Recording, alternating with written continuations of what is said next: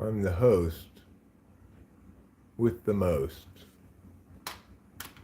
reason to say that I'm the host of Talking with Famous People.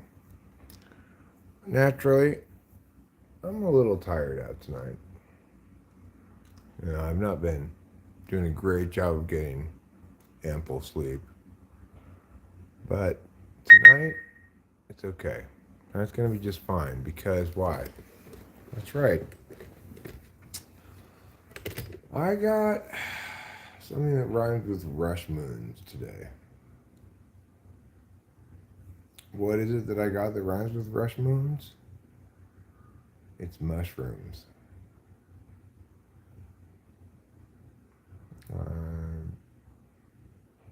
Ate about half an eighth or so. And they're very blue. Very, very blue mushrooms, which is, what you're looking for in a mushroom. Well, I'm hopeful that I'm going to appreciate the added excitement and interest that they bring to the evening. Starting tomorrow, I'm really going to need to just crash hard for a while because I'm starting to feel pretty tore up already. Early in the bottle of Adderall, too. Down goes Frazier. I've got the Notre Dame Army game up in the background here. I'm hoping Notre Dame wins, actually, even though normally I'd be rooting for Army. I guess actually it doesn't really matter, but I'd like USC to disappoint Notre Dame with a defeat. Oh, Army has the ball. They're down by 14 points already, though. Well, that's not very good. It's being played, looks like in, I don't know what stadium that is. It's not Notre Dame Stadium. Looks like, like the Meadowlands or something. All right, well, that game's going to be boring. Let's see what's going on here.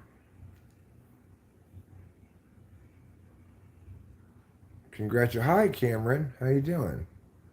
Congratulations. Wow, that sounds like an interesting calculus. My calculi are so interested.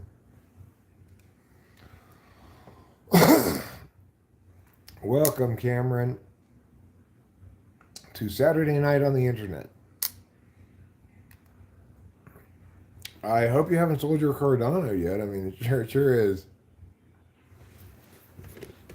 popping off like nobody's business, huh?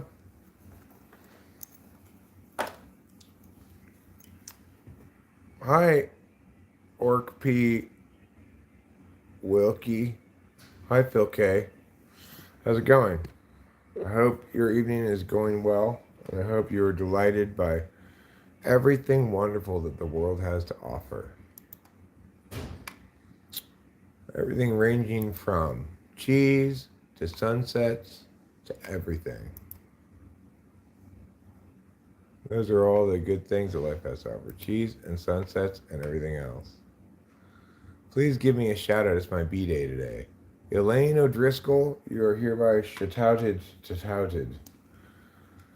You were at the hospital the whole day. Why? Were you being born? Are you a newborn baby?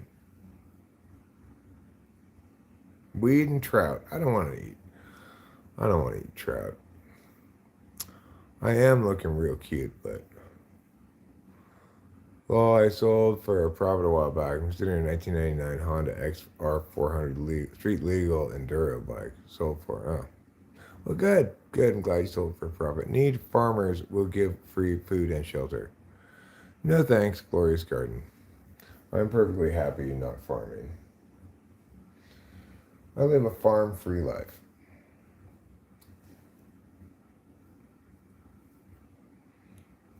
Some people, they don't eat gluten.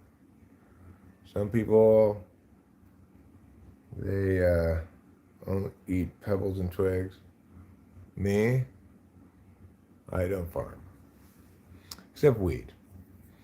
Did I vote for Harris Trump? I didn't vote at all.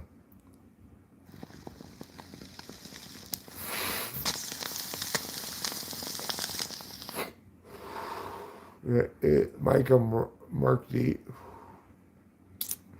Why not? Because neither of them deserved my vote.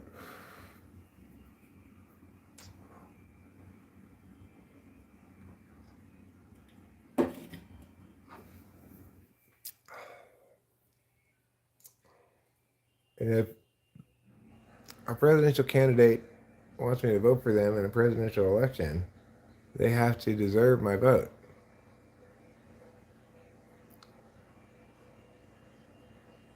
I didn't think one might be substantially worse. I mean, I did have that opinion, but I still didn't vote.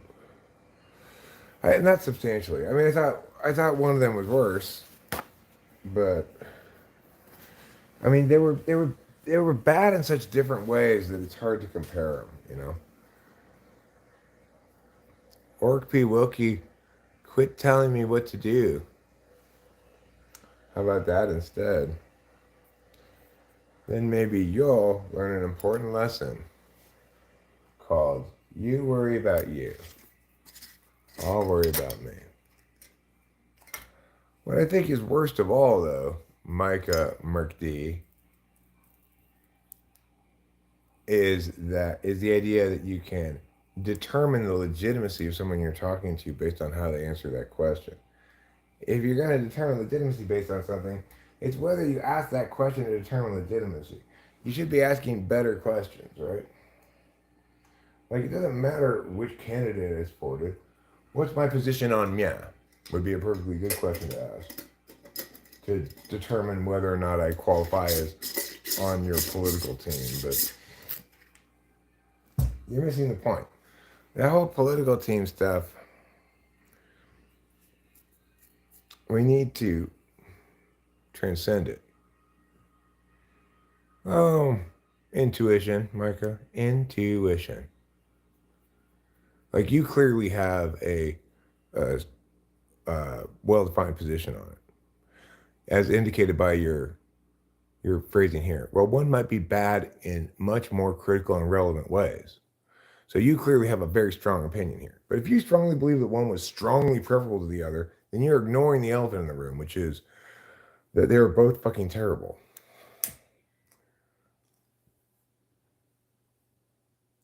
Well, that you're trying to determine the legitimacy of my politics, not based on my positions on things, but rather on which candidate I favored. That's a wrong way to go about it. You can ask me specifically about the specific policy matters. I'm not a teamist, right? I'm not a groupist. No, you're not being asked what my position is. You're asking me who I voted for or would have voted for. You can ask me about my positions in the following way. What is your position on the capital gains tax? What is your position on immigration? What is your position on tariffs? What is your position on, any number of things? Well, I mean, it is true that we could expect a different policy focus from one candidate than the other, but that's why I said it's hard to compare them because they're bad in such different ways, right? So Kamala Harris had a very well vocalized legislative agenda, even though she was running for president. And if her legislative agenda had been realized, it would have been economy destroying, right? Trump does not so much articulate a legislative agenda as a general disregard for the habits of democracy and the checks and balances, etc. So, which one would I have voted for? Just answer your question instead of trying to teach you something about it. But you're asking it. I would have voted for Trump over Harris because I value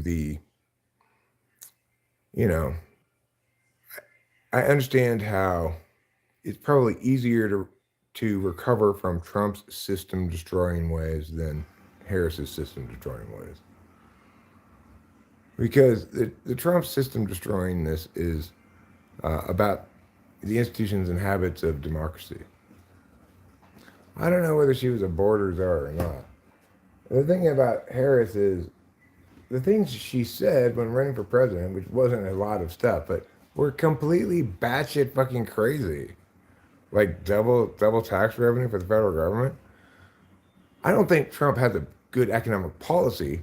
I think he doesn't have plans to just actively destroy the economy with communist nonsense,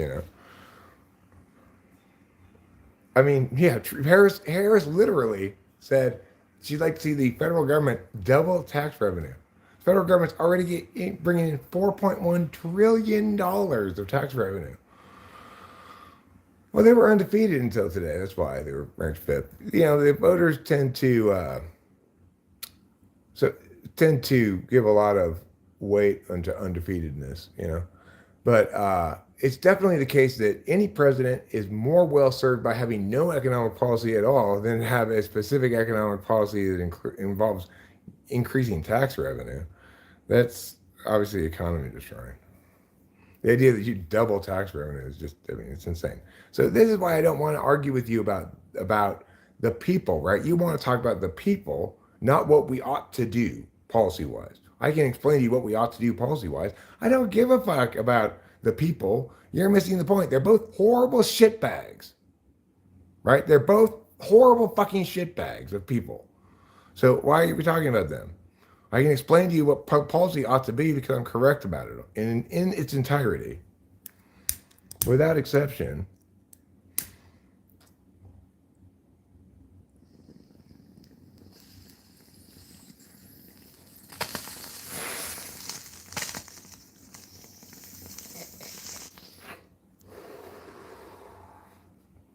As a Giants fan, you're scouting QBs. Good for you. Now, let me tell you this right at the bat, though, Micah. I ate some mushrooms a while ago. I do not want you to derail my mushroom trip with a bunch of political vitriol, If you want to talk about policy matters, let's pick a different occasion. I don't want to mess up my mushroom trip.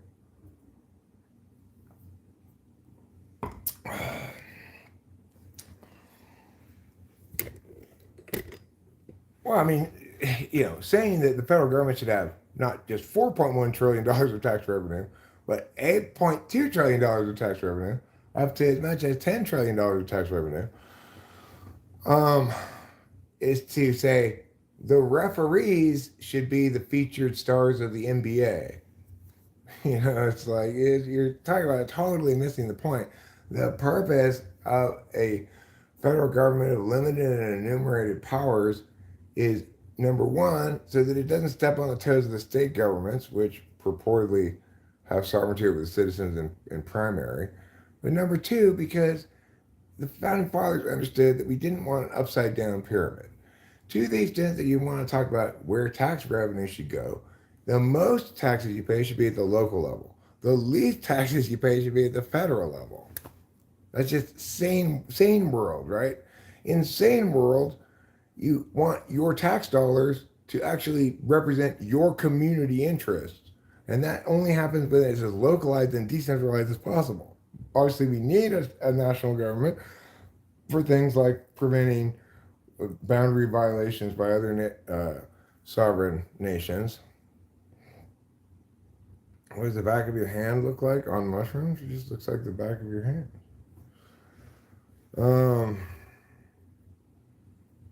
So, the thing is, you say you're trying to make my position make sense on your end, but the thing was, you weren't asking even about anything position-wise. I've generated all the content on specific policy matters entirely myself. You're asking an irrelevant question. Who would I have voted for if I had degraded myself to vote for either of those two shitbags? That's not a relevant question. If you want to know specifically what the country ought to do, then that's fine. I can explain that to you. But if you want to learn what it ought to do, not if you want to argue with me, because you don't know anything about this topic, about any sort of public policy matters. I've been a policy debater in high school and a coach for decades, so obviously I know what I'm talking about.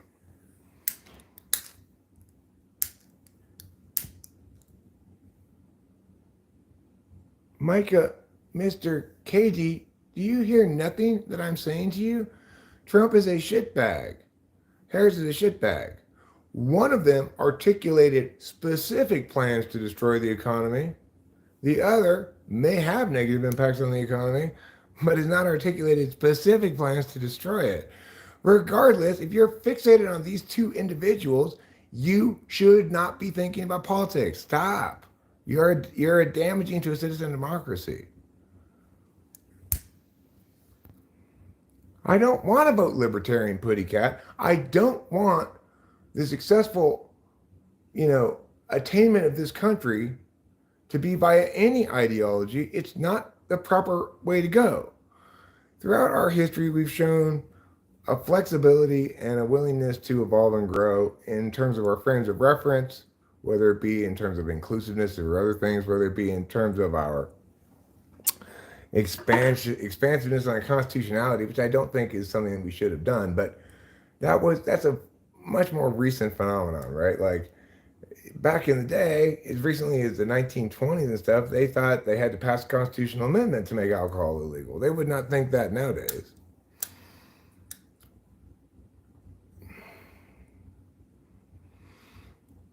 Yeah, and the reason everyone has equal, well, they don't have equal electoral votes. If you mean like electors in the electoral college, that's not true. Different states have different number of electors. No, there's something in between anarchy and dictatorship, which is a sane constitutional citizen democracy run by policy experts like myself who are dispassionate in their evaluation of political matters. The problem is, Micah, Mr. Katie, is you're bringing your passions to the table here.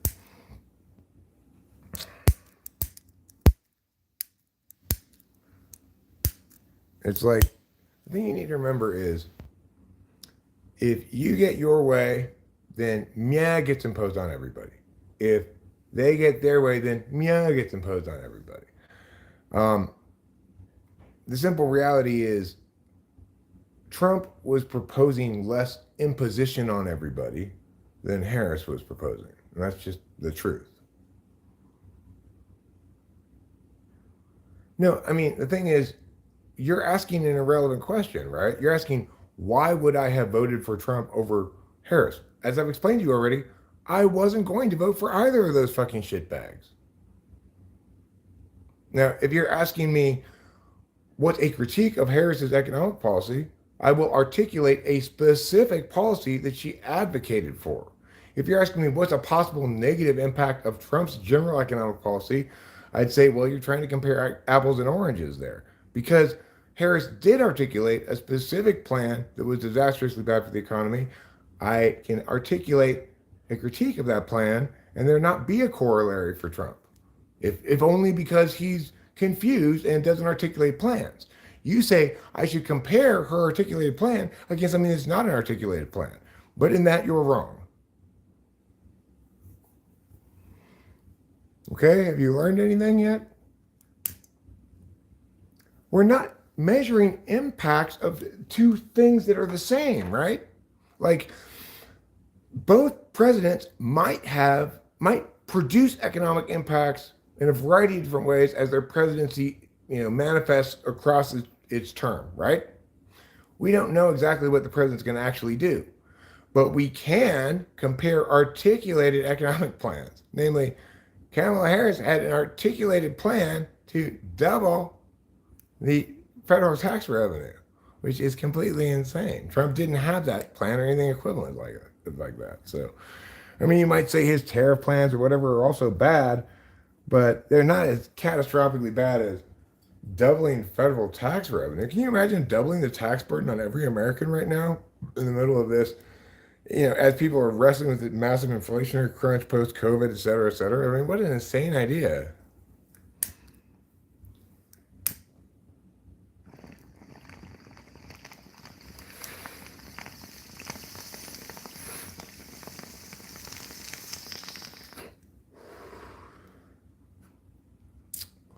Well, I agree that his mass deportations is a terrible plan. And I agree that it will harm the economy. It won't be as categorically civilization destroying as doubling federal tax revenue. I mean, it's just, it's like, is Trump full of bad ideas? Absolutely. He just hasn't articulated so resolutely civilization destroyingly bad an idea as doubling federal tax revenue. So, it's like Hitler or Mussolini. Well, Mussolini seems less competent at getting his evil desires met. Maybe you could think of it that way, But as I said before the election, you're talking about somebody who's got no thinking and horribly weak intuition, Trump, versus somebody who's got horribly weak thinking and no intuition, Harris. You don't want either of those fucktards, obviously. You want me. And you don't want a libertarian either, because you don't want somebody who's a slave to an ideology. You need somebody who's a principled pragmatist like me.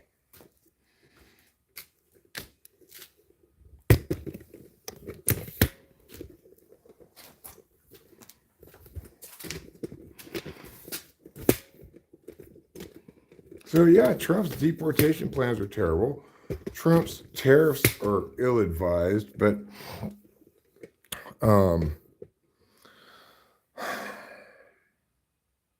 it's more complicated than people think.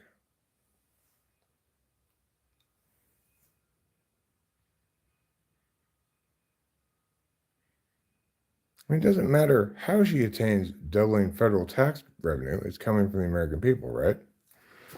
One way or another, unless she's taxing foreigners who live in other countries and are citizens.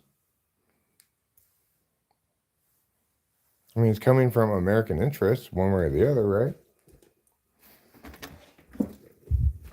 What Harris would have you believe is that some of us aren't human and can be treated as just things to just cash grab from, right? Whereas other people are superhuman and are immune to taxes entirely. It destroys the civic balance. It destroys the shared ownership we're supposed to have in the shared community, you know? But you, Micah, believe me, you're not qualified to evaluate whether what I'm saying is correct. You should just listen to me and realize and, take notes and then later try to figure out why it's correct.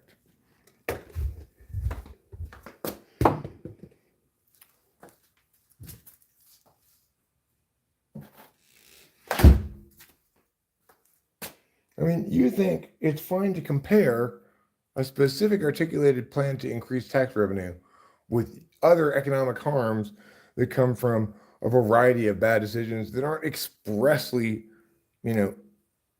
prosperity destroying. So, obviously, you're not thinking well. You're thinking with your passion, not with your correctness. And it's a common problem. I'm not going to let you ruin my perfectly happy mushroom trip. Just shut the fuck up about it,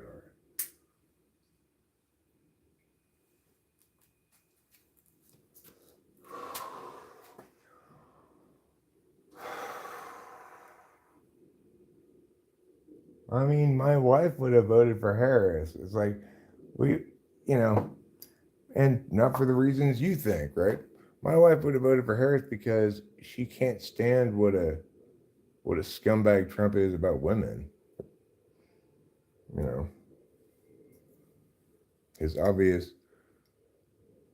at least historically, is what would seem to have been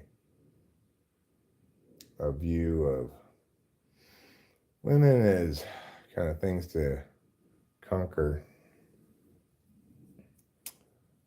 You could get away with stuff with. So that bothers her enough to make her say, I wouldn't vote for that guy. And I can't blame her at all. I mean, we both have very, very good reasons not to vote for both people. That's why we didn't vote for them.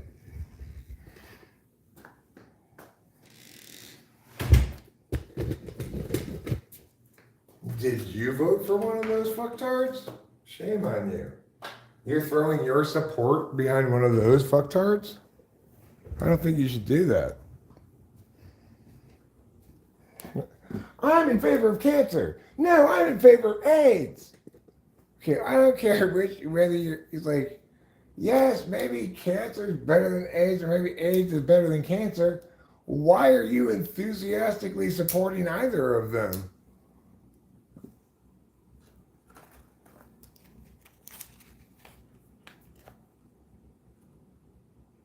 I mean, you can't tax cut your way to doubling tax revenue, right?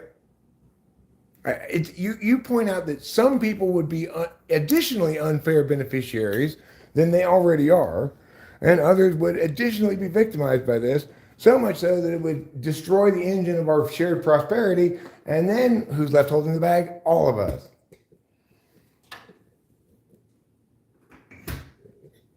But you've not thought about that, have you? You think that if we can point to certain specific groups of people who benefit from our tax policies, that it doesn't matter who gets shat on the way there. That it's fine to steal from Bob as long as you're not doing it for yourself, as long as you're stealing it from Bob to give it to Joe. I mean, it's insanity, right? If you're so passionate about redistributing money, why don't you go give all of your money to various people? Instead of passionately advocating that the government use this monopoly on use of force to steal more of our money and everybody else's money. It's like, oh no, it won't affect you. And so you expect somebody to get on board with it. Look, we're going to go rob a train. Oh no, don't worry, it's not going to be the train you're riding on. In fact, we'll give you some of the loot. Oh, well then I'm on board. No, fucktard. Have some principles. Have some decency. Understand our shared civic space, our shared public ownership of things, right? What gives us shared ownership of it is because we equally are contributing. Tax revenues, for example.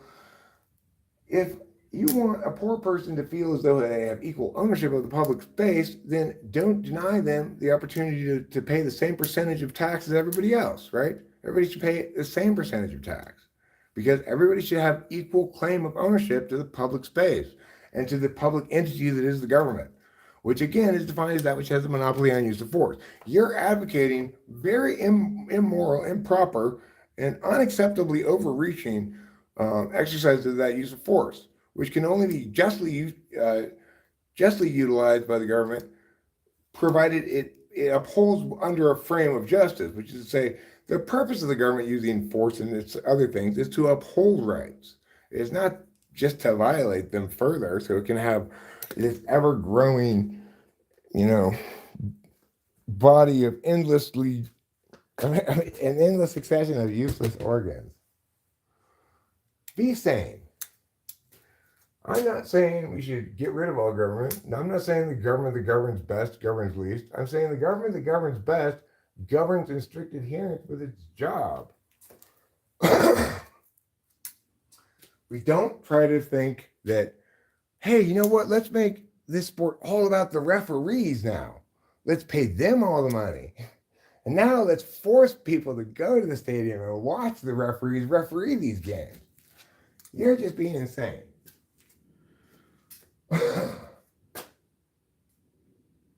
And that's one to grow on. Stop being insane. That's one to grow on.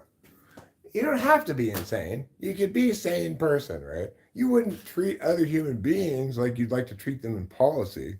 But you don't think it's fine to go like taunt rich people in the street because they got more money than you. It's like it's degrading to you. It's not degrading to them, right? Your advocacy degrades you. It belittles and embarrasses you. No decent person would get behind the idea like, let's go rob those guys. I promise it won't affect us, so we're all on board, right? In fact, we'll all benefit from it. And I'm not saying taxation is theft either. A certain amount of taxation is necessary to attain the ends that are defined by a constitution that prescribes the scope of the federal government. To the extent that you want government beyond that scope, it shouldn't be the federal government doing it. If you don't care about the Constitution, then fuck you. You're not a patriotic American. So get the fuck out of here, Baldy. Stop harshing my trip. I told you. Fortunately, in my 53 years, one thing I've noticed is that presidents change. Things are more or less shitty in my life. And the two have nothing to do with each other ever. I mean, it's like, you noticed when post 9/11, all of a sudden the fucking huge pain in the ass to go to the airport and fly anywhere. Thanks, government. You made me feel so much safer. You made me so actually much safer. No, you did not make me any actually much safer. By telling me I can only have this big a shampoo. That's just being insane, right? That's not making things safer. That's saying if we don't categorically eliminate the possibility of anybody nefarious doing anything on this vehicle of transportation, then we can't live with ourselves somehow. It's insane, right? You have to recognize that you can't govern everything in the world. You can't control everything. That the best society allows, decentralized control of your own business. I control my own business. My neighbors control theirs. As a community, we have a little bit of shared business in the community, like the water company, for example. And so there's a little meeting that you go to occasionally for the water company.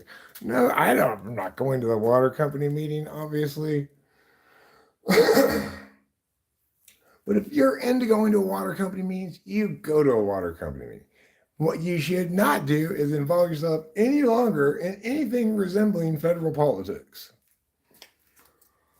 Go to water company meetings. Go to your local school board or something. But get your weak ass ideation and inadequate head out of the important business of the American people, please.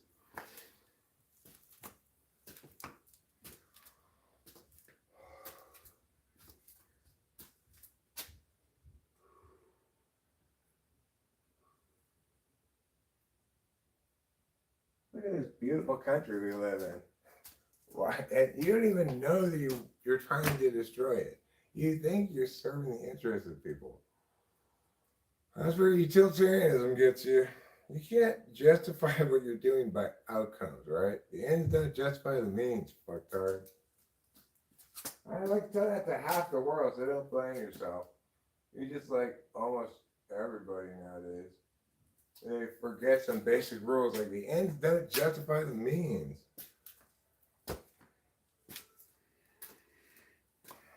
I'm like, well, I want you to justify what you're saying in terms of outcomes, Eric. I mean, outcomes aren't even relevant here. You actually calculate in terms of rights and how a civic society, how a civil society, how a citizen democracy ought to be. The level of egalitarianism it ought to aspire to, and the ways in which that requires us not to create classes and people that we treat differently for reasons that purportedly serve outcomes that we like, That's just not just being weak intellectually, it's being weak morally, and that's the much bigger problem, right?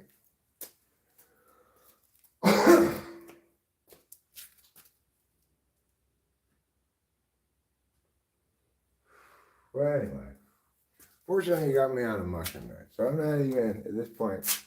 I do have my glasses. I could read the shit. I don't even care what you have said. I'm just fully enamored in the idea of schooling you at this point. And a schooling you most certainly do need. We've long established that. We've long heretofore established that. You need a massive schooling. Fortunately, you are with history of grade school mark. Me. So get your ass in here for a paddling. The intellectual little mister.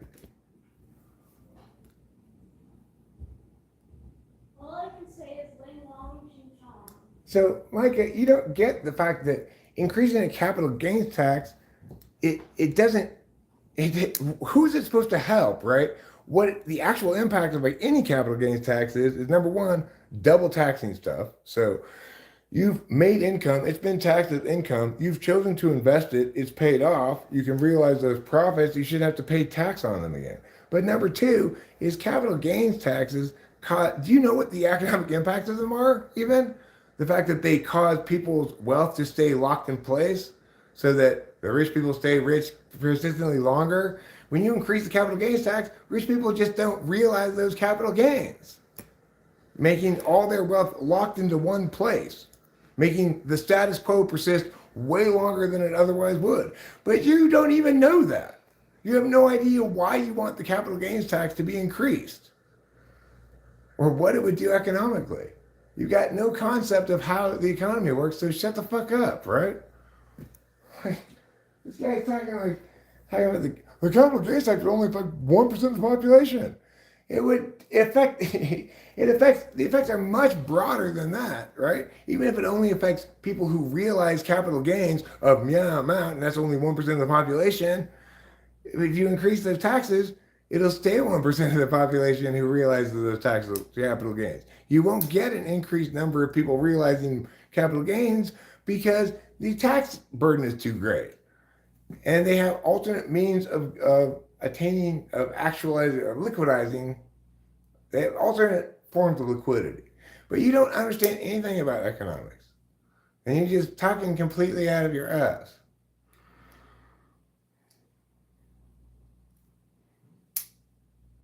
I don't know why people insist on coming in here on my mushroom trips and wanting to make me mad about things. I've explained this stuff plenty of times. Watch my previous videos where I explained this shit. I don't want to talk about politics.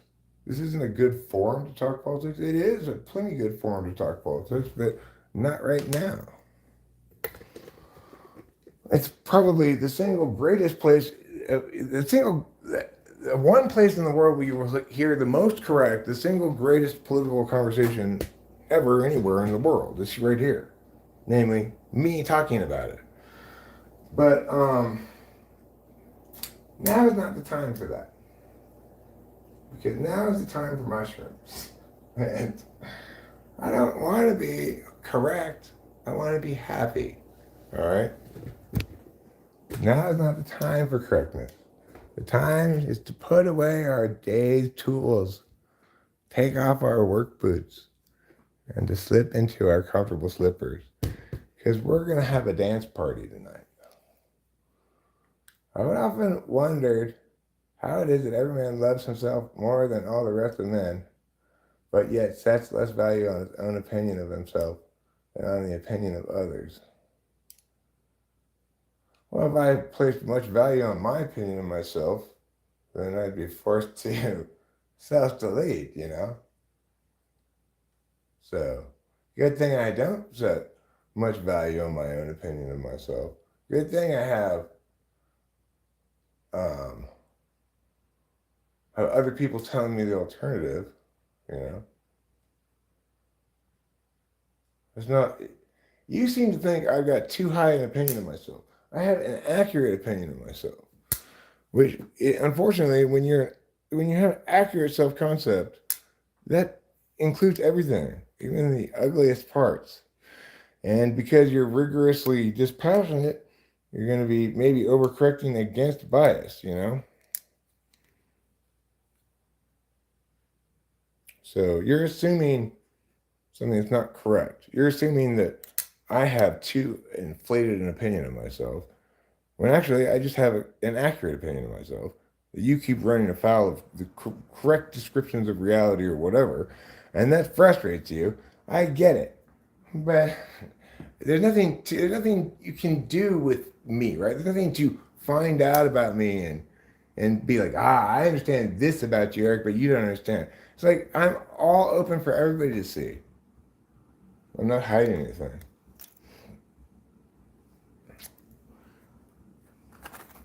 And obviously I defy easy prescriptions like yours because they don't mean anything. You don't use words to mean specific things, so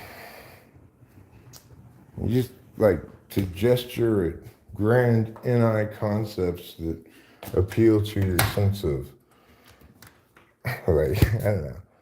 Or you just have as a character in a movie being filmed or something.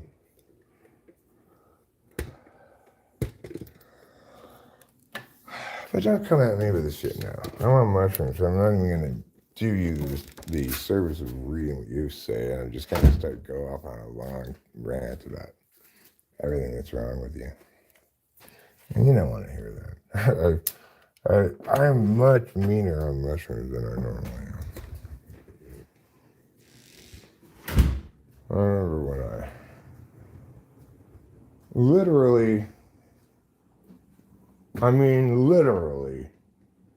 murdered not just Chloe NFP, but his entire family and all of his ancestors one time when I was on mushrooms. 'em. That's pretty serious. Yeah. You could call it, I guess, genocide, maybe. It was a little fit of genocide. But he knows what he got for being a dickwad when I was on mushrooms. Because I'm both more insightful on mushrooms and more self-involved. I don't know if I'm more insightful. I'm differently insightful. I guess I'm pretty insightful either way.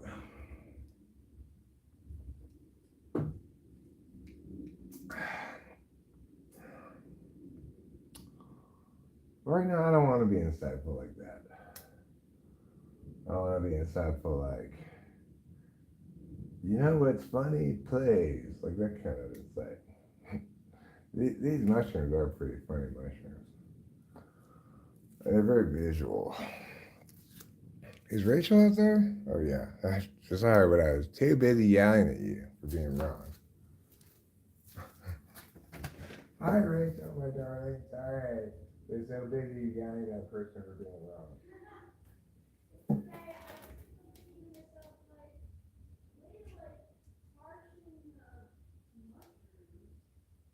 I know. I told them stop talking about harshening things when I'm on mushrooms, but they don't listen to me. What I could do is just not read what they say. That's easy for me to do on mushrooms. I'm not that interested in what you say, especially if you're just saying shit that's gonna piss me off.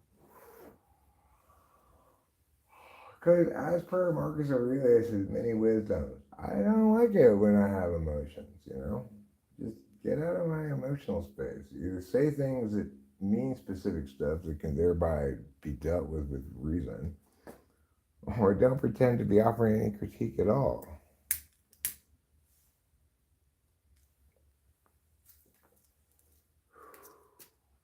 Or you're just a hater who's just getting frustrated and trying to shit on me, which happens. But, like, you know, I'm not trying to negate everything you say. It's like Cone Man, right? I do not want to, correct everything Cone Man says. It's just that somehow, like, everything Cone Man says is wrong.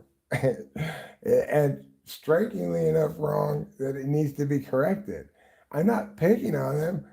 I'm evaluating his statements the same as anybody else's. I'm evaluating them all equally. But he says so many terribly wrong things about typology. Whereas you work so really, you just say wrong things about life in general. Which is, I guess, better and worse, I guess. It's like, because you could mislead more people, whereas typology is a limited community of people.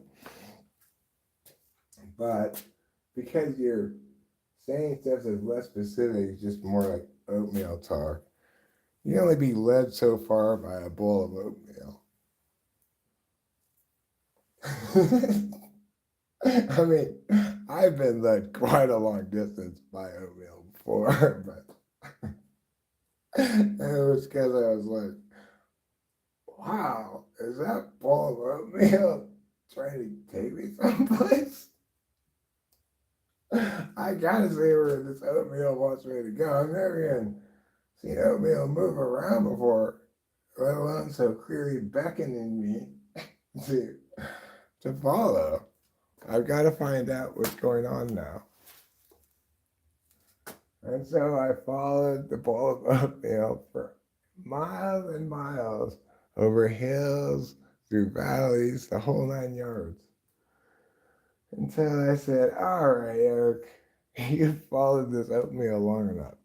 Obviously, if it's trying to take you anywhere specific, then it's too far to go. But much more likely, it's just fucking with you. It's like, well, of all the things sentient oatmeal could choose to do, why would it choose to fuck with me? It just thought it would be funny, I guess. And I have to agree with the oatmeal. It was funny. It was a clever trick that the oatmeal played on me. Anyway, whoever I was talking about, you're the oatmeal. I'm not going to follow you around anymore, oatmeal, because you're just a bowl of mush. If you want to actually lead me, point something at the map. You just like point to this crumpled up napkin and say, go over here. We're on that napkin. Does it seem like there's some light coming from over there? It's that light. Oh, these mushrooms are strong. Oh my god, these are stronger than the last ones, which were already wicked fucking strong. Wow. These things. But they're delightful too. They're warm and nurturing mushrooms. They make you feel like you're in a kangaroo pouch. That's how nurtured you feel. Assuming, I'm talking about if you're a baby kangaroo in a kangaroo pouch. Obviously, if it was you in a kangaroo pouch right now, you'd probably be like, oh my god, this is so gross. Why am I in a kangaroo pouch? And the answer would be nobody knows. The end. Yeah, that was your thing. Thanks. You're welcome. I really love oatmeal metaphors. Oh, I thought you were telling me about my kangaroo pouch story. That's a separate one. Better. It's a separate story, yeah. It's a story about a person who wakes up in a kangaroo pouch, not to find it warm and nurturing, but instead find it gross and icky. Ew.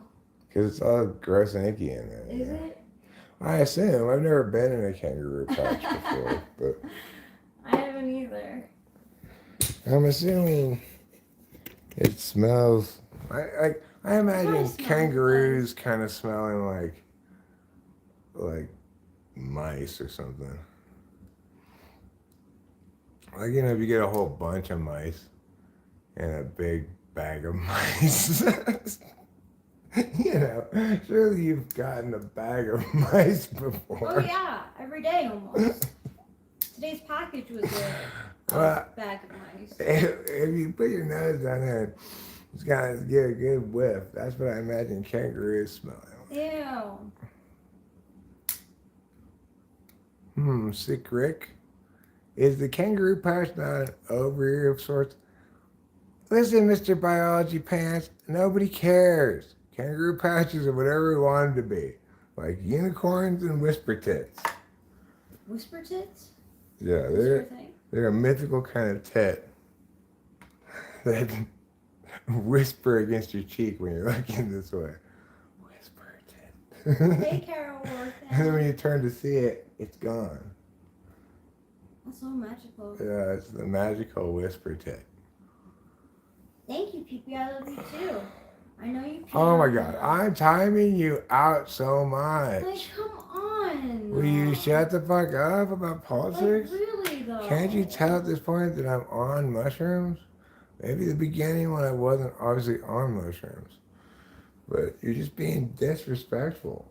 Yeah, You're gonna like, persist to the and like, who wants to be talking persist in about being provocative. Yeah. It's like, why would you be defending Harris's policies in the first place? I don't know. See, the thing is, like, I don't know if you read, but like I said, I wouldn't have voted for Harris because, like, I am biased. Like,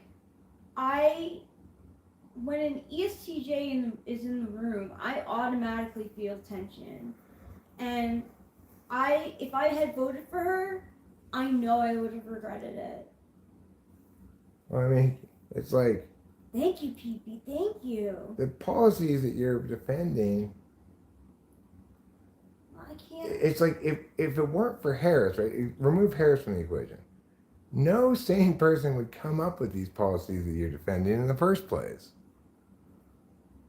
So it's like you're defending the terrible work of somebody with no That's intuition what I mean. and way too much extroverted thinking.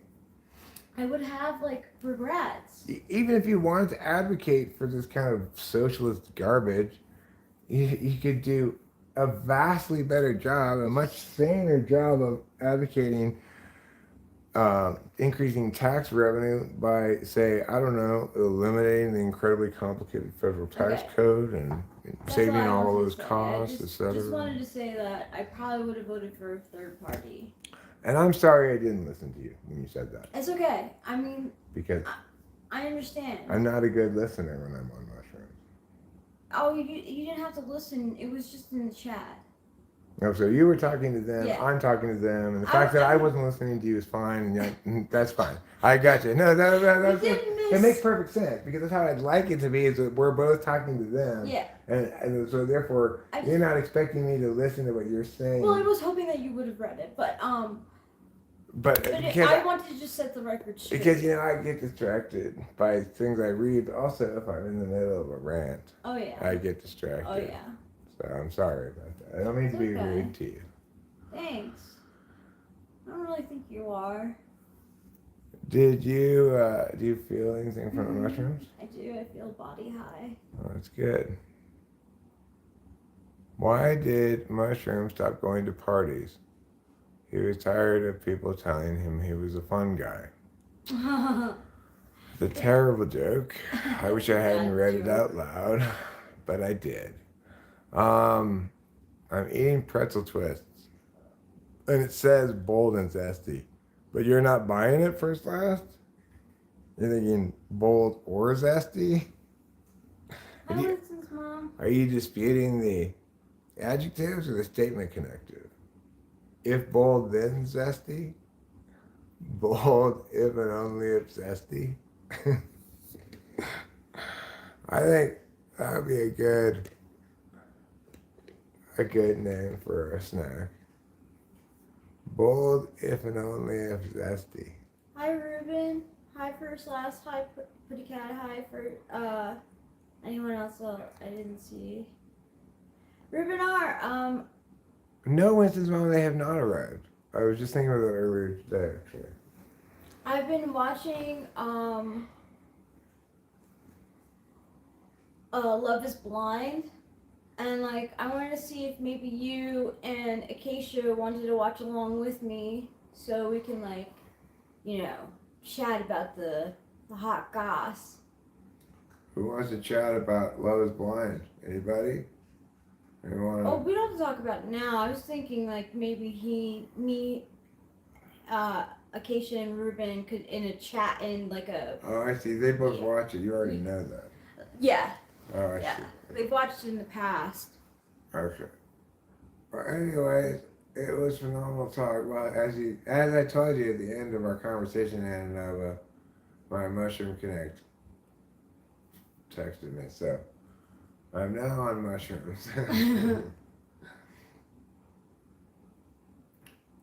Okay, cool. We can maybe I'm on I was trying to not watch it, but I'm on the 5th episode. So good. I'm glad you have a lot of unsolicited opinions, at least on if you're talking about Love is Blind. I think it's an interesting concept that is very, very, very tricky, and I also feel bad for those people who are on the show and they don't even get any show airtime. There's more people than they actually show on the show, and I'm well, I kind of want to know about those people too. Why do they have more people than they show on the show? I don't know. That doesn't make very much sense. Right? It's a little bit. So there's a chance that you could be on the show and only be seen on screen once. Huh. Yeah, it's why? And why would you even bother going on the show? Right. Well, I guess they're saying I believe in myself that they're gonna pick me. Yeah. I guess it goes that if you're not I don't know, if you don't make a connection. Oh well. Okay, so the people who don't end up hooking up with anybody don't go on the show. I guess. Well, that makes sense. It's like they agree they wanted to try out the show, but they didn't end up making any connection with anybody. Yeah. So the show doesn't feature them. That makes sense. Yeah. Yeah. But it's like, are you saying it doesn't show their failed attempts to make a connection? No, it doesn't, and I wish they did. Oh, well, it might be too depressing. But why? But why? Why can't it just be like two people who are like? Because it might be one person continually getting rejected by everybody else. I mean, I think that would make it more realistic, though. But that'd be depressing. If people don't want to watch depressing. Some of the shit in the show is depressing anyway. I mean, I unfortunately know the ending to a lot of their stories because I was watching, of course, analysis on the show. Wow.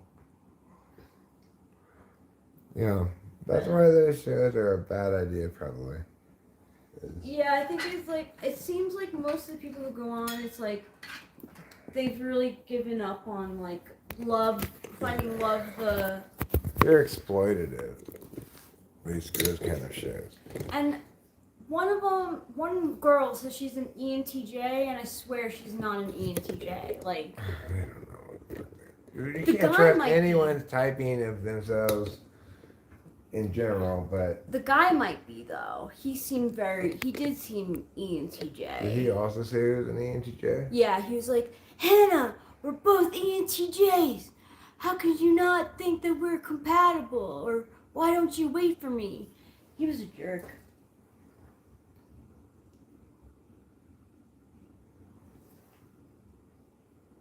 The thing is, in dealing with relationship partners, it's almost never a good idea to get angry. Well, that's what happened. She had him as her number one, and then he was between two girls, and he came into the date, and she was like, I accepted someone else, and he flipped out. He's like, Hannah, how could you do this? Hannah, if it would have been different. He yelled at her, so she was like totally like over him. She was like, I don't want to be treated this way. So he ruined his chances, and his second choice said yes to a proposal, which, like, who wants to be really the second choice? You know what I mean? I was second choice, Yeah. and that's why my ring's a little bit smaller than hers would have been. Yeah. That's horrible. Yeah. Yeah, it can be. It really can be. I mean, one couple made me cry because they clearly had chemistry, like a lot in common, good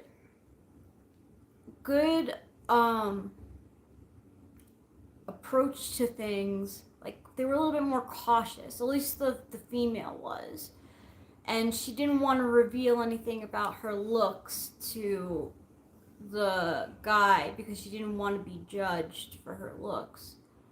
I'm ruining some of it, but I mean, you don't have to worry about me ever watching it. no. It's spoiler alert to people out there. Go ahead, tell me what happened. So she was unattractive or attractive? Which was it? She's attractive, but she's half Chinese, so she didn't want to be rejected because of her race. Because she was half Chinese? Yeah. What? Like, do people do that even? People, like, why do you think that what's the real engine of progress in terms of inclusiveness throughout America's history?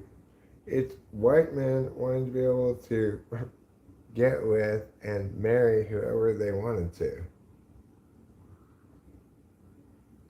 So, it's like, that's never been a race problem, right? There's never been a race problem between white men and non-white women. They've always said, well, I think you're fantastic, Jolene, of darker skin than me. It's like, nobody ever got judged for being like Chinese girl or half Chinese girl or whatever. That's ridiculous. Maybe if it was a guy. She might have had hang-ups. I don't know. Like, I don't know her background, really. Oh, Capio. Just please sit on your chair. I'll put her over there. I'm getting pretty sick of these cats and just, like, walking all over us. I know, they really do. And, Come on. like... You go over to your chair. I'm You have so a upset with perfectly good Capio chair for right here. peeing in the bathroom. I know for sure it's her. I mean, that's bad job, Capito. Yeah. You It's gotta- just, I know you gotta she's put doing your it on the nose mat. into it, you know. Oh. So she won't do it again. I'll do it. Next time it happens, tell me before you take it away. Okay. I'll get her. I'll push her out into it and say, no, You no, know, no. and I am happy that she's doing it on the mat and not like in the room, the bedroom, Oh, yeah, you that's know. why I haven't But- thought about it. Yeah. But it just gives me a lot of laundry to do. Like I feel like I'm constantly washing it. We don't have to have a mat there. Well, coming out of it, it's kind of good to have a mat. Do you ever take a shower up there even? Not anymore. I haven't really been because Yeah. my routines change. So,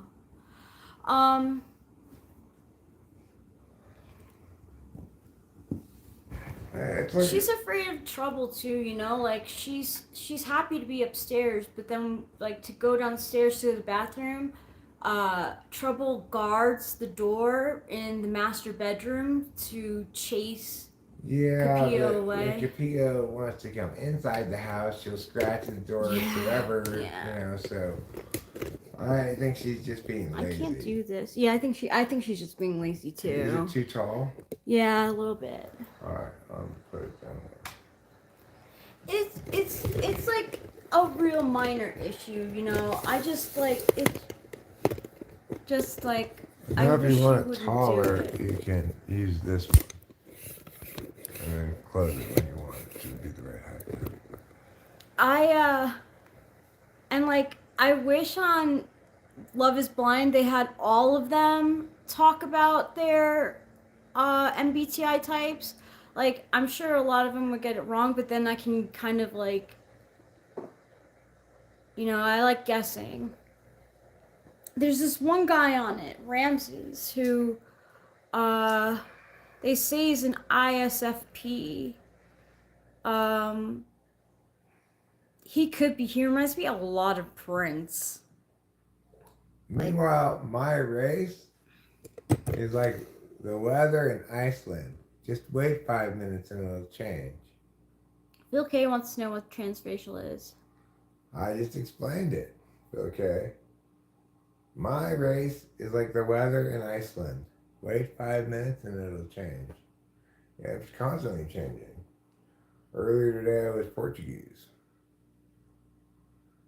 But not anymore. Wow. I've been through 3 or 4 races since that time. I was Portuguese earlier in the Okay, so afternoon. what have you been through? Let's see, I was Inuit, then I was Spanish, then I was Inuit again, then I was Mongolian, then I was American briefly. What do you know? Now I'm Congolese. From the Congolese. Congo, yeah. A lot of races are the same as nationalities, really. Like Canadians are race. It's not just a kind of bacon. No. Well, some people think Canadians just a kind of bacon, but they're wrong. It's also a race of people. Can I have the lighter, please? Thank you.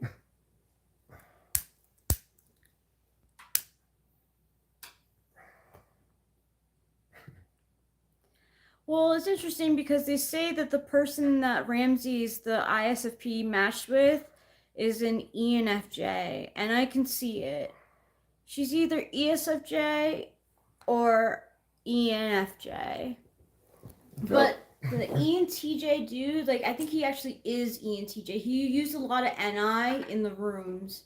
So, okay, the medical condition of this senior guy is the jury's still out, but the jury is not out on your mental condition. You're a dumbass. You are a complete fucking dumbass. And, you know, even if my mental condition were declining due to age, which it's not, but even if it were the case, at least I would have attained a peak below, borderline retarded in my lifetime. Even if I dipped below there in my late years, at least I would have spent the majority of my life above the retardation line. Pretty sure that in elementary school that my first grade teacher thought I was el retardo. Intuit and intuit are not the same thing, Ruben. Okay, Intuit is something that is a company made by, I think, Microsoft. In contrast, Inuits are Eskimos. They're like a fancy word for Eskimo.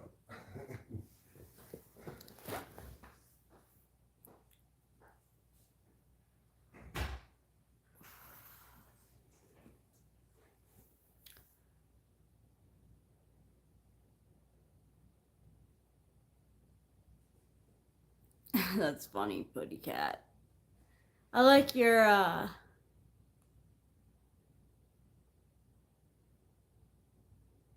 trying to break up the heavy talk. He's propagandizing. What were we talking about this heavy? I wasn't even listening to what you were saying at all. No, I never had a cigarette phase. I had a grandma, my grandma La Pelosa, used to smoke cigarettes in the house. And I remember as a kid, like, being freshly washed and then, like, going over her house and then, like, coming back smelling like cigarette smoke in my hair and stuff. And as a kid, I was like, no, I don't like this. And then I was lucky. You ended up marrying somebody who smokes cigarettes. Yeah, but I don't judge you for it. Well, at least you knew that was part of the deal when you got married. I never thought I would date a smoker, but that's not true. But that is true, but I don't care. I mean, who am I? Like, everyone has their vice. I don't know. I don't really think about it. Like, even when my grandma died, she died of dementia and pneumonia, not from smoking. So. How old was she? 85. Weird how much how human body can smoke for decades. Yeah, I think she was ISFJ too. Like some SI makes like the body a little bit more resilient in my mind. You might be right about that. But Dom, because like, your dad wasn't in the best of health. But even you though, like you got little lungs and not the most robust lungs, but you can still smoke weed all the time. Oh yeah. And be just fine. Yeah, just fine. Like, it's surprising that people can even have habits like that for months or years without it causing any health problems. That's true. Kind of, I don't know, it's just one of the many mysteries of life. Like, yeah. Why are there all these different drugs that like do specific things, like cure this specific problem, this chemical, It's like, I get that these things are generally synthesized from stuff that naturally occurs, but there's a lot of things that are in nature that seem to have oddly specific utilities for human beings, It's weird. Like, why are there so many different ways to get high? You would think that normally any creature, if it's impacting their mental state, their consciousness or whatever, if you just kind of imagine a neutral world, things that cause something as central as like your let's say your stomach to function differently, then you're going to be puking your guts out, right? Mm-hmm. And it's going to be all bad. You know, there's no experience other than normal functionality for your stomach that's good. So, and that's the case for basically all of. She's inhaling. I'm inhaling. She just blows out a good amount of the stuff that as well. Like, you know, oh, she because of because she can't hit very much of it without coughing. You know, she'll puff more into her mouth than she inhales into her lungs. Yeah. I still get stones. And if she inhales it more robustly into her lungs than she'll Yeah. cough her Yeah. fucking. It makes me almost like I always said better out than in, right? And I still stand by that. But like I will catch myself where I'm embarrassed that I'm coughing so hard and I'm like starting to like gag and like throw up. I'm just gonna stop there. But yeah, it's better out than in. But still, I don't want to throw up on the carpet. So And the first say she likes the social aspects of smoking, which don't necessarily involve inhaling things. Also, like if I light a cigarette, she wants to have something to do with her fingers too. yeah, I do. I really do. The habit of it, the feeling. That's why I like joints so much is because I have that like puffing thing going. Well, I've seen Rachel pull bongers and cough a bunch and puke plenty of times. Yeah, it's not fun. I've seen that many times. Sorry. That's fine. I feel like such a Ruben weak ass. Ruben says I've never thrown up like that. I'm like, oh, I've seen Rachel throw up like that many times. Yeah. You've enjoyed smoking them? Well, what's it like?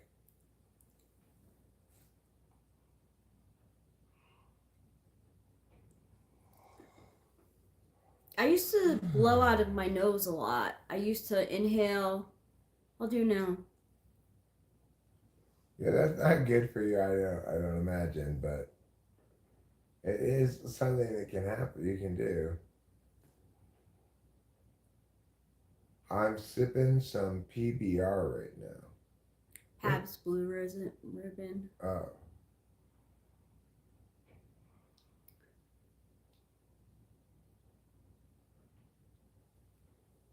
I just have like little lungs, you know. Well, I wasn't made for bong rips, really. Does it seem to do anything to you, Mrs. Well? Yeah. Or besides just be a different kind of smoke? Yeah, I'm smoking weed. I don't smoke tobacco. But there was a time where Eric was doing it and it was like, wow, like the habit. Like I want to get into it. You have sensitive lungs too? Yeah, I have like, you know, if they were to do tests on me, like as a kid, I had asthma. So, it makes sense. Do you have some sort of form of like of asthma? They said I had acute asthma. I don't know what that actually means. No, we don't drink. I don't prefer it. My drug of choice is marijuana. I love gummies. Love gummies. They get me so stoned. I'm like, one time, Ruben and Acacia were here and we took um, edibles and he asked like if I was all right because I was just like so stoned. I was like in the couch, you know, like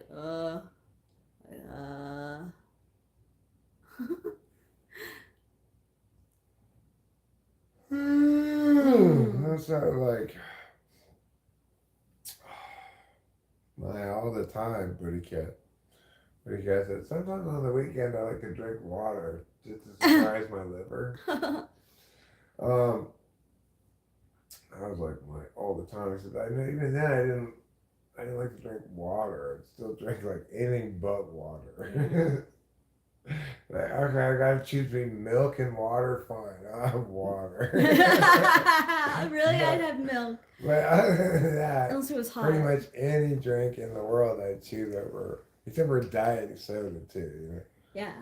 You know what was insane last night about Love is Blind? The most insane thing in my mind, which she said would be a red flag for her.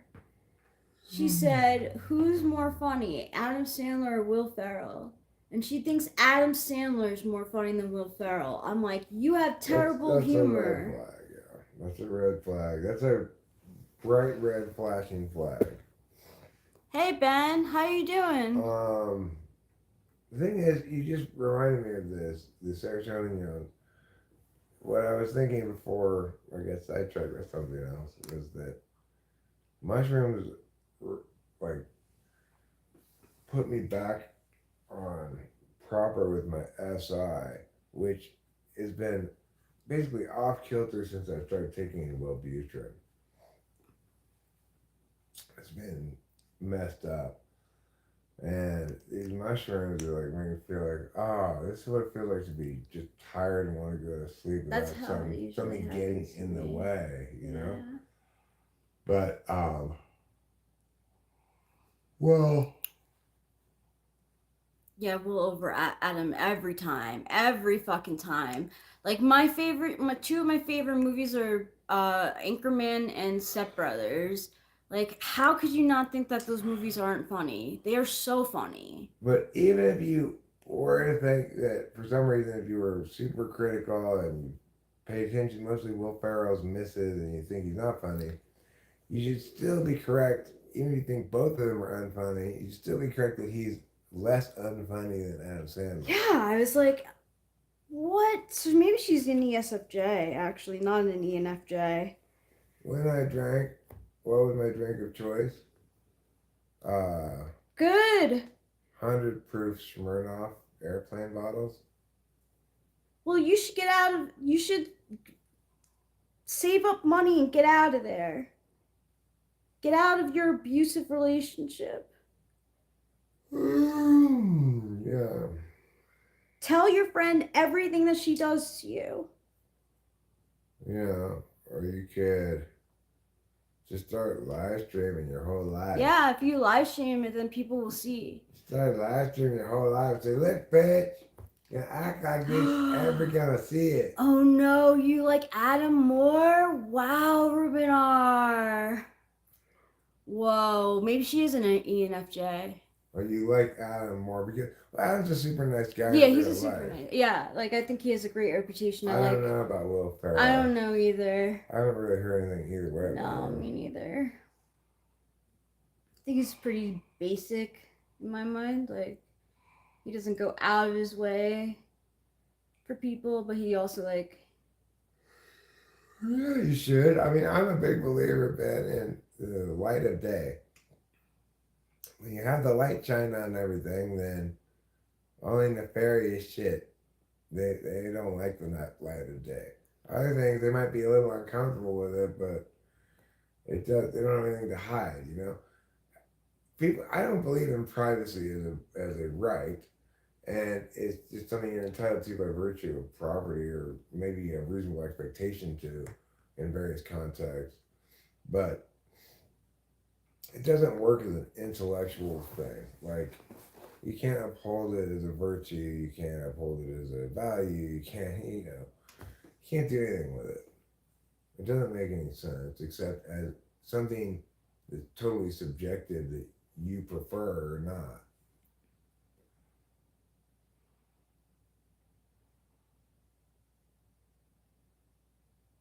Well, we never had privacy rights, is the point. It's not a matter of whether we have privacy, you see. Like, there are plenty of instances in which we all experience privacy.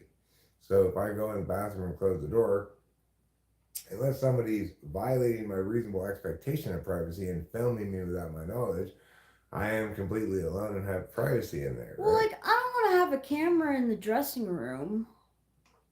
It's also the case that I can't expect others to plug their ears outside just in case I fart loudly because I don't want them to hear my farting, right? So in other words, I had a reasonable expectation of a certain amount of privacy. It's not a right at all. I can't, if I want to be private right now, I'm standing in a public space, I can't say to other people, turn away from me or you're violating my rights. Sometimes it's good to have privacy, like when you're in a state where you can get in trouble for smoking weed. Like at least there's privacy in a bathroom where you can go and smoke. Well, sure. I mean, that's what I'm saying. There's plenty of reasonable expectations of privacy. Yeah. And you might talk about ways in which attaining privacy is a good thing. Like, I don't want to have sex with Rachel in front of everybody. No way. But also, I'm a little bit less worried about going to the bathroom in front of people, obviously, since I often take the camera in there with me. Although I don't show what's going on, but so I can continue talking. So do I. Yeah, I do too. Do the live stream while I'm going to the bathroom. I like to keep the tempo of the stream that we make. For me, it's just I'm usually in the middle of saying something and don't want to interrupt myself to go to the bathroom. But if you're here, I'll often leave the camera with you out of consideration for the other people. No. It is indecency. You can get arrested for that. No, don't be a peeping Tom. I mean, I do that. Well, this is the thing, Karma's Pimp, is and when things that places that are your property or the equivalent, like you rent it, then you get to enjoy privacy accordingly. So because you can't come and look in my windows without already violating my property rights, and I wouldn't come outside and be like, you're violating my property rights because you're looking inside of my window. But I'd say the person was trespassing. Well, I mean, if you were a stranger who was doing it in some sort of weird way like that, I'd obviously be like, what the fuck? Who are you? What the fuck are you doing? I'd probably come out with my rifle, I'd go out with a rifle, but I'm just saying that my objection wouldn't be on the grounds of property rights per se. I wouldn't go out there and say, what you're doing is wrong because you're violating my property rights.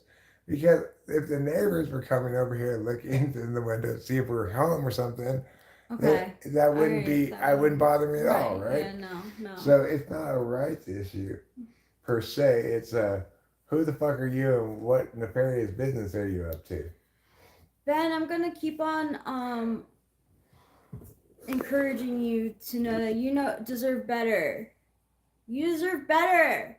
You deserve better. Get out of that abusive relationship. You shouldn't tolerate that shit. You should listen to my wife. She is wise in the ways of the world. I can't believe that Eric even tolerated. I know. I can't believe you tolerated it for months. What? I can't believe you tolerated being abused for months. I wasn't physically. No, I know you weren't physically abused, but we both experienced abusive shit. Yes. Oh yeah. It doesn't have to be so obvious as physical. No, but that's where I draw the line. That's that once I fear for something like that, like I wouldn't be able to forgive myself for being that much of a pushover. Is he subject to physical abuse? Yes. I was missing the link. Yes, the physical. It's over. That relationship should be over. She is no bueno. Okay, so I got that out of my system. Yes, that's fucking abuse. That's physical abuse. You should say something to her when she does that to you.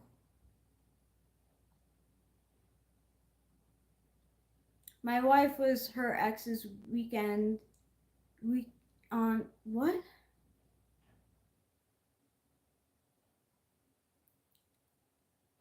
Physical abuse should not be tolerated in a relationship. No abuse should be tolerated in a relationship. Being berated and yelled at, and it's not good. Wait, okay. So Sean G says, my wife was her ex's weekend girlfriend. She wasn't to be with him on weekends. He wanted exciting girls on the weekend.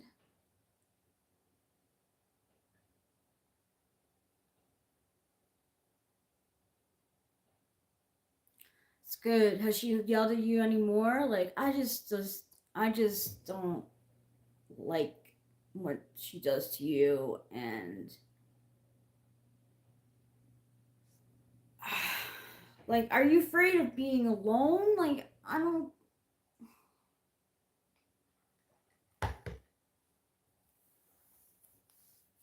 You should change the locks.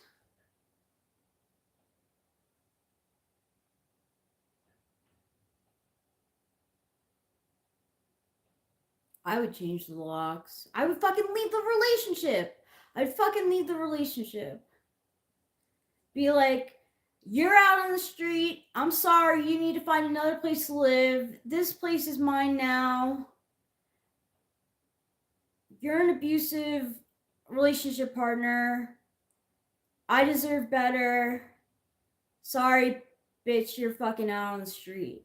You know, like, when I got out of a relationship one time, when I was like moving on to another man, like, the guy that I was with was like, you're out on the street, like, this relationship isn't like, this is not a relationship. So I slept in my fucking car until like I found another place. Like,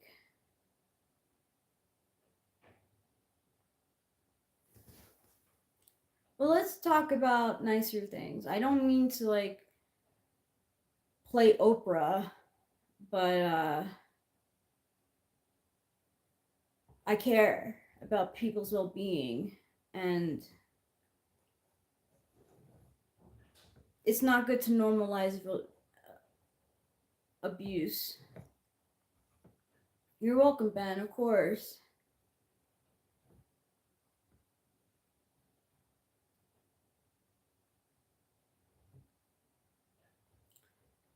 Ooh, USC versus UCLA? Does Eric know? He must know that. So, 10. I can't do time it backwards in my head. I can only count forwards. Hopra. Yeah, my name is Hopra.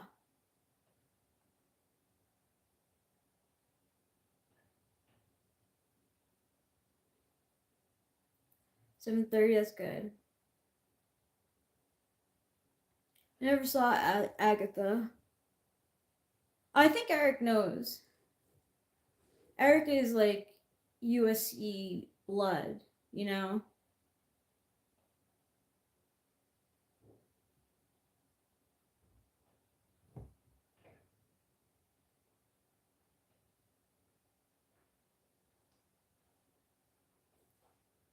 You know, Rachel, what a lot of people probably don't know, and you should probably let people know about this, is that you actually had your first boyfriend at 34. I did. I did have my first boyfriend at 34. I'm sorry, Eric. I don't. It's fine. I wasn't even bothered by it. But you are. I already know that story. I think. Yeah, you do. I agree with her, Ben. You know, it's like,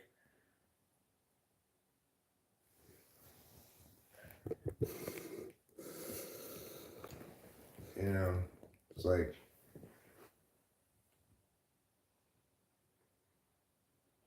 some things in life you just have to sever. You do. You do. Such as alcohol, you know, for me. But also, every relationship previous to this one, I should have severed. Only one I had to, which was Kimberly. The rest of them, I could make it so they would break up with me. It's true. Don't do that with us. Rachel, this is the alternative to all of that. Okay. This is what all of that is. Someone asked if we have anxiety. I have anxiety. I suffer from anxiety.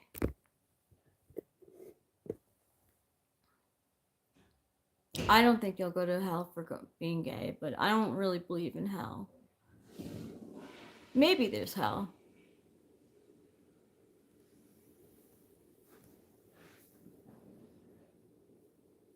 You're just a regular person. No matter who you like to bang or not bang. You know, even if you're asexual, you're still just a regular human being. No, actually. Putty cat.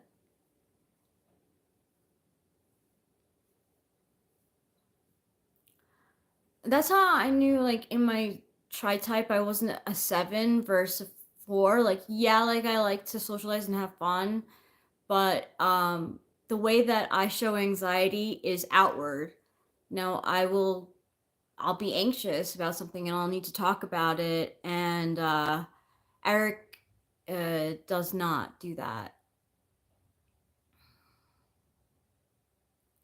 That's cute, Sean. G.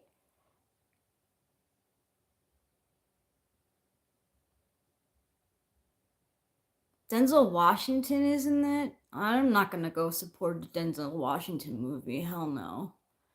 Hell no. Like a Justin Timberlake song came on, like while I was in the bathroom before, and I was like, hell no, that's a skip, and definitely gonna take you off of my playlist, because I do not support you.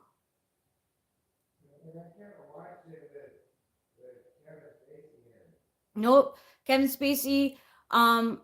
The Great Gatsby has Tobey Maguire and Leonardo DiCaprio in it. Like, nope, not gonna watch. And it has Jay-Z and Beyonce songs. Like, hell no, I'm against that movie completely. Even though I love the book. And the stylization of that movie is gorgeous, but I just can't. This channel is about typology, current events, what's going on in our lives, sometimes politics, but not politics right now. I want to make a distinction between like cancel culture and what we're saying. Like I believe in theory and keeping art separate from the artist. I just subjectively can't watch it because I hate that person so much. I can't do it. I can't do it. I can't make the leap into the art anymore. You know? I'd feel like a fucking hypocrite. Like, well, see, yours is very different than mine, right? Yeah. I can't make the leap anymore. The fact, so the reality about the person is intruded enough in my consciousness that I can no longer treat them as a character, but rather as Kevin Spacey. Yeah. So in that regard, I'm not saying other people. I'm not trying to generalize from my experience. Like I'm not saying that other people shouldn't feel comfortable watching Kevin Spacey movies. I'm saying that's my experience. Oh no, yeah. I'm not trying to campaign people not to watch Leonardo DiCaprio and Tobey Maguire movies. Right. I'm just not going to because I can't feel good with myself. Yeah, so it's like I think both of us would respect the argument, separate the artist from the art, but in these instances we can't ourselves separate it. But we're not saying that invalidates people who do believe that you should still be able to watch the art and enjoy it for what it is, rather than canceling the art as a whole because the artist is a bad person. Yeah, Like it'll make me though. It'll make me want to see like every Keanu Reeves movie if he's still. I really hope he had no. I haven't heard anything at all about it. Okay, so like I'll see. It'll make me want to support those who weren't involved even more. I mean,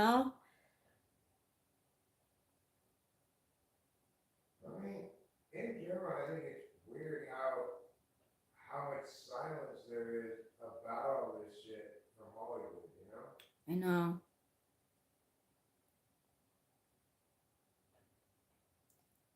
I mean, I'm sure people were scared with their lives. He was a very violent person. Who was? Did he? Oh yeah, if I was just talking about Diddy, it's like, yeah, there are people in Hollywood who are like anti-Diddy, like 50 Cent and stuff, Yeah. but there were plenty of people that had never heard any of their naming connection with any of that stuff at all. Like, why aren't they coming out and commenting on it and saying, I had nothing to do with this? I know. I know. Um, and I also knew enough to know that shady shit was going down over there, but I never went over there or something like that. I thought there were more good For people. me, as an extrovert perspective. Yeah, that is.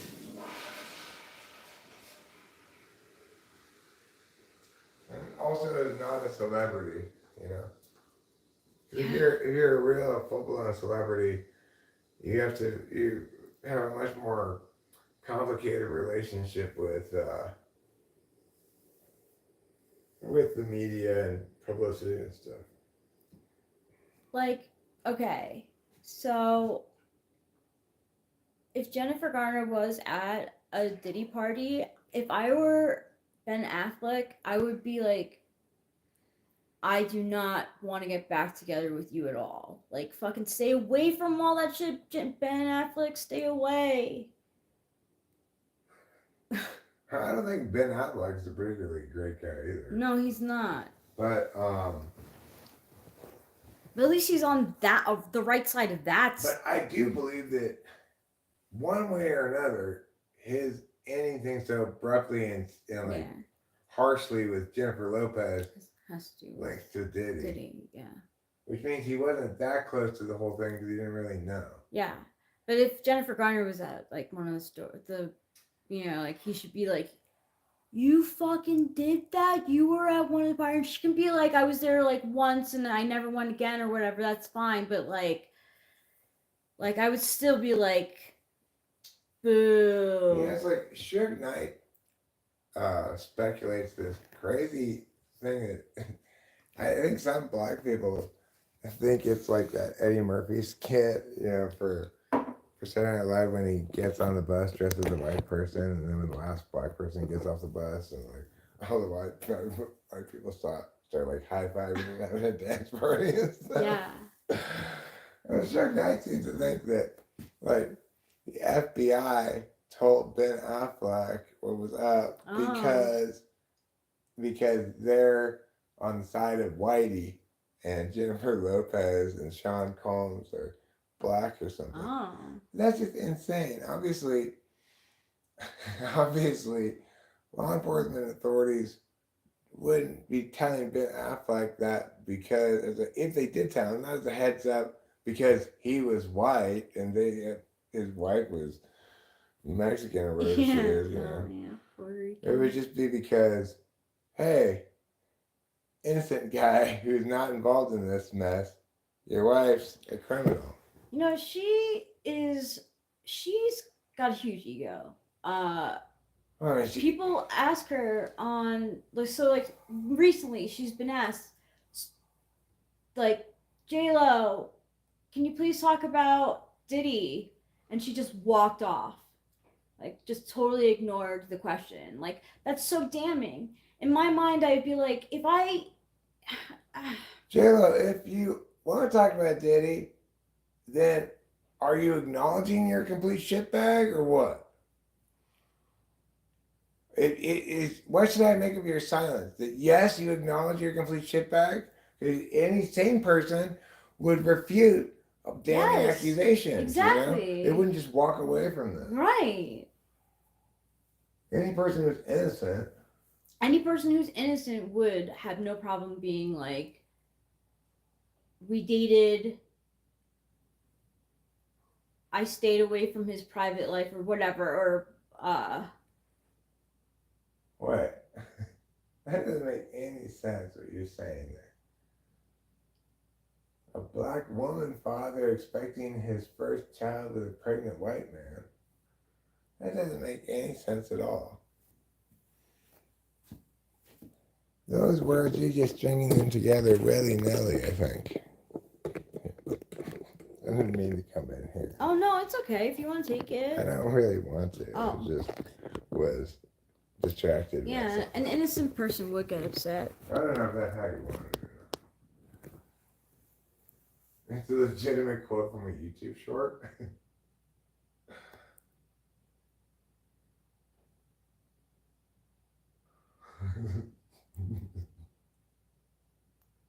It's a legitimate quote from a YouTube short. That's so weird. A black woman father expecting his first child with a pregnant white man. None of that makes any sense at all. No.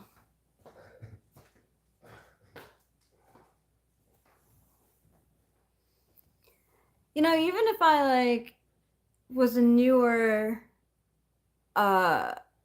like a younger star who's never been at I think they said Billie Eilish was at a Diddy party. Scott Baio read this list of people who were at Diddy parties, and I think Billie Eilish was on there.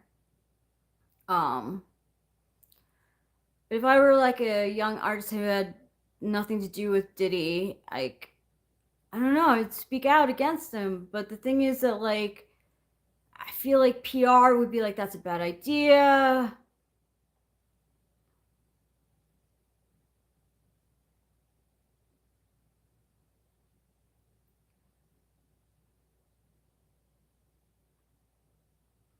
I need help, guys. And I can't decide if I should wear ballet flats or my Birkenstocks.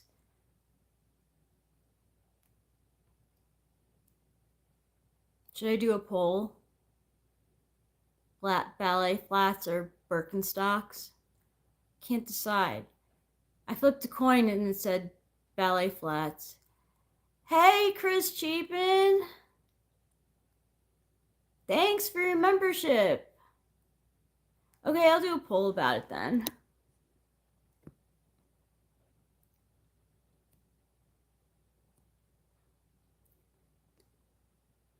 Do you want to see my whole outfit too?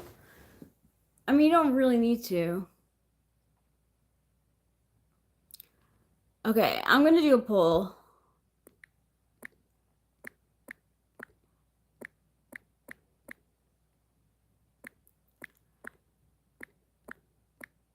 I could do...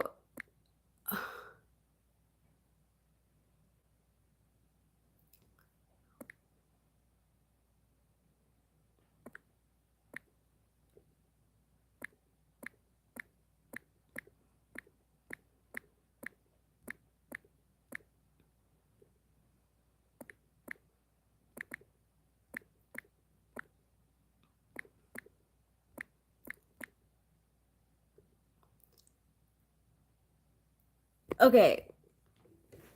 So, this is my outfit. I have black pants on. This is the ballet flats right now. I'm like very cozy mode. Do I have a stain on this already? What the heck? Anyway, so I have these like wide leg trousers, and I can either... I'm wearing the ballet flats now, but yeah.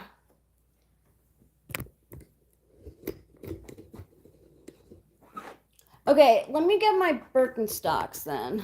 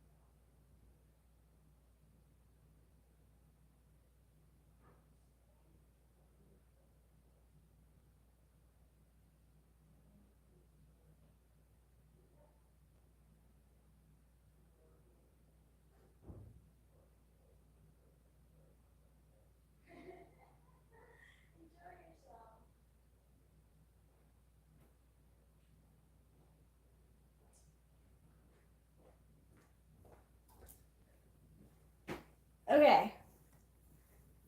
So this is my outfit with the ballet flats. Can you see? The ballet flats. And then this is my outfit with the Birkenstocks.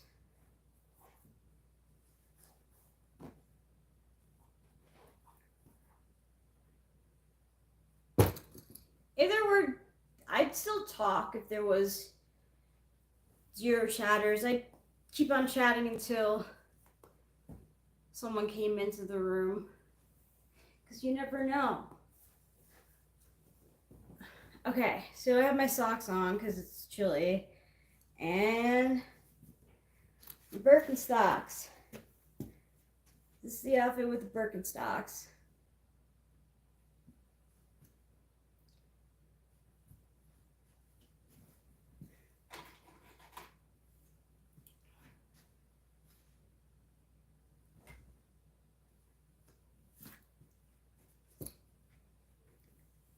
Yeah, I think I like the Birks too. I want to see. I want to see what the people have to say.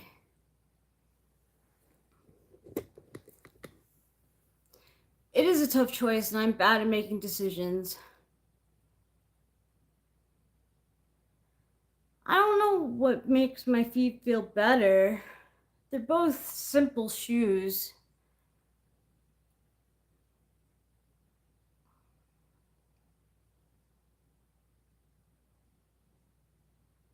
Boho Cozy. This is a Free People sweater.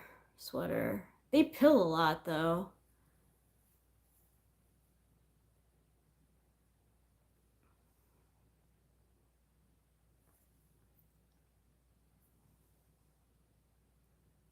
Vote however you want.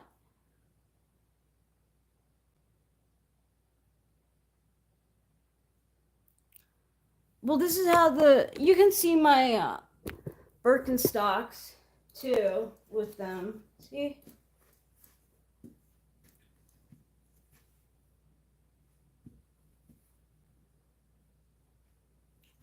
Still see.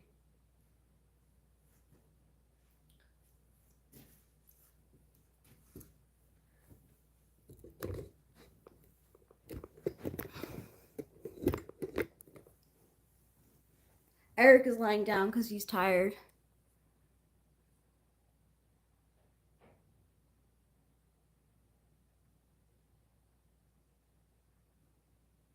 Okay, cool. Thanks, First Last.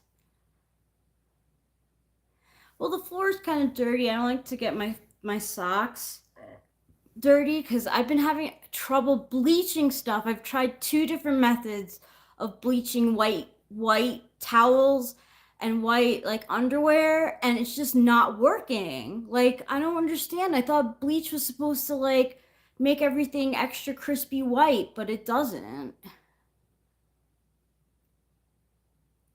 And then it says like ChatGPT says if that doesn't work, if no, he didn't vacuum today.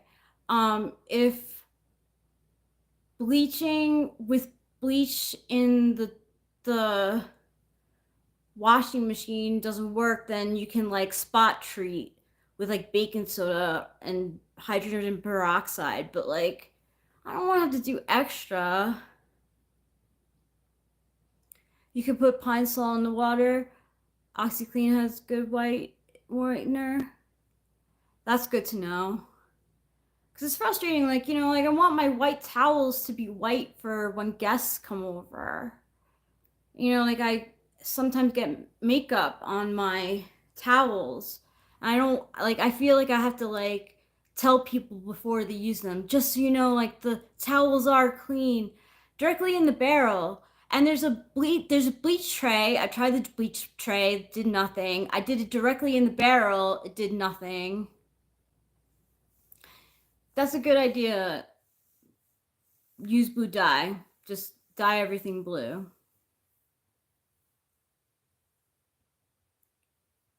Buy a set of guest towels during the Black Friday sales and never touch them. put them out for guests. We do have other blue towels and gray towels that they can use. It's just that, like, the white towels were supposed to. Cool, you can definitely help if you'd like. I mean, the towels do look white. Ah, it's a dye that makes things look white again. Tricks the eye. I've never heard that.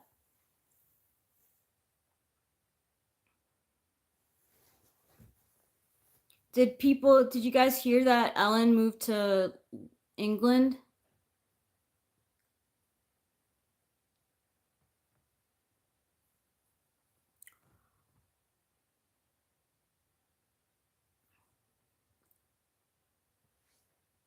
Ellen moved to England. Thanks, Rubenar.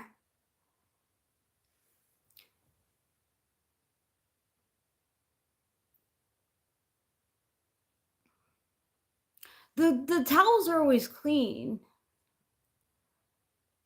Yeah, you did, Rubenar. Yeah, Ellen DeGeneres. Yeah, I think Portia went with her. She dyed her hair brownish. What a fucking dirtbag. Like Martha Stewart's liquid bluing. Martha Stewart knows how to clean whites, I'm sure. Do it on hot temperature, you know. Had ChatGPT help me out, but really, KC 154. Oh, it's not Martha Stewart's. It's an old company. Mrs. Stewart's liquid bluing. I'll look it up. Okay.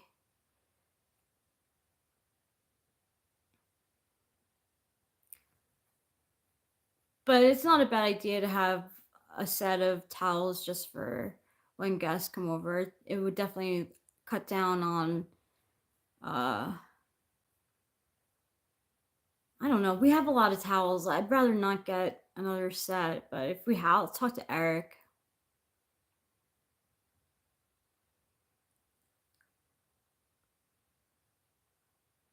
Oh no. Ellen, I do not believe that Ellen moved because of Trump at all. That's heavy PR. That's heavy PR. Ellen moved because she was involved with Diddy parties. She was there. That's why. That's why she moved. She may say that it's because of Trump. She didn't move the first time that Trump was president, so yeah, she's Ellen DeGeneres, or it's like to the T, to the core. I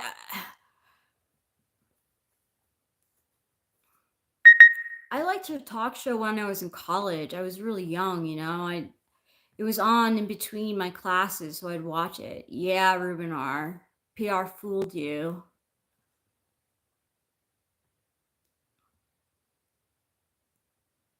It's because she was involved with Diddy. Anyone, I'm telling you, anyone, any actor, actress, politician who moved across sea during these next couple of months before the trial, they're absolutely guilty.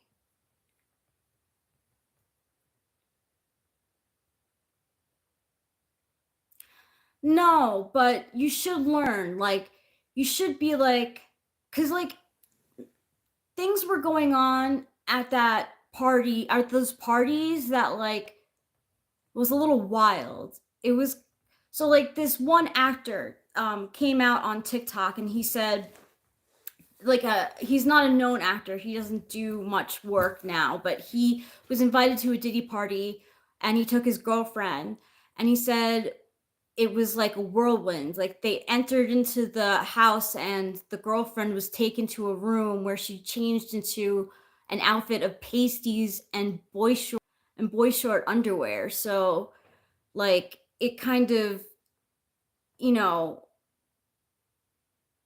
like, that guy never went to Diddy party again, and I probably would have broken up with a girlfriend too. Like, what are you doing? Like, running around in pasties and underwear. Like, no.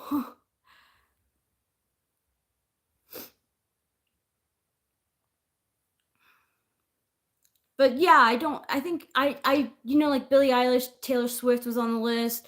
I can see, like I like to believe that they were one of those people who were there and didn't know what was going on and just never went again. Hey G. But Ellen Degenerate, I like that, is she was involved in the freak offs.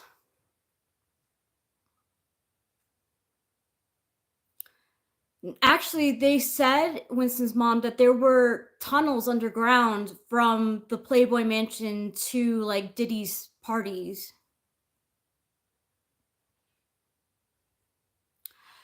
Um, I don't know if it happened to everyone. I think it happened to a lot of people. A lot. If it happened to Billie Eilish, then I would say most people. Yeah, yeah, Winston's mom. Hugh Hefner was not a good guy. Yeah, Billie Eilish. So like Scott Baio had this list of names of people who were at Diddy parties. And again, just at them, not involved. Like it didn't say involved with like the freak offs, but Taylor Swift was on there, that surprised me. Billie Eilish was on there, that surprised me. Um Jennifer Garner surprised me. Some other names, there were a lot of names. Okay, so like my favorite video game to play on the computer is Road Rash. And my favorite game to play on my phone is Subway Surfers. What's your favorite video game, MC? Yeah, so there were tunnels that led from like Diddy's parties to the mansion, the Playboy Mansion. I don't remember. I don't remember. I only remember the names that like really surprised me. The Clinton, I don't think Hillary would have been invited, but Bill Clinton could have been there.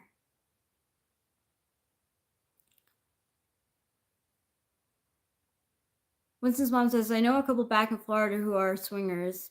Both are professionals. They go to islands where everyone swings. The hotel rooms and the windows are left open. It's another way of life. Subway Surfers is so fun. I don't even knock them off their motorcycle. I just speed right back them or like hit them, like knock into them. Because it's too many buttons for me to use. I just have the goal of getting in fourth place or higher. And they report for every 2 good-looking people, there are lots of very average people just like them. I mean, that's fine if you want to live a lifestyle like that. I'm not like having a freak off is not inherently like bad. What's bad is that there's sex trafficking, underage girls, underage kids, people, humans, and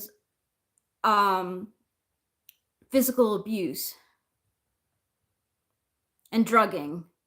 So like these weren't just like happening times. It was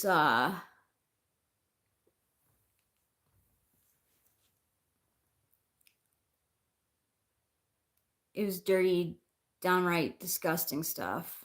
Disgusting.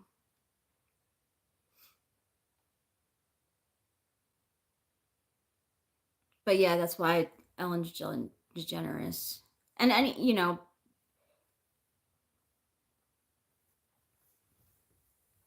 Leonardo DiCaprio flew the country.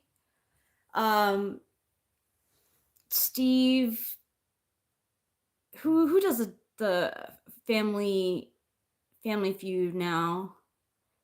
Steve Harvey, he flew the country. Ellen now. I saw somewhere that Ashton Kutcher and Mila Kunis want to fly to Europe too. It's like, I hope their names come out. I hope their names come out. I want to support their work. I want justice to prevail. Hey, Carol Worthan. Hey, girl, hey. Yeah, Steve Harvey fled. Like, right away. Yeah, they're nastiness people. A lot of them. A lot. It's really sad. We were as a public duped for so long. Such a long time.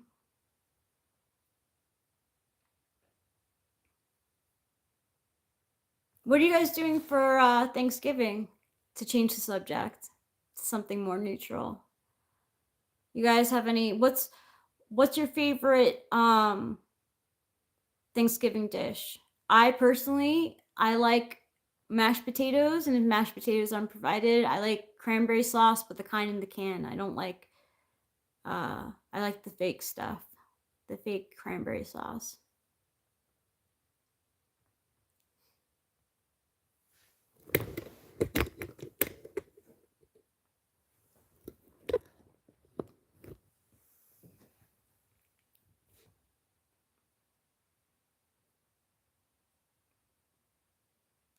Same, Rubinar.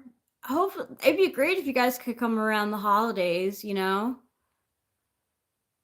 Even after the holidays, we can celebrate our birthdays again.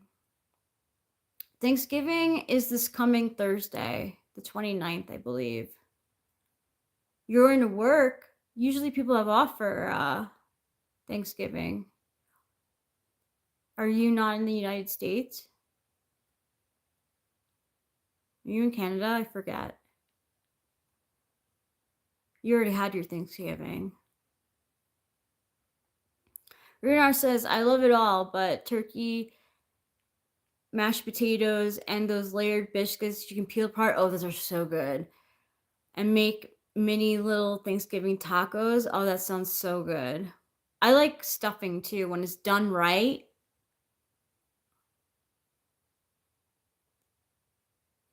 Yeah, the hangs will be awesome. They always are. You guys are so nice to have around.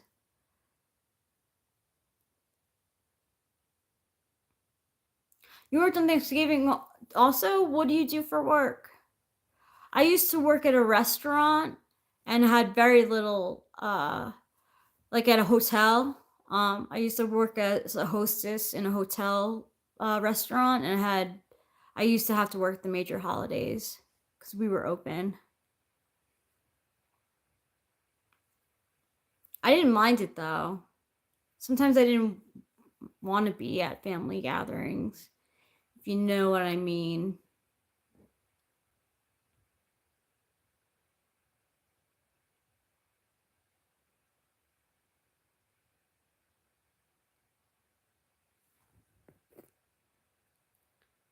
I'm glad that Birkenstocks won because I have my Birkenstocks on. I put them on and I didn't even notice it. No, Cafe Del Mar. Stuffing can be good, yeah.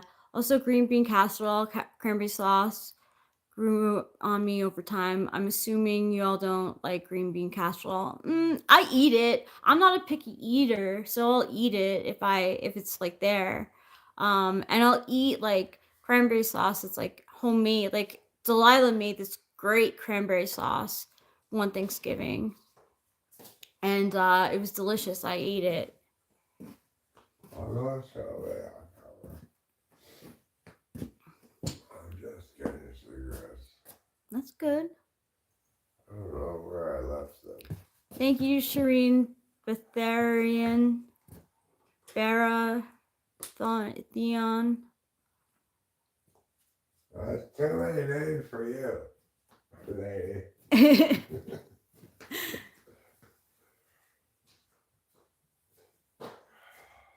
Ugh. Oh.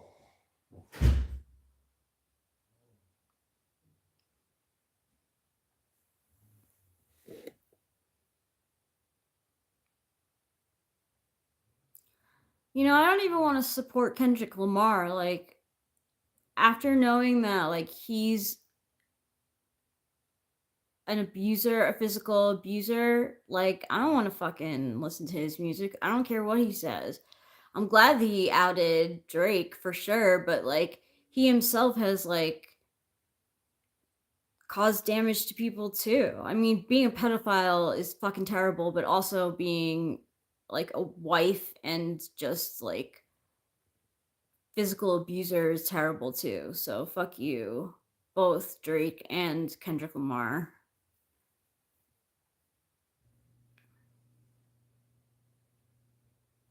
And that's why I think we've said this before. That's why Eric and I think that Kendrick Lamar is a ENFP because uh Ti Ti like the hypocrite being a hypocrite is like a big deal to anyone who has Ti front stack. Ti conscious or you know, um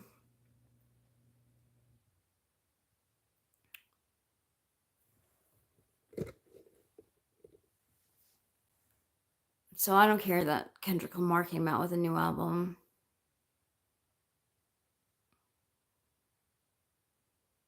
I'm not a registered sex offender. I've never done anything close to that. I'm a good person.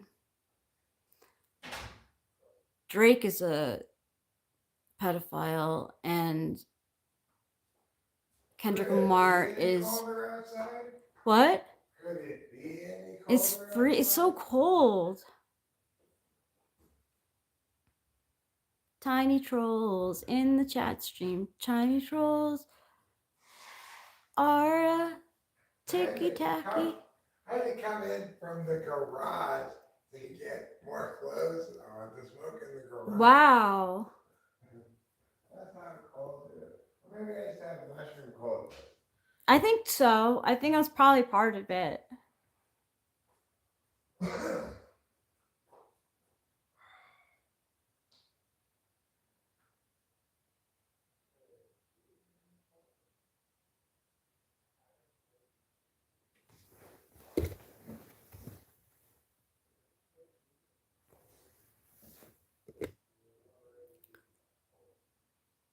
Are you Requiem for a Dream? Do you remember the time when I told you to suck my dick?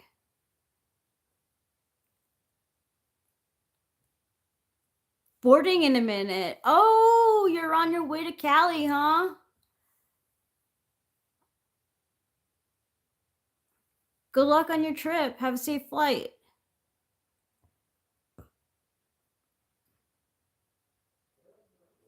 Oh, you remember? I meant it. Because you were fucking being a total bitch. Mom. Also, Mom, we're not friends. You're supposed to be my mom. You're not my friend.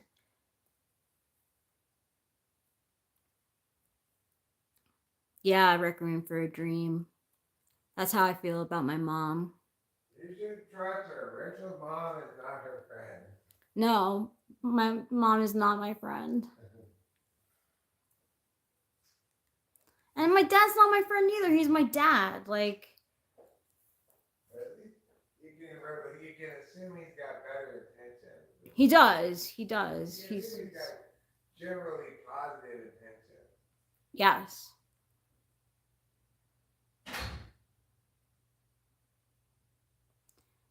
If you were my dad, I would be like, oh, thank you for sending me that Beatles article.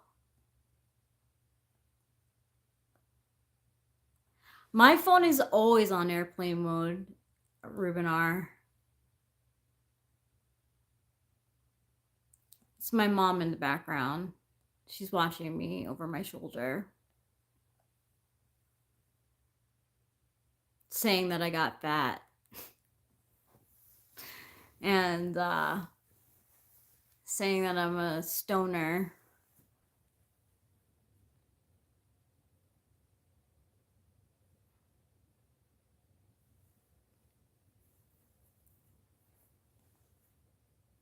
Eric and his mom were friends, but she was a mom first. You know? Like, she was a mom first and then his friend. Like, my first best friend was my grandma La Pelosa. But, like, you know, I didn't consider her my best friend until, like, after. Like, I was just happy to be at my grandma's house. Like,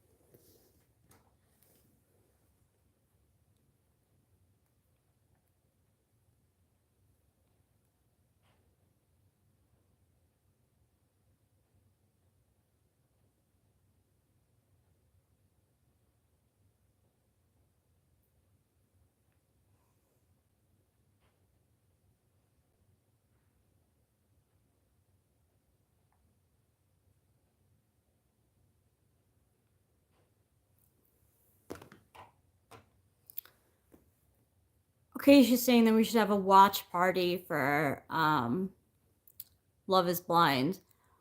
We could all watch it at like the same time, sort of, and you know, like text each other through the group chat. I think that'd be fun.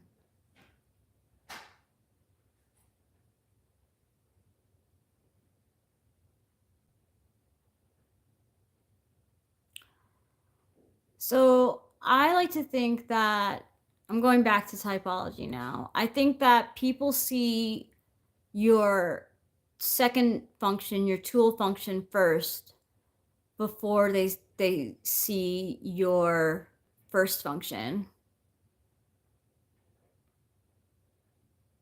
Cool, Winston's mom, he'll be back.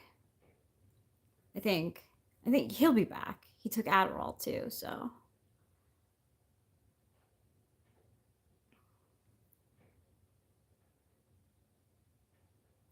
I believe that too. I believe that the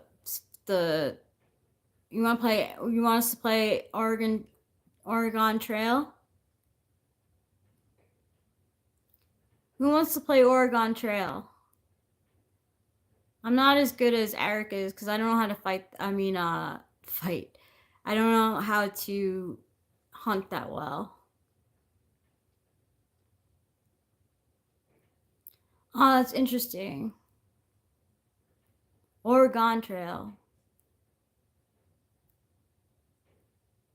Okay. We'll play some Oregon Trail.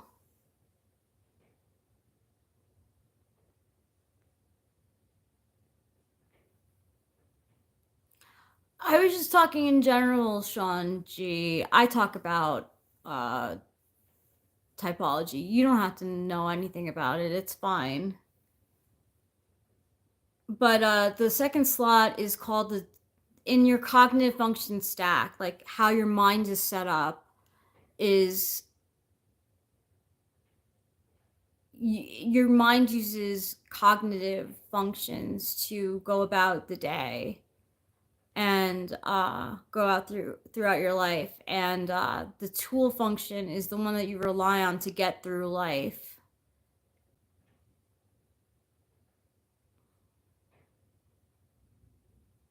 Okay, let me see. Let's play some Oregon Trail. Oregon Trail! Where is the keyboard? There it is. Bye, have a safe flight.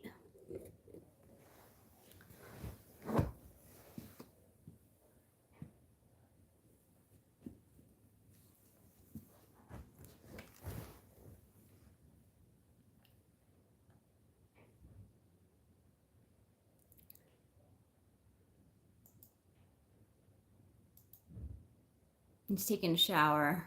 Eric. Where is that game? Retro Games.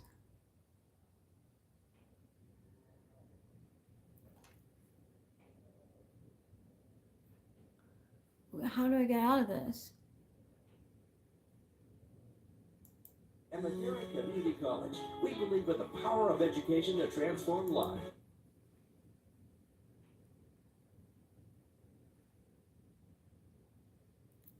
They make you watch a commercial before playing any games on this now.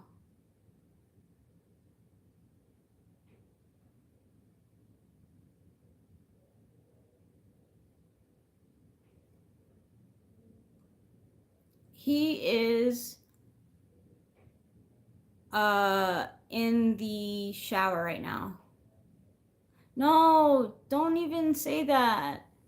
Can't think about that. I know it's a joke and like not real, but I can't handle.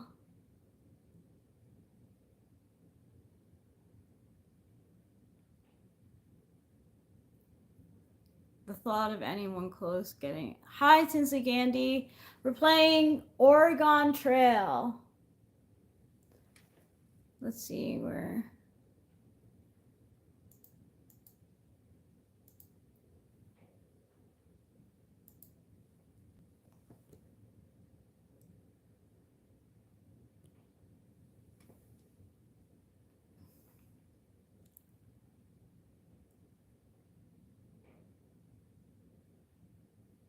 I can't make you an oxen, but you can be a part of the.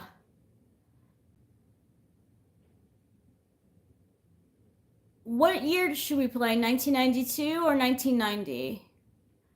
1992 or 1990?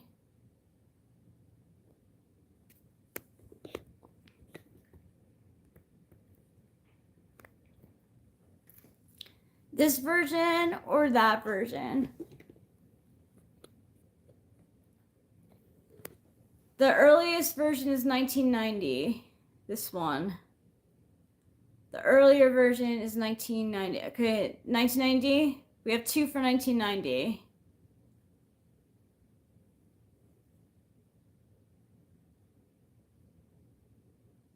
Hunting in that is so difficult. You guys don't expect to last very long.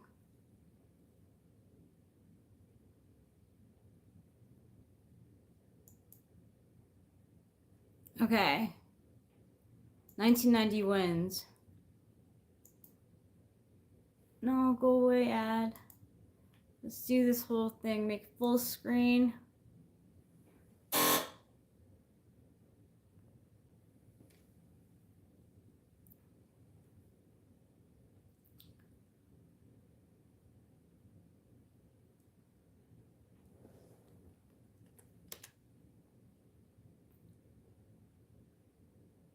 What the heck is going on?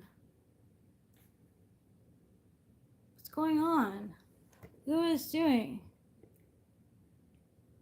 Oh. Let's try this again.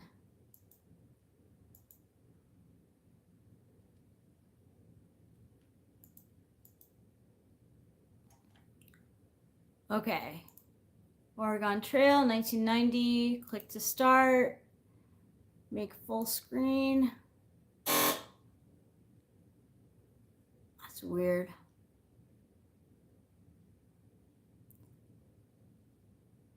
Oh, I meant to press 1. Travel the trail. Okay. Many kinds of people made the trip to Oregon. You may be a banker from Boston, a carpenter from Ohio, be a farmer from Illinois, or find out the difference between the choices. What are we going to be? Are we going to be a banker, a carpenter, or a farmer?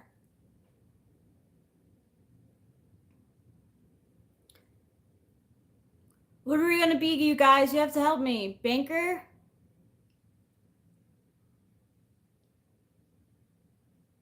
We have 1 for banker. Okay, banker. Banker got 2 votes. What is the first name? My name, Rachel. We have who wants to be in the cart? In the cart. In the wagon. Who wants to be in the wagon? We have 4 more spaces. Okay. A V Y S T. First, last. First, last. Lucifer. Okay, one more. Okay, Padawan Range Bender, I'm putting you in. Padawan Range. Padawan, there you go. These names are correct.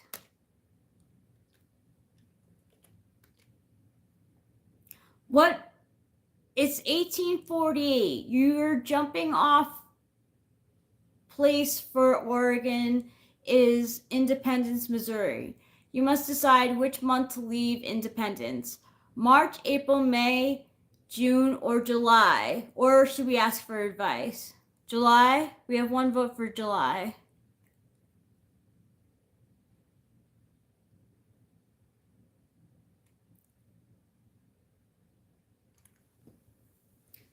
Come on, you guys. Play a game.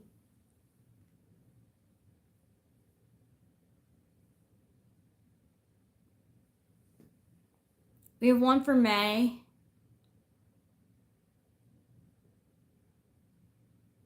Six. Ask for advice.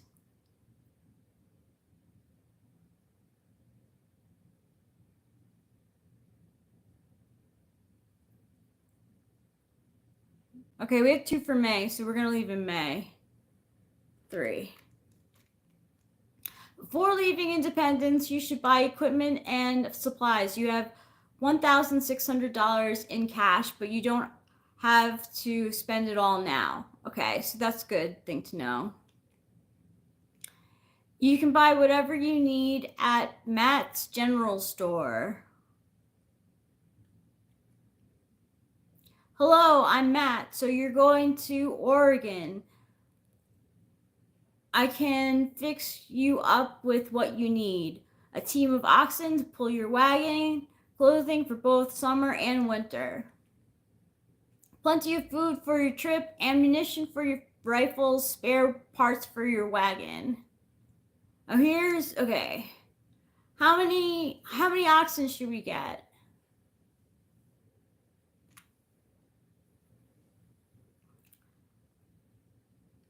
One.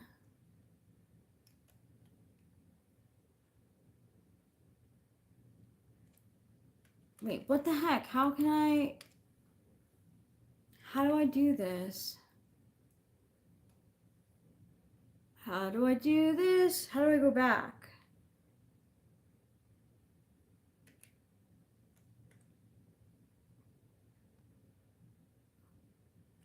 I'd like to buy 1.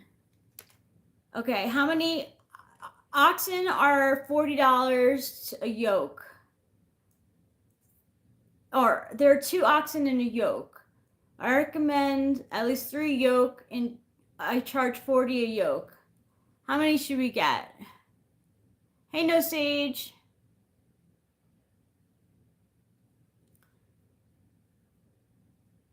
Buy them all. I'm gonna buy 4.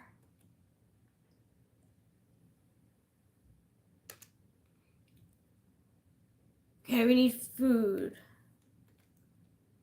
I recommend you take at least 200 pounds of food for each person in your family. I see that you have 5 people in all. You'll need flour, sugar, bacon, and coffee. My price is $20, 20 cents a pound. How many pounds of food do we want? I don't know. How many pounds of food do we want? 200 times 5. What is that? 10? 10 pounds of food? More oxen. We already chose oxen. I mean, we could buy more oxen.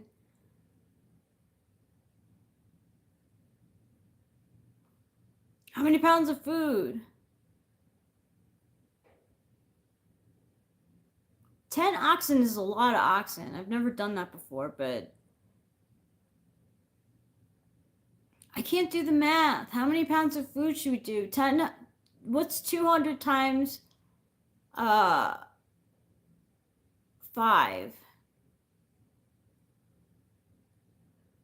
6,000 pounds of food? 2,000. Because we could hunt. I'm gonna do 2,000 or 6,000.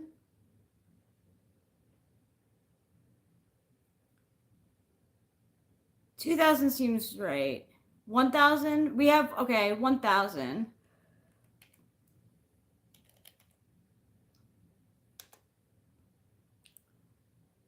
Okay, so you want more oxen? So I'll go back to 1.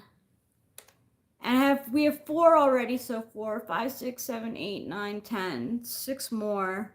We need money for other stuff. So how many pairs of clothing should we get?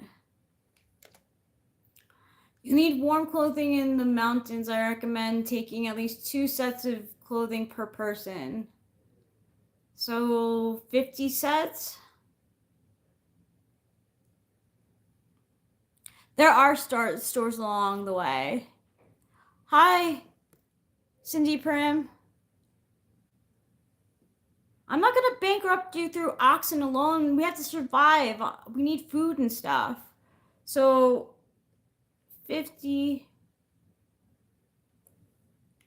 sets of clothing.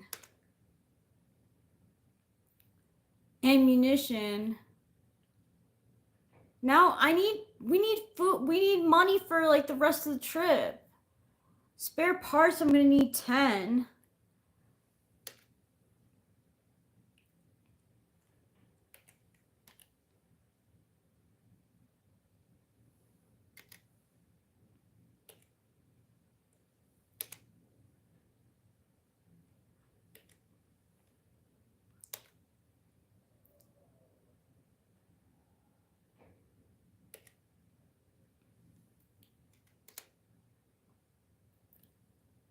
All right, now we need ammunition. I feel like we have too many oxen.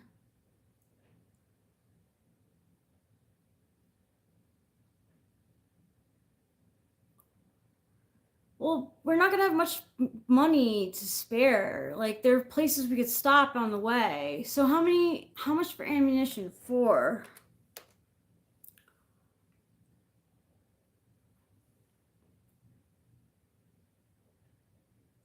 Uh, 20 bullets for $2. Like 40 boxes? How many boxes should we get?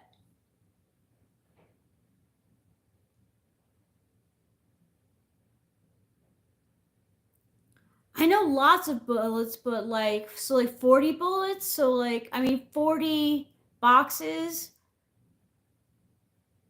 I'm gonna go 40. Let's see how much that costs. All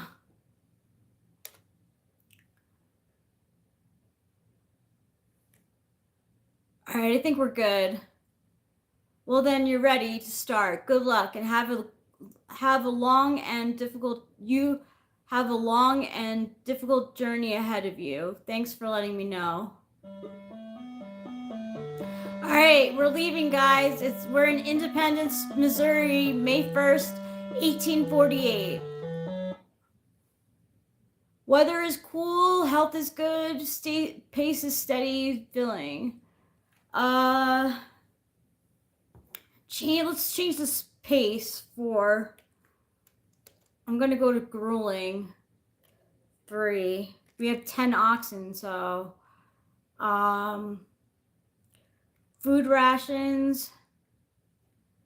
Let's go to 2, meager.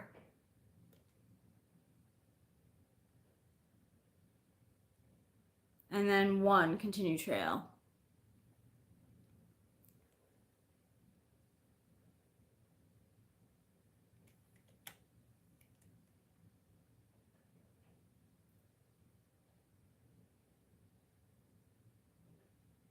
We found wild fruit. That's good news. More food.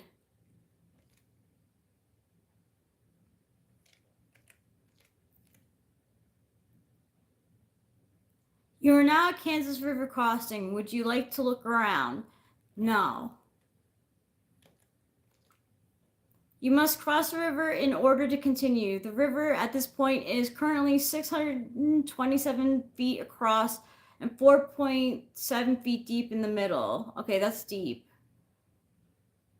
Should we take the ferry across? What should we do? Attempt to ford the river, caulk the wagon and float it across, take a ferry across, or wait to see if conditions improve. Caulk the wagon, says No Sage. Obviously, we're going to be using the oxen, but if we use the oxen to ford the river, it's pretty deep in the middle. We might lose some supplies. Get more information. All right, we're gonna caulk the one. We're gonna caulk it and float down the river. Here we go. Here we go. Here we go. Are we gonna make it? No, we crashed. We lost 125 bullets in one wagon wheel. No, one wagon tongue. No, that's a lot of bullets. Oh. From Kansas River Crossing, it is 82 miles to the Big Blue River Crossing. Okay. Oh, I can't believe we lost that many bullets. Lucifer has a broken arm. Okay, let's make it to the river and then rest. You're now at Big Blue River Crossing. Would you like to look around? Yes.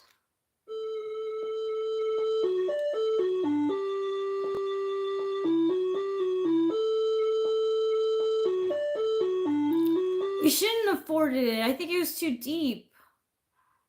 Can we rest?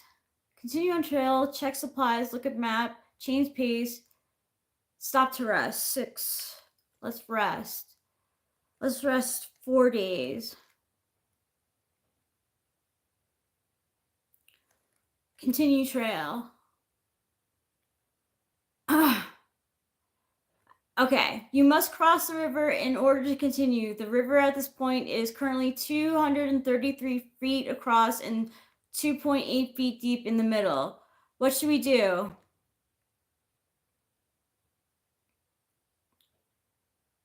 Attempt to ford the river, caulk the wagon and float it across.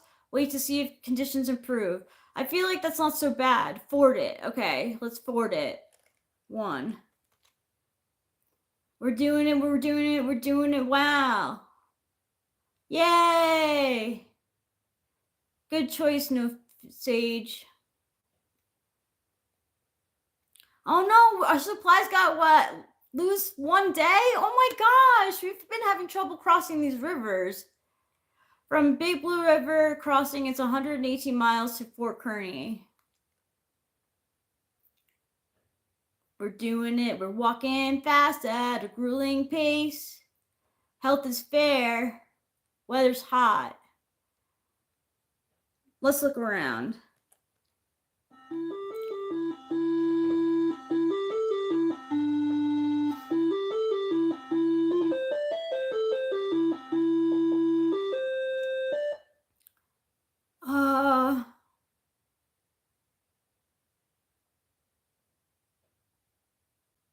Let's continue, even though we're only in fair health.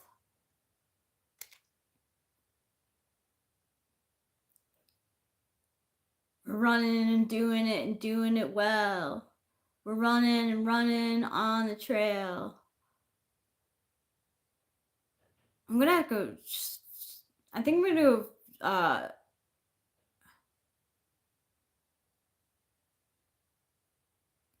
You're now at Chimney Rock. Would you like to look around? Yes. I just want to give you guys a scenic view. And I also want you guys to hear the lovely music of olden times. You want to talk to people? Let's see if we could do that. Talk to people. 8. Let's talk to some people at Fort Chimney Rock. Celinda Hines tells you, Chimney Rock by moonlight is awfully sublime. Many Indians came to our wagon to fish to exchange for clothing. We bought a number. They understood swap and no swap. Seems most anxious to get shirts and socks. Let's continue on this trail. Okay, let's let's hunt for some food. To point the rifle. Wait.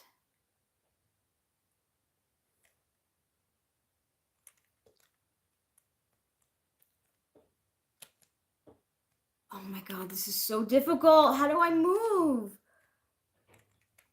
Oh, this is so difficult. You guys. Oh no. No, there's things and I can't move. I don't know how to move.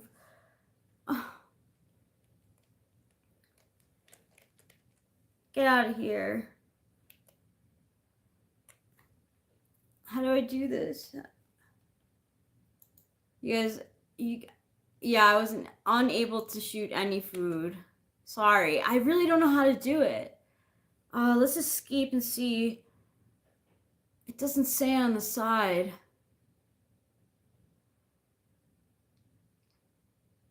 Yeah, I'm gonna have to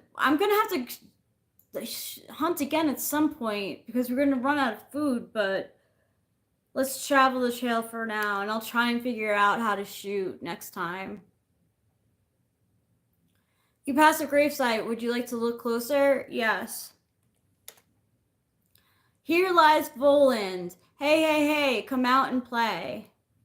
I like that. Very cheerful.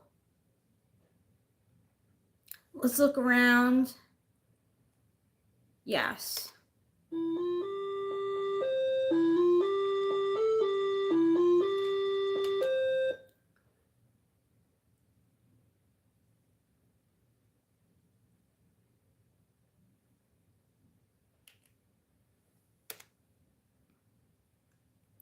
Okay, we have a while ahead of us. I'll go hunting.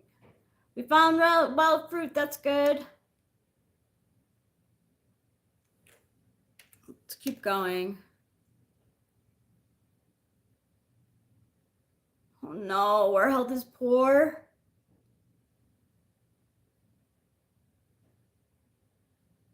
Should we rest? Our health is poor. Yeah, let's look around.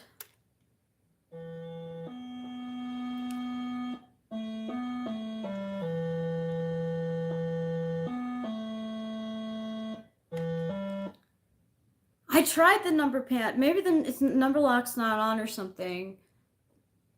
Okay, number lock is on. So like, let's. I can't hunt around here.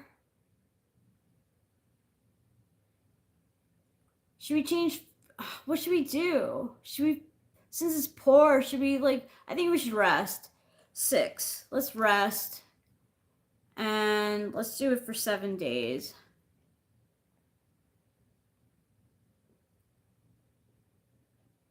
Okay, that was good. We needed a rest. Now we're back to fair. Let's travel.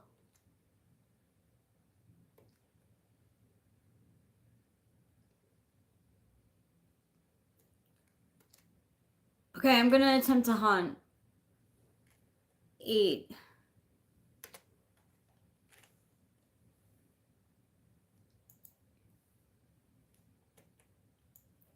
Oh my god.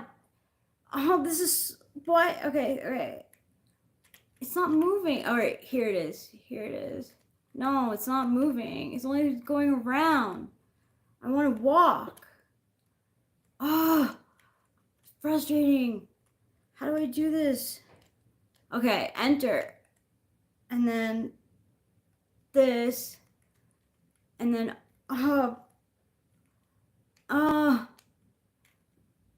whatever. You guys, I'm so sorry. I'm not good at hunting. Let's continue.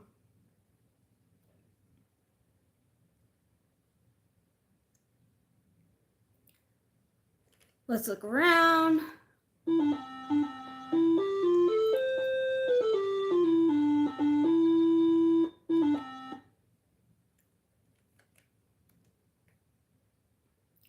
Okay, trails divides here. You may head for Green River Crossing, head for Fort Bridger, or see the map. What do you, maybe see the map. Let's see the map and decide. Okay, so Fort Bridger is south. I say let's go to Fort Hall, I think. So let's go to Green River Crossing. 1. Okay.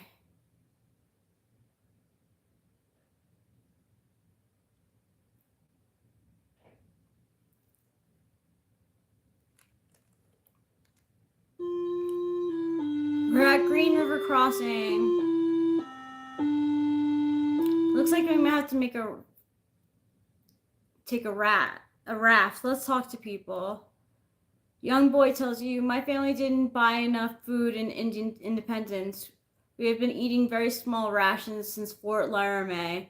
Because of that, our health is poor. My sister has mountain fever, so we've stopped here for a while. We have to watch out for that. We're on meager rations too. At grueling pace. Okay, you must cross the river in order to continue. The river at this point is 400 and... Oh, we have to take a raft. 402 feet across and 20.3 feet deep in the middle. We need a raft. So let's take a ferry across. Let's take the ferry across. That's fine. We need the rest. Yes.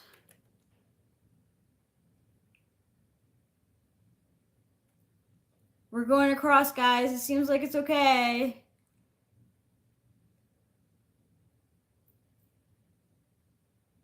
We got across safely. I don't know where we can trade. I don't know how. Let's see. Let's see if we can trade. Where does it say? Continue on trail, check supplies, look at map, change pace, change food rations, stop and rest, attempt to trade. 7. We need food.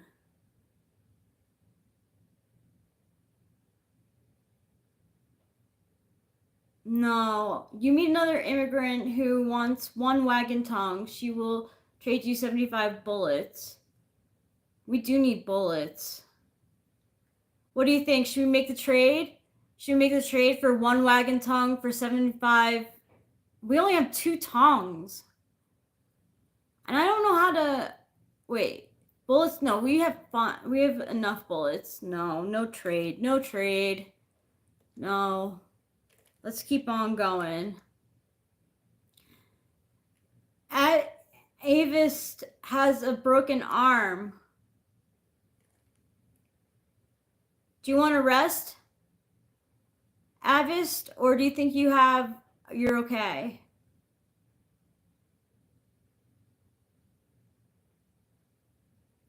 Do you think you're okay, Avis, or you want to rest your broken arm?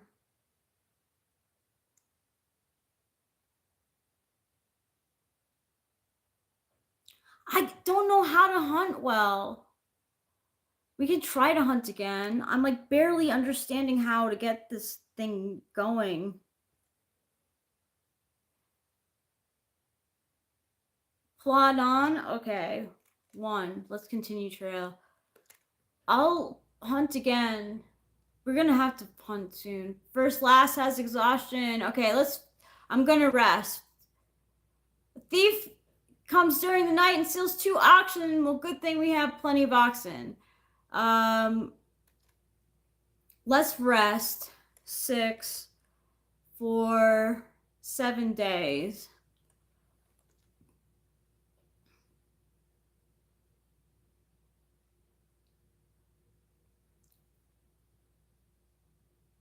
Continue.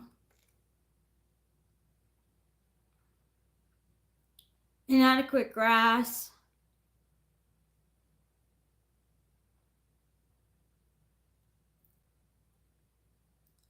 Would you like to look around? Soda Springs, yes.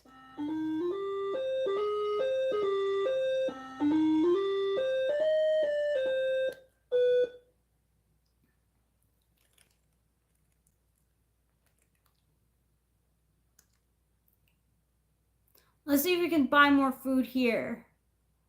I don't know, like... Yes.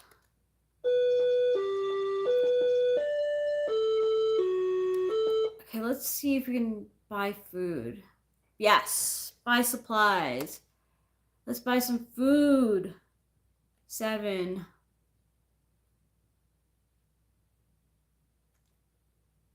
Let's get like, I don't know, 400 pounds of food.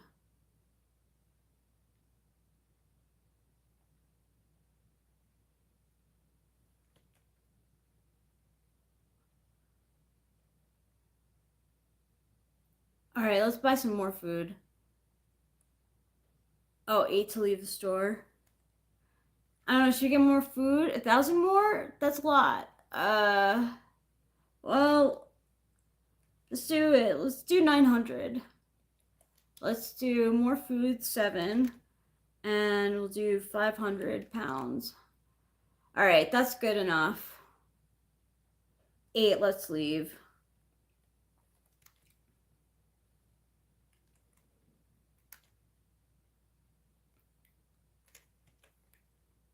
Inadequate grass.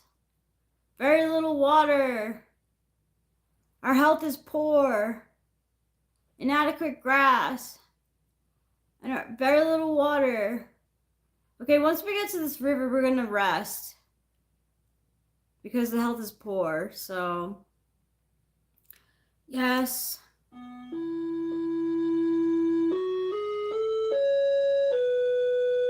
Okay, we're gonna rest, and we're gonna rest for 10 days. 6. 10 days. Oh, you can't do more. 9 days.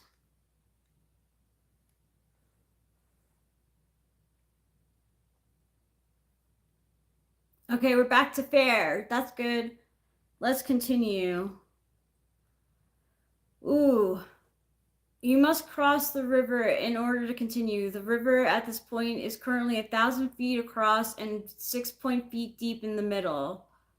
Okay, should we attempt to ford the river, caulk the wagon and float it, or hire an Indian to help?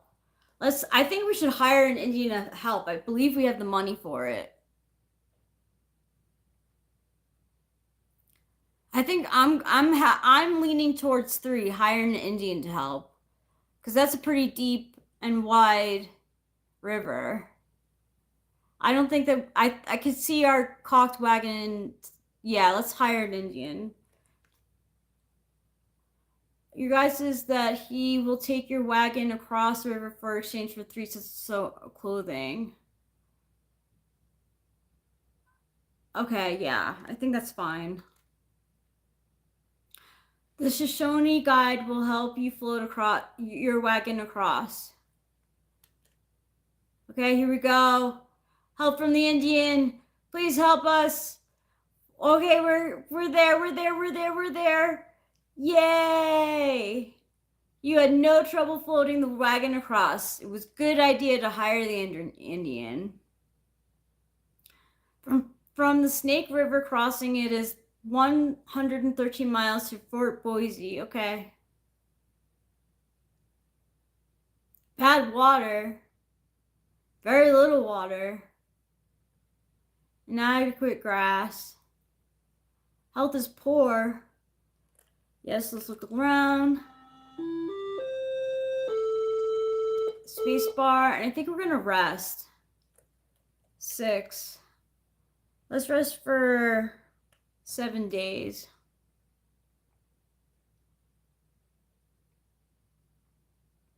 Okay, we're back to fair. That's good. 1.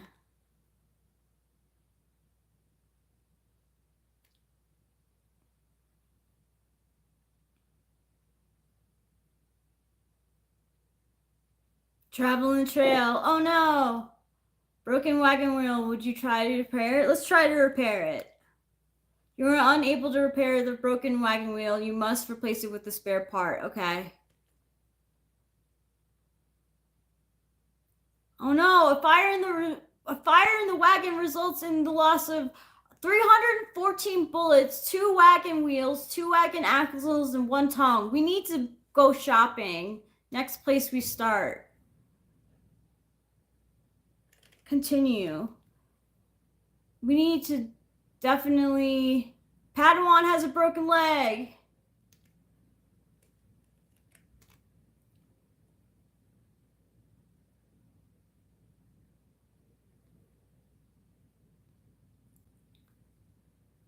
You are now at the Blue Mountains. Would you like to look around? Yes. They certainly do look blue.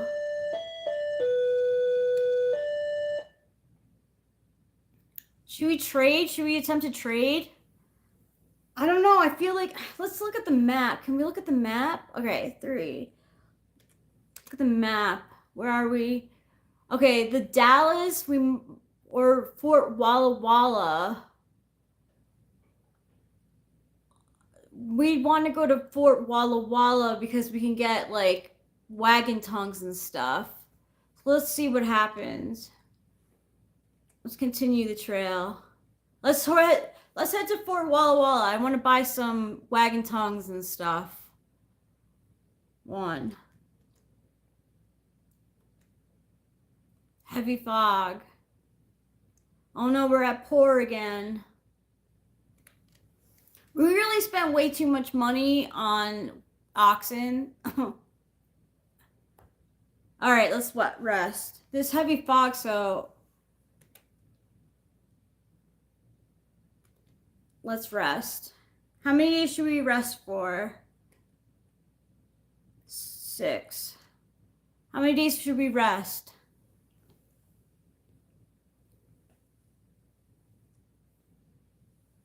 Yeah, exactly. Acacia Fort Walla Walla with Bing Bang.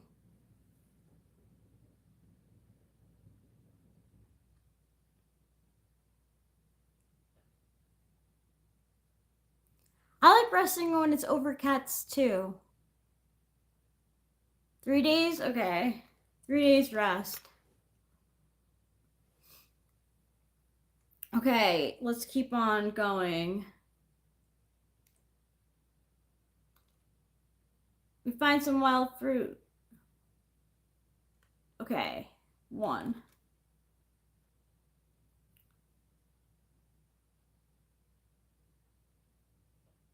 Found some more wild fruit.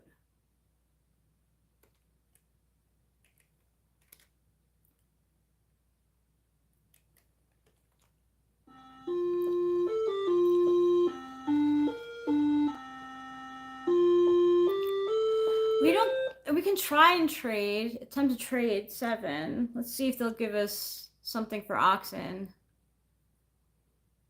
No, we don't have that. I mean, we can trade that many bullets. We meet another immigrant who wants 147 bullets. He will trade you 1 wagon tongue. I mean, we definitely do need a wagon tongue. We need wagon wheels more. What do you think? Should we wait? Or should we trade?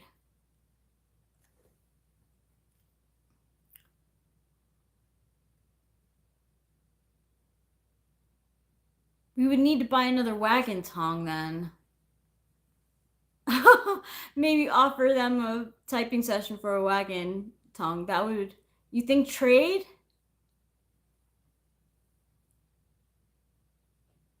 Okay, let's trade. Continue on.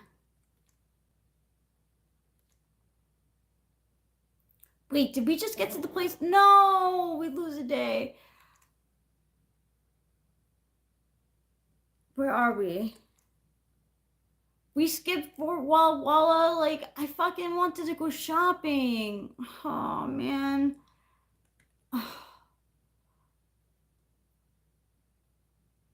Keep on going.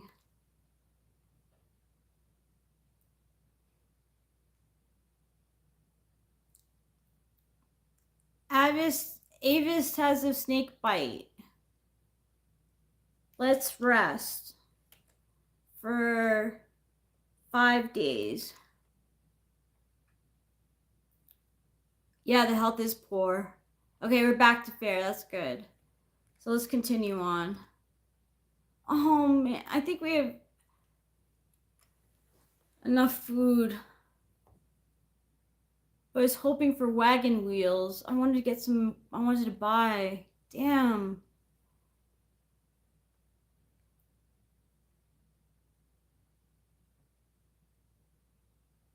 We're resting right now because it's rough trail. Oops. Heavy fog.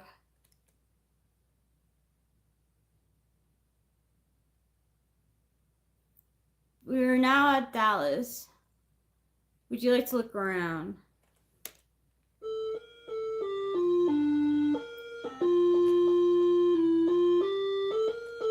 Okay.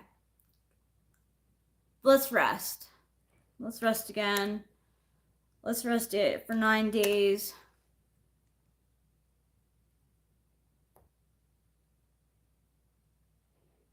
Okay, we're back to fair. I'm gonna change the food rations. So 5, because we're kind of. No, let's keep it at meager. Never mind. 2. Let's keep it at meager.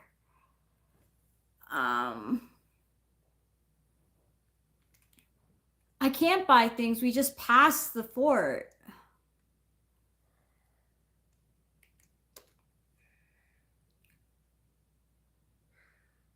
Okay, the trail divides here. You may float down Columbia River or take the Bartol Road. I don't know if I know how to float down the river, honestly. Which one should we do? Take number 1 or number 2?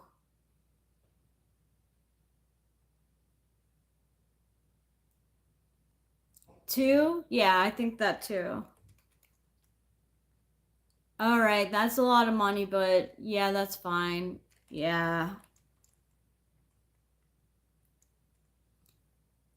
Should we change the food from meager to filling? What do you guys think? We have 630 pounds of food. And I feel like we're almost there. Let's see. Let's look at the map. 3. Oh, I see you're playing Oregon Trail. Yeah, it was by request. I was curious about what some of the sounds were in the background. I can't. No, like the weird synth the noises and stuff. Like, what could possibly be making those noises? I'm giving everyone a tour. We stop and look at every place that we stop Because I at. couldn't really hear all that well either in the shower, so I didn't make out any particular song. It just seemed like aimless synths. All right, let's change our. I think we can make it. Let's change the food rations 5 to filling. 1, continued trail. Still just fair. Avis has a fever. Should we rest? Let's rest. Oh my god, is it really just 7:45 right now? Yeah. How is it possibly that early? I know. You know what's going on right now, actually. What? Oh yeah, USC. The USC is going Yeah, this is almost over. You do your thing here. Finish this first because we don't have time to save up. But the crazy thing is, it just started 15 minutes ago. Wow, that's That's crazy. It felt like you were in the shower for longer I thought than it that. was like 4 in the morning or something. You know, it's 4 in the morning. It's 4 in the morning. What? What? Okay, continue trail. I can't believe we're only fair. Like really, like we should be doing better than fair. We should be good. I increased the rations. I think your goal is the wrong direction, Rachel. Really? You should be trying to kill as many people as possible. Oh, no one's died yet. That's increasingly my goal when I play Oregon. I know. Is to kill Oh, as many no. people as possible. Take as long as possible so that you lose as many people as possible. Rest 9 days. Okay, let's rest. You know, you need to rest for 9 more days. Wait. Okay. It doesn't matter. That's gonna 6. put you in the mountains 9. during blizzard times. That's fine. You're tough. You can handle anything the mountains throw at you during the winter. Thanks. I believe. I think in we're you. like there though. Oh, you made it. Oh, Willamette. Yeah, that's the end. That's Is that the Oregon. end? Yeah, Willamette Valley is in Oregon. Congratulations, you've made it to Oregon. Let's see how many points you have received. 2,728 points. 5 people in good health. That's good. You're much too gentle a taskmaster. What? I know. If you make it all the way to Oregon without losing anybody, you're just being a coddle type. Well, that's my style. Yeah, I was the leader. You like to prevent people from dying. Yeah. It's a different style of leadership than mine. They're both equally good. And your leadership comes with hunting. I couldn't hunt for my the life of leadership me. comes with hoping the people I'm leading die.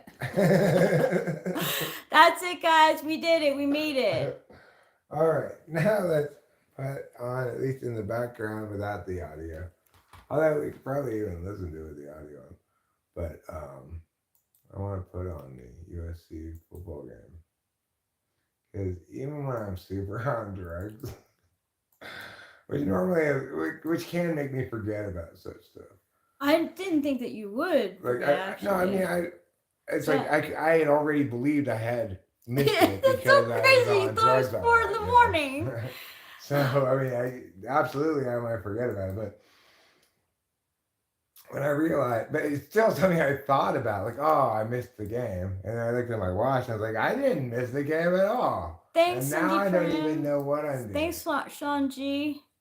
I'm not trying to do that. I'm trying to do this. Okay, that's better. Thanks, Acacia. Yeah, pretty mountains and tree details. Not so bad for 1990.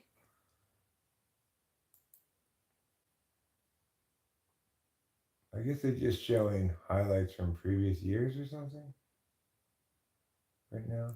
Are they? This isn't current time. Oh, yeah, right? no. It's back in time. Looks weird. I don't forget about how much psychedelics are impacting my visual field until I watch something like a football game, and it just seems super weird to me. Like, what the hell's going on? The thing is, I wasn't even aware for a second there that obviously you get copyrighted by showing too much video. The weird thing is, you apparently don't really get copyrighted if you have the audio on in the background. We got copyrighted for singing 2 Beatles songs. Oh well, that's just revenue sharing. That's different. It's like what I'm saying is, if you we were watching some football game one time, maybe it was a Super Bowl or something, and I wasn't even trying to show the TV. It happened to be, I was maybe showing something over there for a second, right? I left it on there for too much of it for too long, and my stream was like, "You are canceled right now, Mister." Oh. Yeah, like what happened? Oh well, the copyright police came in and busted my ass. But apparently, you just have the audio of the commentators in the background. That doesn't get you copyrighted. Huh. As long as you're talking too. It's like as long as it's not just their audio. I see. Like if we have this on in the background, which I've historically been like, oh no, we can't have. What the heck? Yes. Is it a fumble? Is there something weird with this? The way this looks, or is it just me tripping? It's definitely you tripping. Okay. I mean, maybe it looks a little clearer to me. A little pixelated. It looks a little pixelated. I mean, you can't even describe what it looks like. But it kind of looks like it's, low resolution. Oh yeah, that's. It's I mean, you rare, could. right? Yeah, it's an incomplete pass. As a disinterested calculator, unfortunately, I'm unable to ignore the fact that I think that's an incomplete pass. I would like it to be a fumble, but I support. I think it's an incomplete pass. I support actresses and actors and singers and entertainment workers who don't take Ozempic. Oh, these ladies look weird. I don't know if it's just them or me, but How about these people? Do they look they weird? also look weird. Yeah, it's you. Like that guy's face, it keeps changing into like it's not the same person Oh necessarily. my gosh, that's so crazy. I mean, they're very similar looking, you know. That's weird. It's clearly like, okay, that guy from a second ago is a little bit of a different person than this guy. Is what it looks like, you know, when you look at their faces. If you don't see so much faces, like in football, you don't see that much faces, then it's not relevant in that context. And it's not relevant anyways, but I wouldn't even bother mentioning it because it's just obviously who cares what somebody looks like? Sensory data is silly. Well, that girl, well, so on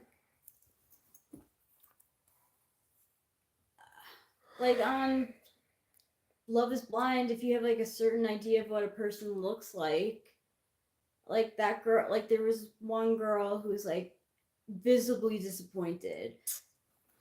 Which actually reminds me of what I want to talk about when I go to the shower, which is if you imagine yourself back in a time before relativity and say, well, why would you even think about measuring how fast you go? Like, why would you even consider there be a possible limit at the speed of light of all things, of random things? You know, it's like, why would you even consider that as a possibility? They seem like they're in completely different frames of reference. And the answer is because of the answer to why they seem like they're in completely different frames of reference. Because the speed of light is basically, from our frame of reference, instant, right? You don't need to. If I want to see whether me and Bob are doing something at the same time, we just need to look at it and see, confirm visually. I don't need to account for the amount of time it takes the light to get from him to me, you know? Because it's the same thing as instant. But it's not actually instant. And of course, physicists have gotten closer and closer to how fast it moves over the years. Which is actually, they say it's a universal constant, but that just means that's the thing they're not changing, right? It doesn't mean that it's anything. People have so fucked up understandings of what things mean. Anyway,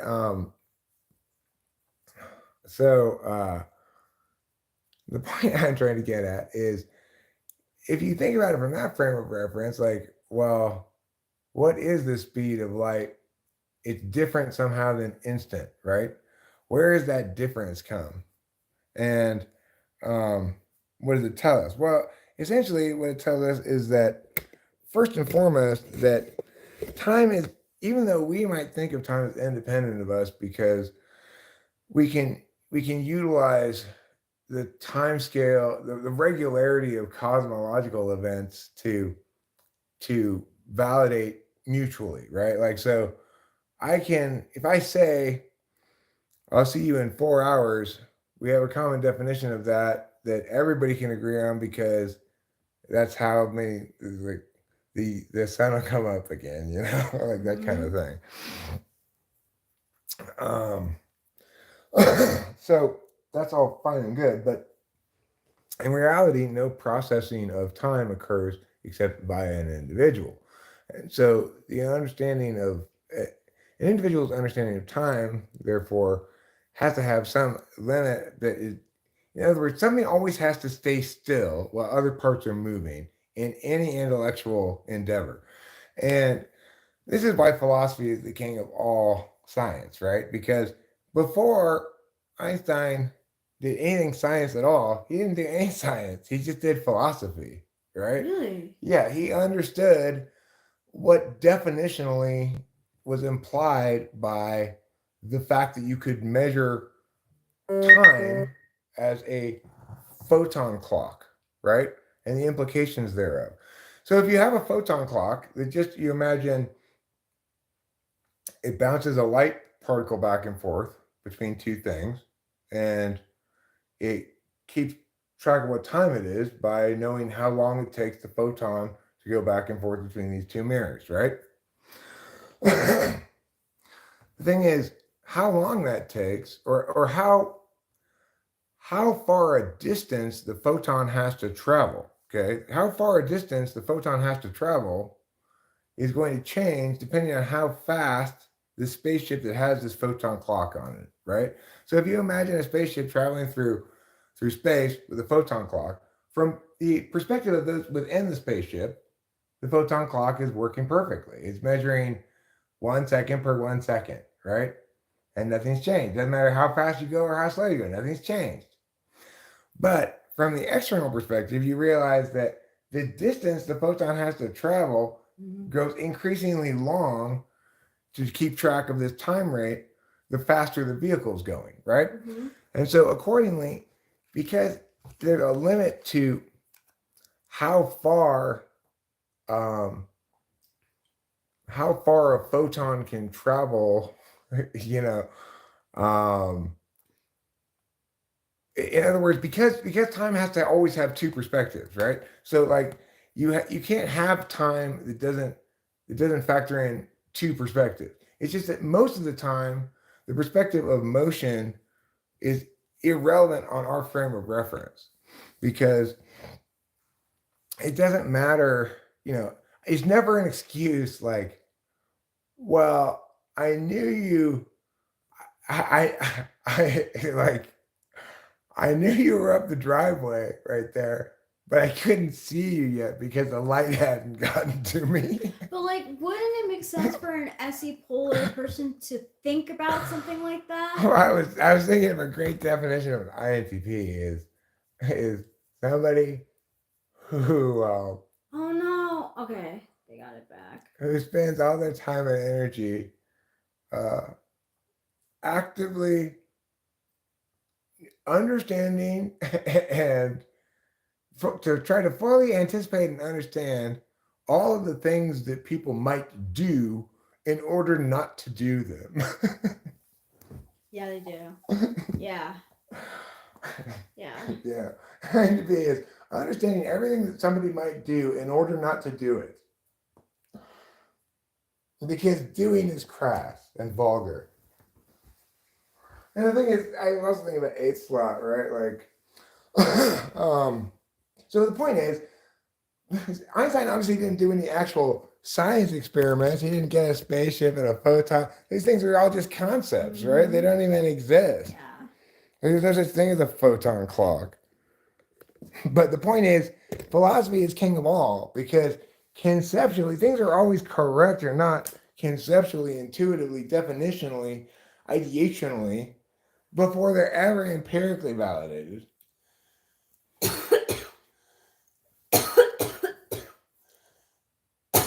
And the reason for that is because explanations are a mysterious magic of the world.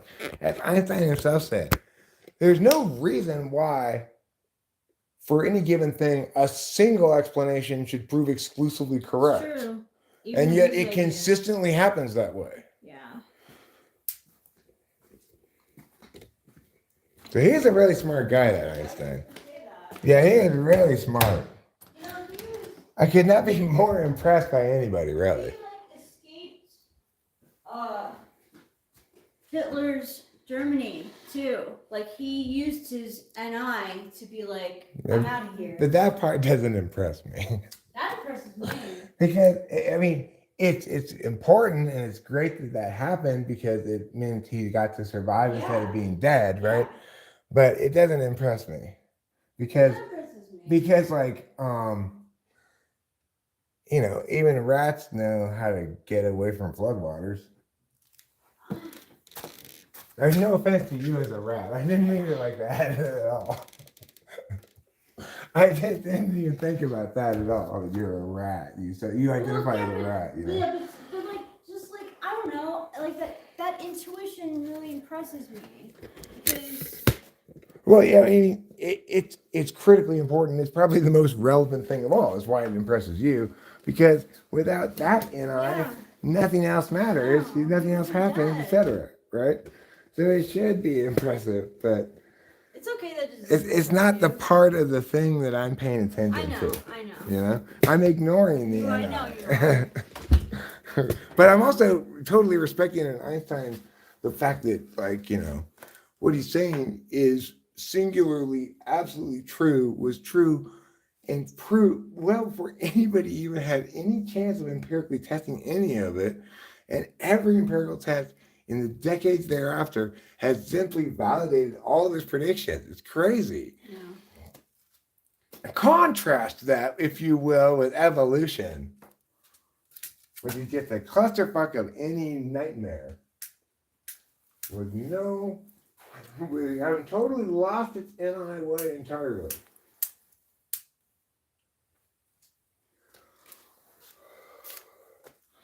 So I definitely do. If it weren't for Einstein's NI, I wouldn't be impressed with him. But that's not why I'm impressed with him. I get it. Well, Yeah. of course, but you're ignoring. Yeah. I'm impressed with him overall. Like I think. Oh yeah, he's super Yeah, impressive. Like yeah. you know, incredibly genius, also effective.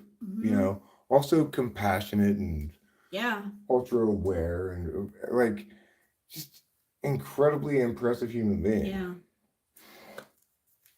It reminds me of a Steve Martin joke, you know. You know, when I study history, I think back about figures like Leonardo. He was so good at lots of things. And so now when I'm doing comedy, I practice juggling in my mind.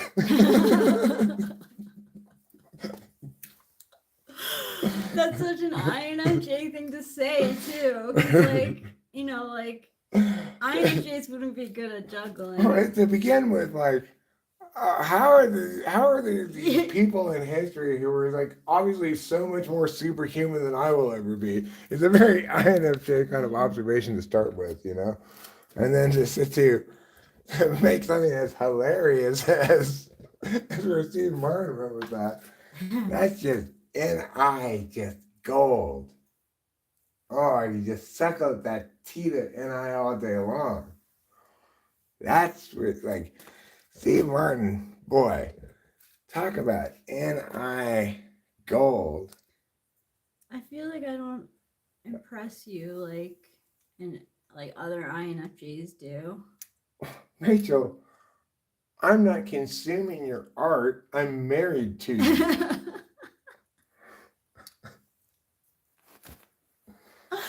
It's just that every time that Liz comes up to me, she's like, "Oh my God, Eric loves Corey so much," and I'm like, "I know." And then she'll be like, "No, but he loves him so much." Well, that's because prior to you is the only INFJ I had in my life. Right. You know? That's what I mean. Like I'm like I know. Like I It- know. Like, it's not INFJ like is you don't important talk to about me, him. But Yeah. you know, it's not because like you're not as good as Corey. It's you're the alternative to Corey. That's what makes him so horribly embittered and jealous and all those other things, I guess. Like I want to tell him so bad. Like I want to be like.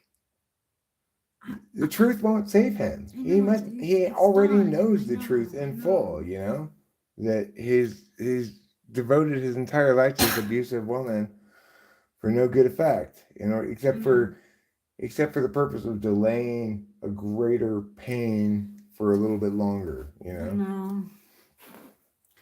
Like I like in an ideal world, like he and I would be chatting about NI stuff. Like What proves you're an INFJ is that you're worried about whether you're as good as Corey as an INFJ, Yeah. rather than what's Yeah. obviously the case, which is you're what happens when an INFJ doesn't get totally It's fucked up. true. You know, when an INFJ is actually loved and respected and nurtured, they blossom into who they want to be, and then they're not Thank you for- subjected to tyranny all the Thank you time. for giving me that life, though. Well, I mean, I didn't give you anything, right? It's like everybody should expect to be treated kindly. I With agree. I respect. definitely agree. But I like, and I was not respected. Yeah, I know. We're both intuitive victims living in our fancy Yeah. mansion in the woods. We're victims, Rachel. The important thing to remember is that you and I are victims. Yeah, well, Okay? yeah. I mean, you talk about PSTD, and I have my own. Yeah. Well, obviously, What's your trauma emerges as well, terror all the time. Yeah. Unreasonable fear unlinked to any actual risk. Like the idea that somehow I would leave you is just. I know. It's talk about inane at the expense of all subjectivities, right? Yeah. Like all of my experience is you, and all of my feelings are you. So why would I ever possibly leave you? And it's like we both know from our own past experiences that every other relationship has been, a lot worse. Yeah. I mean, I know that, like you said, like my relationship with Billy wasn't bad. It wasn't bad, but like it was extremely shallow. Well, like my relationship with my first girlfriend wasn't bad. We genuinely loved each other as kids can love each other, Right. Yeah. But we also didn't know what that meant, and No. No. it's like, how do you know when you're not even done growing up and you're 18 years old, you know? And I was Or 16 or whatever. I was 20 something, 24, but like Well, that's fine. I just knew that. The point is, there's nothing wrong with you having a happy relationship between Yeah, it wasn't before happy. this one. It wasn't happy. No, the point is, there's nothing wrong with you having a happy Yeah, we relationship. did. I mean, it wasn't happy when we were living together. When we lived together, it was like a totally different chapter to that relationship. It was like me alone all the time. So sad. Well, and it's like there were times with Candace and my marriage that were happy times, and there were aspects of the relationship that were healthy. Yeah. In general, the relationship wasn't unhealthy in the sense that we weren't actively toxic people trying to. She didn't treat you that great. But That's just anti-polar. That's not. That wasn't. She wasn't BPD or something. No. She was just anti-polar. I know, but coming against an intuitive Dom. I know, and that's how it was for me and ESFJ too. Like Evan, when just like the total disrespect. Like I felt so disrespected. He'd talk over me, like no. Just they all are in lumped together, except for Harris, because like that was just so bad. That was, I mean, and maybe Zach, the one who stole from me. Well, there's a difference between people who are actively malignant versus just very incompatible. Yeah, right? yeah. Like Yeah. Kimberly's a different order of beast than Candace, or Melinda is more along the lines of Kimberly. Yeah, like those two are bad people. Yeah. Fundamentally, they're never going to have a healthy relationship. No. Whereas some other people I've been with, maybe it's just we weren't compatible. Right? Yeah. Right. So Candace was not compatible. She wasn't fucked up like BPD or serial cheater. Melinda was probably also BPD. I don't know, but something histrionic, maybe. I mean, some kind of response to childhood abuse or something. I think she got abused by her sister. But anyway. Yeah. Regardless, she did not have a healthy self-concept, and was not. She proved for the rest of her life also to never engage in any healthy relationship. Because she continually cheated on people. Yeah. So obviously she was fucked up one way or another. Kimberly was fucked up from childhood abuse and stuff, but that doesn't mean that there weren't moments in my other relationships that were Sure. equally miserable Yeah, too. no, I know. And Yeah, I know. I Yeah. know. Because fucking just because Candace was not. just because Candace wasn't broken like Melinda or Kimberly doesn't mean that our relationship wasn't Yeah. fucking horrible. Yeah. It just Yeah. means that she's not. That it's conceivable for her to have a healthy relationship with someone. You know, just not me. Right.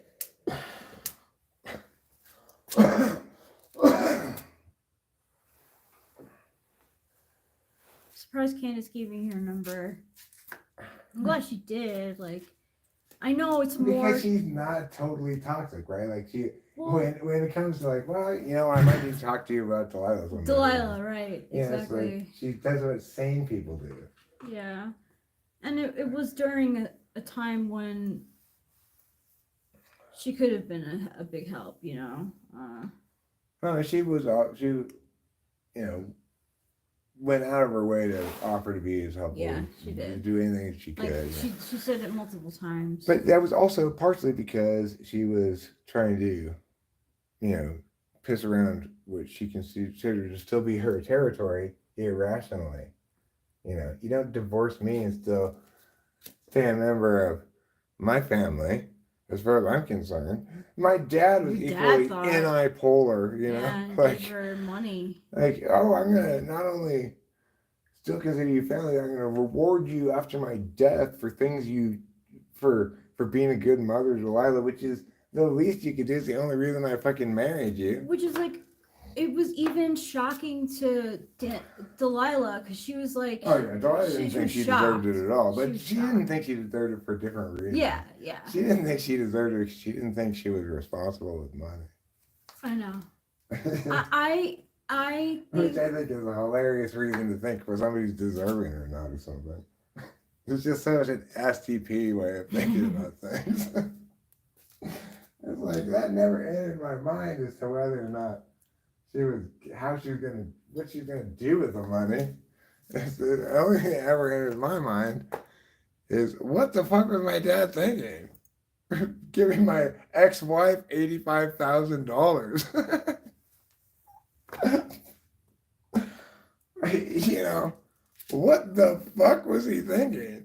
I have no idea, but like, who would include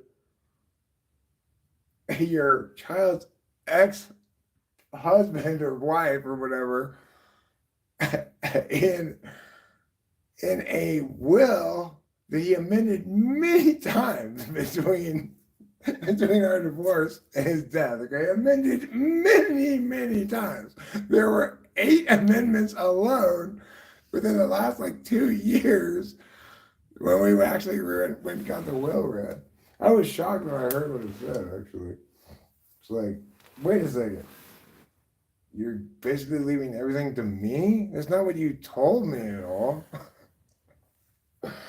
Well, you know, that's anti-polar for you. They don't know what matters, so they just try to scattershot everything.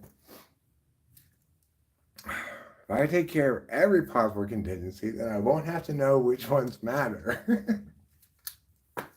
they're all like, Everything's equally a possibility. yeah. Like my dad believed when Becky O'Coin threatened to sue him that he needed to consult a legal professional, when obviously she's a foreign national threatening to sue you for non-defamatory comments that I made on my YouTube channel that you have absolutely nothing to do with. I'm not even on the Wi-Fi you're using, right? It's like I'm the one who had my own Wi-Fi because his Wi-Fi was so shitty I couldn't even go on his Wi-Fi. Yeah. Talk about self-pres. Which what? Your dad. Oh yeah, he was. Well, I mean, he wasn't just self-preserving. He was like, he thought it was his responsibility to preserve for everyone. That's what I mean. Like he was like a good example of an Well, I mean, self-preserving in the Enneagram type, though, normally is like, I guess he was like that too, but he was SPSX. I don't doubt that, but I don't think that I don't think that the thing that we were talking about is best Okay. explained by Yeah, self-preserving. no, it's not. I think the No, thing that we were talking it about made is me explained think by of something him else. I used to think that he had 7 in his stripe type, but that seems more 6. Yeah, well, I don't know. I don't even remember what it is we were talking about. I just know that whatever it is we Yeah. were talking about, I thought it was Was explained by something else. I thought it was explained by something. It was explained to me that I was thinking, oh wow, like he was probably a 6 in his tri-type, not a 7.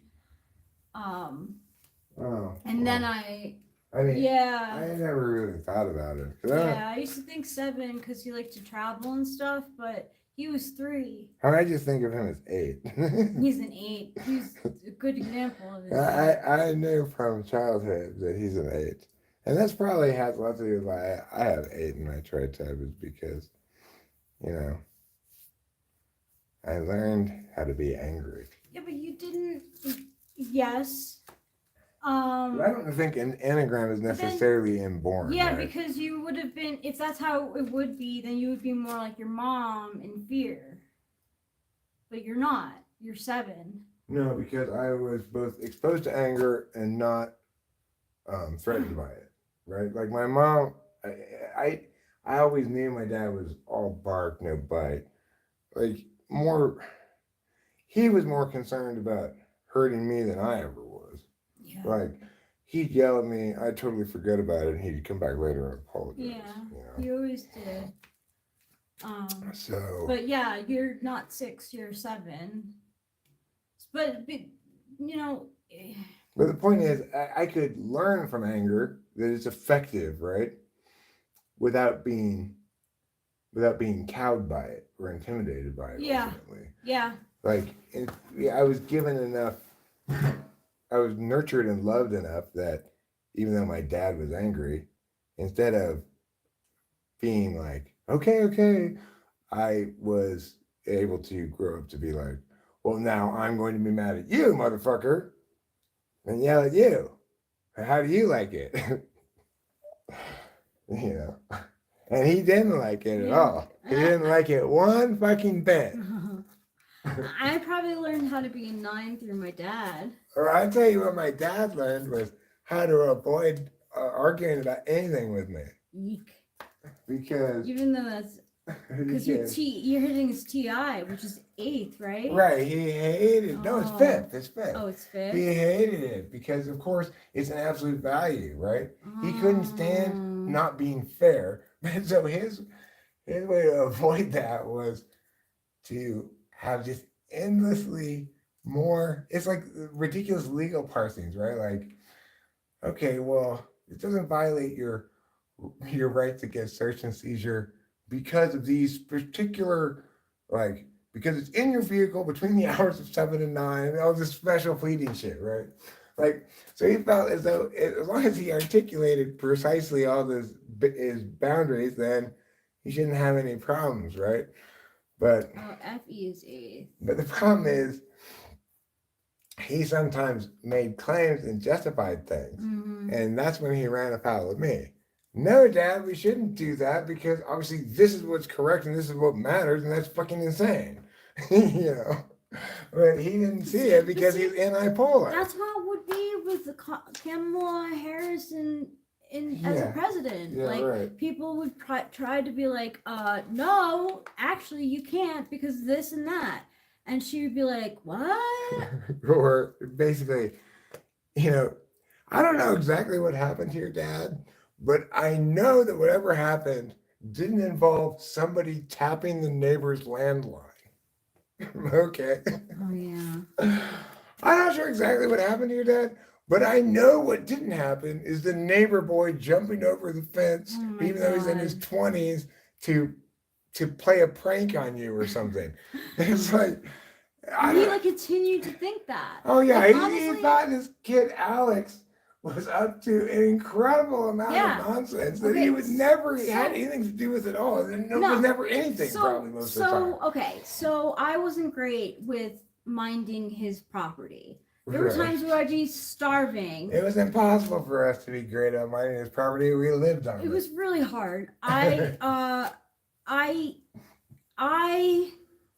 was very hungry sometimes and would raid the fridge, and I was like terrified to get in trouble, but I still was, like hungry. We had food. I know, but I wanted like a pickle I know, I or get salad. it. I'm not critiquing you for what you did at all. I mean, it's Not one okay bit. too. It's I'm also just okay. explaining to people that she was not forced to eat No, my dad's food because No, she didn't have have our any. own Yeah, food. we did. I was just wanting particular things. We just didn't have cereal. Because I don't like getting Well, I used milk to in eat his general. pickles. Look. Before I was found out, in my head, I was like, I know for a fact that he thinks that it's Alex stealing his food. Yeah. But it was me. I raised my hands. It was me. I used to take his pickles. And I got found out. Hey, watch closer and don't judge. I saw your picture of you, I believe, on your channel, maybe. Shelly, yes, Shelly. Hi, Shelly. Your son is so talented. Also, when we're talking about my dad, it is not the case that he was going senile or anything. No, This is how he always no, was. yeah. It was the case that he got worse when he lost his wife as a Yes. like that was a bad. voice of sanity, Yeah, you know? yeah. But because then he had, it was like, my mom at least had effective enough unconscious, super unconscious NI to, Mhm. and at least FE stuff to be like, and TI conscious to be like, I'm not sure that makes sense, Dad. You know?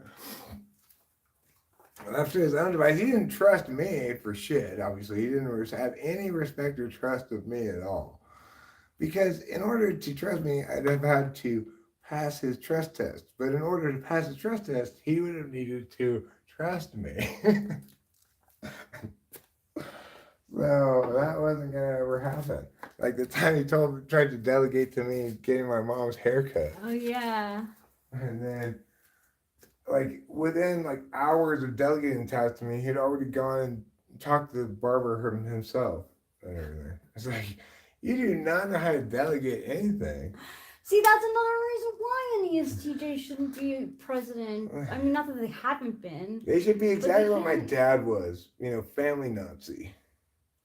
ESTJ all family. Appropriately, he's in charge of his family because he's the money man and he's the one Yeah. making everything happen. Yeah. And he's also protecting us all. Yeah. And it's a very limited, interested scope of And things. that was my mom You too. can't get them involved in big public scope things. Although my dad had a good political mind, I still wouldn't want him to actually govern. No.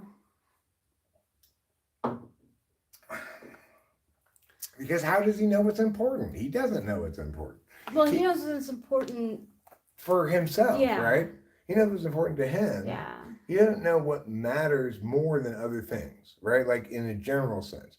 So if it's fine to he doesn't need intuition when it's just about his own family and what matters to him. He just needs FI and TE. And any possible things that might go Yeah. wrong, or Yeah. possible things I Yeah. might want to do. Yeah.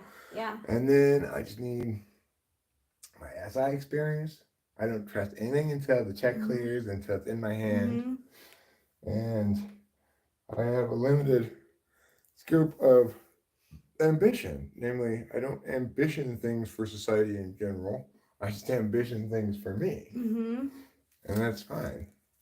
That works great for ESTJs. That's exactly that's why they're so successful in the world, is because they're not about what matters. They're only about what's important to them.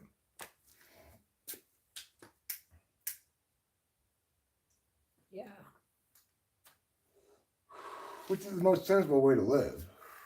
But it's not the way Rachel and I live. Oh my God, we're conflict. And once I turned like 8, it was like different world. Different world. It's like, I can just tell you this. My dad was to draw a picture of something. He was like, he just looked at me and Rachel and said, "Here is everything that's wrong with America. It's useless, entitled snits, sniveling, entitled shit." And I feel like that's what he thought about us. Yeah. But it's like he made it abundantly clear to me that it didn't matter how much value I brought in area meow or meow. He didn't value area meow or meow at all. So there's no possible way to value me. It's like he told me nobody ever had any good ideas after they were 30 years old. Okay, well, I get that you're saying because I don't validate on your metric, Dad, that therefore you don't want me to feel validated on any metric. But if I relied on your approval for validation, I would have self-deleted a long time ago. You're not gonna do that, right? No. I'm just saying, like, obviously, I had to have self-worth that emerged from places other than I'm achieving things according to what my dad thinks is important, you know? Sometimes our things coincided. Like when I was successful as a debate coach and also like running a business and stuff, like with autonomy debate, well, he liked that because it was conventionally successful. Yeah, like me and working at the law firm and going to school and stuff. She was always for that. But I liked it because fuck those wrong people. Which is very different, right? Because I liked being around like law. It was very interesting, even though it was only real estate law. Like, I like made a really good editor. Like, yeah. And the point is that for both your mom and my dad, it doesn't matter even if they were approving of us at any given moment. They were approving for the wrong reasons. Yeah. Right? They didn't understand is why they were approving. It's like the reason my dad should have approved of me winning debate tournaments is not because it was successful, but because it proved that I was right. You know, yeah. I was right all along. He should have listened to me all along. Everyone should have listened to me all along. That's why it mattered, right? But he didn't think it meant that at all. He didn't think it meant I was more right than he was about anything. In fact, he continued to believe to the day he died that I was never more right than him about anything, as far as I could tell. And he certainly never conveyed to me that he thought I was more right than him in any way about any matter. So I don't know. You know, like the night that he oh my God! That spider. Oh, look at that size of that thing. Huge. What is that? It was a spider. Oh my God! Look at it. I know. How big is that? It's so big. I didn't want to mention it before because I didn't think it was gonna come closer, but it did. It's like it's not. Oh my God! It's going in the house. No, it's not going in. It can't get inside from there. But I mean, the thing that's crazy about it is it's not like a tarantula, right? So it's not like a big species of spider, a species of big spider. It's just a super big little spider. Yeah. It's not even like super long legs. It's like a big meaty. No, and those like brown ones are a little furry. Like I don't like those brown ones. Well, I mean, in the bathroom. Nobody likes that spider, Rachel. There's not a single person in the world who actually likes that spider. There may be people who condition themselves to think they're cute or whatever, but if you show a newborn baby that spider, they're not going to be like, oh, let me cuddle with it. Sure. Well, you can't cuddle with that. Right. There's nothing cuddly about that horrible monster. Right, I know. What is it doing? It's just like being like that arm that reaches out of the I feel like we have to show them. in paper girl, you know? Yeah, It's being like that. it is. Like, Being like the sewer monster. I'm a sewer monster. We're going to have to show everybody now. We talked about it all this yeah. time. I'm like, we can't let them leave them hanging without actually seeing what's going on. Okay. So, what I need to do then is get to the right spot. First of all, let me see if maybe I could even put on some light. Yeah. And then Oh, it's moving. It's on the move, guys. Here it is. I'm going to zoom in on it. Oof. Where is it? I would not want that crawling on me. Where did it go? It went underneath the ridge. Okay, is it near the leaf there? No. Okay, is it over more towards the left? It's like right here. Okay. Alright. So hopefully it comes out Yeah, again. but that light might be like. Maybe that's what's making it go inside, I'm you think? thinking. Well, you know what, Mr. Spider? I'm not. You're getting all together too much accommodation from us already. So I don't know what you're being all diva-like about the lights. Just deal with it. You're gonna be a gross spider around here. I can't even. Oh, there you are. Yeah. Oh my God. Yeah, it's a big. What a horrible spider that is. What, like Oh, a, don't be mean to it. I'm not going to be mean to it. What a nightmare. To have crawl on you, yeah. just to see out here. It's just, see, I'm not going to step on it or anything. I'm not going to kill it because it's where it already belongs. outside. It's where it belongs, Yeah. right? It's outside. I kill them when they're in the bathroom. I don't trust those brown spiders. They're supposed to be like ones that bite.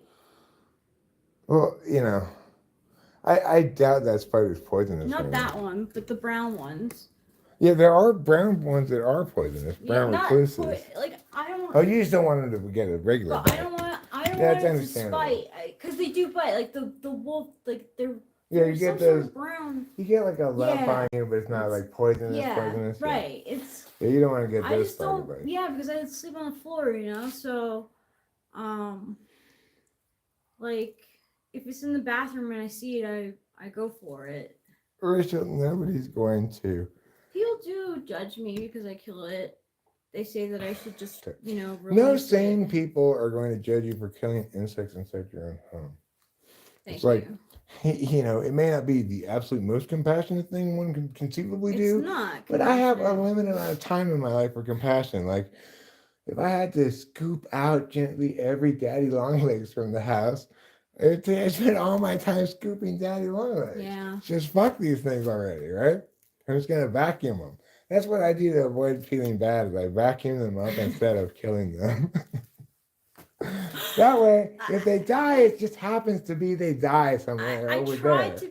I tried a more compassionate way. Well, no, it wasn't more compassionate. My mind is not on compassion when they're. The point about vacuuming them is it's a foreseeable consequence of vacuuming them, but it's not the intended purpose of vacuuming them. Oh, I understand. I'm intending to just clean, right? Then It's the trolley so- problem. It's the trolley problem in a nutshell. It's fine to divert the tracks knowing that some people it's saving more people, right? Yeah. But it's not okay to push the fat guy onto the tracks to make that happen. Yeah. That's the difference between foreseeable and intentional. That's a good point. Yeah, it's the classic trolley problem.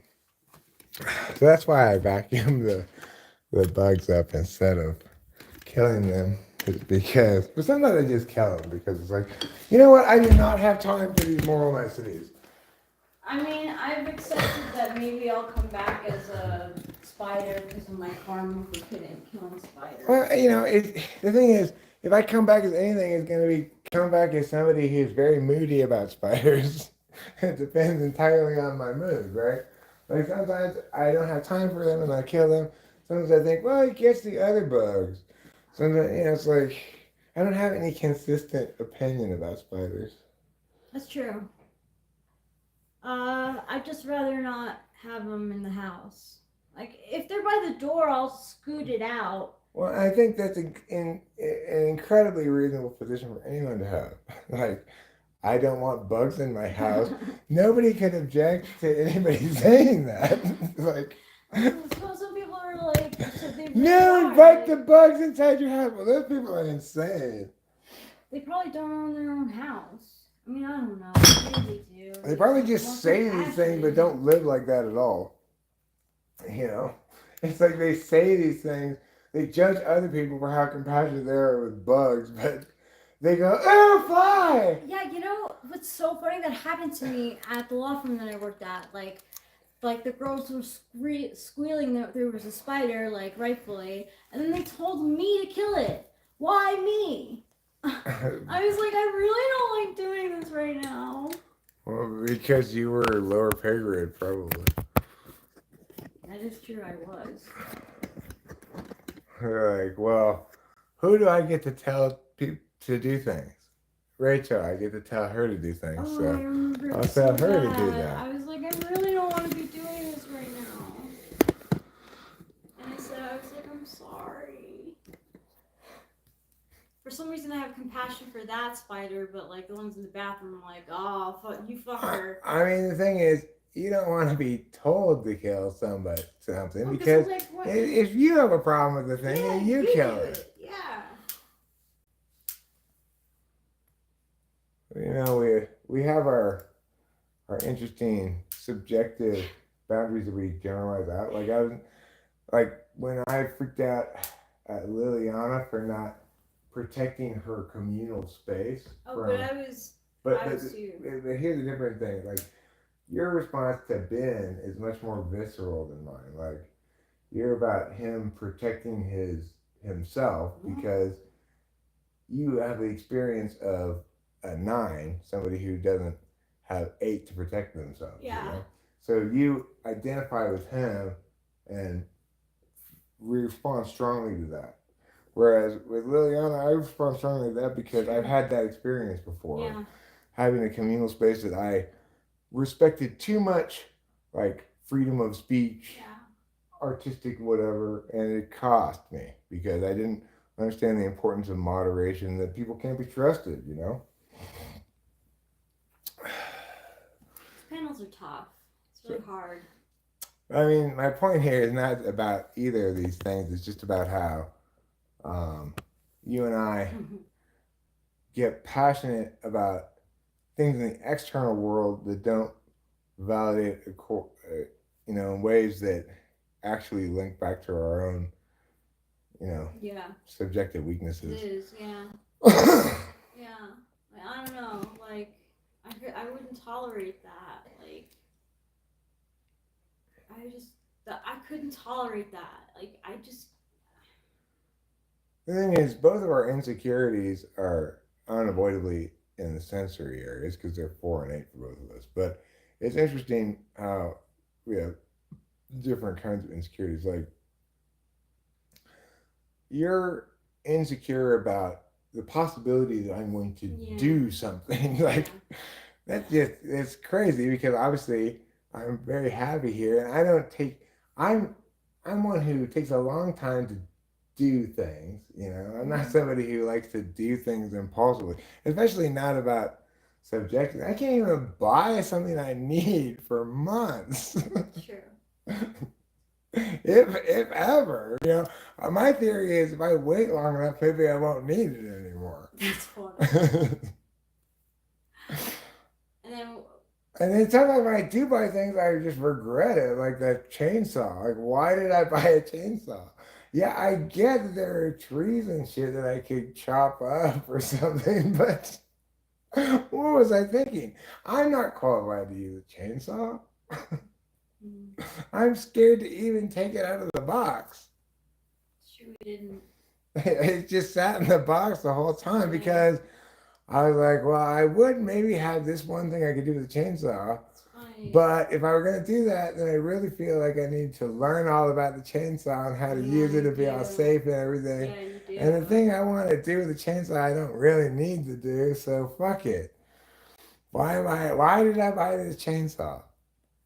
It's like the fucking the telescope too. Oh, yeah. But at least that I understood why I bought it. It just completely disappointed in all Totally- regards, you know? Oh no. No. It's just defense. Oh, okay, that's fine. It was just, okay. Well, it was on 4th and goal. So Lincoln Riley, just, what do I always tell coaches in football? Kick the field Yeah, goal. when you get the chance. Kick the field goal, for Yeah. fuck's sake. Yeah. Why do you have all these people always going for it nowadays? No. Just kick the field goal. Take the Yeah. 3 points. Yeah, use your kicker. You know, like in this game, I believe USC is favored by. Oh wait, oh no, they are going to take it. Okay, that wasn't. I thought that was on 4th and I down. thought that. No, that brought up 4th down. I thought they went for it on 4th and goal. Okay, good job, Lincoln. Good, Riley. yeah. Good job kicking the field goal. But that is an absolute epidemic in college football and in the pros too. Kick, but less than the pros because the pro field goal kickers are more reliable. But the thing is, kick the field goal. Stop going for it. You know, you're favored by 4.5 points in this game. Obviously, 3 points is a lot of points if you're only favored by 4.5 points. Yeah. You know, take the 3 points for fuck's sake. Yeah, really. But nowadays, it's all about analytics. Well, the analytics say at this time and this distance, we should go for it. Well, it's not accounting for the reality of this game and this moment and etc., right? Like, this game might be won or lost by 1 point. It doesn't matter what the analytics say. I wanted to text Lou to see how she's doing because, like, apparently Oregon got, like, hit pretty bad with the weathers. Oh, really? But I don't know about Portland. Hey. Turn up your olfactory phone a touch, please. I have a olfactory device right here. My olfactory phone. I turned up the Okay. volume on my olfactory phone. I'm turning up the dial on my olfactory phone. There, yeah, she's turning up the volume on her olfactory phone.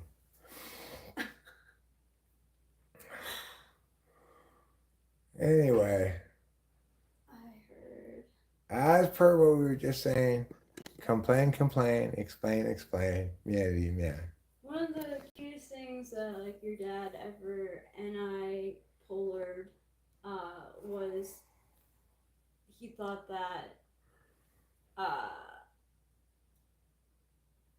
Aaron, what's his face? Oh, Aaron Rodgers. Yeah, dog was used in the commercial. It's like, wow, Aaron Rodgers' dog is so well trained. Something like that. Like, you know that's not really Aaron Rodgers' dog, right? It's like he'd see commercials of 2 celebrities hanging out and think, oh, those 2 celebrities must be friends. yeah, right. He Otherwise, you wouldn't see it on the commercial. If you're not heard complaining, what's the point of complaining? Right? There's no point of complaining if you're not heard. I come from like not for nothing, like, and I'm definitely a Californian, but I did come from one of the most critical places in the world, like New York. Complaining is different than whining, I okay? like that emoji, Keisha. Whining is problem admiration. That's where you're just talking about a problem and how bad it is.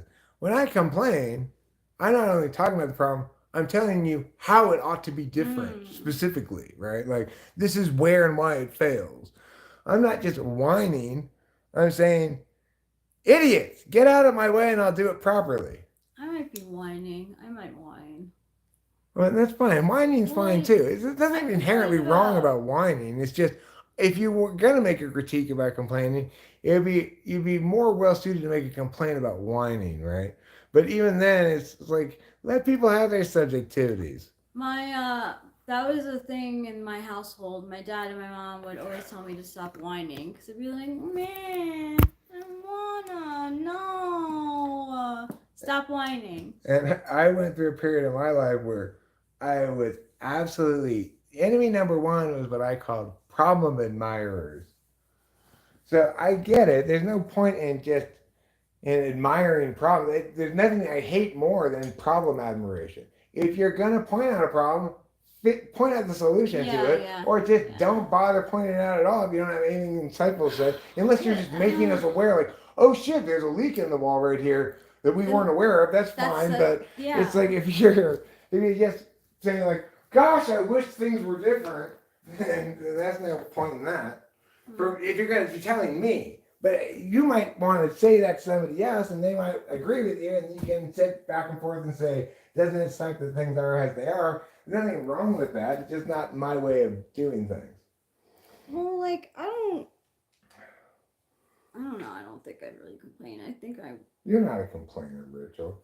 You are somebody who way more, like, who thinks she's complaining when the things she's doing does not even remotely qualify as complaining. But the most reasonable expectations of the world, you'll think of you being you'll think it's an example of you being unreasonable. So that's ridiculous. I do think of myself as being unreasonable. Thank you for saying I'm ridiculous, because I really am. Baby elephants are so cute.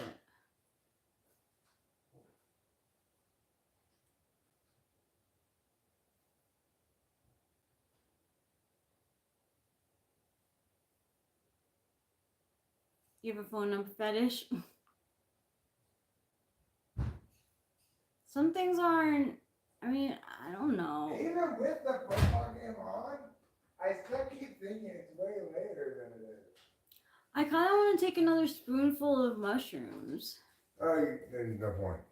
You need one more. Oh, yeah, that's right. I forgot about that, about mushrooms. You have to make this. Honestly, it was such a I'm still writing it. And it's so strong, pleasant. They're pretty strong and really pleasant, right? Like, I didn't feel nauseous at all. all. It doesn't make me nauseous at all either. And it didn't last time either. They're super blue. They're like, when I say they're strong, what I mean is like, they're a very high concentration of psilocybin. But, you know what they remind me of a little bit is the ghost pea we had. They look similar. Oh. Like they're super, super oh my god, but blue. I got nauseous on those too. Oh, you felt nauseous on those ones? Yeah. But, it's like... The only comparison I'm really making is how blue they are. Like, look at how blue these are. Yeah, they are. This is as blue as a mushroom as you're ever going to see, really. And he was right. It was a body high. Like, I'm having like a body high. But, I mean, last time I took these mushrooms, I took these same mushrooms twice last month, you know. I had nothing but just one, like, oh my God, I love these mushrooms. These are like the best mushrooms ever. You know, that's my response to them every time, you know. Like, how cool is that? Right. We're so lucky. You don't expect your local Mushroom Connect to be better than you can get at the store in Oakland. Yeah. Right? And also, guess what? He has access to DMT pens. Does he have liquid acid, all kinds of things. And what I forgot to ask him about, but I will ask him this time, talk to him, ketamine. Thank you. His friend is obviously, you know, a dark web chemist? guy. No, I think he's a dark web guy. I know. Yeah. You know, I think he chemist. gets his shit from a dark web, so. Oh. Not that guy, not but his his friend. but his friend, yeah. Oh, I wonder if his friend is an INFJ. Regardless, what I'm wondering is whether his friend can get ketamine for use specifically. Thank you. But I like it too, you know. I like know it you mixed do. with other things. I don't like It's it by just been so itself. long since I've had it, and I like love it. I just do. Yeah, you do love it. You just gotta make sure you don't overdose too much of it. You should be fine. Oh my god, what? No, you can't. You'll be fine because the thing is, the nice thing about ketamine, it has a natural point where if you can keep doing it, then you're not going to be overdosing on it, right? But as soon as, because once the impact of ketamine hits you in full, you can't even stand up or sit down. No, I love laying in bed. A K-hole in bed listening to YouTube is like a dream. Like, I remember when Corey and I were gonna go out someplace. Yeah. And I went downtown. upstairs and I'm like, Rachel, Corey and I are gonna go out someplace. The idea that you could at that point have done more ketamine is ridiculous. There's no possible way you couldn't even No. I couldn't like, even pick out a you dress. couldn't you couldn't even respond to what I was saying. No. I remember just being like, I just asked you, are you okay? Are you feel okay? Yeah, and I said yes. And yeah, you were like happy as a lark. You're like, this is exactly how I want to be, but it's like you could barely even convey any information. Yeah. The point is, you don't have to worry about overdosing because you're not being administered it by a second person. Like there are overdoses of ketamine, but it's when like there's a case in Colorado where EMTs injected someone with a bunch of ketamine to calm them down. Interesting. And they ended up injecting too much and killing them. Oh my god! But that's not something you have to worry about at all because you cannot overdose on ketamine by snorting it. It would have to be forcibly administered to you by a third party. Okay. So like in a surgical procedure, they might use ketamine as an anesthesia, right? Under the care of an anesthesiologist. If they give you too much ketamine in that context, you could overdose. But the way that we do ketamine, or anyone does ketamine recreationally, nobody really injects it. So there's no way you could possibly overdose. I'm not into injectables at all. The point I'm saying is you have zero things to worry about overdosing on ketamine. Okay, that's good. It's basically impossible. I didn't feel it. Like I did when I was even when I was in the K-hole, I was like, I did not feel the only like, risk is you drowning in a hot tub. I'm not gonna do that. Yeah, You wouldn't let me. You wouldn't even let me take a shower. As long as you don't get into a hot tub, should be fine. I definitely wouldn't. But like I did have a moment where like I came out of the K-hole and I was like, wait, are Eric and Corey gone? And then I was like, Eric? We probably. Eric? Yeah, I'm sure we were heading out into the woods to shoot guns. And then they passed out. Yeah, I was like, Corey just like fucking. I'm like standing over there someplace, and I hear this thud, and I look back over, and Corey, who is holding the gun at that point, had just collapsed and is passed out on the ground. It's pretty traumatic too. But he was sick, I guess. You know, he was also a heroin addict and a bunch of other things. But yeah, I didn't really think about that. You know, at the time I was just thinking, hey, fun drug times. Well, like I would like it in the inhaler.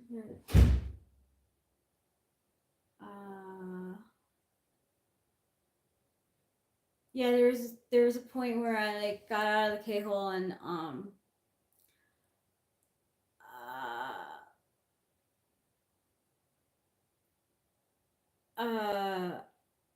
and I was like, Eric, and I came downstairs and I sat in the chair like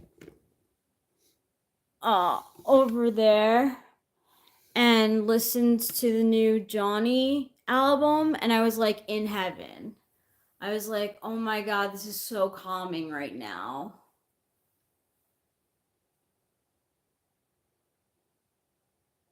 All my songs are about you.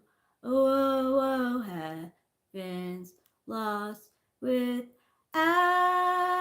you. Hey, you got my heart in your holster, babe. I wanna live in your goddamn veins, if that's okay. Yeah, the wide-eyed, tongue-tied 3-4. Hey, you got my heart in your holster, babe. I wanna live in your goddamn veins, if that's okay. Yeah, the wide-eyed, tongue-tied 3-4. Woo-hoo-hoo. Geniuses. Did I go to the casino last night or the day before? As I was driving home from there, I was listening to that Jeffy tracks, you know. Mm-hmm. And I gotta say, one of the absolute genius tracks of all time is I Can Change. Oh my god. Did you fucking rock out to it? Well, it's not just about rocking out. I didn't rock out to it. I listened very carefully and thought very hard about all the decisions he was making. Isn't it so? But can't you see an INFJ dealing like that with that? Like every decision in the song is perfect, even though it's all he's walking all these high stakes lines. You know? Yep. Like any artistic failure, and the whole thing falls to shit. But Sure. he executes everything perfectly, every lyric, every melody, every beat, everything. Thank you. I'm not talking about you. No, I mean thank you for like seeing their work. Yeah, Like, I agree. Like, thank you for introducing me to that song. Like, I didn't even know that. Corey, you don't fucking get. Like, well, it makes me jealous. it's so dumb though. You know what? I get it. Okay, so maybe LCD Sound System did steal some beats. Okay, maybe they were in a rut or whatever, and they stole some tracks from other artists. Ain't such thing at all. Everything LCD Sound System has done is completely original. But he The idea says that- that. Well, because he's so fucking jealous of them that he's generating bullshit about it, right? Yeah.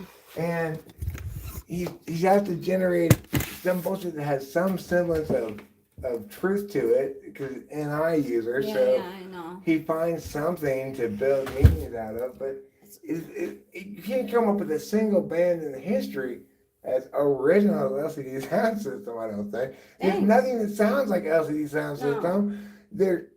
And I don't know, I haven't like listened to their whole album to see what kind of filler they've got or whatever. I mean, their filler is long and dancey. Like, okay, you know. it's still good driving. And even that is a smart artistic decision, right? They're saying when we make bad artistic decisions, it's because we're serving the rave, not Yeah, some other purpose, they do you serve know? the rave, but they have like really good songs. Like, And even then, it's like within its frame of reference, I'm sure it's perfect.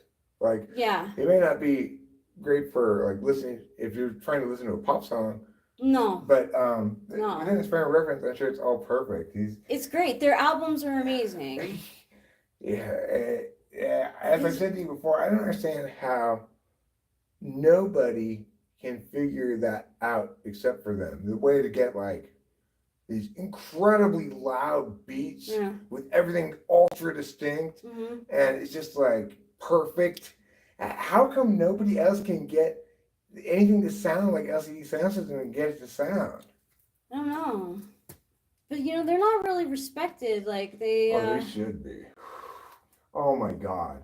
I had no idea really that they were as good as they are. I thought they were kind of like, you know, a little quirky, like a Because you little heard one-trick their pony. first- I thought they were a bit of a one-trick pony, but I was totally wrong.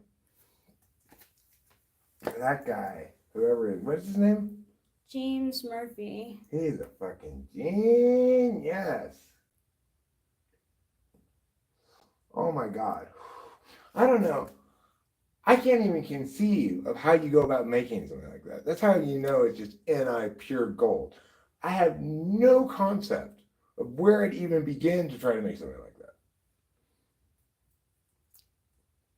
They seem to band members seem to follow him. You know, his direction. The one thing I can kind of understand is like, okay, if I were gonna try to do stuff like this, where would I be able maybe to emulate it successfully? Or I could understand the process would be the lyrics, in the sense that I might not be able to generate such great lyrics, but I'd be at least able to understand the process of editing down all away from all the garbage, right?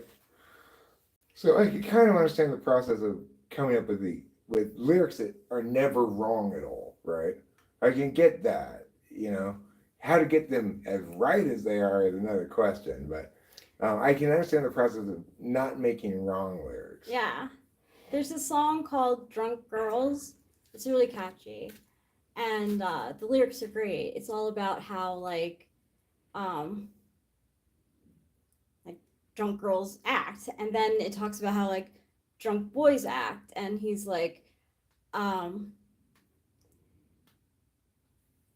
he values the length of time of knowing someone and sleeping with them. You know, like So in other words, you should know them for a while before you sleep with them. yeah. Oh, there's that spider. There's that big old spider. Whoa. He's a quick one too. He's up to his own business, you know, whatever that is. Right now, it's just walking around, looking extremely big for a spider. He makes his home underneath the crack there, I guess. There's a popular spot around here for spiders to catch things. You see a lot of spider webs up in the corners and stuff. We let him. I don't know. I feel like whatever. Every once in Let a 'em while, live. if I feel like, you know, if like we have people coming from out of town or something, maybe I might like power wash off all this shit, like all the spider webs or something. But other than that, it's like like if my dad and his girlfriend were coming into town, I'd probably want like.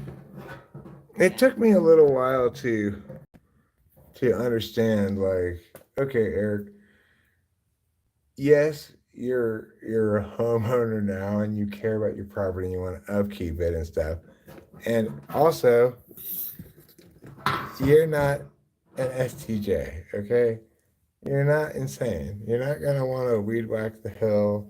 You don't care that much about whether there are leaves over here or something. You know, like if my dad were in charge, there wouldn't be any leaves anywhere. No. Leaves are a horrible thing to have around if you're my dad. You know, get out of here, you horrible leaves. Or like, what's wrong with all the leaves? You know, the leaves don't bother me at all. Except I do like them not to be right here because I tend to walk them in the house. And they bring them in, yeah. So sometimes, like, You can always when I'm vacuuming the foyer, sometimes I'll take the vacuum out that's here good. and vacuum up the leaves That's a little good. bit. And some of they sleep out here too, just every once in a while, but very rarely. I could So do it too. It's like even the few kind of sensory STJ things that I would like to regularly do, I do very irregularly. Same. So that's just, Rachel and I are not censors at all. There are insecurity functions, SI and SE. I wouldn't be who I am if I weren't insecure about my experiences and sex and stuff like that, because those are sensory things. What could be more sensory than sex, It's like,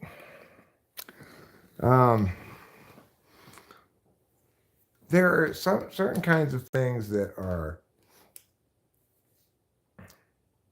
process dependent in one way, and certain kinds of things that are process dependent in another way. So it's like, I'm always about, it doesn't matter what conclusions you come to, as long as you come to them in the right way. But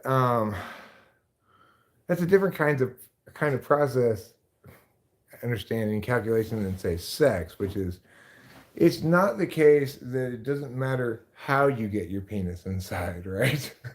No. It's like getting it up in there is not the success criterion. No. So the thing about people who are very ass up top is they'll say things like, it's just sex. I don't get what everyone's making such a big deal about. We don't need labels. It doesn't mean anything. Well, of course, their insecurity areas is meaning. They're right at home in areas and things that don't mean things, So for them, sex is ultimately, inherently, not something that means stuff, right? Like, whatever happens when we're having sex is not something that we take those narratives out from after sex into our regular lives, you know. it doesn't it doesn't link in terms of any kind of meaning sense really, except insofar as we're linking to our own self-concept, right? Obviously, fidelity and relationship stuff, that's a separate matter. I'm not talking about that. So for people whose insecurity areas are meaning, they would like to detach those physical experiences from meaning as much as possible. Like, so you'll hear people like guys say, "Well, yeah, I slept with her, but it didn't mean anything to me. I didn't feel anything for her." Well, who fucking cares? Yeah, it just means that it just means that you're willing to cheat without having been emotionally duped. You know. That's what I feel for Ben too. Is that like he got like emotionally duped. Like he cheated on his ex, then he felt like emotionally. Who are you talking about? That guy Ben, who's in Oh, the right, abusive Ben. relationship. Okay. Yeah. And I'm like, not for nothing. Like she could, like, I don't know, she could be at her parents' house, but like, who's to say that she's like not like talking to other people? I mean, the thing to remember is that we are all expressions of our configuration. So we all have our strengths and our weaknesses. For some of us, our weak areas are in terms of what you might call executive function stuff. And that doesn't mean we're somehow deficient in character, right? Indeed, we're likely to, even if we're not very self aware, to generalize out and say people who are less meaning sensitive, who are more inclined towards action without sufficient prudent consideration, are the ones who have the problem, right? But the reality is, nobody has the problem. Your problem is not that you're not enough like me, right? The problem with you, Marcus Aurelius, is not that you're not enough like me. It's that you don't understand that what's appropriate for you and people like you is wildly inappropriate for other people, and you can't universalize shit that can't be universalized. You can universalize stuff, and you should universalize stuff that can be universalized. And that's the issue here is you're operating in a frame where you're using language to mean things, right? And you're making claims that say these virtues that I identify ought to be universalized as values, but they oughtn't be universalized as values. In fact, it represents ontological assault against vast swaths of the population who aren't like you. So you're wrong about that, and you should stop it. Yeah, like honestly, like Marcus Aurelius.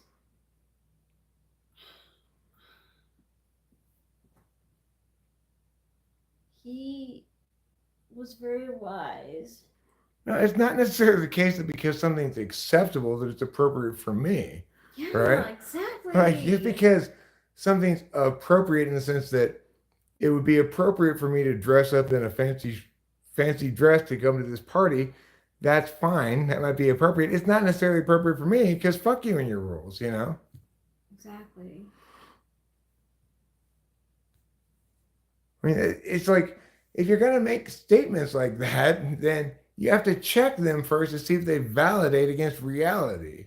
It doesn't, though. It doesn't validate against reality at all. So that's why you shouldn't make those kind of statements pretending as though they universalize. That's why I question Stoicism so much, because I mean, obviously, people who want to universalize, totalize some philosophy as a way of living are just fucking writing themselves a recipe for totalitarianism. It's insane. I'm not frustrated by quotes from the book. I don't even know any of the quotes from the book. I don't think any of us is frustrated at all, Marcus Aurelius. I am responding appropriately to your persistent, expressions of wrongness, right? So, for the reasons I've already articulated, what you're doing, you're not just engaging in individual instances of wrongness, which is to say, like, oh, that's a fish when it's actually a rat or something, but you're unfortunately doing the worst kind of wrongness, which is you're trying to present as a universal norm, right? That others ought to either ascribe to or aspire to or something like that, when it's factually false that it should be universalized in the first place. So, it's like you got something, you think it's about our feelings. It's not about our feelings. It doesn't matter if I'm frustrated by you, angered by you, saddened by you, or whatever. I'm correcting you in the ways I've articulated because you're wrong and not for any other reason. And it's insulting, obviously, disrespectful to claim that I would ever be correcting anybody for any reason other than that they're wrong. It's the most insulting anything anyone can ever say to me is that I'm incorrect because of my bias and subjectivity. I might be incorrect, that's fine, but it will never be because of that. I don't like being told how to live. Like, so what? Like, if I get angry or frustrated at things in life, like, sometimes those emotions are relevant to the situation. Yeah, absolutely. But most importantly, they're often, maybe always even relevant to the situation. They're never relevant to what's correct in terms of what's being said and claimed, right? So it's like if I say Tuesday comes before Wednesday on the week's calendar, then it doesn't matter whether I'm sad about that, happy about that, frustrated about that. It doesn't matter what my emotions are. I'm either going to be correct or incorrect about it. And so your emotions, a person's emotions are very relevant to them and their experience of any given situation. Absolutely. And that's great. And so what Rachel does is she's talking about things where it's appropriate to consider emotions and stuff. What you're doing is you're trying to make claims outside of subjectivity that universalize for everybody else, and obviously they don't. So I'm negating what you're saying because it's wrong. And in that instance, none of our emotions are relevant at all, right? Just as they're not relevant in the question of whether Tuesday comes before Wednesday. We might have all those emotions. They might be relevant to us, like, I'm really sad. Well, why? Because it turns out that Tuesday comes before Wednesday, and I was really emotionally committed to the idea of it coming after. That's very relevant to your life experience, right? But it's not relevant to the question of whether or not Tuesday actually does come before Wednesday. You can't generalize out. The thing is, Rachel is smart. She doesn't make claims of the sort that she can't substantiate and justify. If somebody tries to talk politics with her, I've heard her on lectures say, like, I don't really know anything about this. I don't want to talk about it. Yeah. She doesn't try to talk out of her ass about things that are just factually wrong. Yeah. She makes claims within the proper frames of reference so that it's not reckless use of language. Yeah, I really don't like that. I don't like your reckless use of language either, Marcus Aurelius, because not everybody's as intelligent, well adapted, comfortable in who they are, etc., as I am, or able to see through your bullshit as easily as I can. Some people might be sold on your bullshit and try to live their life accordingly, which they'd be very, very ill advised to do. And like, I hate being like shoved down my throat, something that I've like Right. experienced. Smart already. people don't like being told how to think and live and be. It's like nobody wants to be told how to think and live and be. Yeah. We should all be willing to be told, however, what we can claim publicly as correct, right? So Yeah. it's like you're making a claim. Hey, everybody, I've got these true words that you should hear and apply as truth to yourself. I'm saying those are not true words. You're full of shit. They might be true words to a portion of the population who's just like you, for whom this is important and this validates according to their inherent validation metrics. But you're trying to make it universally the validation metric we all should use in all contexts, which is insane. Obviously, your validation metric is not inherently better than other people's when they conflict, you know? Yeah. You have to evaluate the legitimacy of a given frame of reference within the context, or at least acknowledge that different frames of references have their lanes of expertise and not try to compel everything to be subject to your stupid stoic bullshit. Yeah, it's like, for me, it was very difficult to live that way. Like, I had, like... It's intellectually weak is what it is, stoicism. It's intellectually weak. Now, and people like Rachel, she's not trying to ideate about stoicism. She's not trying to advocate in favor of it. She's trying to listen to it and go, oh, maybe if I live like this, I'll be happier. Yes. That's the kind of person you damage with your bullshit, fucktard. I did. I had like 4 good days in a row, but that's because they were good days. It wasn't because of stoicism. And then, like, at the end of the week, my campers were just like out of control, and I couldn't be stoic anymore. Like, right, but it's, as I've said before in a video, well before I ever encountered any Marcus Aurelius his bullshit, but I said, look, it's as simple as this. If things are shitty, your attitude about it should be shitty. If things are good, your attitude about it should be good. And having a different attitude won't change things.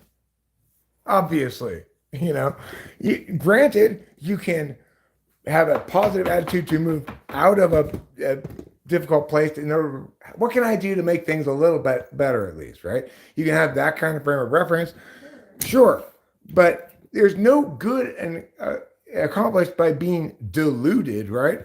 Like, shit's really shitty right now. I'm just gonna force myself to be deluded and have a positive attitude. That's not accomplishing anything.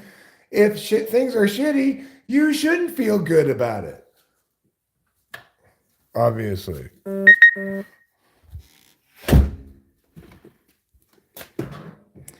Things in my life have been shitty, good, and whatever.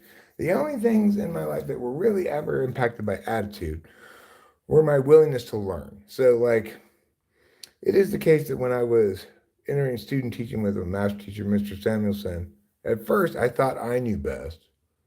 But, you know, he sat me down, he made me have my come to Jesus moment and realize, okay, I need to put on my learner's hat here. Stop trying to decide what I think is correct and actually just try to understand exactly how he wants it to be understood first. In other words, actually be a good teacher first and then have opinions about it. You know.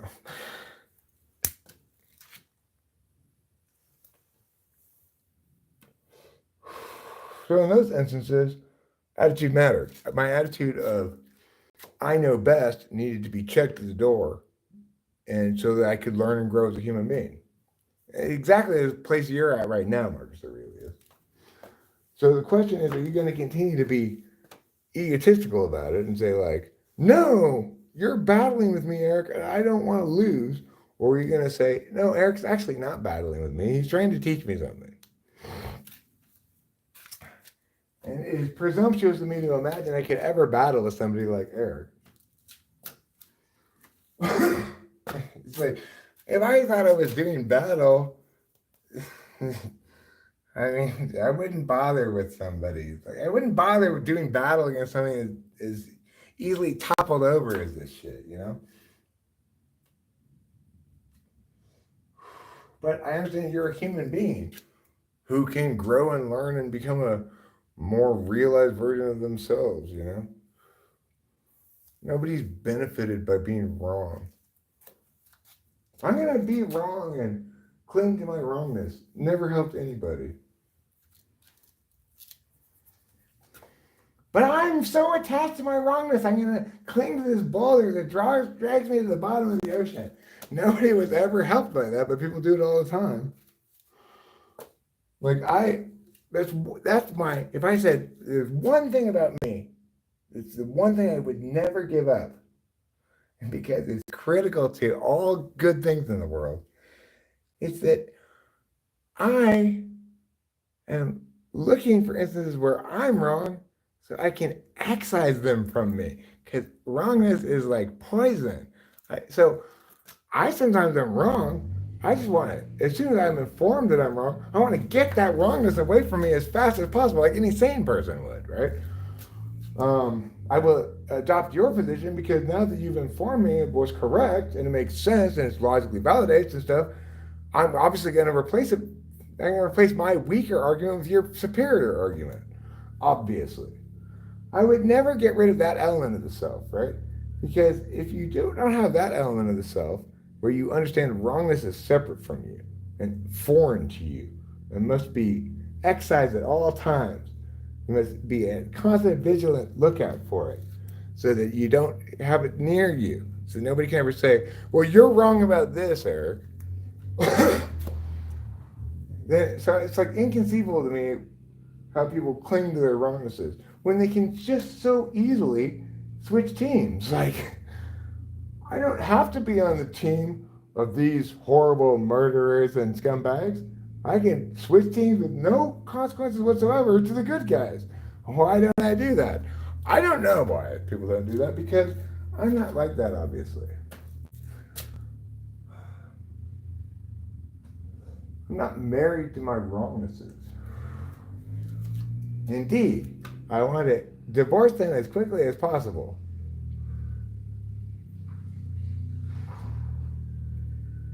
I guess that would imply that I was married to them. The point is, I'm not married to them. I'm not even dating them. The fact that they snuck into my life for a little while until I learned the truth is unfortunate, but believe me, it was not through any consent of mine, tacit or otherwise.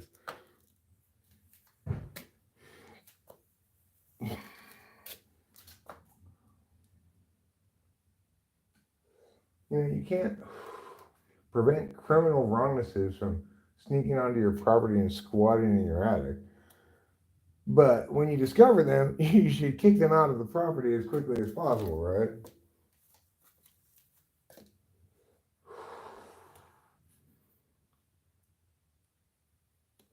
I mean, in theory, I guess you could prevent wrongnesses from. This is where the analogy breaks down. The wrongnesses are already living in your house, and they're in there for reasons because they deserve to be there. Because until updated information, they are the best argument. So the analogy really breaks down, but you get the point. Don't be in love with your wrongness. Nobody wins when you're in love with your wrongness. It doesn't deserve you. You deserve better than your wrongness, right? You don't deserve to be abused. You don't deserve to be hit in a relationship. You don't deserve to be treated disrespectfully. Remember, that's what your wrongness is doing to you all the time. It's making you defend its indefensible actions. It's like, no, he didn't really mean to hit me. You're having to do that all the time with your wrongness. And all you can just, it's so much easier than leaving an actual relationship, right? You just say, I hereby sever my connection with that bad argument and adopt this new one. Because always for the same reason. Because it's the winning argument. And that's the same thing as what's correct and the truth, you know. What's the yellow flag for? It looks like a bunch of hubbub, I was to say. I think they might have gotten flagged for excessive hubbub. Excessive hubbub. Yeah. I like that. Well, they should have a penalty for excessive hubbub in football, I think.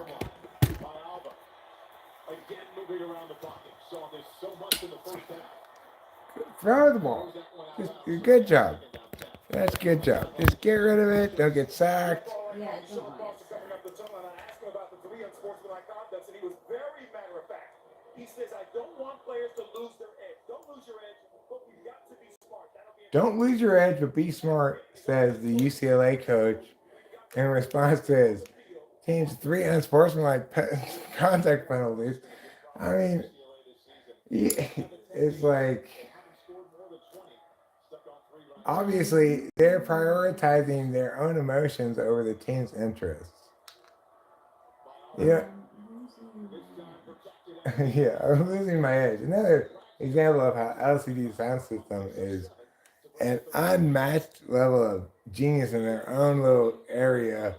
It's like it's impossible to even compare like Johnny and LCD Sound System because Johnny's a songwriter and LCD Sound System is their own thing, this own little magical island of thing that they are. That nothing else in that general area that might even comes even close to them. That's why I had to show Corey their like newer song tonight because I was like, no, like I refuse for you to only Tonight. Yeah, I mean the thing is, he was not being limited because of his actual experience of things that were excellent and he should have known and such. He was being limited because he was so fucking jealous. But then he said he said that I have good taste in music, and I was like, so like that meant so much Well, to I me. mean, but do you see how much it hurt him? I didn't even understand Really? it at the time, but I understand it now. Like, oh, I mean, well, I kind of understood it at the time too. Like, oh, this is what life should be. Two people who understand the world through the same frame of reference, who have the same taste in music, who understand why something's good or bad or shitty. Unlike Liz, who always thinks something's good based on her subjective experience with it. Well, I've experienced this many times before, therefore it's good. Or I like it a lot, therefore it's good. I'm countervaluing NI, so it doesn't matter whether something's actually good. So Corey is just seeing us, two people who are sane about things that matter, and comparing you to his wife, right? Interesting. And saying, I wish he was. oh my God, how unfair. Eric's got this wife who understands things, and I have no choice but to admit it, and it just draws into ever sharper contrast how horrible my own relationship is. But all of this stuff is happening unconsciously with him too, right? Yeah. Like none of us are conscious of our subjectivities. And so all this shit was going down, these things were happening that were motivated by things that he's not very capable of. Like just like you're not able to understand your subjectivities very well. Like you're always looking to external things for always. like why are Rachel and I a good couple? Was for some reason other than the fact that we love each other and are compatible and have plenty of experiences to validate the fact that we're ideally matched for one another. It's always for some reason like, well, I was born under this blood moon and you were born with a sugar moon. Yeah. And blood and sugar go together or Yeah. something like that. And then if I get like anything that goes against us being, then fuck those people! yeah. These evil people who don't know anything about us told me that we weren't But compatible. it was so fucked up. It was so. Can I read it? Can I read it? But listen, Rachel, if you want people who have no reason to think anything about us at all to have opinions about whether we're compatible, then you have to be okay with the fact that they're going to also have opinions about whether or not something's incompatible. Not everybody can always be compatible with everybody according to their completely arbitrary random it is explanation. there. You gotta catch that, number 8. Although this is why Lincoln Riley had Miller Moss as the quarterback in the first place. So she starts off, hi Rachel, the Magi report and charts are below. Magi does not give. Oh, I know all about this one, Rachel. This is one from years ago, right? Yeah. From so- like but before listen you to actually how went. she contradicts herself. But you're still mad about an astrologer telling you about whether it was a good idea for you to travel to get with me because you still entertain the possibility that she was right. It was, Otherwise, you wouldn't waste 1 second thinking about it. I any further. know. It's but not it's like hard she for was. me. It's not like she was intentionally shitting on you because she knew you and didn't like you. No. Right? She was either shitting on you because she's a stupid fucking non-intuitive, Yeah. just thinks she knows best It's kind of gotta be person. TI polar because listen to this. Okay. The Magi report and charts are below. Magi does not give interpretations for sextiles or semi-sextiles. Okay. I know we have compatibilities in sextiles for us, so whatever, that's fine.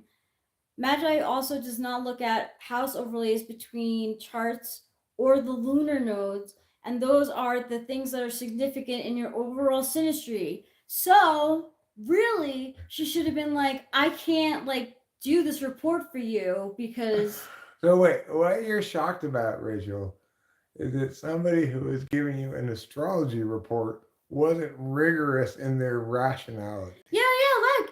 All she does is talk about our lunar nodes in the But the point is, Rachel, you're expecting somebody to be rigorous in their TI about astrology, which you because I cannot be rigorous about it because it's just an endless series of Oh, I different know. things I depending know. on what thing you look at. I Like know. if your moon's over here, the reason I'm not like a Taurus is because of these other astrology things. Yeah, It's like I know. there's I infinite know. amount of astrology things Yeah. that give infinite reasons Yeah. why you are how you are, even though your astrology would indicate otherwise. Yeah, it's true.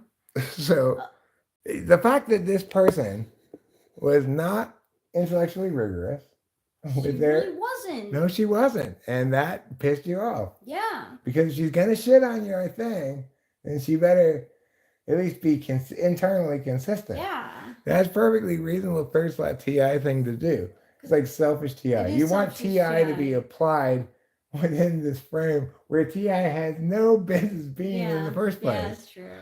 That's true. I know, but I'm like, I when I read because I never read that part like before. It took me a while to read it. Well, I'm When I sure did, if I she was like, said oh if she my was God. glowing in her positive things, you wouldn't have found the inconsistencies.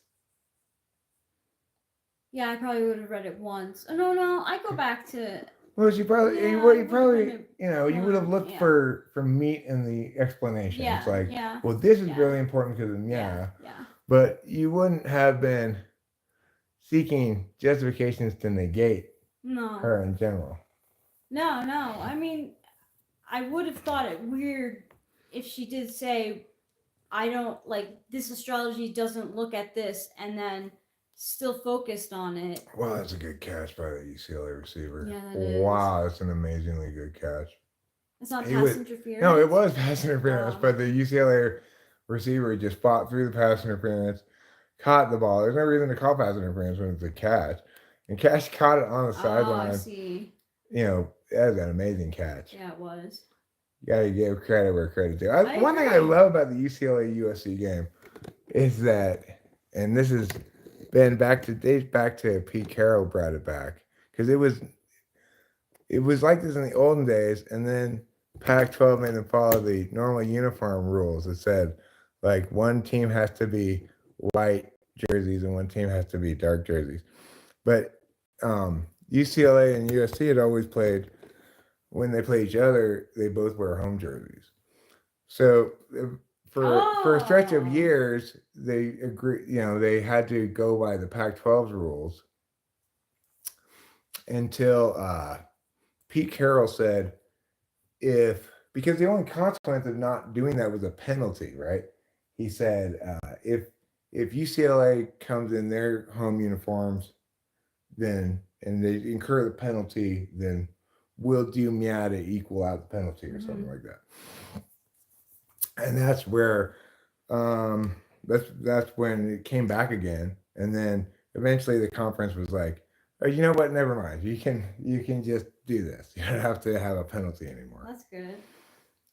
So Go Pete Carroll. yeah, good job, Pete Carroll, bringing back this tradition.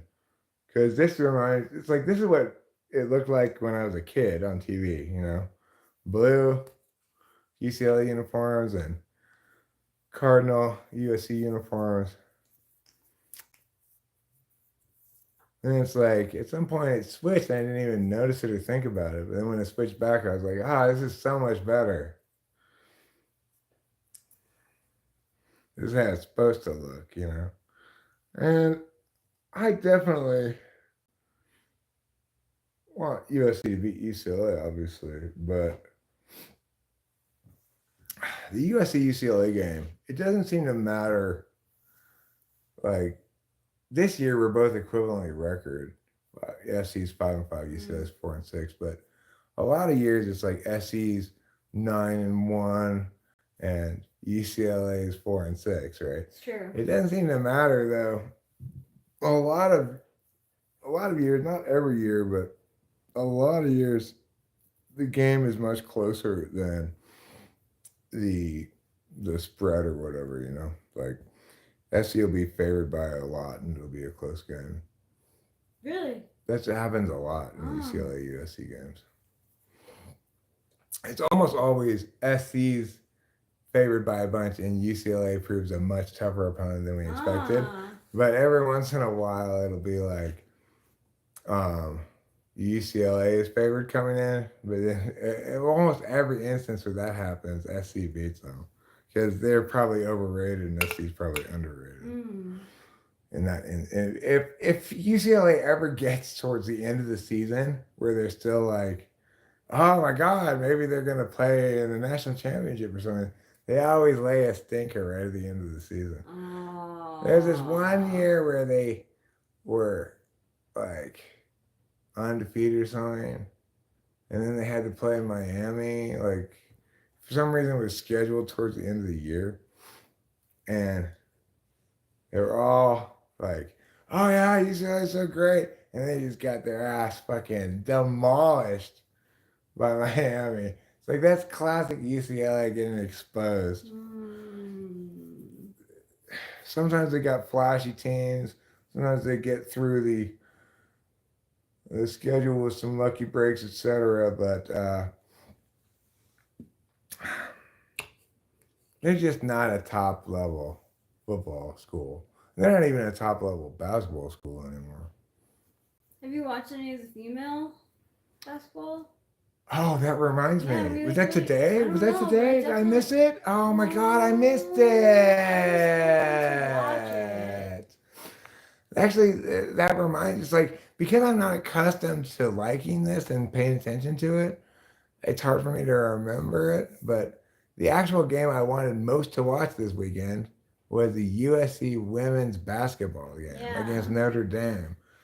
But because I'm not accustomed to, because those games are like weirdly scheduled. Like at least with football, you know, it's gonna be like every Saturday. Sometimes you have a bye week, maybe you play on a Thursday. But it's like with women's college basketball, who knows when it's gonna be. Should we have it? Do we have a schedule? I mean, there is a schedule we could look at, but it's like it's not regular like this. But like, I mean, for recordings. For recording. Oh, Yeah. I don't know if I have it scheduled to record or not. Actually, I Because should. then it wouldn't really matter. Then it wouldn't matter. You're right. I bet I don't have it scheduled to record. Let me see here. USC. Juju Watkins is the next Caitlin Clark. Oh, Juju. Oh, Juju. USC Trojans women's basketball, not men's. Nobody cares about the SC men's team. They suck. Women's basketball. There. Whereas the women's basketball team we care about a lot because we have we lost. No. That sucks. We lost to Notre Dame by 13. But you know what? That's fine. Because it's basketball. It's not like football, right? Like, it doesn't even matter what happens during the regular season as long as you make it to the tournament. That's and true. then what matters is how far you get in the tournament. That's true. So taking a loss or two in the regular season, it won't matter at all for SC. It's just a matter of like whether they're a 1 seed or a 2 seed, maybe, or something like that. Because we definitely have one of the best teams in the country this year. Hello, everybody. This dude has 19 viewers tops. If he live streams himself while his wife responds to the comments, he'd have hundreds, maybe and thousands. Jordan Brandon. Oh my God, Jordan Brandon. You are a fun guy. Like, I streamed so much. Streaming was just by myself. And believe me, I still only have like 10 to 20 people. The only reason I'm not responding to the chat right now is because normally Rachel and I are doing live streams, either of us, but normally it's like it'll be one of us, not both probably. And all we do is read the chats and respond to it. It's just tonight I happen to be on mushrooms. I'm not really on them anymore, but when I'm on mushrooms, I'm not engaging in the chat. I'm just kind of rambling on about whatever. But that's not my normal MO. I'm a stinker too, Acacia. If this were a normal live stream, I would have responded to you, or Rachel would have, the moment you popped in, and you would have gotten lots of responses to everything you said. But I'm just kind of like meowing around on drugs tonight, so I'm not tripping anymore. I was tripping. It was wonderful, wonderful mushrooms. It's wonderful mushrooms. Wonderful It's so wonderful. mushrooms. Like, I want to thank Jay. Like, yeah, like maybe the best mushrooms I've ever gotten in terms of overall experience. For me too. Yeah. Yeah. Like, I was really worried because, like, the last time we had mushrooms from the church, one time I took like a little stem. What is it called? Yeah, stem. A stem, like this long, and I was fine. And then the next time I took a stem that long, I fucking was nauseous again and sick and in bed. Right. So it was like inconsistent. I couldn't trust it. And that's a weird thing about mushrooms too. Is like I've had mushrooms where I take the same mushrooms one time and have a very different experience than taking the same mushrooms the second time. But no, I don't feel like the come down is bad. I think the come down of mushrooms is great actually. I tend to find that after I do mushrooms, I get a really good night's sleep. That's good. Or day sleep, depending on the time, you know. Last time I did mushrooms last night, I'm not sure how many grams, but the thing is, I do it by basically like how many spoonfuls of mush. I think 2 spoonfuls of mush is, because I don't like to eat them. I'm only one. I'm a oneer. I don't like to eat them, so I grind it up all into like a powder, and then I put a little liquid in there. Like, last night I put this cherry Pepsi into it to make it into like oatmeal kind of, and then take 2 spoonfuls of that and chase it down with drink as quickly as possible, because I hate the taste of mushrooms so much. You love the taste? Oh my God. No Maybe there was a way. time early on when I first started taking mushrooms that I kind of like enjoyed it in the same way that I kind of like the taste of Adderall. I don't like it at all, but it's kind of like, oh yeah, this tastes like going on speed. Oh, that's funny. You know? I always think it tastes bad. It tastes like drugs. Oh yeah. So there may have been a time at the beginning where I thought the same thing about mushrooms, but after a certain point, it's like just even the flavor, the smell of it would make me want to hurl. Oh my God. I never like the taste of them. I'm like, oh my God, they really do taste like they've been in poop. Hey, Jordan Brandon, most drug users are probably like you, actually. Rachel and I are. In fact, Rachel has tested the fact that there have been many times when I've said those exact words, go big or go home. Yeah. What do you mean? I'm not going to half-assedly do drugs and have the same experience Rachel just had where she wants to take more mushrooms because she didn't take enough. I was just having a wonderful. I know. experience. What Let I'm me saying continue is, it. I'd rather go big Yeah, I and know. and I know. regret going But I too can't- big than regret not going big enough. No, Probably. I can't. But also, you got to be careful. You don't want to go too big, or else you feel bad. Yeah, and I really don't like that. It puts me off of them. Right. And even if you go big and it makes you feel good, the come down / after effects may be bad. Like Rachel likes the Yeah. up time of Adderall, but she doesn't like the I overall don't. impacts on her. No. Which I also don't like the overall impact on me really, but I just really like being on speed. I like being on speed more than I dislike being on speed. Well, I just balance it out. If I have it, like tonight I've had it, so tomorrow I'll give myself like all day to like recoup, and then Right. maybe I'll do it the next day, maybe not. Like I'm not really. Well, the good like, news is though, Rachel, you seem to have finally started to account for the fact that you've taken Adderall recently or something. Like it used to be, she'd be like, I have no idea why I'm so tired tonight. Yeah. Because you stayed up all night on Adderall, Yeah. obviously. Yeah. that's like it's slot for you. I don't have any idea why I'm so tired. Maybe it's because you stayed up all night on speed. Oh yeah, I did, didn't I? It's a little bit. No, what it's like for me is I feel the dopamine deficit, and I become weepy. I also need sleep, need sleep desperately, and I'll sleep all day. Oh, I was a meth addict for years too, Jordan Brandon. So I know all about it. I was a meth addict for like 4 years or something, and then I stopped doing any speed for a long time, and then I got prescribed Adderall.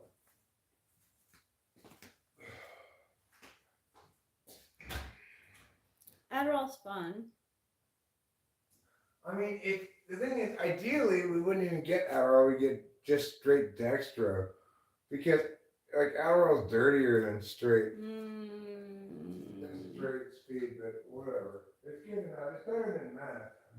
I wouldn't want to do And that. it's and the place between Ritalin and meth is adequate. I agree. I definitely don't want to do math. Jordan Brandon says, I lost my kids, got them back this year, but losing my kids is what cleaned me up. Sometimes that's what, I don't know what made Eric stop.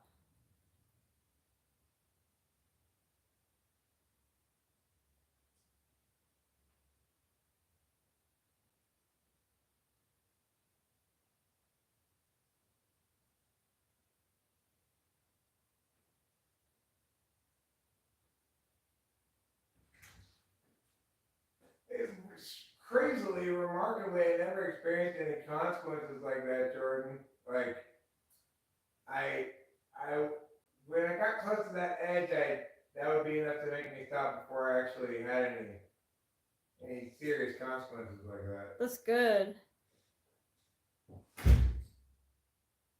Not saying that, what happened with you, Jordan Brandon, isn't necessarily bad, but I'm glad to hear that.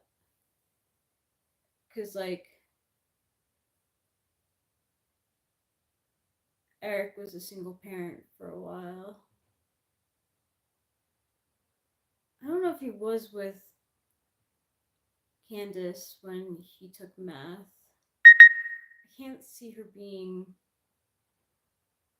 I don't know. Salam, Mazir, Esmiov, or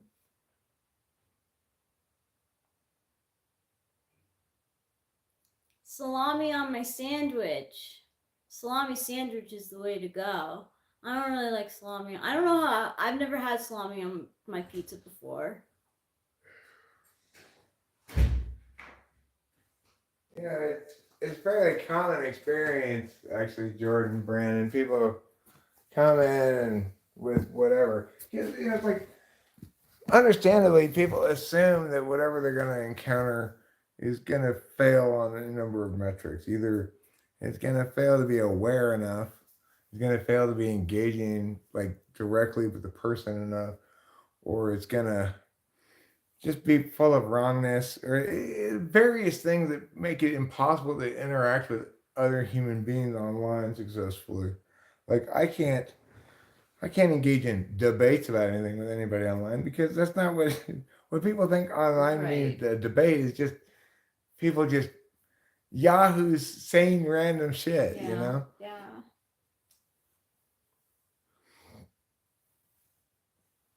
I love the trauma dump. Fly guy, don't shit on Jordan at all, okay? Yeah, really. He's what's just up with sharing that? his We story. Don't need We don't need your bully. FI tool to be all like subjectivity policing, all right? Just knock it off. We don't need an insider who's a bully. We don't need your FI tool around here in this moment, mister. Oh my gosh, FI tool is so strong. Was good, Grandma, you a Sogma.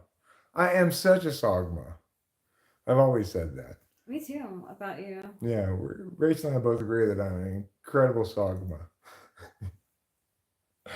um, uh, oh yeah, we talk about whatever. The thing is, I'm extremely like relentlessly transparent about everything in life. Not on purpose exactly, but because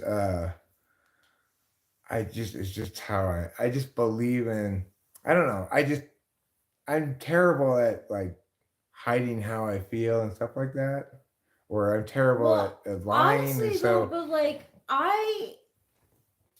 there were times where you were not feeling your best, and I had no fucking clue. That scares me. oh well, there's nothing to scare you about that. It just means that whatever I was feeling had nothing to do with you. Believe me, if you were the problem, you'd know it. Oh, I fucking know. It- I would rather the neighbors not know too. Right. The thing is,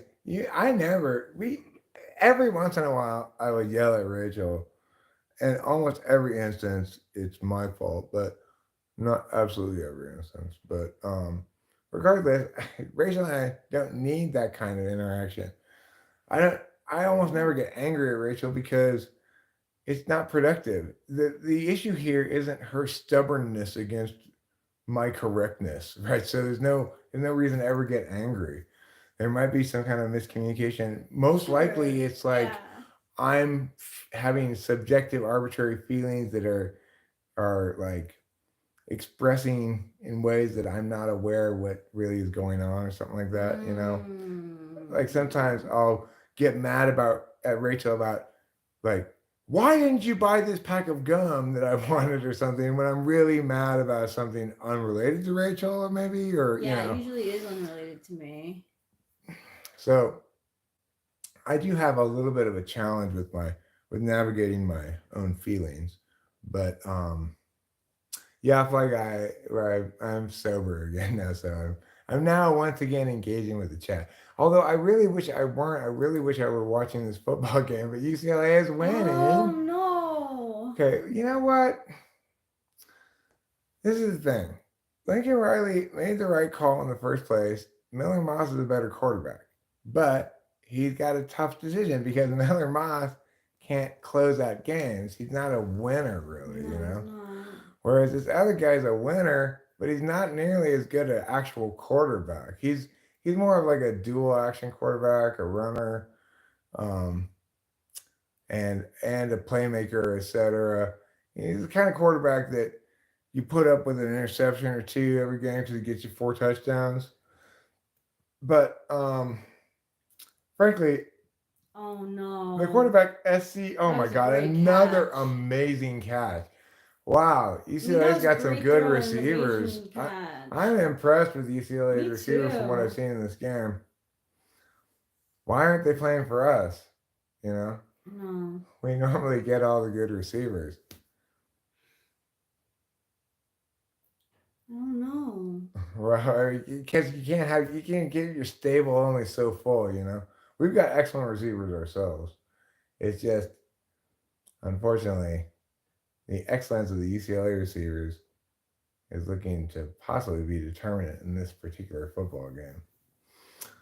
But we'll see. There's a flag now. UCLA may very well just do its normal, shoot themselves in the foot, play soft kind of shit, you know. They do. But they never play that way against the USC. UCLA may be, in general, a soft program. You know, it's like they're not a football team that's you're gonna be intimidated. They're gonna hit hard and win the trenches or whatever. But they never play soft against us.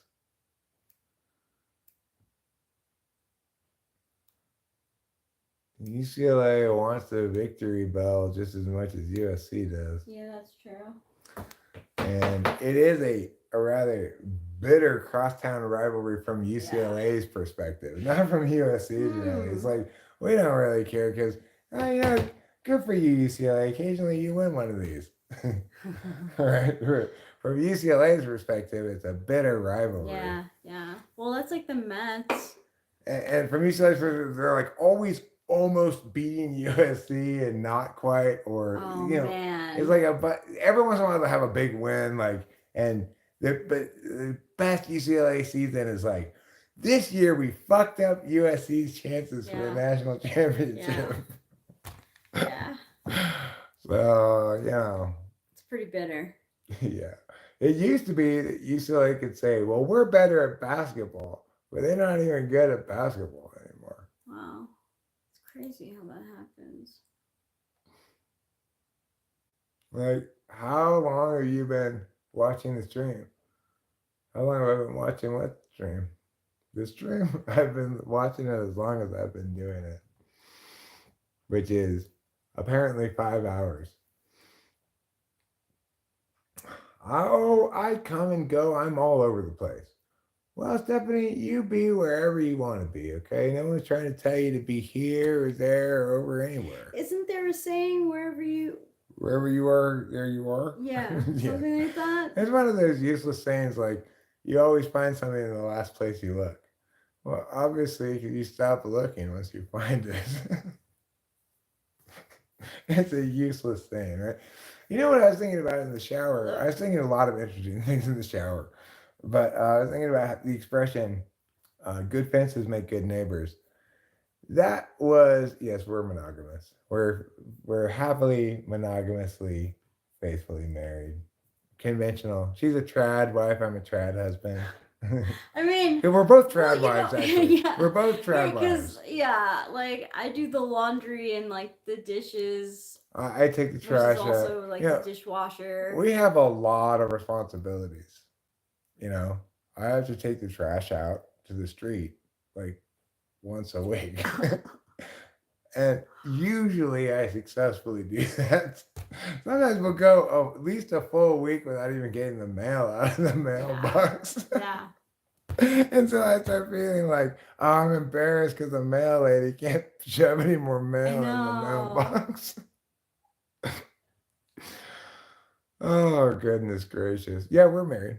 Yeah, we've been married not for very long. How long have we been married now? Since a year in July. So a year, July, August, September, October, November. So a year and 4 months. Mm-hmm.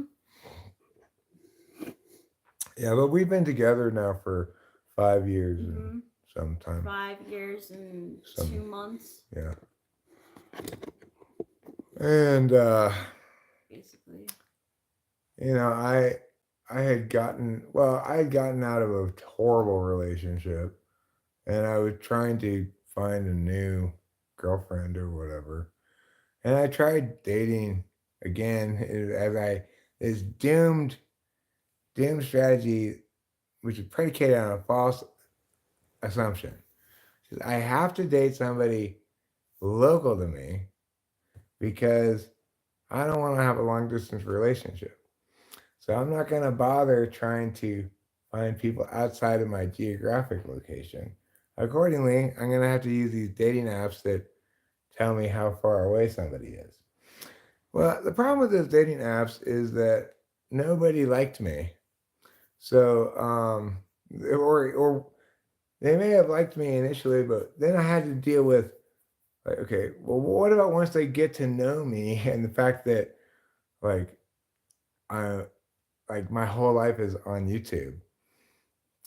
Well, after failing to date that way locally, I said, you know what, internet channel, I'm sorry, but I need a new girlfriend. She has to be over 30. I don't know if anybody out there wants to date me, but and eventually I ended up talking to Rachel and very quickly just fell in love with Me her. too. If I could do anything different, it would be to wait longer until we had sex. Because we it's like we connected a lot in terms of distance, like via video conference or whatever. Hmm. But if I could do things over again, I would just say, let's just not have sex for like weeks. Just be sweet about things. But But you know what? it wasn't bad. It was just We it was were just what sweet it about was. things that Yeah. despite. We were so sweet about things compared to other people and the way Oh they are, yeah. It's just because I cherish you so much, I wish I were ever sweeter. Aw, but you become ever sweeter all the time. I try. You are. Someone else raised their hand to clear the liver. Yeah, I know who you're talking about. This other lady from Germany was like, well, Oh maybe I yeah, want to yeah, date you, yeah, yeah. but then she was really damaged and she had various problems and so it's sort of etc. Assorted nonsense. How long have I been on YouTube? I've been on YouTube for over 10 years. Um, but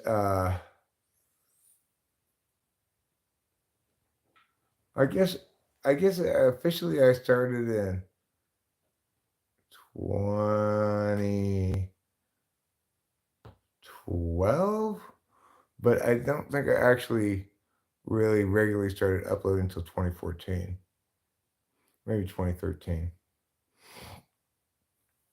So about 10 years. And when I started YouTube, everybody was monetized.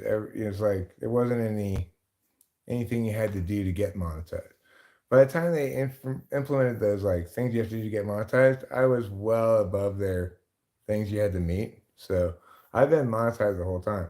I was um, on YouTube before there was live streaming, before there was shorts, before there was anything like that. So uh, for a long time, I just uploaded long form videos, obviously, but also I tried to like figure out my own kind of live streaming before there was live streaming, kind of. So I had these video conference rooms that were open all the time, and people would go in there and have conversations. It started out with me sort of sitting there hoping that somebody would come in and have a conversation and make videos with or something. But eventually, it turned into this whole big thing, and um, but that that didn't end up, lasting, working out because basically, if you want to manage that kind of a thing, which is basically like panels and stuff, um, okay, Rap and Eric was 10 years ago. Cool. So about 10 years ago, yeah. Um, Obviously, the channel's evolved since the beginnings, you know. Even when I wanted to do things like live streaming before live streaming came about, it was more like panel kind of stuff. Um, it wasn't until actual live streaming came out and I discovered this format of engaging that it became my primary format of engaging. I like the idea. I like the way that this affords me exclusive claim, or me and Rachel, exclusive claim of the audio space while being able to engage discursively with other people through text. It's particularly well suited for me and my wants and strengths and weaknesses and stuff like that. So since they introduced live streaming to YouTube, I've I was an early adopter of it right away, and I have been doing it ever since. There was like at first you had to use like another software to do it. It was like complicated at first, but then now it's just very easy.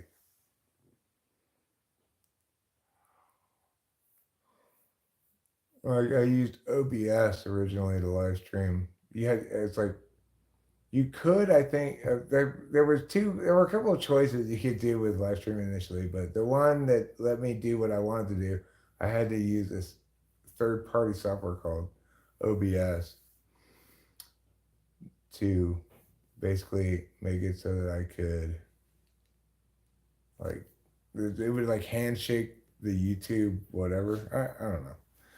So anyway, nowadays it's very simple. I just push go live and I write a title and that's it. And nowadays I do vertical streaming, even though I prefer horizontal streaming in terms of the overall. I like having, I like being able to, like, for example, if I want to show something on TV and it's vertical streaming, I can only get like a vertical slit of the thing I'm trying to show on TV or go way far back, right? I don't like that about vertical streaming, but it's just I get if I weren't vertically streaming, Jordan Brandon, you would not be here. You would not have ever been recommended this thing. So that's why we vertically stream.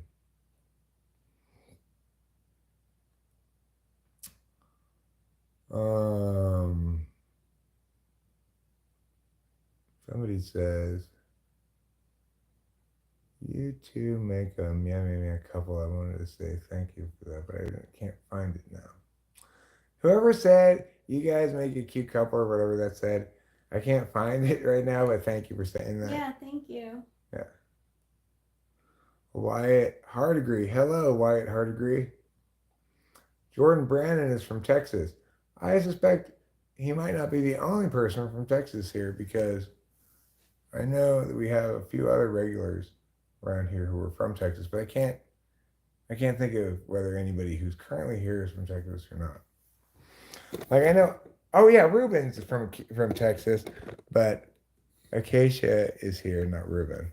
Acacia is Ruben's girlfriend, so she's from Texas by marriage. Because people mindlessly scroll through YouTube vertical lives. Well, I mean, like people, in other words, because people discover content more via vertical streaming, there are more ways you're going to encounter this vertical stream as content than you would if it were horizontal. That's why I vertically stream. The Council of Men, young ENTP. Are you saying you're a young ENTP? Congratulations. We all have to start somewhere. If you keep it up, eventually, you might become an old ENTP like me. Just keep up. You got to work hard. Just believe in yourself. And maybe someday you can attain the goal of being an old ENTP. Hey, I used to be some kid who came into your streams named Jacan. Oh, right. I remember you, Jock Anime. Okay, so you're that person. Yeah, I know who you are now. And it would be fine if you hadn't alerted me to the connection to your other account too. That would have been fine. How do you guys call out people? How do we call out people? Oh, you're saying in the chat, you put at, and then some of their name, like you put the at, and then like the first letter of their name, and then it'll pop up. On the computer, on the laptop or computer. On the laptop. Maybe you Yeah, can't do it on phone. I'm Yeah, not sure. on your phone, you're gonna have to type it out. Just put at and the person's name. The first letter or something? No, you have to Yeah, type. you have to type the whole Yeah, thing the in? whole Okay. thing, yeah. It doesn't pop up, I guess, on It the phone. doesn't. It's so annoying. No one got it yet. Acacia's heading back. You didn't get what?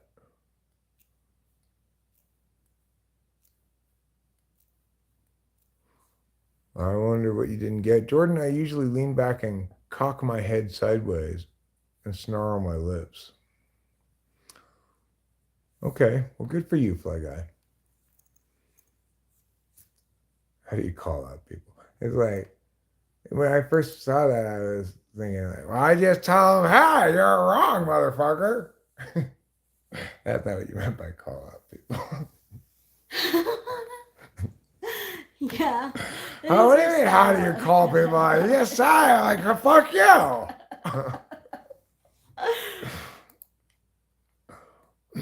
Hey, yo, Eric. How you call out people? Ayo, Eric. All right, see, that's Ayo, Eric. Right. Gotcha. Now I understand. I was a little slow on the uptake there, Acacia. I'm sorry you had to explain it to me so many times. Thank you for your That's understanding. consistent, though. That's Thank you. persistent. Thank you for being accessible to my disability. You know, in socionics, you are Eric's supervisor. Oh yeah, that's right. You're my supervisor, Yeah. Acacia. Mm-hmm. You know what? You don't make me feel very supervised. A lot of INFPs don't necessarily make me feel supervised. But that makes sense because you're bipolar, so why would you feel supervised? Well, I mean, the thing about supervision is like they're able to call you out in ways that you go, oh shit. You know, rather than are defensive about. Yeah, but see, like, that doesn't make sense though because, like, your dad was your mom's supervisor. Your dad was a supervisor of your mom. Right.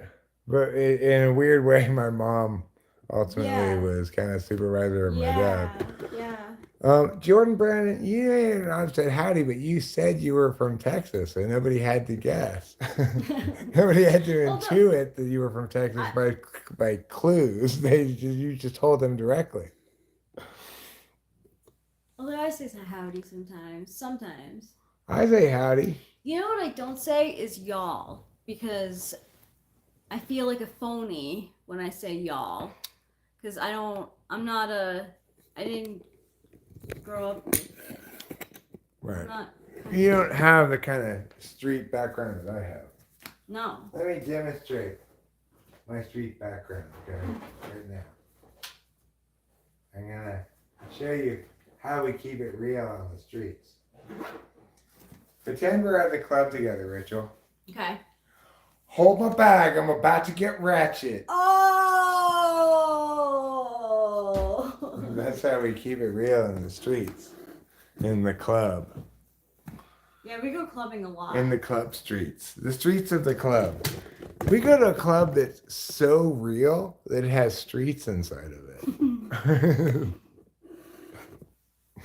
We make it rain. But I like to make it rain with pennies. It's a little bit of a hazard. It seems more appropriately to be called rain because you can hear as it lands on the ground, whereas you can't hear dollar bills. Well, so can raindrops, darling. If a raindrop is big and heavy enough, it might hurt you. Same with a penny. I think a penny would hurt more. Than a raindrop? Yeah. Well, if you're in the club, though, your choice is pennies or like quarters or $50. No, pennies is better than those. Yeah. Pennies is the best. But my point is, pennies are the best choice. Maybe dimes are the best choice for making it rain. Maybe it's gonna sound most like rain. Yeah. And it's gonna be at least individual little things like rain, rather than dollar bills, which is not like rain at all. I have a bad feeling that P. Diddy is the one that said started the phrase "make it rain," and I don't want to use it anymore. If you did, Yeah, Jordan points out hailing. Hail is a kind of raindrop that hurts. Well, that's a kind of raindrops I hail- like to make in the club. oh, I don't make it rain. I make it How? hail. I So make you it make hail people in the like club. you kind of like hurt people before they get to pick up, and then like people are screaming on the floor for pennies. Yeah. Oh, the pennies are coming. Well, we switched up to dimes now. Oh yeah, dimes. Because they sound better when they hit the ground. They do. Yeah. Raindrops hurt a lot if they drop on the same spot for days on end. Sure. It's not called Chinese penny torture. It's called Chinese water torture. Damn, Grandpa has a skibbity toilet gyat. My gyat is nowhere related to any kind of skibbity toilet, okay? I have the kind of gyat that Michelangelo might have sculpted a sculpture out of. I have the kind of gyat that inspired Mother Teresa to open up her hospital for the lepers. I gaslit myself the other day. Did you? Yeah, I was cuz like remember how I said that it was the Renaissance era because Michelangelo, Leonardo, Raphael, like we're all doing pieces of art at the same time. I thought and then I was like, no, it can't be true. I must have made a mistake in that. But then I looked it up and it was true. I'm glad I was right with that because I mean, I could imagine myself saying, "Are you sure all these people?" No, were no, upset you were. now?" Like, yeah, you were. You did. Oh, I say, did "Are say you that. sure?" Okay, yeah. Yeah, you. Yeah, Donatello. Yep. Basically All the Ninja teenage, Turtles. yeah, all the teenage Yeah, Mutant Ninja Turtles. and yeah, they were all making. It was the Renaissance because they were all making insane art at the same time. Well, Samantha Pounders, I would say the following to you. How does Grandpa know what any of this means? Because I encounter skibbity bomba class like you all the time. Oh, he really does though. You're trying to make me pay some kind of phantom tax, but I don't live in your fucking Ohio, so obviously I'm very well aware of all of your stupid memes. You might be named Samantha Pounders, you might be named Mike Hunt, you might be named Anita Dick and Me, any number of possible names you could have. I've seen you before in all of your manifestations. And I'm continually getting updated as the memes progress. Your skibbity references are actually quite dated. You're not aware that the meme culture has gone beyond skibbity now. What's sussy? I'm being sussy. I would suspect it means suspicious, but maybe not. You're being so clear. If you want to, maybe you can inform me about a new thing that I don't know about. Maybe the word sussy doesn't mean suspicious in this context, in which case, go ahead. Do I know the original skibbity? Isn't it some like scat from a song or something? I'm gonna sing it. Skibbity. Yeah, Like there's many different origins. There's a lot of different stories as to where it originates from. Yeah. Bomba Clots, on the other hand, is very clear where that comes from. Yeah, that's a Jamaican slur. Yeah. The Rizzler song. Jordan, Brandon, if you'd said, well, bless your little heart, then it would have given away that you're from the South somewhere. I don't know if is Texas considered the South? I don't know. Yeah, I would say. Do they say, well, bless your little heart in Texas? That's very, very southern. If they don't say that in Texas, then I don't think Texas is the South. But if they do, yeah, I don't know exactly who Baby Gronk is, but I've heard that those two words combined together many times now. Is environmental science a good degree? No. It's not. I mean, you might get a good job and stuff, but it's not a good degree. What the fuck? Yes, it's considered the South. Okay, well, I mean, I know it's is south of the Mason-Dixon line, but I don't know if it was really, if they can, like Texas, I always think of Texas considers themselves Texas and not any part of anything else, really. I can't find it. Do you have Grimace shakes? Well, would you like me to do a couple of popular youth culture dances for you? You could do the thug shake. I could do the gritty if you'd like. Would that satisfy your need for shakes and gritties? Very well. Here's how you do the popular dance known as the thug shake. You got to do the thug shake. You got to do the thug shake. You got to shaky, shaky, shaky, shaky, shaky, shaky, shake. There you go. There's how you do the thug shake. I don't know the Bernie. I'll show you the gritty right now, though. I do the gritty. It's one of those. I do the gritty. With the columns and rows. Do the gritty. Just like that. Thanks. You're welcome. You're welcome, everybody. You're welcome. And I am not surprised to see an audience of appreciative people as appreciative of people in North Korea when they see Kim Jong-un come out. And they all have to just be beside themselves with excitement or else they get arrested. I really want. Oh my god. I can't. I really want a meme of what you said, of like take out Kim Jong-un pointing at stuff, replace it with Garrett Cole. That would be such a good meme. Yeah, there's only like 1 second of it actually in the video of him pointing. It's not as I remember it in my head, like this close up of him pointing and pointlessly at the first base or whatever. It's actually just kind of like a quick moment in the thing. But it's so if I could just capture that one moment of him pointing and replace Kim Jong-un. Oh my god. Yeah, take that one moment in time and replace it with Kim Jong-un, and people would die at laughter. That would definitely go viral. I don't want either H-Speed or KSI. I'm familiar with KSI, but I'm not really, I don't know, I've never heard of H-Speed before. Being like, favoring KSI over, like, I don't know, Jake Paul or something, is not the sort of inanity that I participate in. No, it's definitely not. It's not your jam. That's not my jam, right? It's a good way to put it. 2G1C, anyone? I don't know what 2G1C is. I show speed. Is that the guy who does like, he does like races against actual runners and shows to show how he's faster than them or something? I think I know who you're talking about. Is getting into computer science a mistake?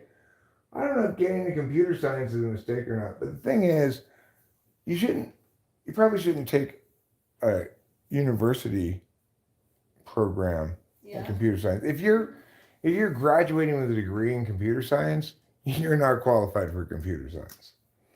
Like, you got to be more of a, you might, it's like maybe nowadays you could just sort of study in the, like, modular TE bullshit that comprises contemporary coding, I guess, like ASW stuff, cut and paste, whatever. But by and large, if you're getting into computer science because you are that kind of thinker, you don't want to get into computer science anymore. Like maybe back in the day, coding was the land of NETI, but not anymore. Now it's all TE shit. What about like ChatGPT stuff? Well, I mean, obviously, if you're that cutting edge in your computeriness, then you don't need any college degree. Yeah, it's true. You don't. And no mavericks, renegades, trailblazers in computing ever needed any kind of degree. Like nobody ever needed any kind of degree to accomplish anything of any significance ever in life.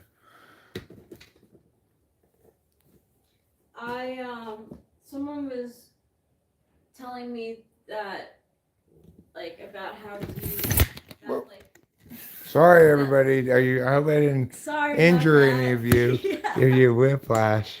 Someone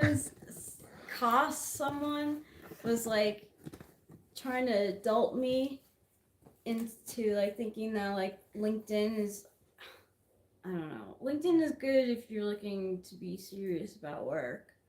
But I told him how I put the Step Brothers brand, Prestige Worldwide, as my business.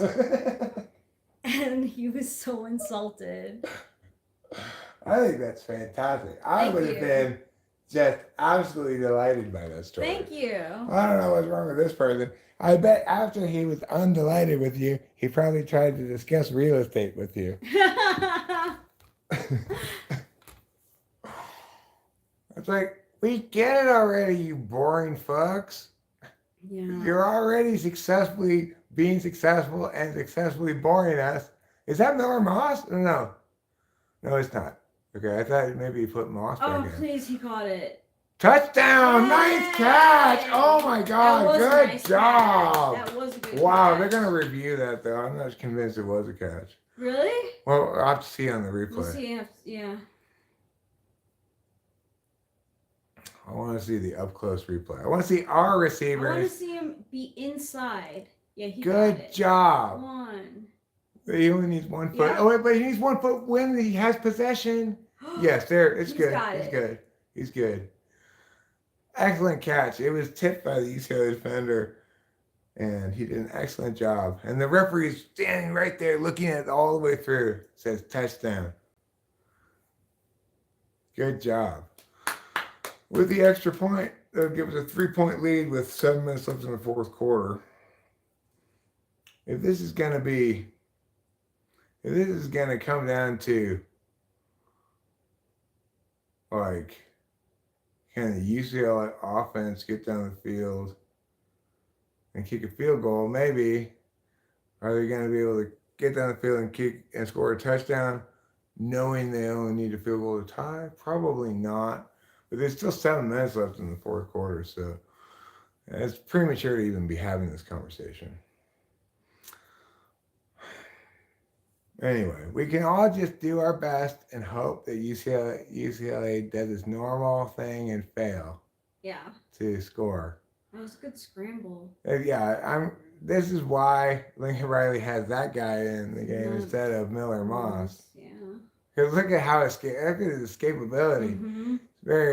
He doesn't have Caleb Williams' No. style of escapability, but it's nice to see a USC quarterback escaping pressure instead of getting sacked. Yeah. Nice to see an athlete at quarterback again. Miller Moss is a great quarterback in terms of his throwing ability, but he's not. I don't know.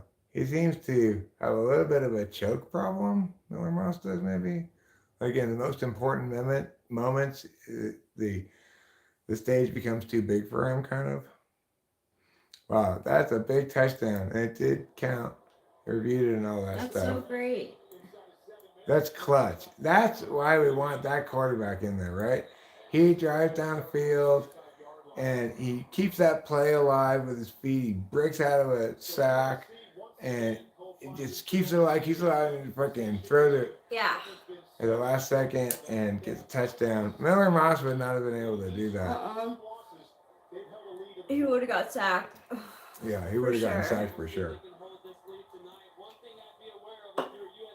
And that's something maybe Lincoln Riley should have accounted for at the beginning of the season, which is our offensive line is not that good, right? It's like it's not good enough to support a pure No, it's pocket not. passer like Miller Moss. Yeah, it's not. And it's kind of unfair to him to expect him to shine with an offensive line that's kind of a hybrid run pass offensive line that's kind of iffy and Yeah, they're iffy. I mean, as evidenced in that last play, right? Like, even when we scored the touchdown, the quarterback had to break out of a potential sack.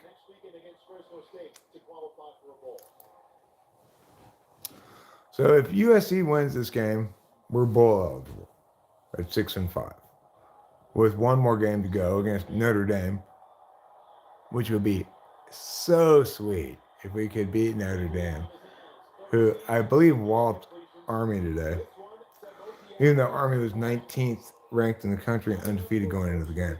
I'm pretty sure. Well, when I last I checked on the game, it was like just started. And it was already 14-0 Notre Dame. So Wow. I'm assuming Notre Dame continued to wallop up on them. Anyway, I'm glad if they did, because I want Notre Dame to come in feeling their oats to the USC game next week and learn their fucking place. Get out of here, you stinky Irish. We don't play any party to your kind of scoundrel around here.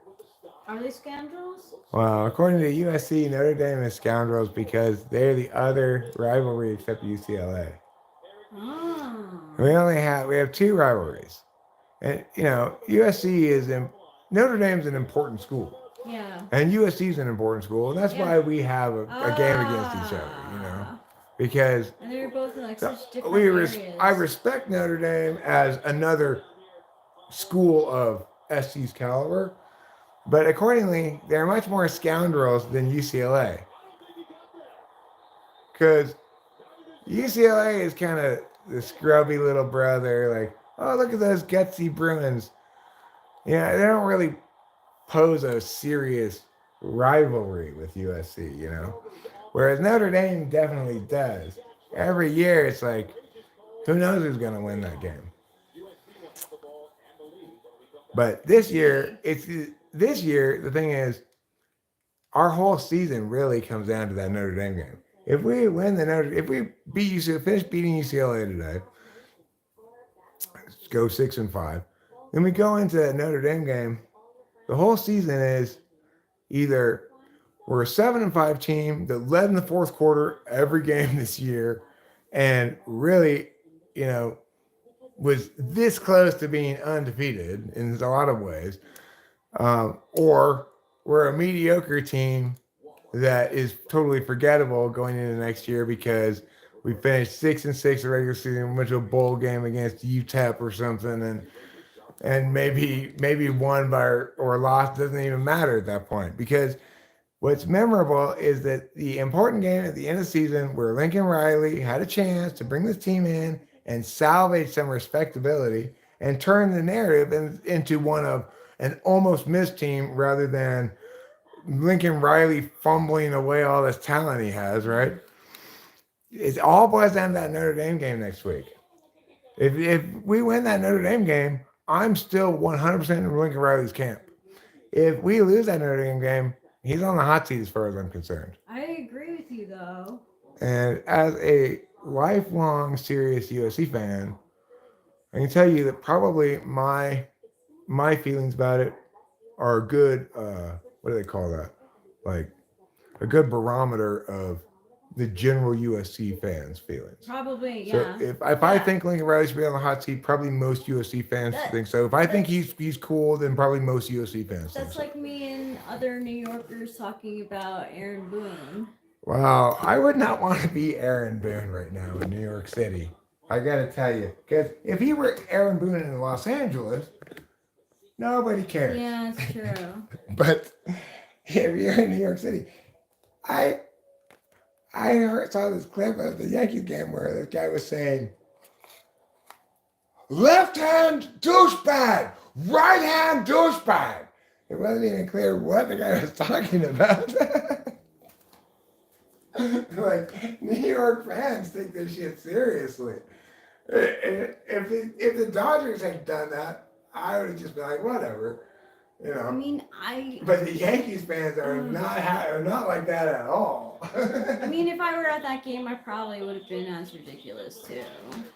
I don't even think that clip was related to anything in specific. It's just, I remember thinking, I saw like, this is an example of how insane New York Yankee fans are. Sad. It's so sad. Like, I mean, I kind of respect it, you know, like they're serious fans as opposed to yeah. Dodgers fans who show up late It's and true, leave early. yeah, You know? yeah. Even though they're World Series winners. I think you were a little bit shocked when we went to the baseball game at how cavalier I was about how long we were going to be there. Or whatever. Yeah, yeah. That's growing up a Dodgers fan. It's just different. I'm not cavalier like that on USC football. That's different. The USC football fans are high expectation people, like Yankees But that's fans. how, yeah. And yeah, we're not going to yeah, be satisfied yeah. with bullshit, Yeah, you know? that's what I mean. How, like, you know, Aaron Boone is like the Lincoln Riley. Well, I mean, the Yankees and the USC both have the no names on the jersey. Yeah. You know? So I totally respect the Yankees in their seriousness because that's, you know, they're a team like USC you should be serious about. But don't you? Dodgers are a fun team for fun. I think you were right when you said that some of the players were like crying. Oh, yeah? And I would totally be a manager and be like, there's no crying in baseball. Like, get your ass back on that. I'd be like, okay, well, I guess it shows you care a lot, but before I criticize you for crying, I'm going to have to stop throwing sunflower seeds in my own face. Yeah. In That's what I mean, he's passionately not- insane way. Like, you're not even trying to get them into your Yeah, mouth. no, they were like all over the You're place. throwing them at your face. Yeah.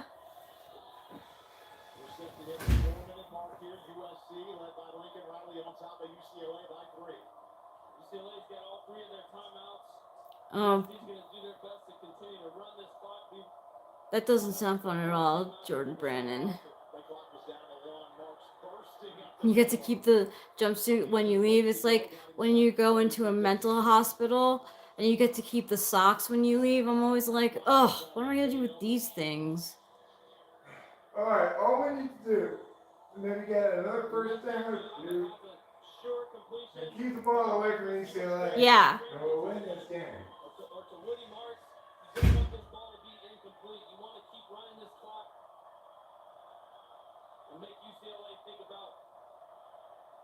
I had a mugshot.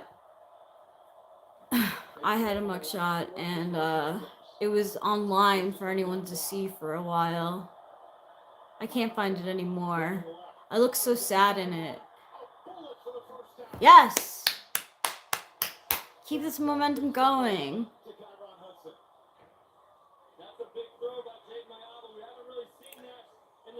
Well, when I was at the same, like, I wasn't working at the time. And then, like, yeah, for DUI. And it went away after time. Oh my god, 7 or 8 mugshots, all of them are public record. Mine you can't find anymore. Not that I like want people to see it, but you used to be able to Google my name and it would come up. Oh, reoffended. I see.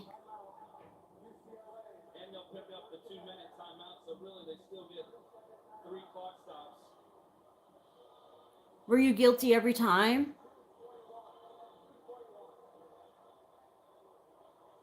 So if they are able to continue to stop them on the ground here and force a field goal, USC's Michael Lance 3 for 3 tonight. Good from 19, 23, and 22, but obviously they want to run clock. They would love that touchdown to make it a 2-score lead. Yeah, they would. And It sounds like Jordan is good. the guard, the tackle pulls, the run scheme, they've gone back to that well over and over and over. I expect a lot of that, and just like last week, they can build off of that. They can go quick screens, they can run zone read, they can run that little option we talked about. All these things to keep the clock running and finish the game with the football in your hands. Just saw the defensive coordinator for the Bruins, Wait, what were you convicted of? They surrendered 3 field goals in the first half. What were your felonies? Last drive from Jaden Malva. Now they face 2nd down 8.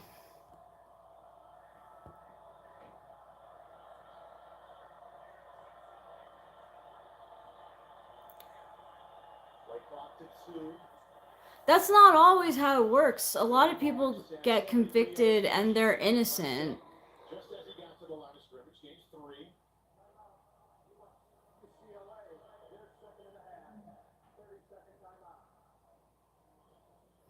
I like using the timeout there by Deshaun Foster. Still have 1 timeout left. Still have the 2-minute timeout. For UCLA, if you hold them to a field goal here, it's still a 1-score game. Saving as much time on the clock as you possibly No, you don't have to list them all. I feel like I'm imposing. for USC. I know it's not usual, but a lot of time it does happen. It does happen where people are innocent and they're put to jail. There's somebody talking bullshit about bullshit. I'm not. He's telling me from experience that not usually people get convicted. They get convicted and they're guilty. But like I hear of cases where innocent people go to jail. I would agree that there certainly are innocent people who go to jail, and that generally people who get convicted of crimes are guilty of those crimes. The thing I don't like is plea bargaining. Like, let the thing go to trial. Because what happens a lot of times is prosecutors will compel somebody to plead guilty to something in order to avoid being subject to overcharging, like, okay, well, we should kick the field goal here, go up by 6 points with 2 minutes left. Yeah. Force UCLA to get a touchdown. Almost a nice one-handed catch there by Jacoby Lane. That's hard. It's a hard catch. Because now the clock stops. I mean, the thing is, you could question Lincoln Riley's play calling here if you wanted to and say he should have run the ball and tried to eat more clock, but I think that it's fine. His play calling was fine, trying to score a touchdown and put the game away. Take the field goal, rely on the defense. Make UCLA go the whole length of the field and score a touchdown with 2 minutes. That's a good, sound strategy. I'm perfectly fine with that. So the fact that Lincoln Riley didn't choose to try to eat more clock, well, he as it was, he got UCLA to burn. He used 2 of their timeouts. They were smart, UCLA was, to get the timeouts in before the 2-minute timeout. So they got 1 timeout left plus the 2-minute timeout for them on offense. There wasn't any way you were gonna win clock management. So these announcers saying how maybe they should have run the ball, I don't agree with them at all. Oh, the question about gravity? I mean, I don't think gravity has to do with being able to drive backwards. Isn't that velocity or something? I know people serving 20 plus years for shit that they could have gotten 5 for taking a plea. Well, I mean, the thing is,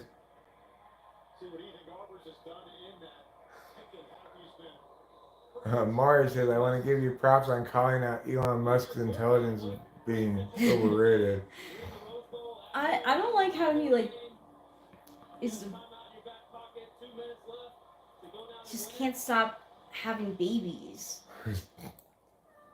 Well, at least he can support them, I guess. What? I said, at least he can support them. Yeah, at least you can support them. How can you be with them when they're with multiple different women? Well, I mean, he can financially support them. Yeah, he can. I don't mean that he's going to be there emotionally for all of his children. But presumably he hires a nanny who's nurturing or something. Yeah, he would. And I'm not going to critique the man's family stuff as long as he's doing that, as long as he's not. Yeah, I guess. I know. I just think it's irresponsible. I don't know. I mean, it's reflective of a casualness and general disregard for sensory stuff that you and I don't like at all. But, with third slot SC, he's gonna be selfish about that stuff. yeah, he's gonna be selfish about it and think that they're like, I'm killing it by impregnating all these different people. Look at me, I'm killing it. I got kids from that lady and this Yeah. lady and everybody. Yeah. I think with one lady he has 6 kids with, so like whatever. Why would you have 6? I mean, like, what? Why would the woman be okay with that? Like, Because they think that it's love. okay, but the thing is, it's not that difficult to avoid a pregnancy, right? Like, Elon Musk, I'm sure would not not probably put on a condom or anything, No. but I'm quite confident that he would be able to tell his woman to get on birth control, and that's the kind of guy he is, and that's the kind of woman he expects. You know, Shit. I would expect that to be the I case. don't So, like that. I don't so like that the talk. point is this: if he's having 6 kids with someone, Yeah. it has to be either on purpose Yeah, it is. or willfully just negligent, like pretending like I don't know how babies are made. I think it's on purpose. I guess I would hope so. Given you should if you're having 6 kids and you intend to have 6 kids, then um, I don't know I don't know where this efficiency thing comes in. If It's he's true. a government efficiency guy, and he accidentally has all these children, I'm not Oh sure. my god. Yeah, pull out game is bad.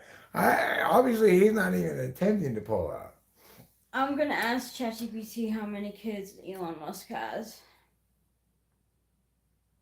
And he's just like every How many kids does Elon Musk have? every nut I make must go into a woman's vagina. Elon Musk has 10 children. However, I can't engage with or respond to inappropriate or explicit content. If What you are have you any- talking about? Shut up, lady. You got confused by something. Yeah. She was She hearing heard me you. saying something, Yeah.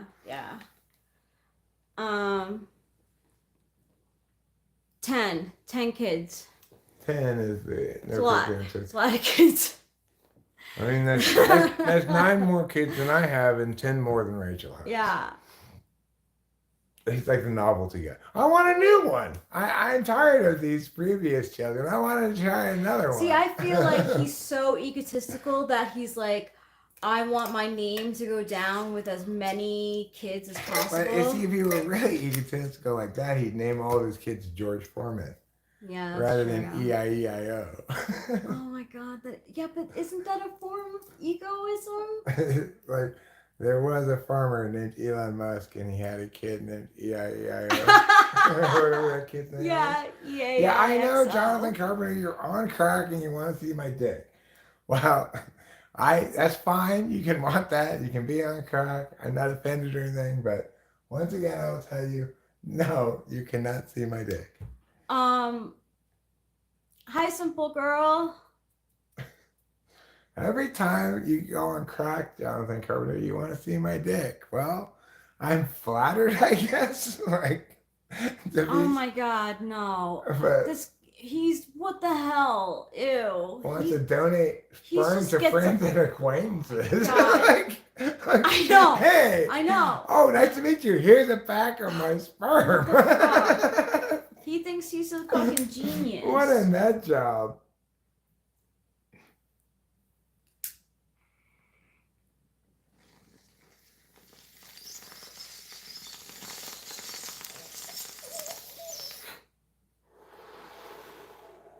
That's what I mean. I think he wants to spread his progeny. Oh, hey, Elon Musk. Nice to meet you. I'm Eric. What is this you're giving me? A bag of your sperm? No thanks. Yeah, really. No, thank you. I'm sure you do want to, Jonathan Carpenter. It is nice, but nevertheless, it's not for you. I can confirm that it is nice, but I No. can also confirm that it's not for you. Yeah, it's not for you. It's just for Rachel. I will rip all these bong rips for everybody, though. Yeah, That's for not everybody. just for Rachel. These bong rips are for all the world.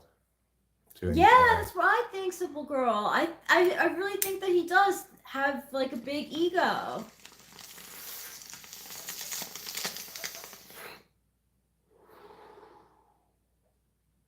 Well, I mean, everything you need to know about Elon Musk is sung in that song by his ex-girlfriend. Sounds like a jackass. Or like more like his head is up his ass. Well, just like she said in the song, you promised to be Tesla, but you're just another Edison. What was that? I don't know. You heard that, right? I did hear it. I looked It over there. sounded like Yeah, it sounded like something outside, like, I don't know, like, say a bird were to have flown against the window or yeah, something. yeah. But it obviously is not any birds at night No. flying against that You know window. what was so weird? When What? you were gone, I was in the bedroom, and all of a sudden I hear talking. And I'm like, is TV on? And it was on like a Christmas movie. Oh, that's what happens, and this goes to, I guess they've recently updated the software on the TV. So when it goes to automatic thing, now it's not just silently showing Yeah, you things, yeah. it plays audio too. But it played the whole like movie. Oh, I know. It freaked me out the other day when I was in bed. Yeah, yeah. I was like, what the hell is going on there? Yeah, it's just when the Oh. computer goes to sleep and the TV is not turned off, then it does this like smart TV thing or something. It freaked me out the first time I heard it too. Like, what? Who is? I was like, what's is going that a on? ghost? Is a ghost wanting to watch a Christmas movie? Yeah. But there's no capital gains tax on what? Hi, Kapia. On Elon's sperm? Probably not. That wouldn't qualify as a capital gain. How do you react as his friend?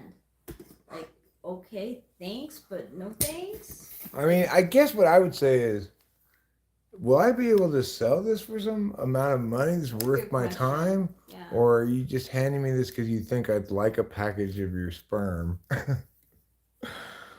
You'd have his baby? You'd have Elon Musk's baby if you could? Well, you know, you probably could if you get enough of Elon Musk's body-altering technology installed in you. How to react as his friend? Say cheers. No. I mean, sure. If he says something that I like, I'll definitely cheers him. But I mean, what I would say is, if Elon Musk hands me a bag of sperm, I'd say, no, I can't. You drink it first. oh. And then what do you say when he says, no, it's for you to have babies? I would say, I already have a child. I don't, if I were gonna impregnate my wife, I'd use my own sperm, obviously. Yeah. And unlike you, I know how to avoid impregnating my wife. Yeah, I agree. It is true, Simple Girl. Simple Girl, your critique of Trump is right on the money. Trump thinks that being a patriotic American means having personal loyalty to Trump.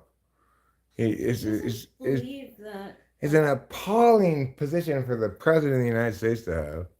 He doesn't believe in government. He believes in like. He believes in his own weak ass intuition. Yeah.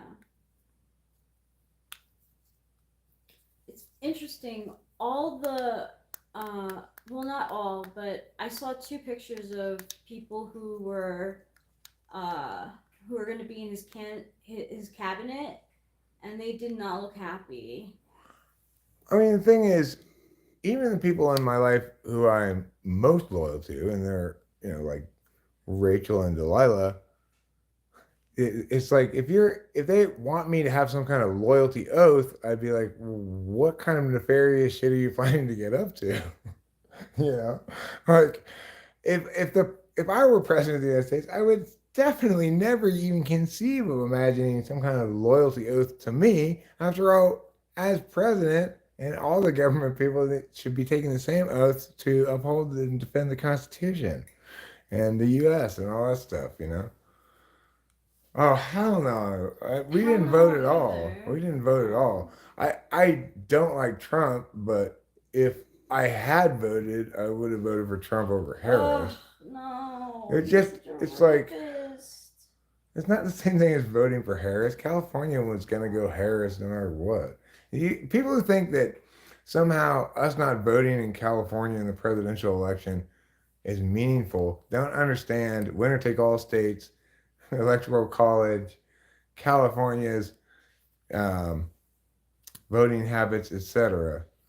If you think that it was significant in helping Harris in some way for us not to vote in California, when if we had voted, our votes probably would have been split.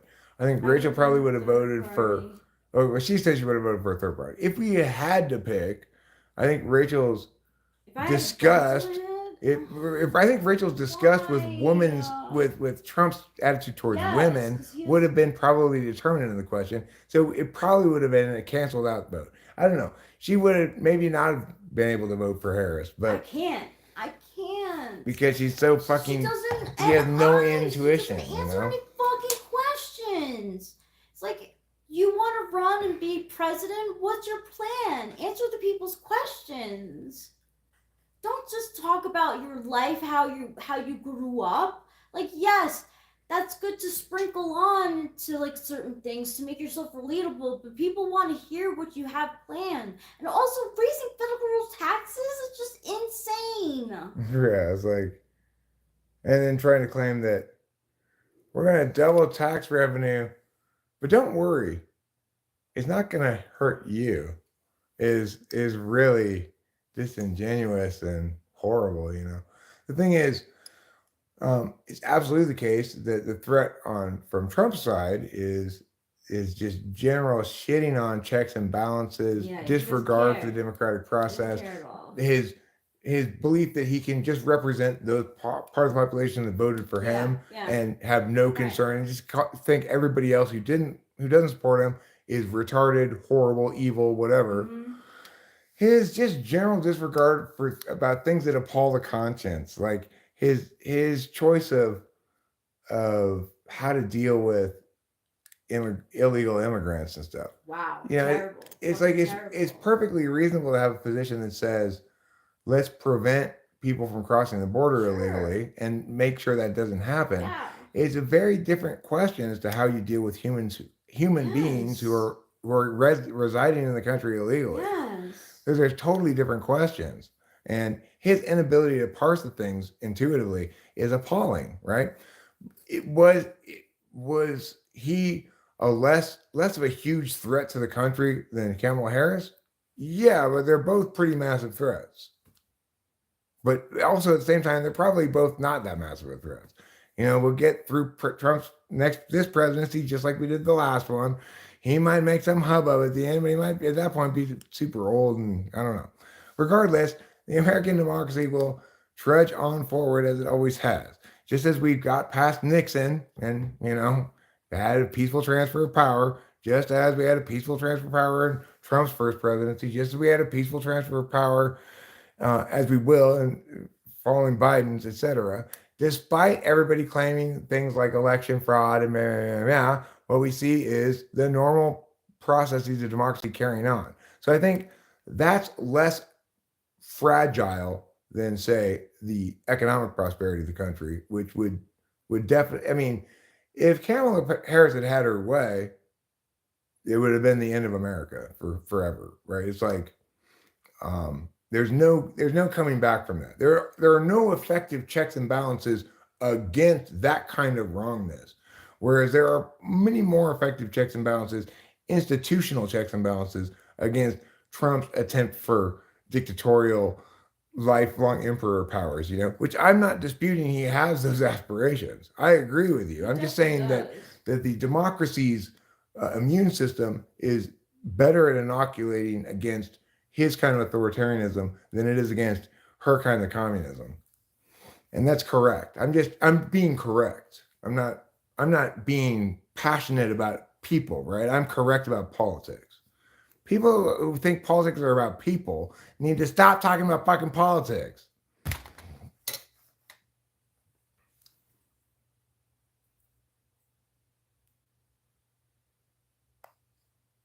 Well, I mean, the thing is, Jordan Brandon, the federal government isn't caring about anything.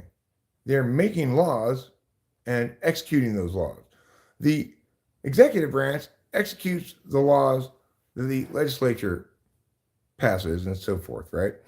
They execute laws that already exist, and they execute laws that are coming into existence during their term. The thing is, within the exercise of that executive power, there's shit tons of range between whether you want to execute it like this or like this, right? And a proper nuanced approach to immigration would say it's absolutely the case that as a sovereign nation, we must control our own borders. There should not be instances of people entering the country illegally Yeah. that we're unaware of. It's Yeah, like it's not that good. should not happen. Yeah, it shouldn't happen. Now, a separate question is what we want to do with people who are in the country illegally. First of all, if you say, shouldn't we care more about Americans? Well, then don't think about them at all, right? It's like there's not, in no way, shape, or form are existing illegal immigrants hurting the country. They, by and large, are not eligible for any kind of benefits whatsoever, and except maybe public education for their kids. And by and large, they provide much more economic positives than negatives to the country, regardless if we're directing our attention to people who are happily and successfully integrated in society living here now, then we're not serving any American interests, right? No. Because there's no reason to pay attention to that. That's not a problem. In fact, there are lots of industries that rely on that illegal labor to get their work done cheaper, you know, or lots of individuals like, I want to get something done. I want some cleaning done in my house, but I don't want to hire some union cleaners. I go down to Home Depot and get some Mexicans, right? That's nevertheless important to the economy. You might not think it matters because you don't think they matter as people. Regardless, that's not any reason to go out of the way to expend resources to deport them when the amount of cost involved in the deportation, both morally and financially, vastly outweighs, catastrophically outweighs any conceivable benefit from it. Like, I always think about the landscaping business. Like, landscapers are heavily illegal immigrants, and it's a lot of work that a lot of people wouldn't want to do. And the thing is, no sane person is advocating that illegal immigrants should be eligible for benefits that citizens right, are what- eligible yeah, for, right? Yeah, right. I don't think any sane person is advocating that. Maybe some insane people are, but well, Ryan Dale, I don't have any faith in your calculus there at all there, because as is typically the case with impact calculi, it's motivated by a specific agenda, and you can always pile up impacts of any sort and just count those impacts and say, look, I have these huge impacts. In reality, you're not accounting for any of the positive economic impacts, I'm sure, and nor are you accounting for the fact that most of the positive economic impacts of illegal immigration are not on the books. They're all off the books. That's the most pure form of economic stimulus in the world. In other words, it's not taxed, it's not on the books at all. No. That's real, actual generating real wealth into the country. Because wealth is generated by useful work done by people for other people. Yes. So, you know. Well, Jordan Brandon, what I am is correct, okay? I'm correct about everything. So you're gonna agree with me about border control because you're correct about that. You're going to disagree with me about what to do with existing illegal aliens in the country because you're incorrect about that. What you're advocating is that we waste taxpayer dollars ejecting people for no articulable possible gain with many articulable harms and questionable moral legitimacy. After all, it is illegal for them to enter the country the way they did. It cannot possibly be illegal for them to be here, right? It's like the government, who's at fault for them being here illegally? The federal government. They failed to enforce the border. So now you're going to want to exact the failure of the federal government to do its job on the people that they failed to do their job on. That's your solution. Hey, we the federal government failed to keep you out of the country. So now that you're in here, we the federal government are going to come rip you out of your lives and throw you out of the country. No, if you wanted to not be in the country, prevent them from getting in here in the first place. It's just sanity. You're advocating a complete disregard for the taxpayer's interest because you want a group to demonize and hate. I mean, it's like you don't talk or think about politics at all because that's not sensible. You're not serving the American public's interest at all to advocate for this incredible waste of resources and to advocate sort of ignoring our own moral compass, right? Because if you were the one, Jordan, Brandon, who had to go into somebody's home and separate these people who don't have legal status to be in the country, and maybe some of them are, parents being separated from their kids, for example. Maybe the kids were born here, they're citizens, their parents are here illegally. If you were the one who had to go in there and say, I'm taking your parents away, as the children are screaming, Mommy, no! You wouldn't be in favor of this shit. If you were the one to do it, you wouldn't be able to do it. And like Eric said, the federal government is the problem Right. with the border control. Of course I believe exactly what I'm saying. It's not crap at all, Ryan Doe. If it were crap, you'd have an actual rebuttal of what I'm saying that was on point, that said, Eric said the following things, and they are wrong because of the following reasons. Instead, you're just too busy licking your own shit to have an actual opinion about things that can be justified with anything. I'm putting you on timeout for being a tard. Ryan Doe. Retardation is a timeoutable offense around here. Ooh. I'm not taking care of any illegals, obviously. I might engage with illegals occasionally. If I hire them at Home Depot to do some work I don't want to do, I don't want you to take away the Mexicans from Home Depot. After all, I have jobs I don't feel like doing. And that Americans would charge too much for me to have them do it.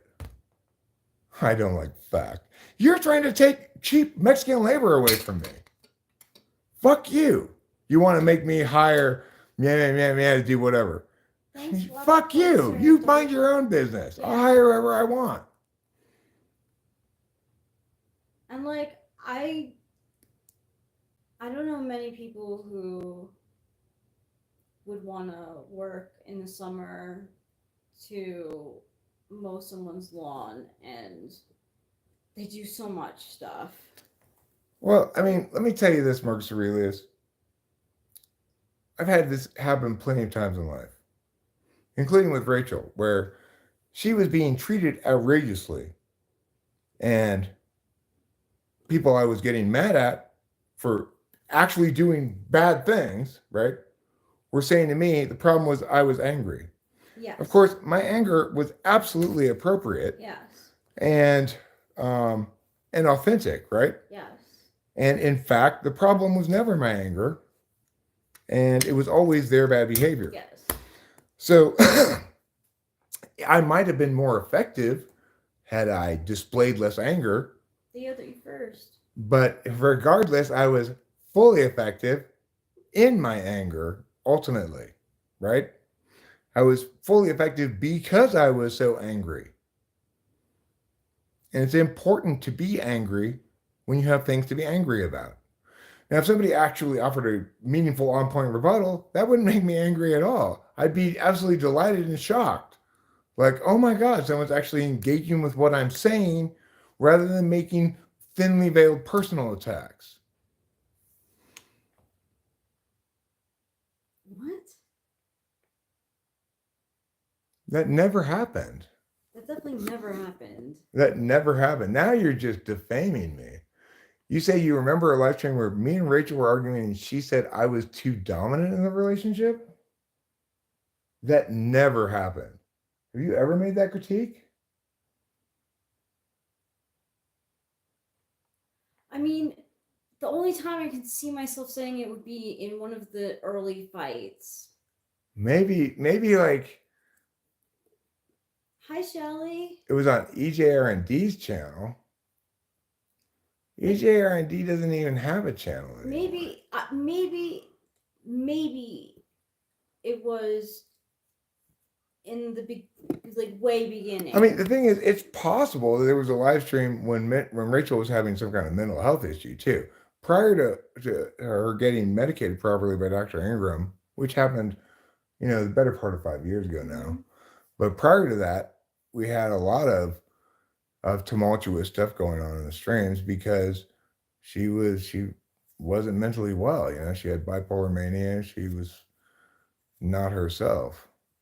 So she may have said all kinds of crazy shit when she was having a psychotic break. And as it's like, I just kept on doing what I always do, put everything on YouTube. So if people want to cherry pick shit and make a case against us or something, you can find stuff because I don't hide things like most people do. I don't hide the ugly parts, right? Most people hide all the ugly parts. Thanks, Shelly. But like, I was happy that Eric told off my mom, who fucking yelled at him first, and like we were going to be like, tell my parents like we're in love, like happy things, and my mom goes right at the attack from the first phone call as soon as she heard Eric's voice. Right. I wanted to have a conversation with her about, maybe she should let her own daughter into the house during the daytime. Like I wanted to make sure that when Rachel went back, she wasn't going to be subjected to this degrading treatment that she'd been subjected to prior. But I couldn't even begin to have that conversation at all without her mom freaking out at the idea that somebody might, obviously that somebody who saw what was happening for what it was going to call her on her shit. She did not want that at all. So much so that basically she threatened to disown Rachel if Rachel didn't leave me. Yeah. So that's how much she hated me. But then at the wedding, she came up and thanked me for giving Rachel everything she deserves. Yeah. So, whatever. Maybe your mom, somewhere in her heart, does care, but just can't figure out at all how her fucked up TE-NI-polar ways were in every instance harming you. Yeah. I don't know. The woman is a piece of work. What happened when you went down, when I drove away and left you with your mom and wherever that was, San Diego or something, that was very eye-opening. Like, oh my God, this horrible cunt. And she didn't think that I was gonna fucking tell you. Like, what is she nuts? Of course I tell you everything. Like, of course I would tell you if how she's treating me is like poor. She's not accustomed to healthy relationship dynamics, obviously. No, she's.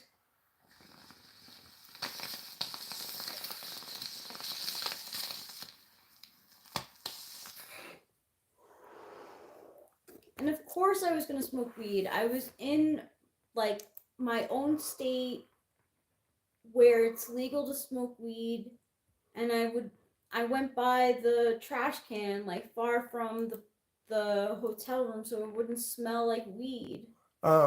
Jordan, I didn't gray you out or anything. To the extent that you got censored just by YouTube automatically or something, I had nothing to do with it. I didn't even time you out. No. I timed out the other guy. Yeah. I'm not upset at you or anything like that. I don't agree with you. I think you're wrong, but I I'm not interested in having any beef or anything. If people don't want to play, I'm mad at you because you don't agree with my politics, then I'm not going to ever play that game. Yeah, yeah. Why play that game, really? I don't initiate that game, so. So anyway, no, you've never given me any reason to time you out, actually, Marcus Aurelius. I've never even considered timing you out, to be honest. It's never even occurred to me for a second. Because you walk the line just fine. You stay well on this side of any lines that I would time you out for. I mean, I get that this thing earlier you said about me and Rachel. Until Rachel indicated it might not be defamatory. I needed to confirm that it was. If I had confirmed that it was straight up defamatory, that it couldn't possibly be referencing anything that actually happened. But Rachel kind of reminded me that don't forget about that time I was crazy for months. Yeah. Maybe I said whatever then. Yeah. And I was also coming out of like You're fine, Jordan. You're not blocked or anything. I was carrying baggage from past like relationships. So like, and I was like heavily relying on my NI with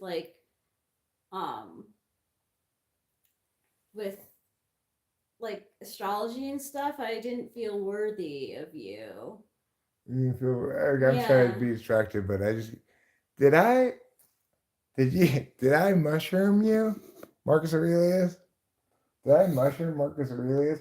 The thing is, when I'm on mushrooms, I get mean, and I also don't read the chat at all. Yeah. If somebody pisses me off, I get mean. I just try to like lay them their whole existence bare before the world. But if I did that to you, I don't really necessarily. I think I must have done that to you. I do kind of remember it, but I don't remember a lot of the specifics of it. Now that you mention it, I do recall me saying about how you shouldn't be generalizing your shit. Yeah. All that stuff. But he wouldn't. I didn't mean to be. I mean, I did at the time mean to be that harsh, but I in the aftermath, I would say sober Eric wouldn't be that harsh. But don't come being wrong to mushroom Eric. It's not a good decision by anybody because not only you're not going to have a chance to communicate to me further once you've been wrong. I'm just going to be launching on this rant for a long ass time without even looking back to see what else you might be saying. So Shelly says, I tried to do cannabis, but it gets me paranoid. Why? Because you shouldn't smoke weed. Yeah, some people shouldn't. It's not good for everyone. I mean, like my daughter, she doesn't like smoking weed. And I would say the reason is because it's not for her. It makes her anxious. It gives her anxiety or paranoia or whatever you want to call it. So much so that she told me that if she took 5 milligrams of edible, Yeah, that's right. that might be too much even. That was like 5 milligrams of edible. Are you kidding me? Like Rachel and I started 100 bag each. Yeah, we started at that. That's ridiculous to even imagine. Why would anybody even eat 5 milligrams of an edible? Because the people react differently to drugs. Right. So basically what Delilah was saying is, I don't like being high on weed. Yeah. So why would she take any of it at all? I don't know. Right. I personally don't hate weed smokers. I just don't like them when they smoke during times of productivity. Well, is there some sort of schedule to publicly post it someplace when times of productivity are and times of leisure? And regardless, I may not be productive according to you. Like, what am I producing? Well, I'm not generating any objects. I'm not really even producing content per se. I'm just vlogging, I guess you'd say. Yeah. So Shelly, your body metabolizes vodka than it does tequila, most likely, or it has a different reaction for vodka than tequila, or it's just not your preference. You know, I Kay's choice. I don't. Is that a song or something? It's not a habit. It's cool. I feel alive. If you don't have it, you're on the other side. I'm not an addict. Maybe that's a lie. Sounds like a rap. does sound like a rap. Those are good rap lyrics, actually. That's good, Shelly. I think those are very good rap lyrics. Who wrote those rap lyrics? Kay's choice. I like those. Are very good. It's excellent rap lyrics. Yeah, it is. It's not a rap. It's not a rap. What is it? Vodka makes you angry. It's good that you know that, Shelly. Well, at the end of the day, watch closer and don't judge. I think you'll discover that all alcohol makes you sad. Yeah. Well, Sad and angry. she said that tequila makes her happy. I believe that. Sometimes, if you take too much of it, then yeah, her name's Shelly. If you take too much, I don't know. I never really was a sad drunk. Let him smash. Although I was the crying girl at the party. Well, my point is, if you have a problem with alcohol and you drink too much, if you start drinking, it's like, oh, this one makes me feel happy and this one makes me feel sad, and this one makes me angry, and you realize they increasingly all make you sad and angry. And that it's just kind of incidental. You were happy this one time when you drank vodka, and so you think, oh, that one makes me happy. But of course, if you don't have a problem with alcohol, then you're gonna be more like Rachel's experience. And yeah, no, I never. I mean, I was the sad girl at the party, but it wasn't because I was drinking. I mean, maybe I was. Yeah, it wasn't because I was drinking. It came out maybe because I was drinking, but I was always like, my FE was turned on really high when I would drink. Jordan, Fly Guy's not bullshitting you. It is something I have to be concerned about. It's like, in order to listen to this, I have to mute the audio here. Yeah. On this. I could do that. That's fine. I'll listen to it.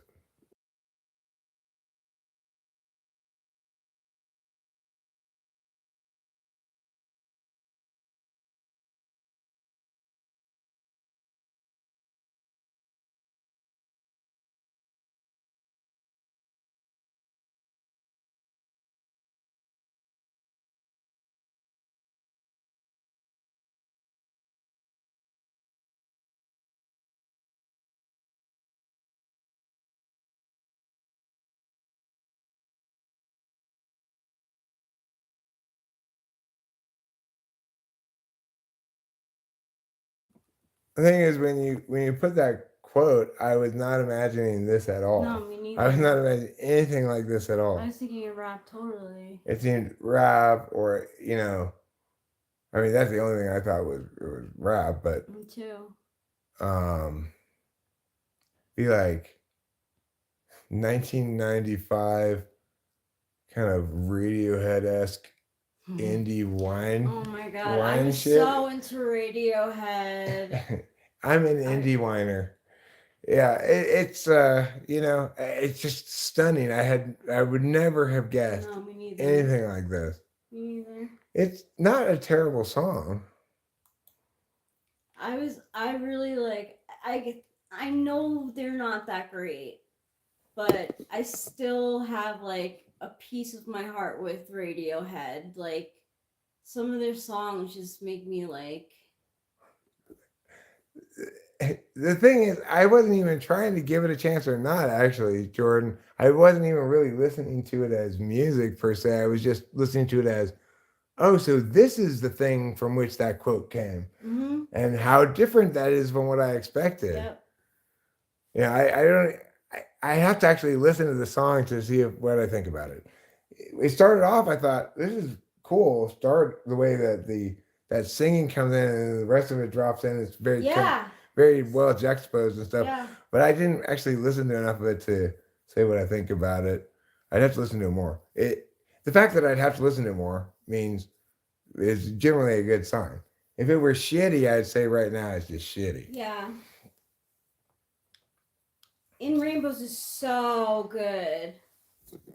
And I'm not necessarily talking shit about Radiohead. I haven't listened to much Radiohead. Oh my god. I'm just thinking about like the lyrics to,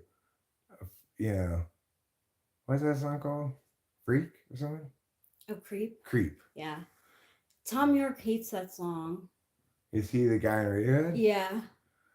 He won't sing it. Is he? Oh my god! What an fi entitled fuck. Yeah, but oh my god, like the good stuff is so good in my mind. No, like, I'm just talking about him not being willing to play that song. Yeah, yeah. Like it was like Fuck Tard from Prince. REM. Oh yeah. Not wanting to play Stand. Really? Why? It's his least favorite song of theirs, supposedly. Because it's maybe their best song. It is such a good song. I tried to do the dance from it, they're like, I mean, how countervalued of him to take his whole catalog full of any garbage and shit on the one NI thing in it. Creep is the most NI. So that might be true for Radiohead too, but I'm talking about for yeah. For this REM guy. Oh, right. What's his name? Hat wearing guy? Yeah, Michael Stipe. I like REM too. Michael Stipe doesn't like Stand. It's like their most NI song for sure. Yeah, it is. Stand in the place where you live now, face north. He's too good for it or something. What? Yeah. Well, fuck you, Michael Stipe. I'm too good for your hat wearing. They don't really play anything off their first album, Pablo Honey, because it was like their gateway into like making music. Like they did what the record label told them, and then they were like, okay, now we're gonna do what we want to do. Well, Jordan Brandon, if you come back here again, there's a decent chance you will talk to Fly Guy again because he's around here fairly often. REM are whiny ass bitches, but for some reason I like some of their stuff. I mean, I like some of their stuff too. I like It's the End of the World as You Know It. Yeah, me too. And I like Stand, but I like Imitation of Life. Here's the thing: if you were to cherry pick a case against REM, oh boy, I would not want to be the defense attorney. I wouldn't be that. I wouldn't take on the job. If you wanted to cherry pick a case in favor of REM, you could come up with a small case file of very things that represent well. I don't know about that song. I'm not sure I know what that song, how it goes. How does it go? If you believe you were a man on the moon. Well, yeah, that's an okay song. That's a pretty good song. But the only two songs of theirs that I really know and think are good are Stand and It's the End of the World as We Know It. That's such a good song. I don't like Losing My Religion. I think it was sad. I always thought it was sad. Oh, that's a good song too, though. Yeah, it is though, right? No, that's an actual good song. That's a surprisingly well written song. I don't think of REM as being good songwriters, but that's an exception. Losing My Religion is a good song. Yeah, that's a great and I Hold Together song. That's their most well-known song. But like when I would be in my feels and like I'd be having my playlist on shuffle and like it's been a sad day, it's been a bad day, please don't take a picture, it's been a bad day, please don't. Like I like just like could go back to like when I was like a little kid and I'd be like all like foot stompy and I'd be like, I don't want to take a picture. Like, no, don't take a picture. There's just the thing about REM is there's something about the Michael type just loving his own fart smell. Yeah, he thing. does. It just, it makes me go, ew, ew, ew. But that's what, like, Corey thinks that James Murphy is. And Corey doesn't think that. He's trying to position it like that. He is trying to position it like that. He does position it like that. He says it. If he thinks that, actually, it's because he's so unconscious about how much his feelings are driving what he thinks, then, that's why he thinks it. It had nothing to do with actual reality. Whatever shit he talks about, that guy, James Murphy, he's just jealous and trying to he's being a hater. He's trying to cut down this thing that he feels like intimidated by, and that it invalidates the one thing in his life that he still feels confident about or something. He doesn't want a genius of that scope, of an INFJ genius of that scope, muddying his waters, so to speak. The thing is, it's actually a crazy, ridiculous insecurity of his. Like, I can't conceive any human being in the world who has less reason to feel insecure musically in terms of his creative stuff. It's just what he has to feel insecure about is his actual manifesting of that into something beyond just. It is the case that compositions just on sheet music, right, are a great accomplishment. And equivalently, your composition is not on sheet music, but like has chords and words written down and stuff, is of great value. However, and Corey has some amazing fucking compositions, like just mind-blowingly good. Things that just give you the goose pimples when you hear them. Like, dun, dun, scarlet's a field. Meow, meow, meow, meow, meow, meow. It's just beautiful. Meow, meow, meow, meow. Meow, meow, meow, meow, meow, meow. It's so elegant. It's gorgeous. And he's got incredible bass lines and shit, and just genius fucking stuff that gets stuck in your head and that you don't ever get sick of playing if you played in a band with them or something. It's like, whether a song's good or not based on if you get sick of playing it. Corey shit's like, I played in a band with him for a while, Cowboy Dance Hall. It's Computadora All the Way Live. But the actual band name was Computadora All the Way Live. Yeah. I like that. Yeah. Isn't that great? I mean, it is. He's such a genius, right? Yeah, he is. And he has this song, Rejoice Today in My Vision. It's so majestic. It is. Yeah, he's got all kinds of great shit. Unbelievable stuff. Like, there's this just stuff that I wish I could have that kind of genius so much. I wish I could have it. He had zero reason to feel intimidated by any artist on the planet, really, except in terms of his manifesting into worthwhile tracks and stuff, or having a band or whatever. He's bad at that stuff, but I don't know the comes, shall we? This Corey I stuff. made it. And Dick got and nearly made it. And I stayed it all the time. It was the 25 hours to dawn. A good God, it never takes this long. But betting down and down, but down and down. How epically just perfect is that? It's so good. It's so perfect. And it's like I have some things that I've made that I'm very happy with, but Should be. and uh, and I also understand that what I'm doing is it it's not a it's like it can be of value in a different way than his things of value. But the bottom line is he just is a level of genius that I never will be.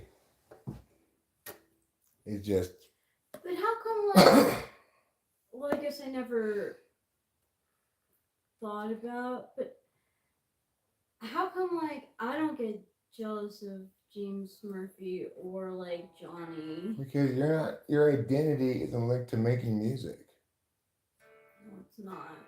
Your and I you don't understand your own introverted intuition as being receiving melodies from the ether. Yeah, it is.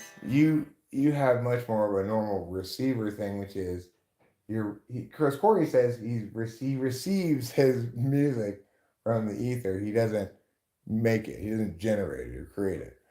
And Rachel receives in a much more normal way by like watching stuff, and then knowing intuitively about whatever it is she's watching. That's what a receiver does, right? They just And listening to, too. they catch balls that are thrown their way, and as a agent receiver in the world, she gets to choose which kind of balls she gets thrown.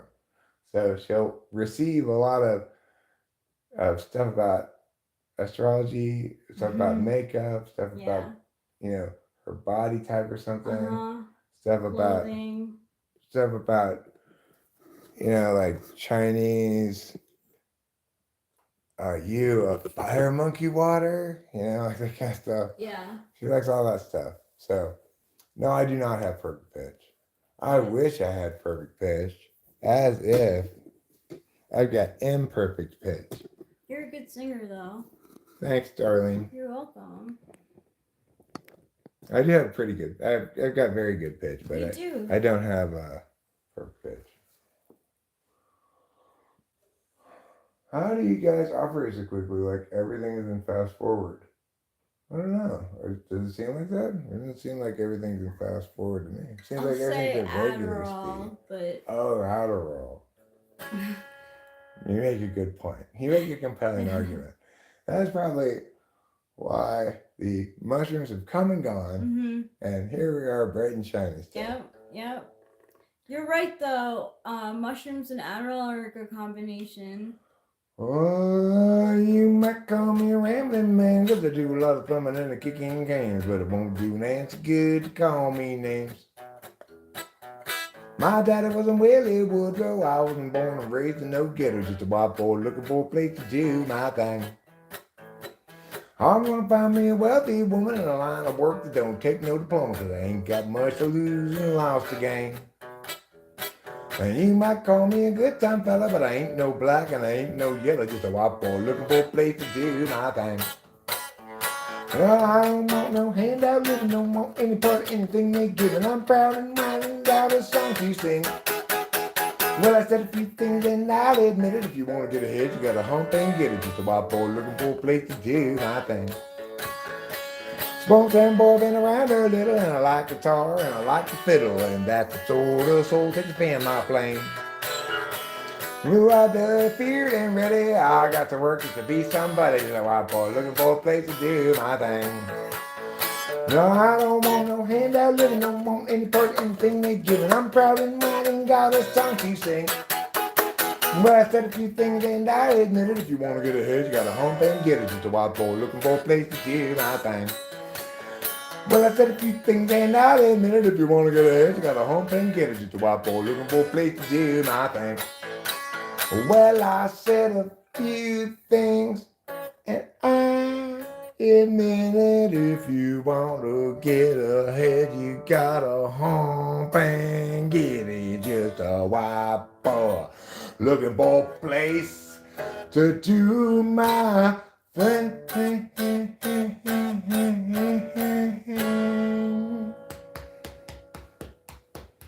Woo! That's a bad rendition, you said, huh? Well, G Wow, what? and you disagree. Watch. Closer says that was amazing, but G said it was a bad rendition. Shelly's right. She's Well, just being a hater. No, you She's know what? I fast. gotta have to say to G, it's not just being a hater, because there are many times when I agree with him Okay. that I like things slow, and I'm really going. When I do play things slower, a lot of times I say, "Oh, you know what? I should play this slower for play." But it really depends on if I'm feeling up to this pace. In that instance, I was feeling up to the pace, and that wasn't too lightning fast. So I think you're wrong, but I don't necessarily think he's being a hater, because I think he's consistently expressed a preference for things played slower. All right. I think he's He like, doesn't like Johnny I hear or what- the Beatles, and you know, in a lot of instances, he might be right, except for but not Johnny that. and the I don't think in that Beatles. instance he was right.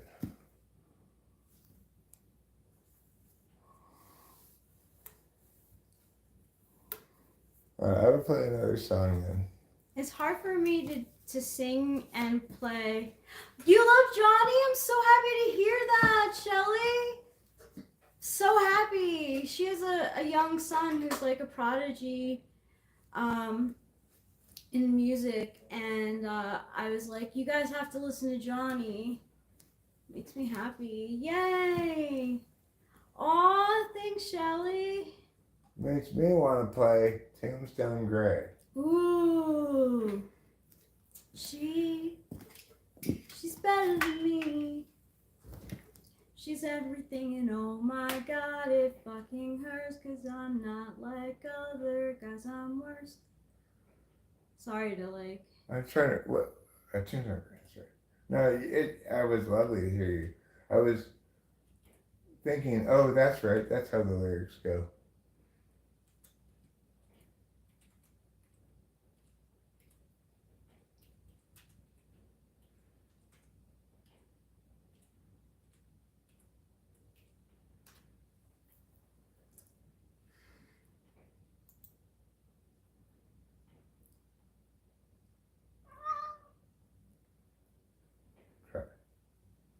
Why is it he? Oh yeah, he's back. Said she. I guess that's what I was thinking of the lyrics was. Wait, like, well, part of it I was like, that's right, because I was trying to remember how I got there, but then it didn't make sense because. Because the she, yeah. Now I see what's going on.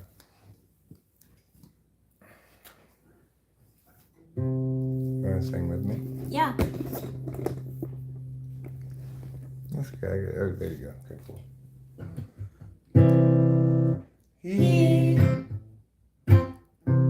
He's better than me. He's everything, and oh my god, it fucking hurts, 'cause I'm not like other guys, I'm worse than she. She's better than me.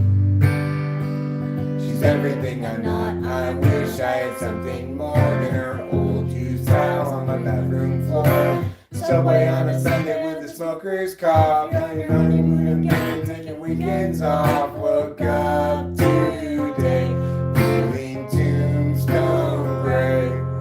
I think I really want to throw myself away to the landfill with the pain from the second grade. Woke up today, feeling tombstone gray.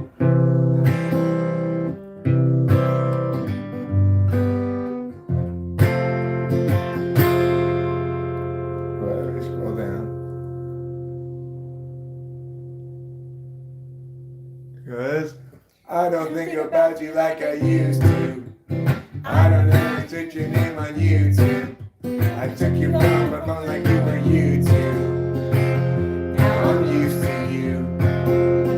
You can't give it up, okay. Now I wake up early, take the subway. The world wants us to love or to lose. The good news is I don't have to choose because I lost you. That part's hard. Yeah, it is. Subway on a Sunday with a smoker's cough. You're on your honeymoon again, I'm taking weekends off. Woke up today, feeling tombstone think I really want to throw myself away to the landfills with my papers from the second grade. Woke up today feeling tombstone gray. What a great song. Such a great song. I mean, the thing that's most memorable about that song, and the best thing about the song, is the beginning of it. He's better than me. He's everything I'm not. And oh my. Right. He's everything I'm not. Oh, let's see here. He's better than me. He's everything, and oh my God, it fucking hurts, 'cause I'm not like other guys. I'm worse than she's better than me. The thing is that and into like the end of this one, you know, she's everything I'm not. I wish I had something more than her old used tile on my bathroom floor. Both of these stanzas right there, lyrically, is just, oh my God, they so stink of intuitive male. You know, it's like they so stink of fourth 8S insecurity. Yeah.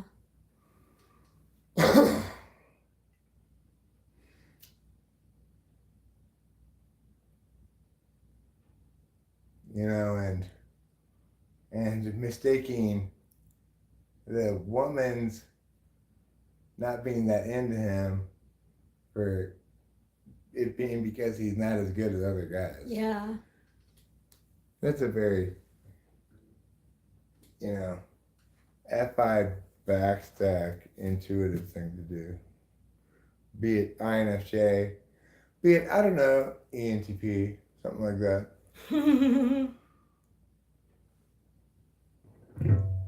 But all his lyrics, this guy has got to be one of the world's greatest all-time lyricists. He is.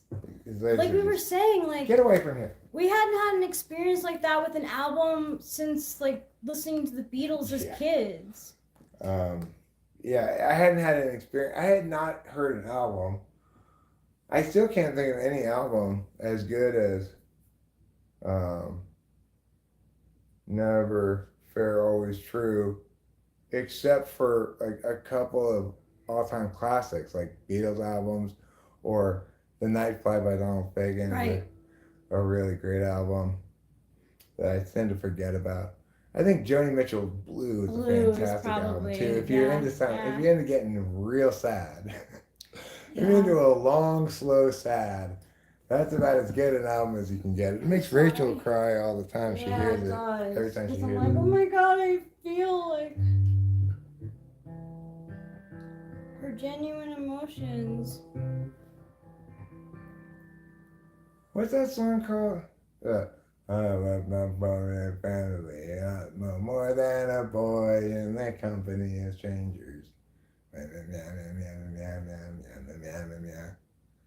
All lies in jest, still man hears what he wants to hear and disregards Boxer. The Boxer. Thank you. Yeah, I love that song. I want to look that up on there. La la la la la la la. When I came here.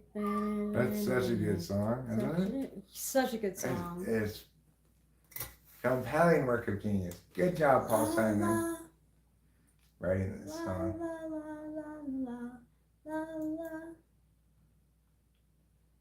La la la la la la la la la la. Let's see how it plays here.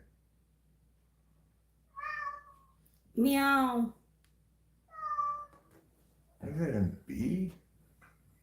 I am just Yeah. a boy, though my story seldom told.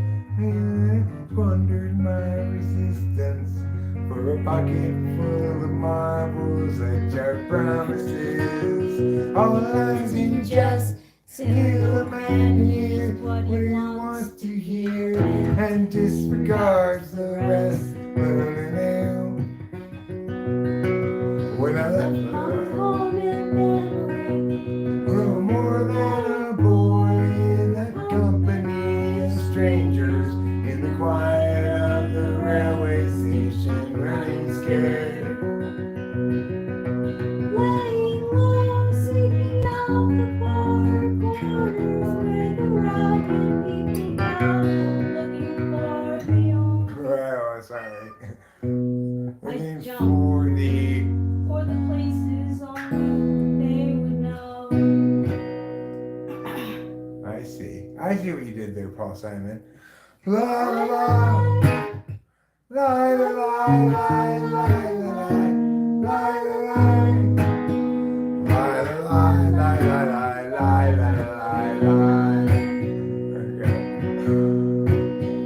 asking only workers' wages. I come looking for a job.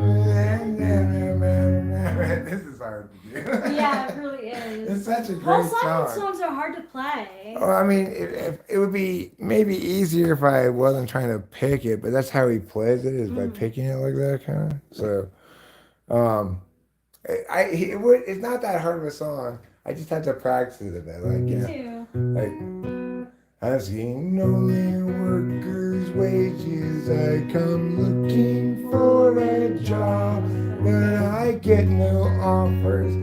Just Someone from the wars on Seventh Avenue. to declare.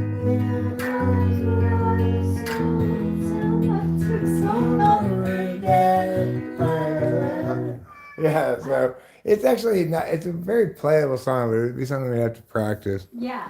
because it's got different parts that I don't exactly remember how they go and stuff like that. Yes. All right, Trevor. Meow. For God's sake, Jeez, talk about whining. this cat is too much. Oh, you need more food. I'm He sorry. needs to stop being a big jerk. Oh, he wants more food. Okay, well, that's fine. But I mean, this cat, it's like, you would not believe how much food this cat eats. He eats more food than a normal cat would eat in 3 or 4 days in like one sitting. He just eats a crazy amount of food. I know. I refill the plate. Rachel refills the plate multiple times a day, and he just eat. And then whenever I eat something, he comes over and wants to get my food too. We could be eating anything. I'll be eating this, like when I was eating like something that he wouldn't even like. Right, and if you don't give it to him, like crawl up onto you and try to get it and stuff. If he really wants it, yeah. If it's something he thinks smells good, Yeah, if it's chicken for sure. you can't like leave your plate or he'll come go try to get it. But Capillo though, you can't really let her Yeah. out with stuff too. She'll lick it. Yeah. Computer doesn't even want to eat. She No. doesn't even eat the food. She just renders it unable for you to eat it by licking. Yes.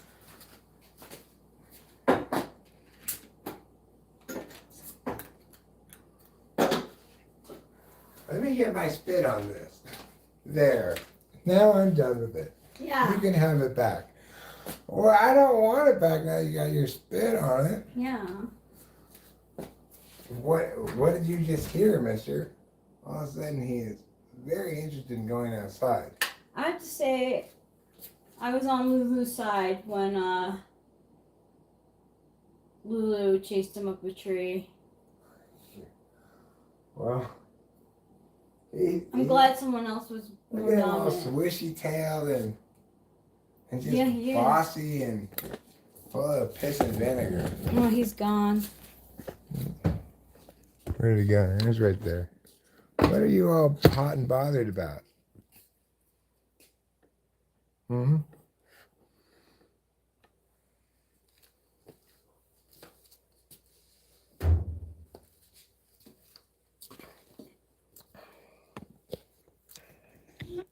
Pretty cold outside. Yeah. But I guess, you know, he has fur on and stuff, so. For sociological, typological study, I do want to ask ENFJs if they don't like being alone. I know ESFJs for sure don't, but I want to know if ENFJs do too, because like when I think of like Paul McCartney, like he couldn't even stay like solo for like a year. A year after that, I think he formed Wings. Like, or he didn't. Maybe not a year after that, but he was like, bam, right into like the next band. And, I like, mean, bam, the right thing into the is, next it wasn't like relationship. he was into a band because he was a team player. He just No, he wasn't a team player. everything had to be his way, right, Yeah. artistically. But he just it was it's kind of necessary if you want to perform anyway to actually have a band, Yeah, for sure. But I mean, like he like also jumped from like relationship to like relationship, like Didn't he marry that lady for a long time? That yeah, vegetarian lady? yeah. But he also like when he divorced, he like capable of relationship hopping. I see. Well, serial monogamy is not a problem. No, but I am one. Yeah, we're both serial monogamists. Yeah, but I just. You think he should take a little time before landing on his feet? Yeah, Is that what maybe. you're saying? Yeah, like I don't know. Like I know. Honestly, it's not even judging. I just want to know if ENFJs prefer being in the company of others. Oh, yeah. Well. Yeah, like I don't. Whatever if they have. I don't know anything else about that. Like it's just purely if that's something that a personality page could have, like listed, like. Yeah, it's like I have a very conflicted relationship with that.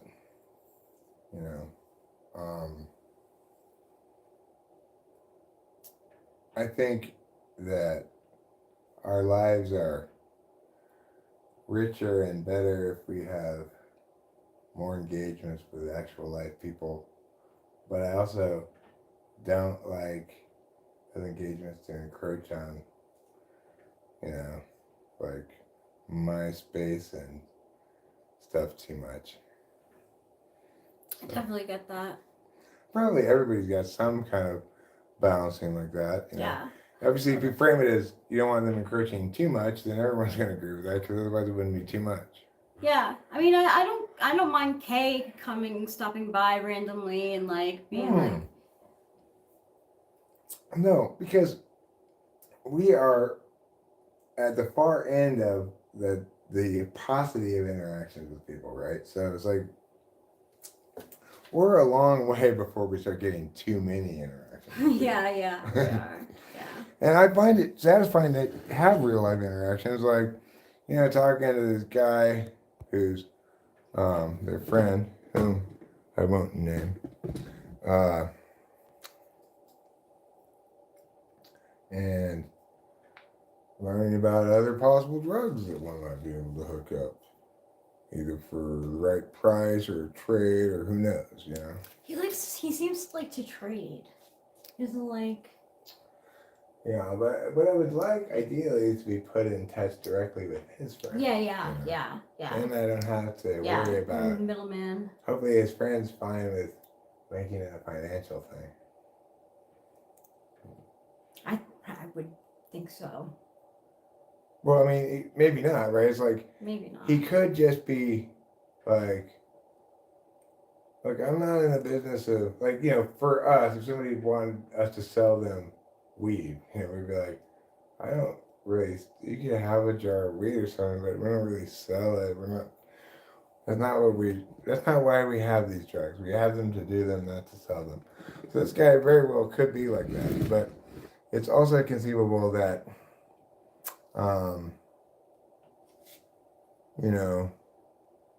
if he felt like he liked us or something, that maybe he'd get it for us near cost anyway. Yeah. So, of course, he can't like us if he doesn't know us.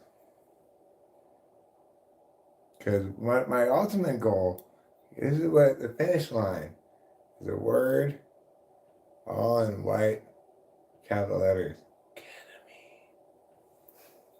Ketamine. If I could get Rachel ketamine, I'd earn endless points from her. I mean, you. I already have endless points with her. Yeah. You have endless points with me too. Oh, thanks.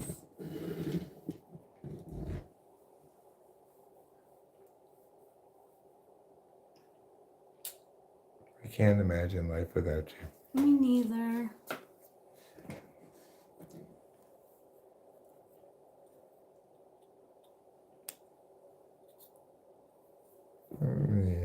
I can't read that at all. Oh, that's why we're in here, right? Because we were obeying the cat again. Yeah. I find myself in the kitchen. Why am I in the kitchen? Oh, right. I had to obey the cat.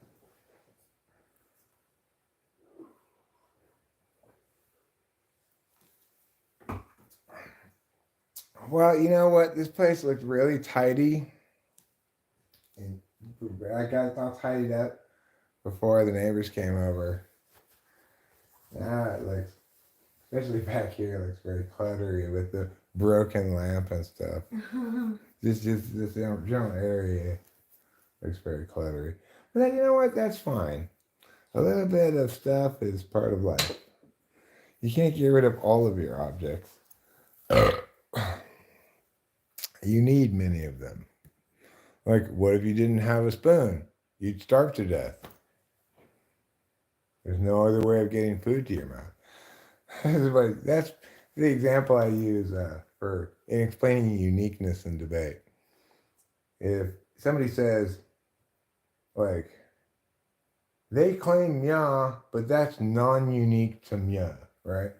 So what that means is they claim if we don't let them have spoons or give them spoons, they'll starve to death.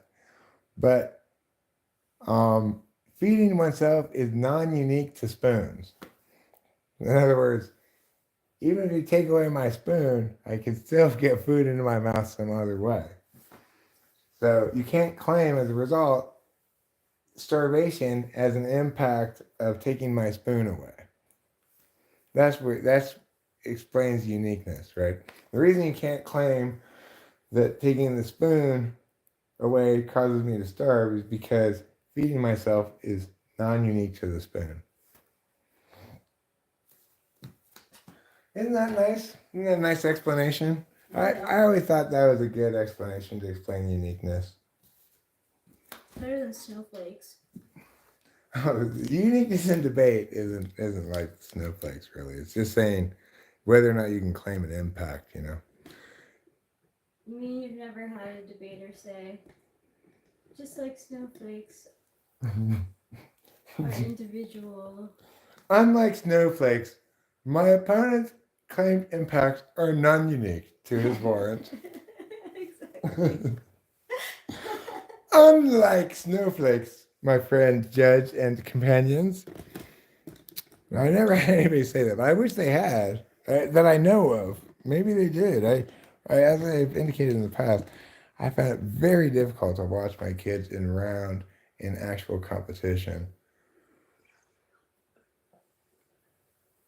It was just too emotionally intense for me. Also, it's like, you know, obviously you're not allowed to, and it'd be cheating in some sense to try to. If I were to try to cue them about things in the back of the room, like that would be cheating.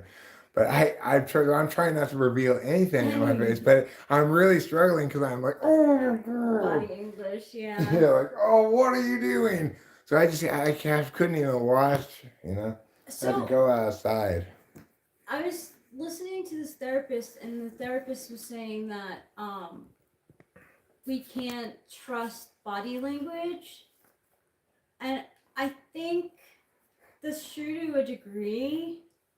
But then there's like some things, like there's just some facial things that happen when people react to certain things happening that like are just so like reveal so much about. Oh yeah?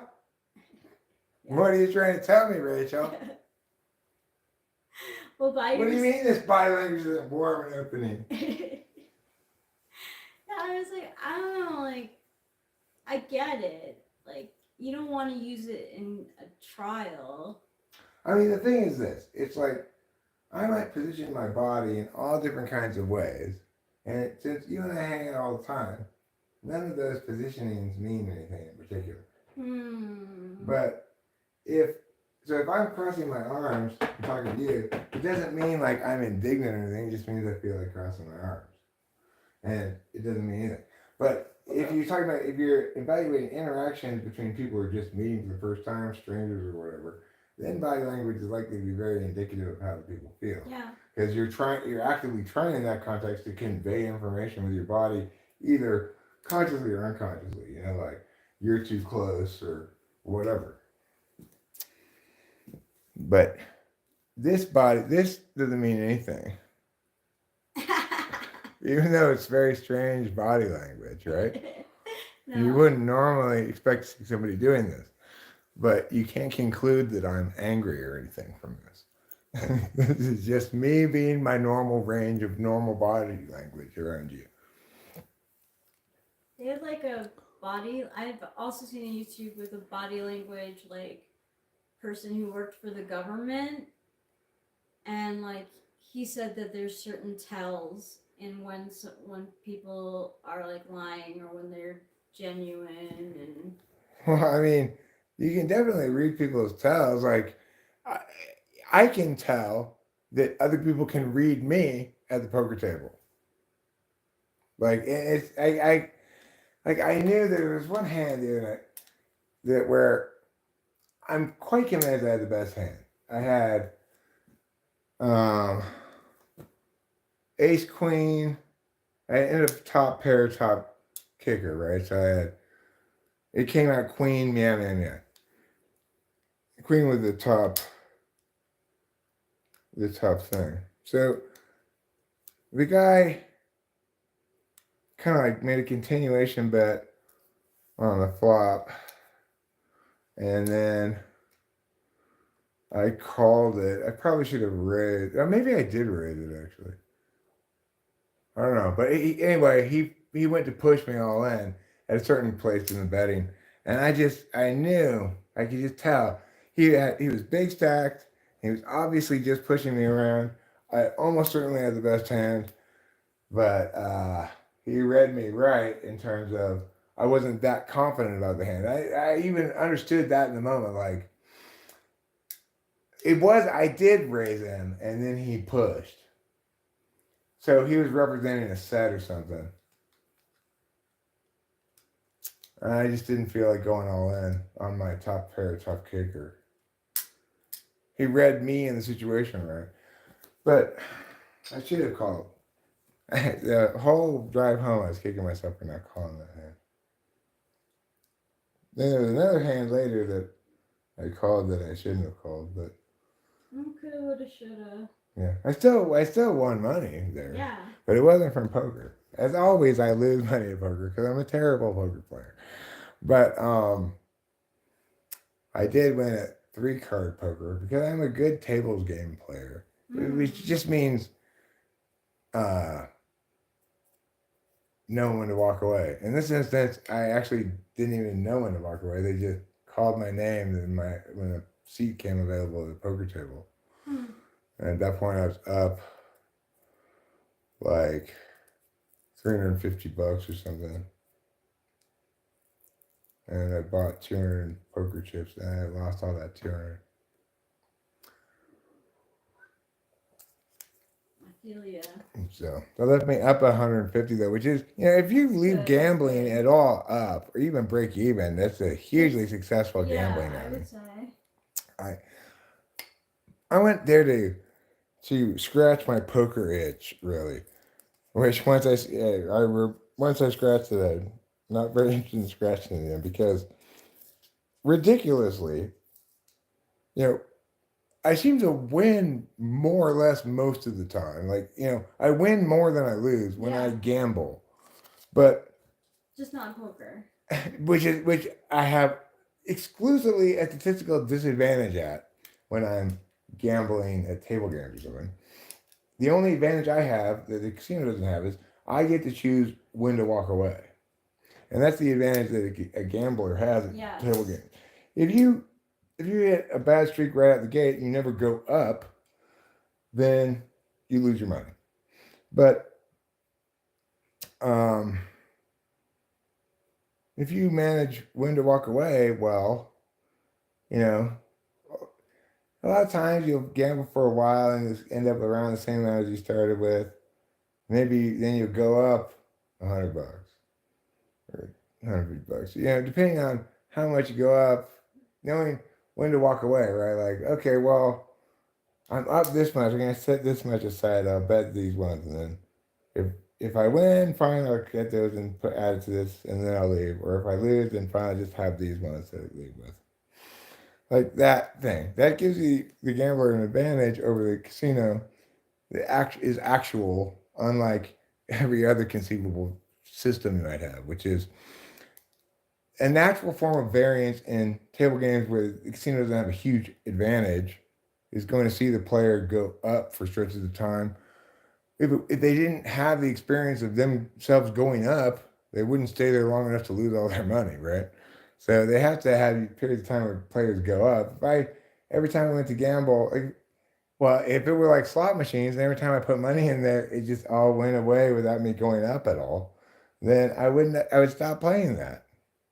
It has to go up sometimes, right? So if you don't get unlucky and you're good at walking away, you generally could probably do a pretty good job of coming out ahead overall gambling.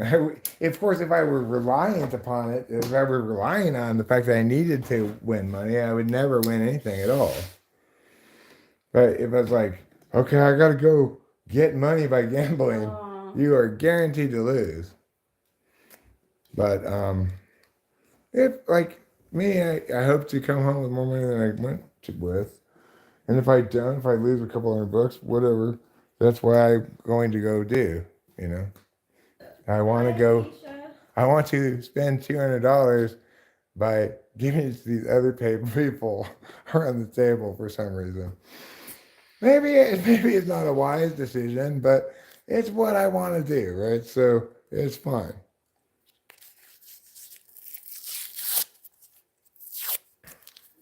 Am I Irish? No, I'm not Irish. I'm German by ancestry. My last name is Strauss.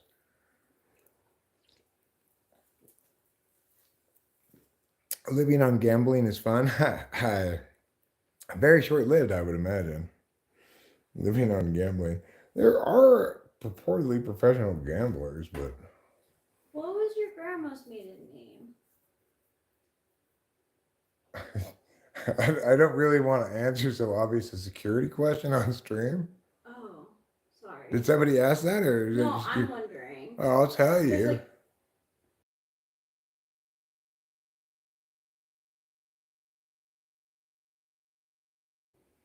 Okay, we're back. so some things can be private. Right. When people ask me, because sometimes people come around and ask security questions and stuff like, "What was your best friend in childhood?" And so it's made me more aware of those kind of things than I otherwise would be. Me too. I got caught with that. So I'm like, oh, I don't care. Hello, Felice Sleep. Okay, now we know Eric's security question. I don't think that's my security question, actually. What is my social security number? It's 423-324-423-3424. Just like having a 555 number. Yeah. It's my version of Justin Bieber's response to City.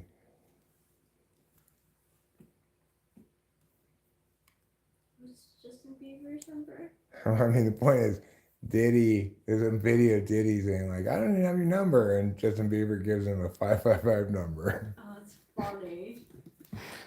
Just poor, like, 13-year-old kid or something. Oh my God, what a fucking horror show.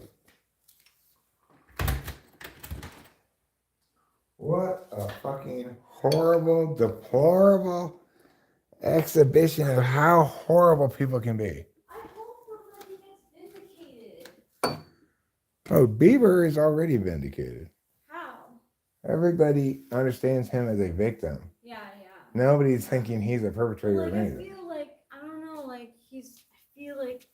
He doesn't want that necessarily to be public, right? Like, he probably feels ashamed of it or whatever, doesn't want it to be public, but he's going to incur no negative impacts of of the truth coming out. No. But Ultimately, people are going to, as all these scoundrels get torn down, he'll be kind of,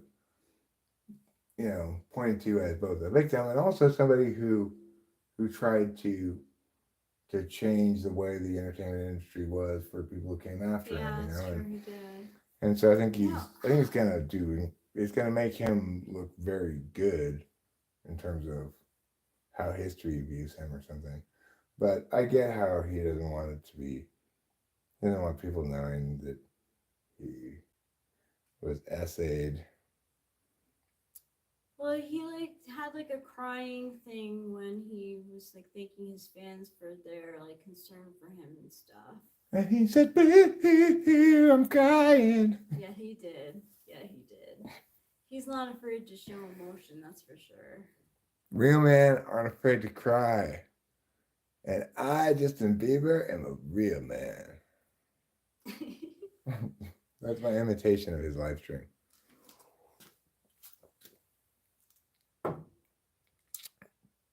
Doesn't he have a little mustache now, like Johnny? I think so. Seems like he's got a Johnny mustache now. I think he does. Can you think of any Justin Bieber songs? Yes. Okay, which one of them? That baby song, baby, baby, baby, oh, baby, baby, baby, oh. That doesn't sound. And I'm familiar with it, but it's not a what he good broke song. out Is with it? little girls. Does he have any good songs? I like Where Are You Now and I'm Where Are You Now That I Need You. I don't know that one. It's pretty good. He works with Diplo and Schulix on it, so yeah, it gets dancey. Where are you now that I need you?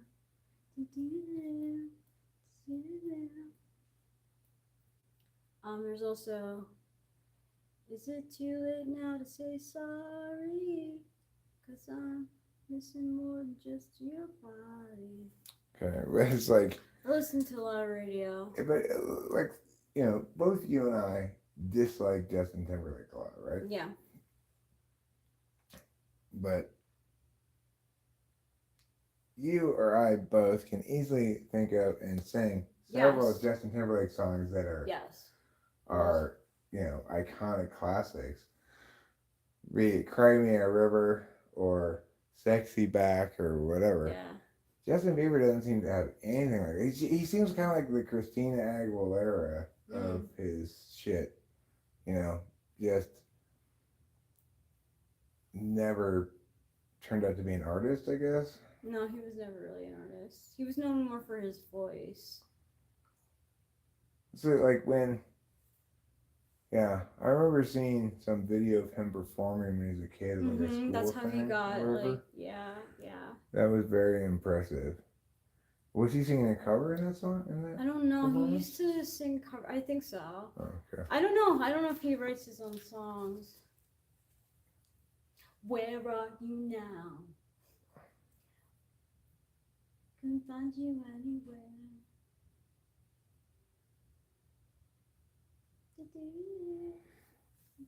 If I wanted to be a pop singer that appealed to teenage girls or something, I'd dance like this, 'cause girl, yeah. That's a good dance. That's how the teen heartthrobs dance. Yeah, they do. Pia, pia, pia. All right. Backstreet's back. All right. What a silly thing that is. These guys do these dances and they take turns singing the thing. Yep. It's so wonderfully American or something, even though it's not just in America. Obviously, they do it in England and wherever. But it's something very seems like kind of doo-woppy about it. Like 1950s, you get these different guys that stand on the corner. They go a doo-wop, a doo-wop, wop, wop, a doo-wop. Yep. It's kind of like the modern version of that, except instead of singing doo-wop, they're saying, "Girl, you're a dream in my heart." Yeah. When I walked with you, it was like a dream come true. Yep. Oh. NSYNC was my first concert ever.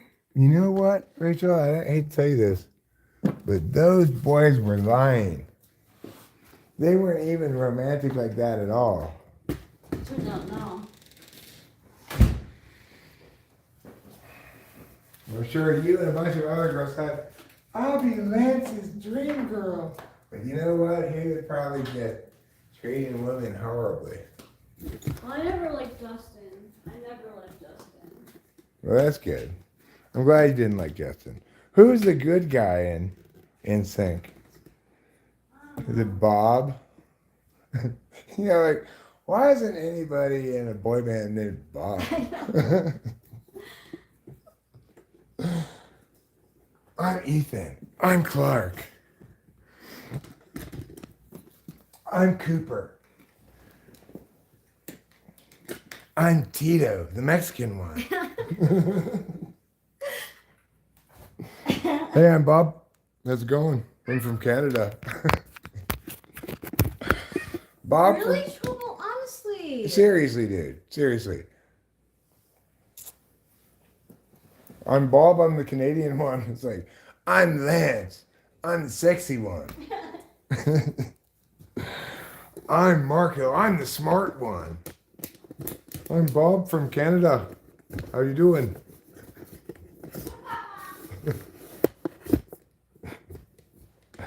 Cut. No. Who included Bob in this? Get out of here, Bob. You're not one of the boy band people. I'm pretty sure they wanted a Canadian. I'm Bob. Who said we needed a Canadian in this band? I'm Tito. I'm the Mexican one. I don't know. Well, the rest of us are American, okay? We didn't even... What does Canada have that we already don't have? Well, I mean, maybe some good manners. How about that? I'm Bob, and I'm at least polite. Well, thanks, Bob.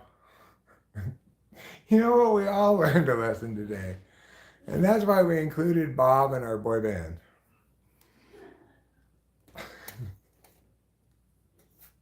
We all learned a lesson about manners today. Thanks to Bob.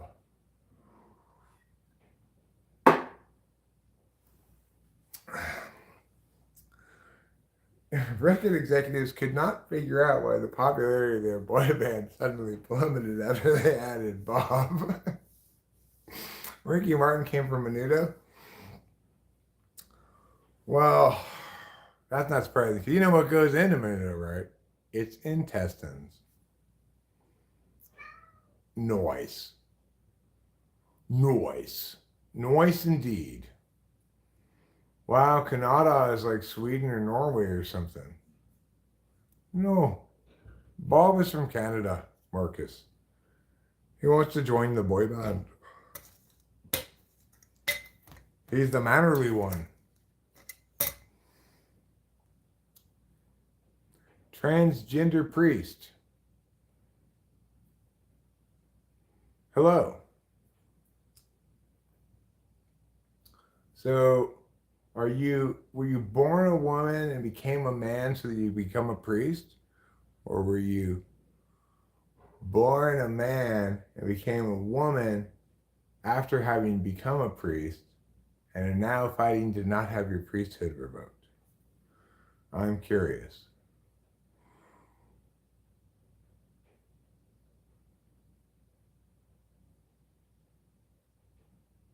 Do I like Carlos Santana's music? No. To put it simply, no. I do not.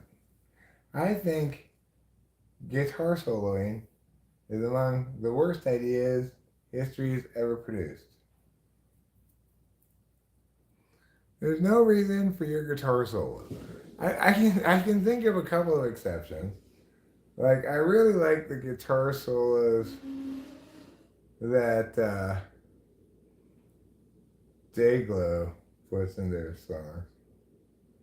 Is that what they're called? Dayglow? I think so.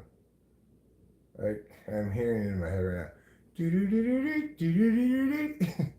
He's such a bad guitarist.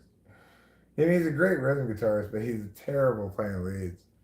But he knows what he wants to play, so he tries to play it as best as he can. I like his guitar solos are fine. Correct. The robes for mass hide your boob job. Well, listen. I gotta tell you something. If you want to make sure that the other priests and stuff can't do anything about it, all you have to do is tell them about it in confession. Because then it's between you and them and God. Nobody else gets to hear about it. So if you want to inoculate yourself from being found out, tell everybody in confession. The confession is in like the Catholic Church confession? Yeah. See, there's transgender priest. He was a priest already. Mm-hmm. Then he got transitioned to a lady, and now he's trying to keep his priest job. So he's got to keep secret the fact that he got transgendered, right? Because women can't be priests. Yeah, no, they can't. They have to be nuns, right? Yeah.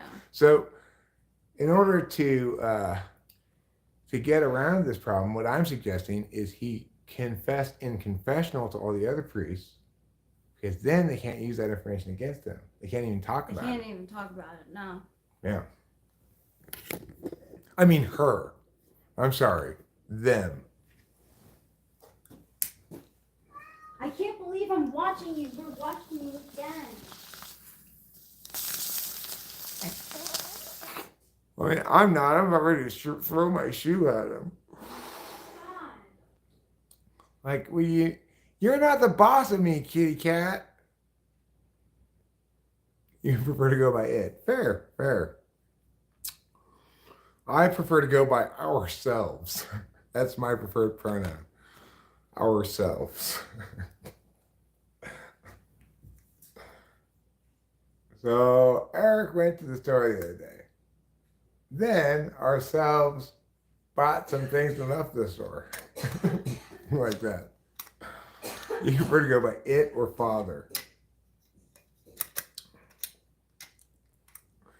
I can see the story about a transgendered priest winning an Oscar. Yeah, I think it's an Oscar-winning story indeed. And, you know, if I were a priest, I'd ask people, instead of calling me father, I'd say, call me stepfather. They keep them at arm's length, right? Like, why? Are you like, you're the creepy kind of stepfather? I just be like, well, I mean, the point is you shouldn't get too close because I'm not your actual father, right? More like a stepfather. Priest by day, stripper by night. Taxi cab driver on the weekends. Hello, Rahul viewer. How are you? What you doing and what do you see? Boo and boo. So, I like this character of the hidden transgendered priest. Like he started out as a regular priest man named like, you know, Tom or something. And then after he got fully accredited to be a priest or whatever he got to do, after he passed all the priest classes and stuff, then he decided he wanted to transition to a woman. But he didn't want to give up his job as a priest. And he was like, I want my cake and eat it too. I want to both be a woman and be a priest. So I've got to keep my new identity as a woman secret and continue to behave as a man on Sundays. And when people ask why my robes and stuff are so voluminous, I'll simply say, I've put on a lot of weight recently, even though they're actually there to hide my big boobs. Well, the boobs, just like Judy Garland, they're going to be taped down. Oh, okay, well, that's fine. Yeah, they could tape down the boobs. That's what I would do. I wonder, whose job was that? Did they have a title like Judy's Boob Taper? I don't know. Can we get the boob taper in here? What's her name again? Susie? Yeah, get Susie in here. Why? Probably wasn't. I'm seeing too much boob around here underneath these shirts. I'm seeing general lumps of womanhood. I need those boobs taped down flatter. What silly thing to do. Yes, a tight sports bra too, or just one that like is totally flattening. Yeah, there's things you can do. You know, back in the day, Fly Guy, it was a man's world. They could very well have sent Warren, the production assistant, to do it. Yeah. Well, Judy, just buck up and deal with it, okay? We don't have any women available right now to do this, so you're just going to have to let Warren tape your boobs down. Don't girdles mostly like nip the waist? Like those things look so uncomfortable. I'm glad I didn't live in the 1900s. What is the difference between a girdle and a corset? Oh, I thought they were the same. Are they the same? No, I don't think Maybe. they are. I mean, I don't know. Well, you just said you thought they were the same. Yeah. They might be. I have no idea if there is any difference. But I visualize the same kind of Victorian-looking picture in my head.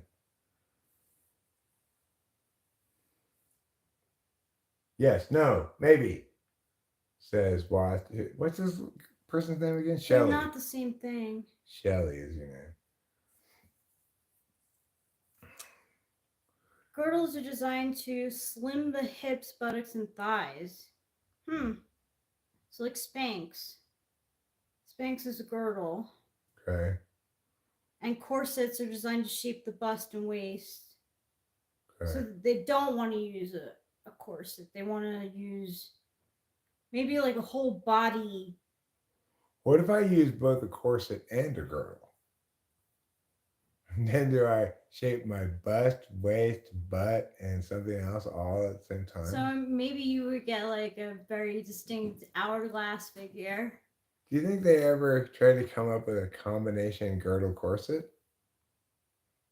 Like a cordurdle sit or something? I don't know. You know what? Eventually, why don't they just wrap all the woman up in like those kind of stretchy bandages, so that they're like a little cocooned up woman all sucked in. Kind of like a mummy. Yeah, exactly, Shelley, like a mummy. I was thinking more like a cocoon. I like the cocoon better than a mummy. I'm 39, Eric is 53. Because I don't think of mummies as being wrapped very tightly, you know? I just think of it as being... Really? It just seems like, you imagine that, like, thin white stuff with little holes in it being wrapped around them. That stuff versus, say, an ace bandage, which is stretchy. Yeah. That's going to be a lot tighter of a wrap because it has stretchiness to it. I think in the movie Boys Don't Cry, what's her name? The main character, she like tapes down her boobs with ace bandages. And what? When is this? Boys Don't Cry. Oh, Boys Don't Cry. Is that like a girl going undercover as a guy movie? Like, hey, it's just I'm no longer Sarah. Yeah. I'm Sardo. Yeah. Like, Yeah, one of like those kind of forming movies? a love relationship with a woman. Can you all tell me a good song? How old are we? Rachel's 39 and I'm 26.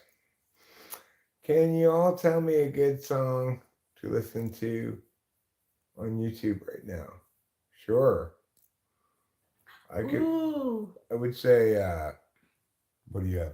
think about things. I. It's the first thing that came to my mind because it's the song that you played for Kay. Think about things. If you don't know, that song is a great song.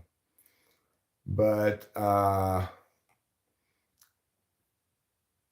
and check out "Flatten Up My Boobs" by the Boob Flatteners. No, that's not a real song. I would maybe listen to like "Bills Paid on Time" by Baby No Money. That's a good That song. is. I enjoyed that in the car.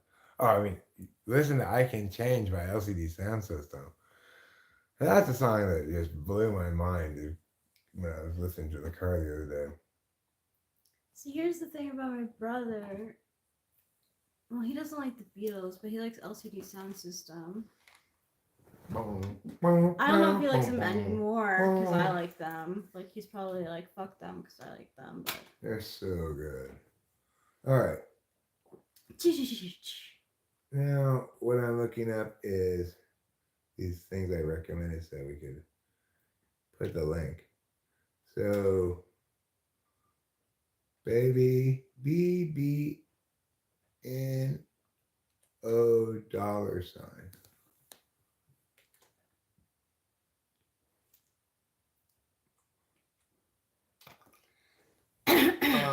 Bills paid.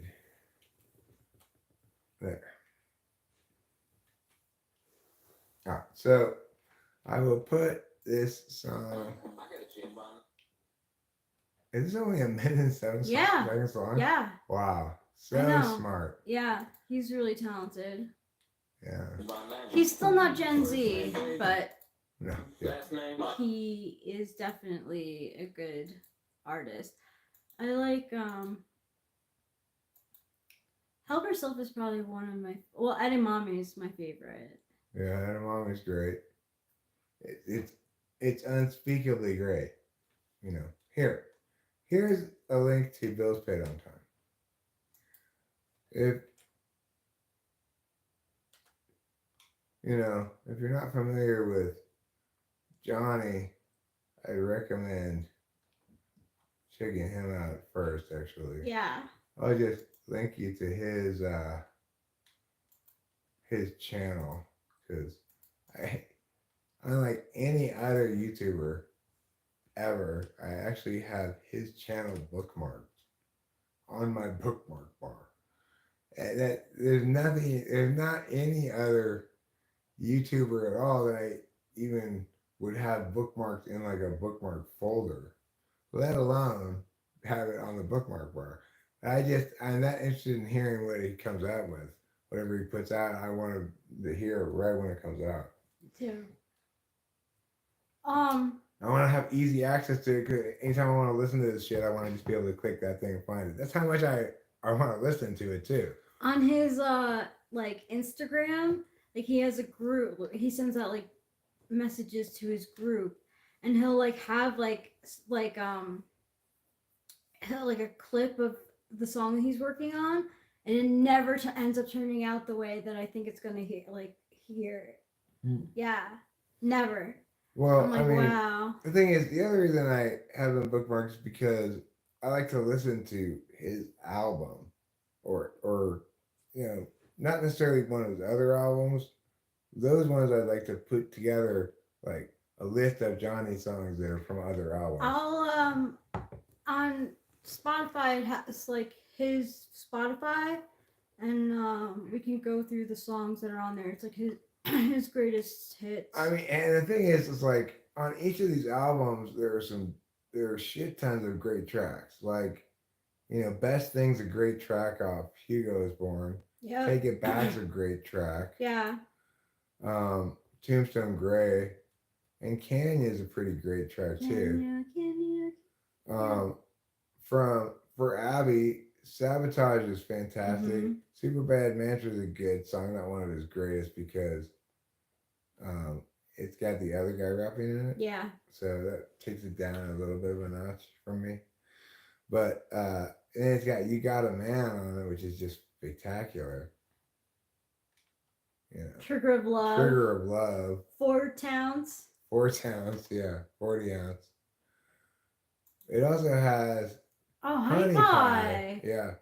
It has Honey Pie. I don't know why I don't actually listen to this album, except it's got these things in it that Well, I don't the like. talking stuff. Yeah, talking stuff, and so I don't really want to listen to the album cover to cover.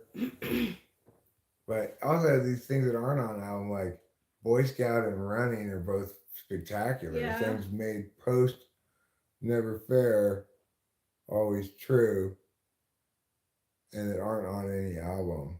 At least, yeah, they might eventually get put on an album. I don't know. I don't know. Anyway, I could not more strongly advocate to everybody to go listen to this man's music. If you're not listening to this man's music right now, then you're wasting your time thinking about things that you shouldn't be thinking about, like wanting to suck and lick. Instead, you should be wanting to listen to Johnny. Yeah.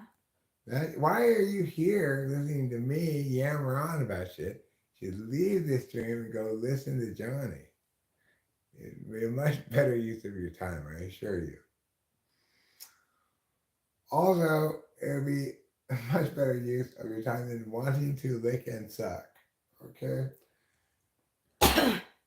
Your wants will go forever unfulfilled.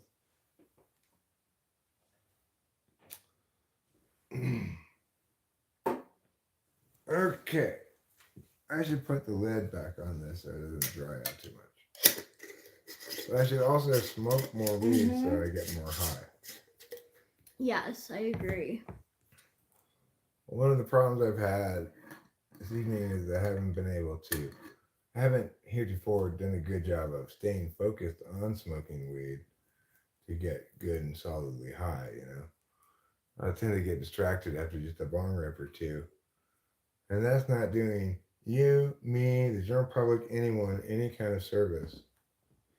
Indeed, it's doing us all a great disservice.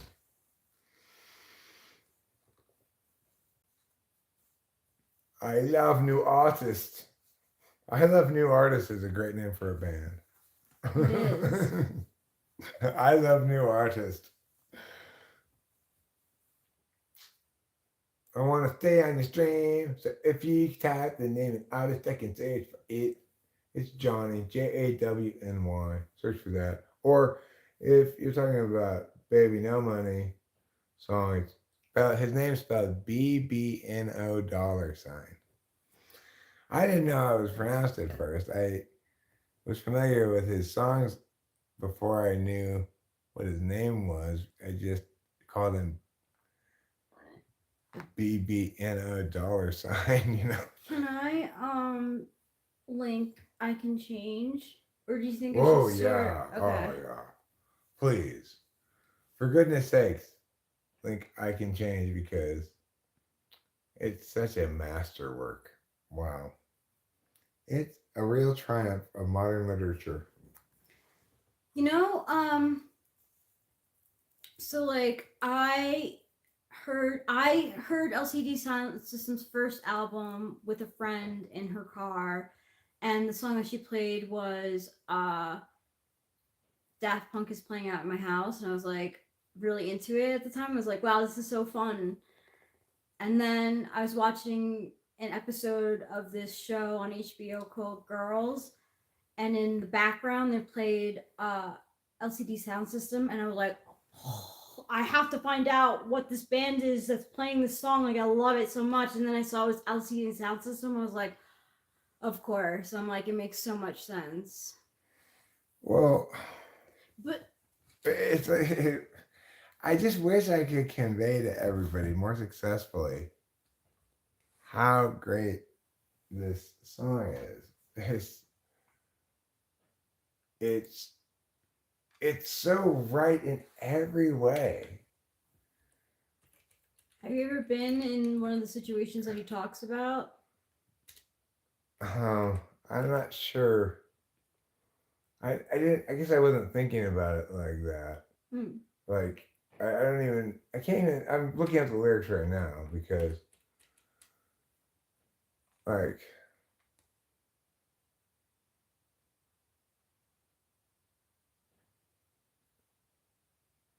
tell me a line, Make it easy for me. open your arms, dance with me until I feel alright. It's good in the dark, good in the dark. but into the lover's light. Here comes another fight. It's melodically perfect. So I don't know what you're talking about. Like what situations you mean? Like, so ring the alarm, ring the alarm. I don't know. Bore me and hold me and cling to my arm. Here it comes, here it comes. And what you're asking me now. Disasters now. Hoping and hoping and hoping the feeling goes away. You never change, never change, never change, never change, never change, never change, never change. This is why I fell in love. Oh. Right. So, oh, this is the time, the very best time. So give me a line and take me home, take me over. But dashing the hopes, and smashing the pride, the morning's got you on the ropes. Oh. And love is a murderer. Love is a murderer. But if she calls you tonight, everything is all right. Yeah, we know. And love is a curse. Shoves in a hearse. Love is an open book to a verse of your bad poetry. And this is coming from me. It's so, it's just, this guy is such an INFJ. If you're asking me if I identify with this stuff, no, because this stuff is relationship stuff. I don't identify with that because I don't keep track of that stuff. Like, I don't think about the time that I felt about this other person. Never change, never change. I'm much more self-absorbed than that. I think when I hear this song, I think about you. I think, oh my God, this is such an INFJ song. And just how brilliantly perfect it is accordingly. You know, it's I understand how it's specific to INFJs, but of course, what makes INFJs so magical is it's specific to everybody as they perceive it. They think it's specific universally to everybody. But I understand, and only the most intuitive people also forget about cognitive functions, only very intuitive people who are also FI backstack are going to understand the full scope and scale of what he's accomplishing at all times, you know? Which he's relentless in accomplishing what he's accomplishing perfectly for extended periods of time that you would not think you'd be able to pull off successfully. It's just absolutely fucking genius. And his lyrics are just so perfect. Who do you think is a better lyricist, Johnny or LCD Sound System?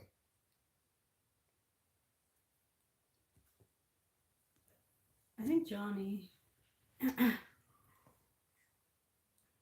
But like, I don't know. It's really tough because Johnny like makes really. I don't know. They're very similar, but different. Johnny's good at making smaller tracks. They make very different kind of tracks. Yeah, they do. Well, Johnny's a songwriter, and this guy, I don't know what you call this stuff, you know? I don't either. Yeah, I don't think anybody can qualify it. Or classify it, I mean. It's like, there are plenty of elements of songwriting to it. The melody throughout this thing is genius. And, it's like, if you just heard without having heard the rest of the song at all, just a it's like you wouldn't imagine meow meow meow meow meow. It's like it's so transcendent. The way it all comes together is just amazing. And then the repetition of it I can change, I can change, I can change, I can change, I can change, I can change, I can change if it helps you fall in love. No, don't relate to that at all. I relate to, you will change, you will change, you will change, you will change because there's something wrong with you. And that is why we have conflict. Because I'm not the problem here. I'm reasonable and trying to exercise good relationship habits. Yeah. Now, granted, in most of my previous relationships, my relationship habits were not as nearly as good as they are in this one because it's so easy to be in a relationship with you. Thanks. I feel the same about you. But regardless, even if I was wrong, my perspective on it was if there's a problem here, it's either I'm doing something wrong, in which case I need to stop that and change. Because I don't want to be doing something wrong. But because I'm mad, it means almost certainly you're doing something wrong. And therefore, you need to change. And I remember the day when Candace said to me, but what if I can't? Like, fuck you, bitch. It's now I'm not drunk anymore, and you have to face the music. You have to be held accountable for things and be told to change. What if I can't? Fuck off, bitch. You didn't have that was never something I got to say. It never even occurred to me to say that. Like, what if I can't change? I should have, but it didn't occur to me to say that. What both of us should have said is, what if you stop showing how much you hate me by wanting me to change? Was what we both should have said. But anyway, the fact is, the reason we wanted each other to change is because we were fundamentally incompatible. I could not deal with her antipolar. It's just, oh God. But more importantly, she was a marriage that was designed to raise my child, be a good, like, SFJ mother to my little child, who was at the time that Candace was a thing. She was like 3 years old or something. So she needed a mother because her biological mother was off away someplace. And I did feel perfectly competent to raise her myself. Like I didn't think I wanted more help from Melinda, I was fully aware that Melinda was not a good parent. I did not want more help from her, but I thought nevertheless, even though I was fully competent to do it, that it would be better if she had a normal mother, like a SFJ mother, not like a crazy bitch like her biological mother. So,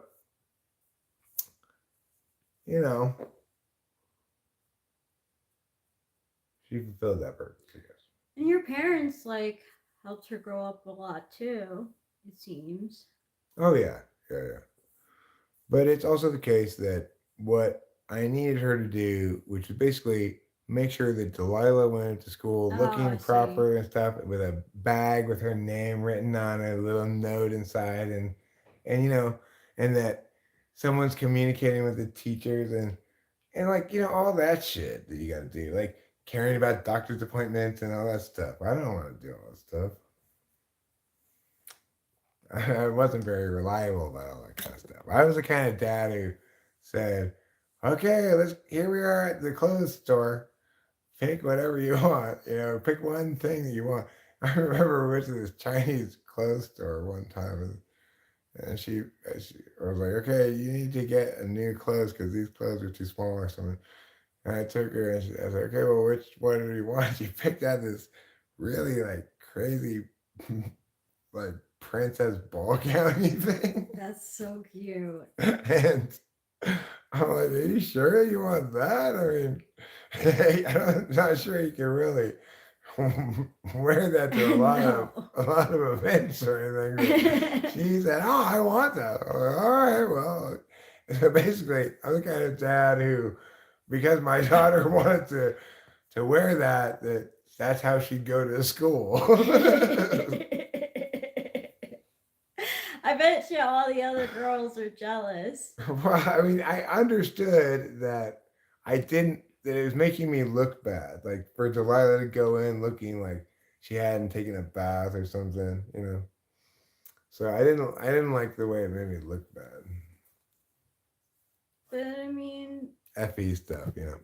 And I, but but that was nowadays, important for Delilah too, that she not be embarrassed, right? Like so that she not be the kid with the weird dad who does weird things, you know. That she have like the normal things that other kids can show up at school with, you know, the right kind of lunch or something. Shit, you know how kids are judgy about stuff. I would have picked out a princess dress for myself too. Oh yeah. Oh yeah, I think most, a lot of well, I don't know, a lot of girls like princess dresses. Well, I tell you one thing that you should not buy your little kid is fancy sneakers Yeah, because get they good outgrow stuff. them so Oh fast. yeah, I know. Like when like people buy sneakers for like their baby, like that's so like doesn't Your make baby sense to me. will outgrow these before they ever need them. Yeah. It's like before they have the capacity to use these, they will outgrow them. That's a crazy product to get. But there's also no reason to get like baby headbands either. The baby's not going to be sweating that much that they need a headband to collect their sweat. But people put headbands on their babies anyway. You might even see a baby with leg warmers on, but they're not going to be doing any aerobics. No, they're not. People dress their babies up in all kinds of weird things. Yeah, they do. Same as their dogs too. Yeah. Like, oh my God, Candace. Speaking of ESFJ wives, Candace was really into buying clothes for the dog. Did Lacey love it though? I can see Lacey loving it. She did. Yeah. She loved it. I thought it was ridiculous when, like, for clothing, like, she put a dress on her. It was just, it's like, I don't know if you've ever seen a dog dress, but it doesn't make any sense. Like, why would a dog be wearing a dress? I don't know. Dresses are specific to things that are vertical. Yeah, they are. That's because the bottom just hangs down. You Yeah, rely on yeah, gravity, yes. right, to keep the bottom of the dress below your vagina. Yes. It doesn't make any sense for a dog to horizontally wear a dress. No. It doesn't. And especially less when they're showing their vagina the whole time. Yeah. By raising the tail up and walking around. Yeah. So, in contrast, like her little jackets and sweater and stuff, she needed that because she'd get cold easily. And so if it was chilly out, she needed extra warmth. And she liked to put on clothes because it meant she was going out for an outing. Oh, that's cute. She'd basically jump into the clothes. She'd be so excited to get her paws through the armholes. Yeah. That's so cute. So even though I kind of thought it was ridiculous, when kids would dress her in pointless things like a dress, like it wasn't any weather reason for her to have clothes on. It was just for fashion. I just thought that was kind of ridiculous. But you know what? Lacey didn't dislike it at all, so there's no reason for me to object. She seemed to be quite enthusiastic about putting clothes on. So it was their thing. Yeah. Well, like, do you really need that? I mean, you need to have a whole wardrobe of dog clothes? Yeah. Like, okay, like a jacket, a sweater, maybe a Jacket smart, and sweater, yeah. maybe a smart evening dress as necessary. But you really need to like get all these different outfits. Well, the answer was yes, for the same reason that you needed to get all those different Coach bags. And the reason is no one knows why. She get all these Coach bags and immediately began not using them and keeping them as pristine as possible to preserve their resale value. And occasionally she'd sell one to buy and then buy another bag to replace the one she sold. And generally she'd gather more and more of them, but she did occasionally sell them. But it's like, That's why good. even get them in the first place if you're not going to carry them around with you? Yeah. She just like, I don't know, she liked to buy them, I guess. Like to buy them and have them. Mm-hmm. But she didn't even use, like, she had a bag that she used regularly. It was probably a Coach bag, but most of them were kept pristine in the closet.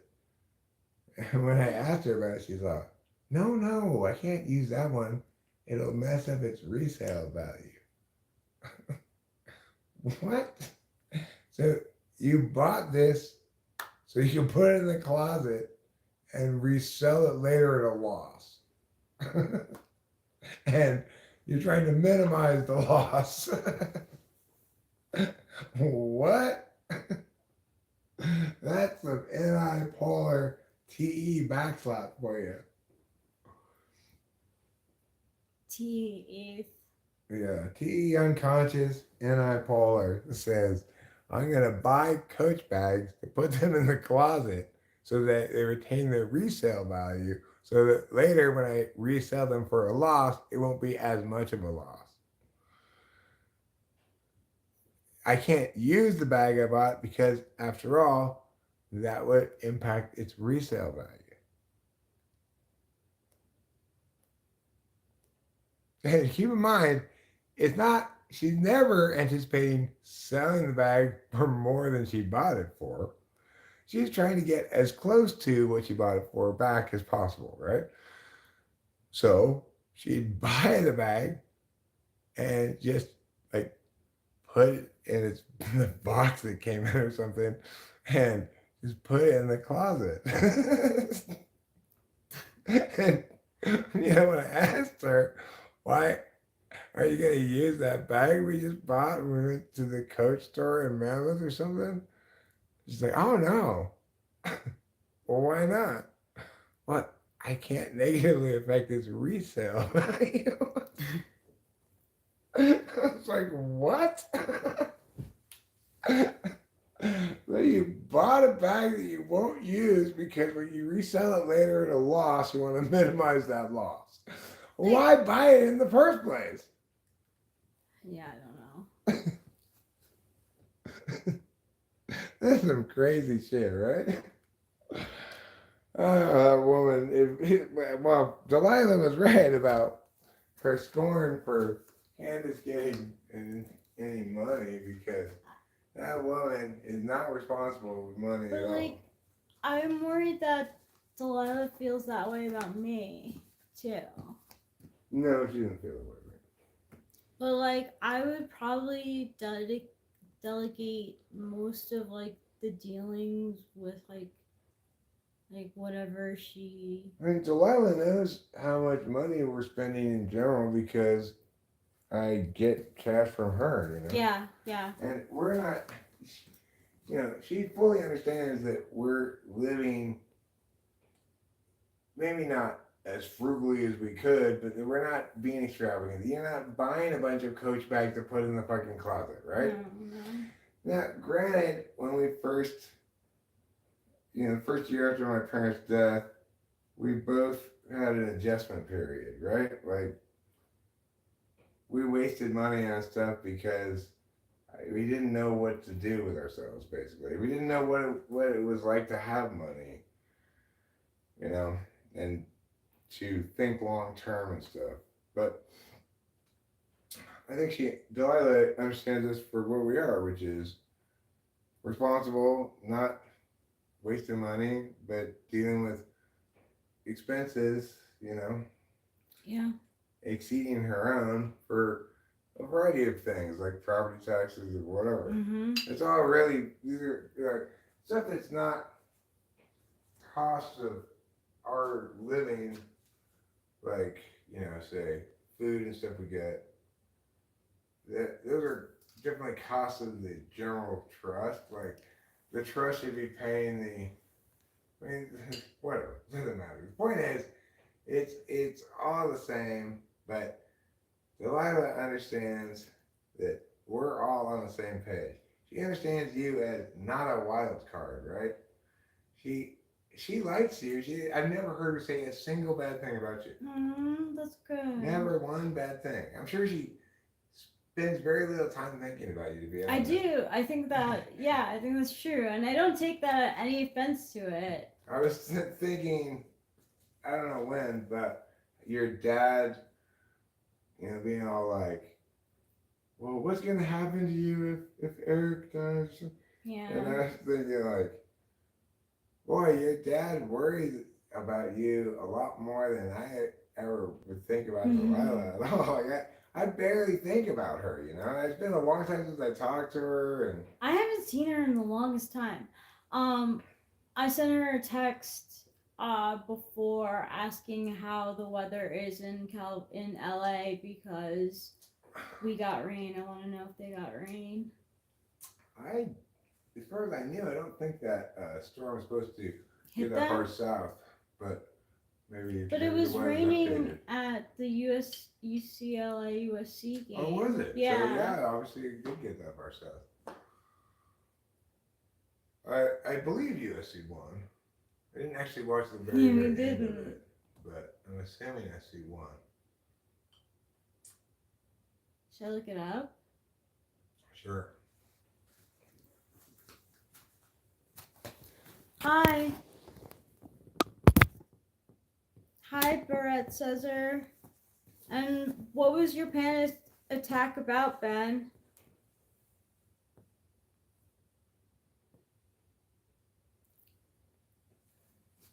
I'll leave this in here with you, actually. I'll put this up on the screen. Yeah, but I don't think that she really, like,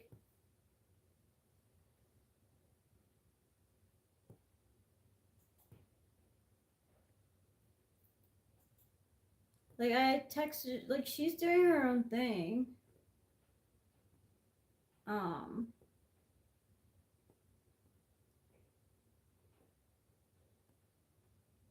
But she's got family stuff. Yeah, so And friend USC stuff. won 19-3. Cool. 19-13. Okay. Yeah, good. So we held on at the end. It looked like we were going to hold on, and I'm glad we did. When I last looked, it was like 2 minutes left. UCLA had just gotten the ball, I think, kicked off back to them after SC kicked the field goal. And then I actually didn't watch the last 2 minutes, but I got distracted by the stream, and then by the time I remembered about it, it was over.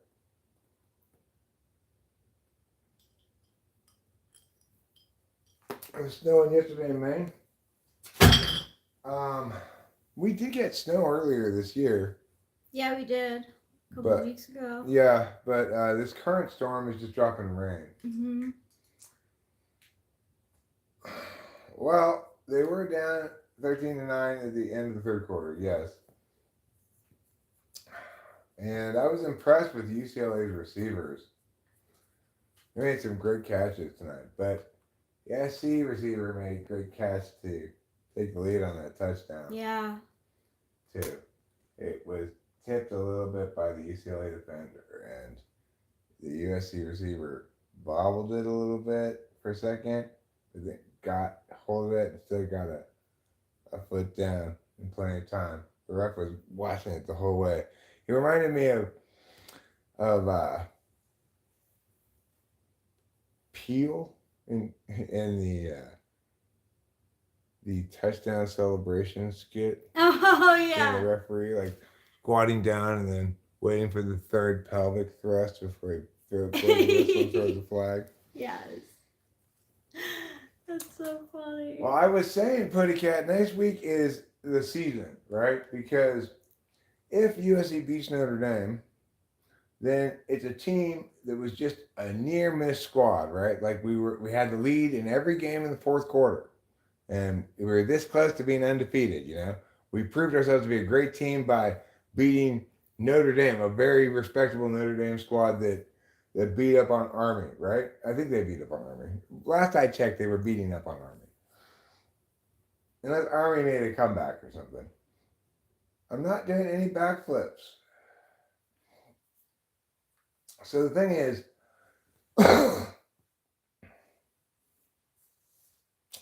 if SC beats Notre Dame, then as I was saying earlier, I think my position on Lincoln Riley's coaching is a good barometer for your average USC fan. Right now, I don't feel like he should be on the hot seat yet.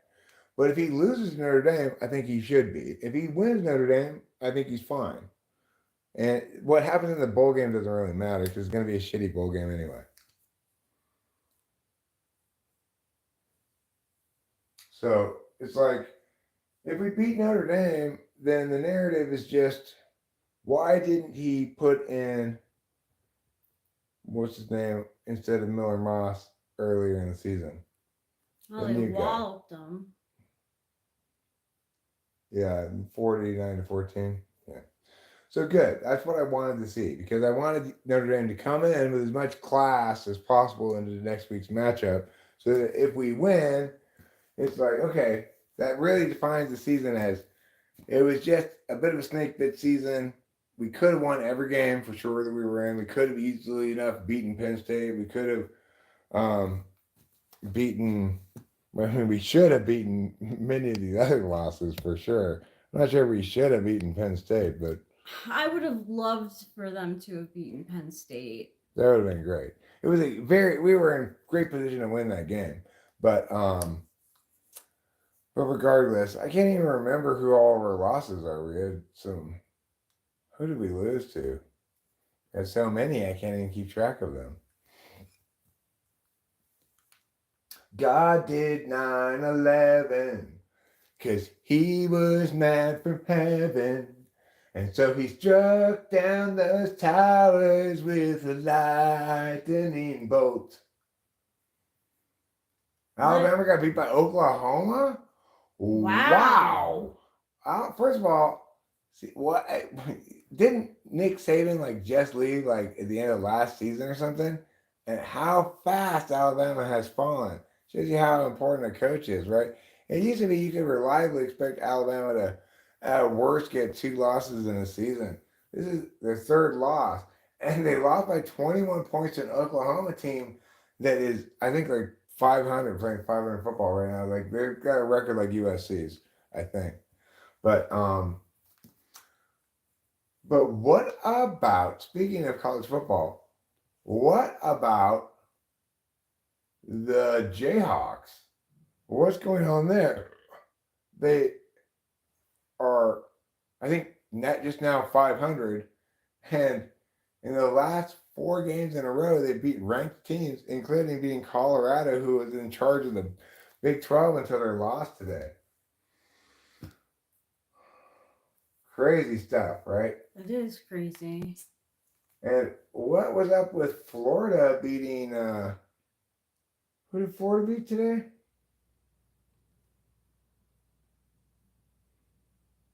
Who did Florida beat today? Florida beat Ole Miss. Yeah, what was up with that? Wow. Florida coming out of nowhere, another kind of half-ass kind of 500 big name program like Oklahoma, USC is also in the same boat.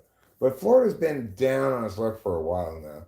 Miami, to the extent that there's hotness in Florida, it's in Miami, not in Florida. Ooh. Oh, I know who Sandra is, Putty Cat. You don't need to specify whose son he is. I We bet all you he's getting know an earful at home. Auburn beat Texas A&M. That's another surprise Wow. upset too. But I think the Ole Miss upset surprises me most of all because I believe in Jackson Dart, so I believe in me. I can't believe Jackson Dart is still playing college football. It seems like a generation ago that he was a freshman on the USC team. Lane Kiffin took him with him to Ole Miss. Huh. But like Lane Kiffin has been the coach of USC for ages, it seems like. Of USC? Yeah, like how long ago was Lane Kiffin the coach of USC? I don't know. Drugs are one hell of a drug. The best kind. Almost threw 4 interceptions. Yeah, I heard Jackson. I didn't see the game, but I heard Dart threw like 2 picks with the game still potentially within reach or something.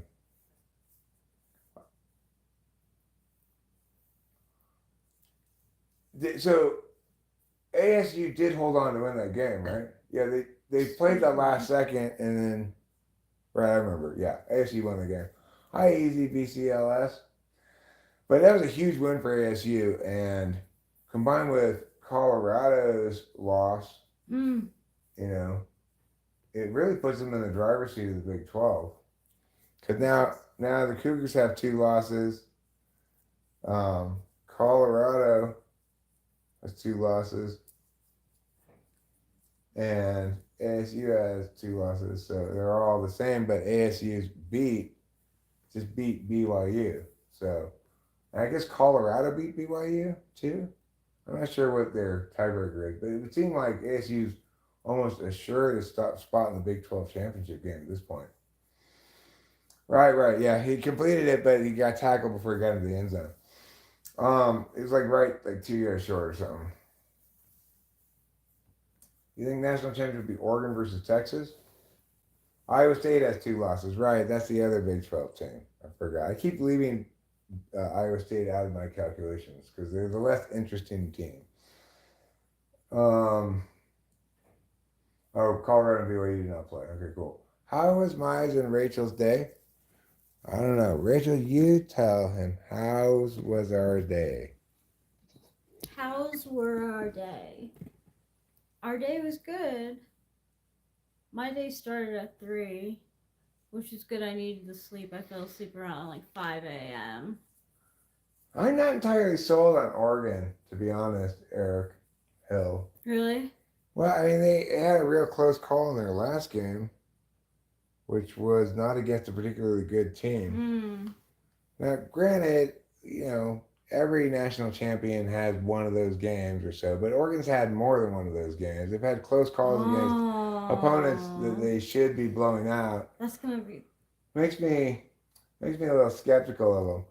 Tennessee, I mean, the SEC is a mess this year. I feel like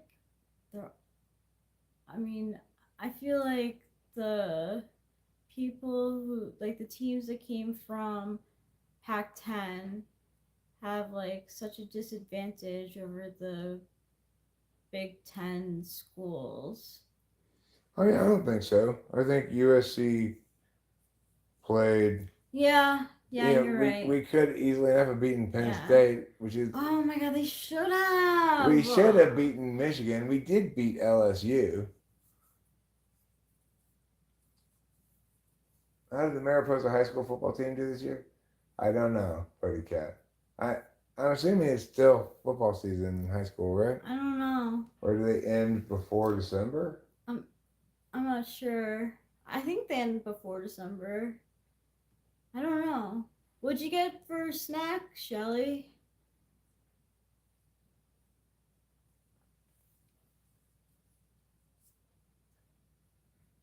Yeah, keep forgetting for some reason that Texas is in the SEC. I don't know why I forget that. How long ago did Texas join the SEC?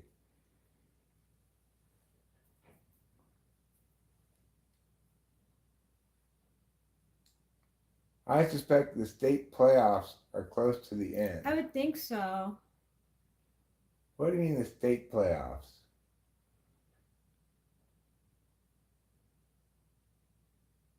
Georgia is one of those teams that's in the kind of slurry of the SEC top right now, you know, except for Texas. But Alabama's got multiple losses. Georgia's got multiple losses. Tennessee's got multiple losses. Ole Miss dropped one today, you know.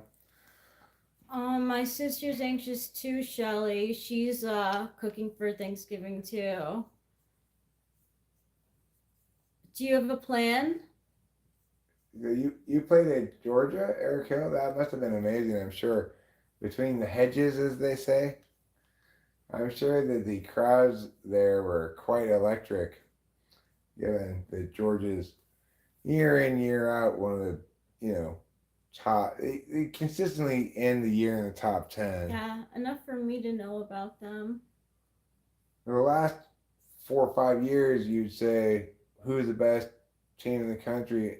You know, Alabama or Georgia. Yeah. You know, it's the tide seemed to be shifting towards Georgia and away from Alabama.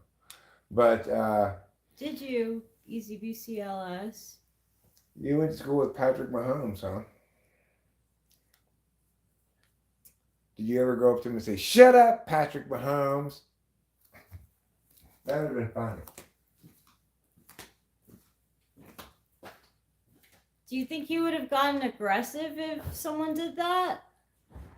I mean, I envision him like leaning against the wall someplace, silently texting, and you walk up to him and say, "Shut up, Patrick Mahomes." Oh my god. I'd be so startled. What? Yeah, I'd probably drop my phone. And he'd be like, "What? Could you text any louder?"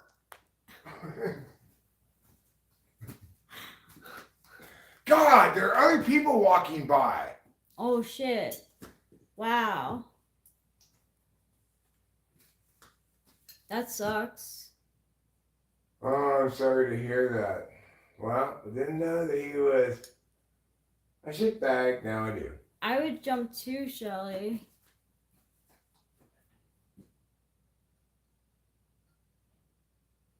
It's good that you have a plan in play for Thanksgiving.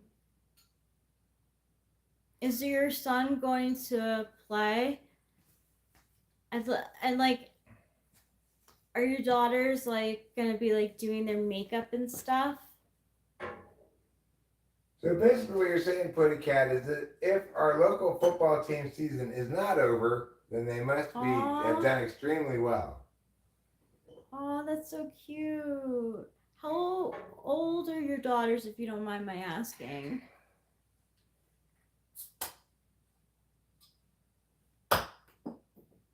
I missed such a big trash can.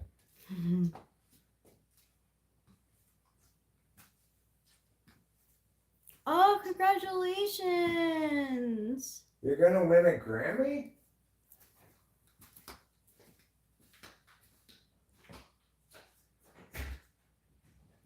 You left football after 4 seasons. I mean, that makes sense. You're gonna 22, win a the other Grammy for best 26. song and Aw. musical performance of a composition?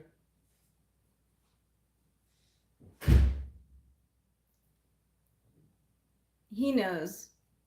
You're gonna. I was wondering. I saw the picture and I was like, "Huh? Like, who's having a baby?" I couldn't tell. So congratulations. You liked working with Joe Burrow? That's good. What did you like about him most?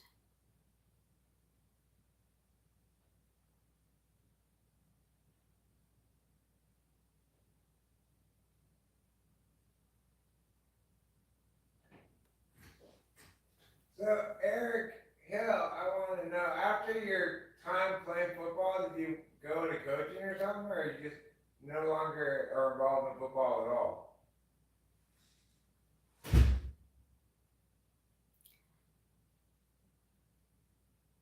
No, we didn't see the fight the other night, did you?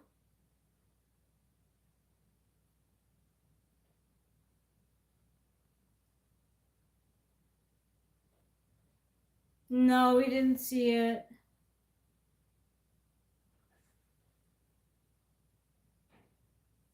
Mhm.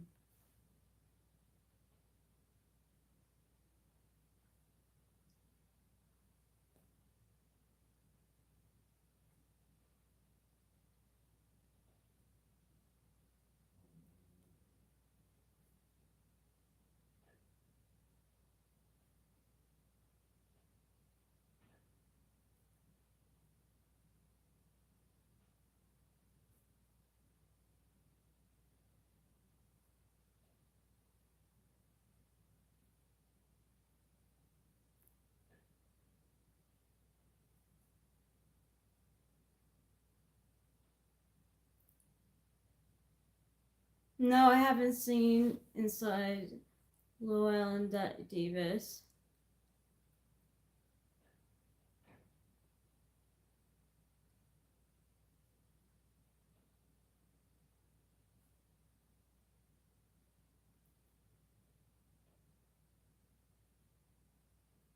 Who's Amanda Serrano?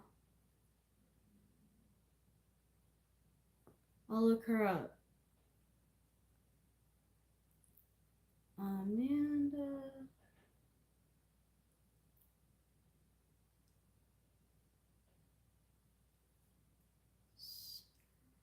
Oh no. Cool.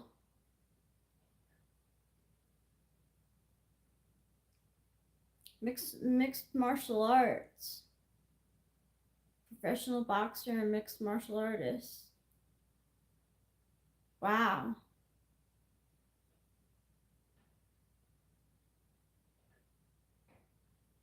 It's impressive, Shelley.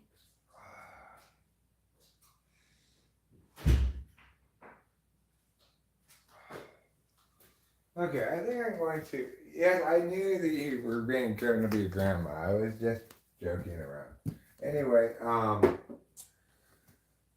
going to go to bed now. Oh, okay. I don't know if I'm going to stay in bed or not. I'm just going to lie down for a while. And if I go to sleep, I go to sleep. And if I don't go to sleep, then maybe I'll be back up. Oh, and another female boxer.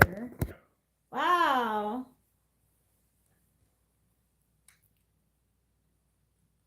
Very impressive. Who sings that song that goes, "Who's that lady?" Who's that lady? I don't I don't know. know. Who sings that song? Chuck Woolery died. Was Chuck Woolery still alive? That's shocking to me. I would have, if you had said, "Guess, Eric, when did Chuck Woolery die?" I would have said 2017. I don't know. I never would have guessed. Good night, Easy BCLS. I never would have guessed. I was only 83. Well, it says that he died today. What did he die of? Getting hit by a bus? I hope not. That'd be a shocking end to Chuck Woolery's life. That's like shock. I feel like a shocking ending to anyone's life. Yeah. Oh. Especially if you're like 83, you just got walking out Oh of the my doctor's God, office. no! You're walking out of the doctor's office and you're like, well, amazingly, I got another clean bill of health. I feel amazing. I think I'll walk home today. And then, pow! He dies by a bus. And he says, I shouldn't have set the death flag.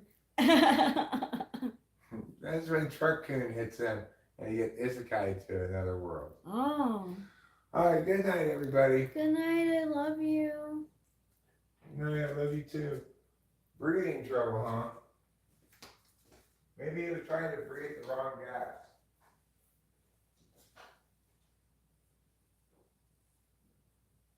Mm.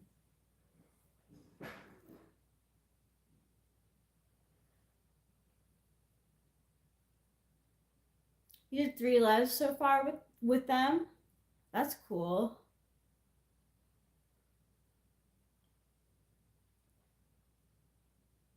I know like boxing and mixed martial arts takes a lot of discipline.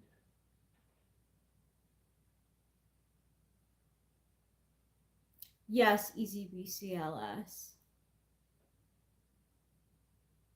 I bet it's so hard.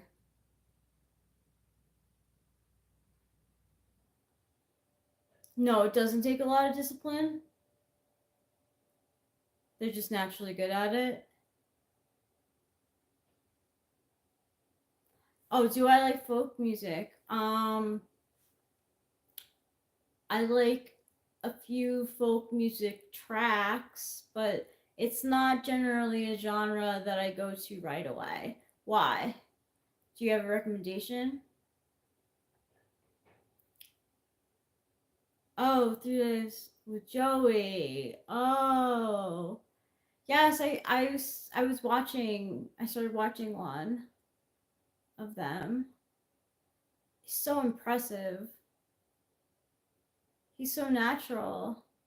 And I noticed how you tell him to sit up straight. That's good, especially when playing the piano. It's so easy to slouch.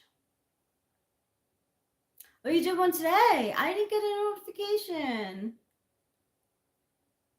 I'll have to see if I have it on.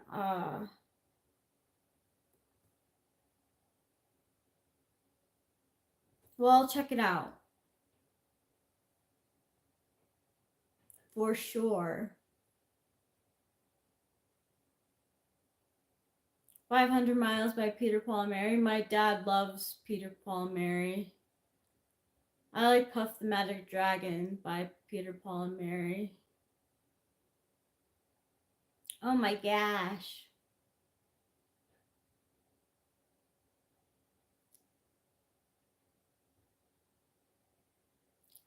I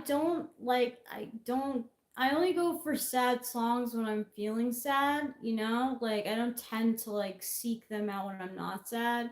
Sometimes if I like haven't like cried in a while, I'll like watch a sad movie and have a good cry.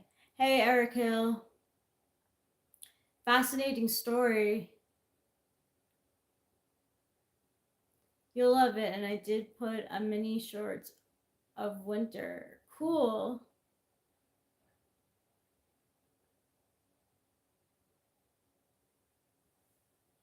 Isn't is it winter? Is today the first day of winter? No, it's not winter yet. Winter starts in December. Yes, that's the thing, Will.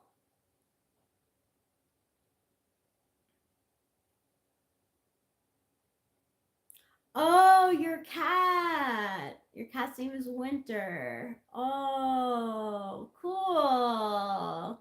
I can't wait to meet your cat.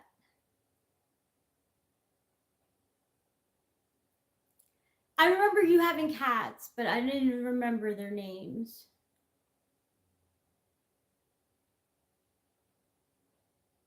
Oh, what do you mean, Will?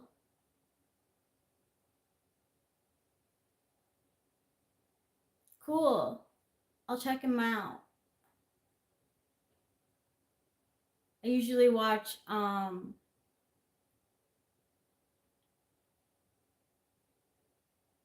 think uh I usually watch YouTube before I go to sleep, so I'll check them out. I'm like excited to watch them. Oh, Winter and Chino. Aw. Then Boomer the dog. Winter, Chino and Boomer. Winter, Chino and Boomer.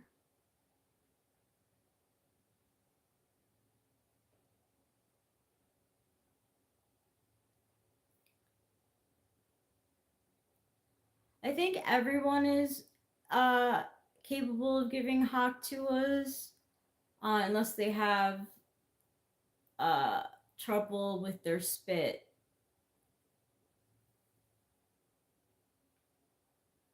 No.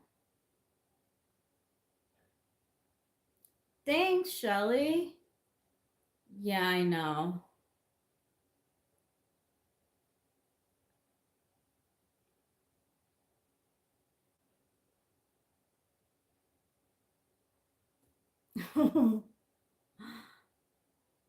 Yeah.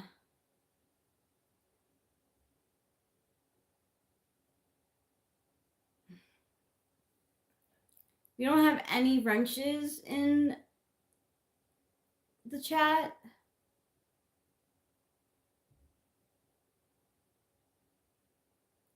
I do think 9/11 was an inside job. I don't know what to think. I do think the moon landing was fake.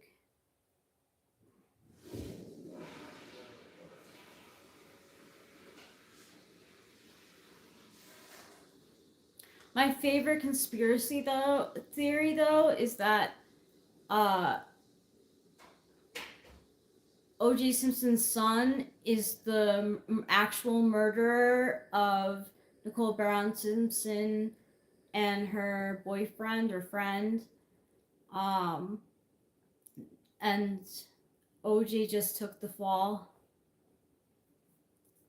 That's my favorite conspiracy theory. Do you support vaccines? I support vaccines that work, not that don't work.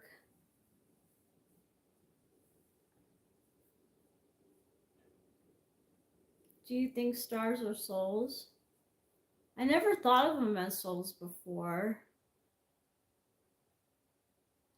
I mean, yeah, I could see stars as souls.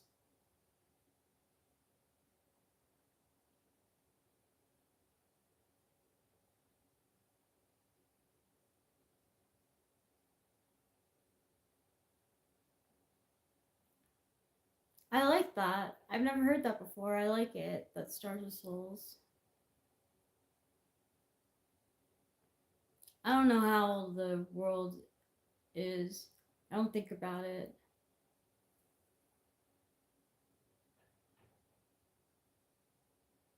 Because they like sand.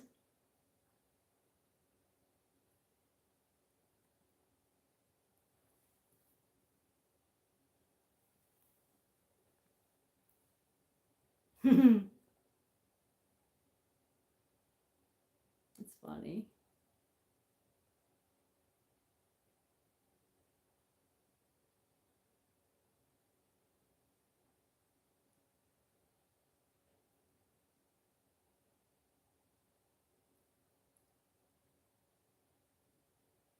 Oh, that was my our anniversary dinner. Oh, thanks, Shelly.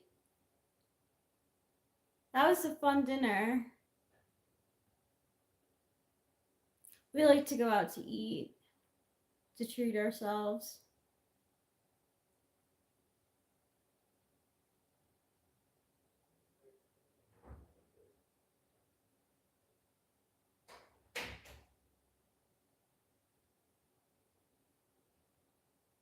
Thanks, Shelly. I think it is too. It's a nice little outing for us to do, and it gives Eric a break from cooking. I have anxiety. I suffer from anxiety.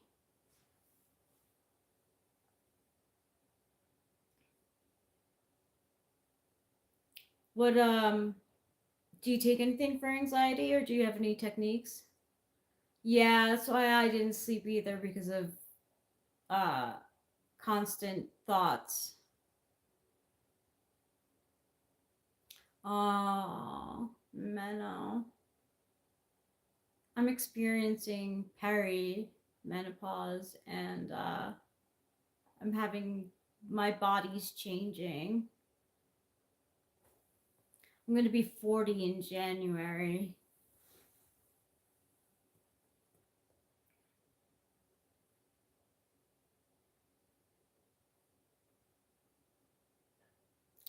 That also affects sleep too.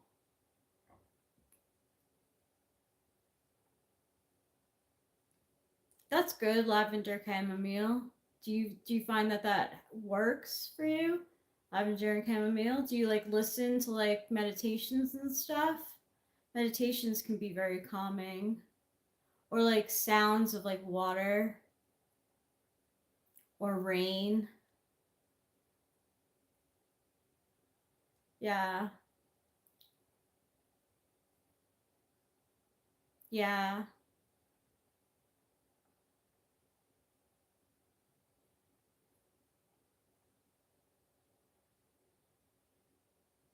You're the second person in this chat who's had a panic attack. Do you know, like, did you have a panic attack the day you saw me sing? What was the panic attack over? Or just happened to be the same day that you saw me?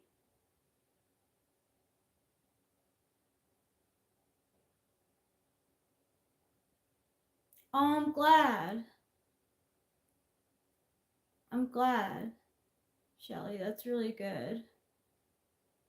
I was gonna say, like, I thought you had a panic attack, like when you were seeing me sing. I was like, oh no, I don't want to trigger you. Oh,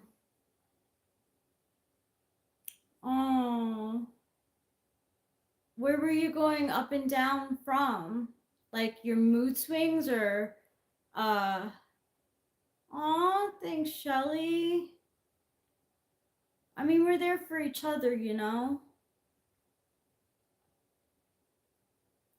Tally Vision.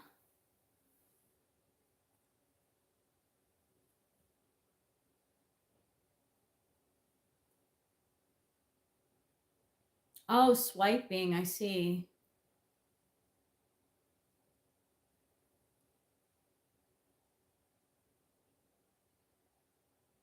Aw. And you caught me like probably around like this time too, or like earlier, but it's not always that me talking.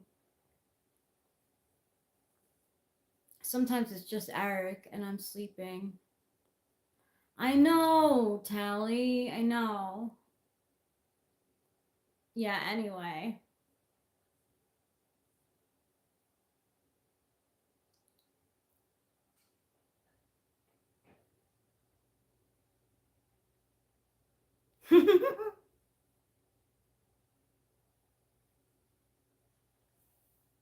Shelly, what color?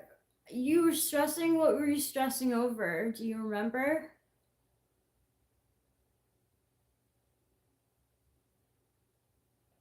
I stress out too.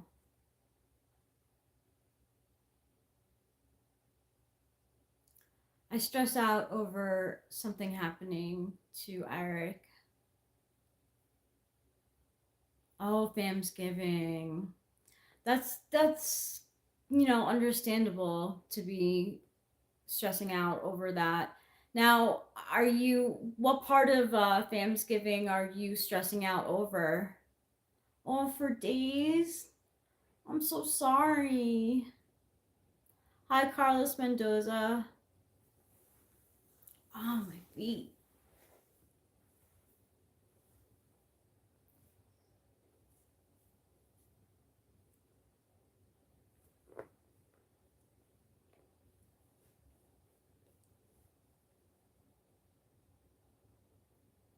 My son's not dealing with people. Well, they have to understand too, if he, like, he's an independent person.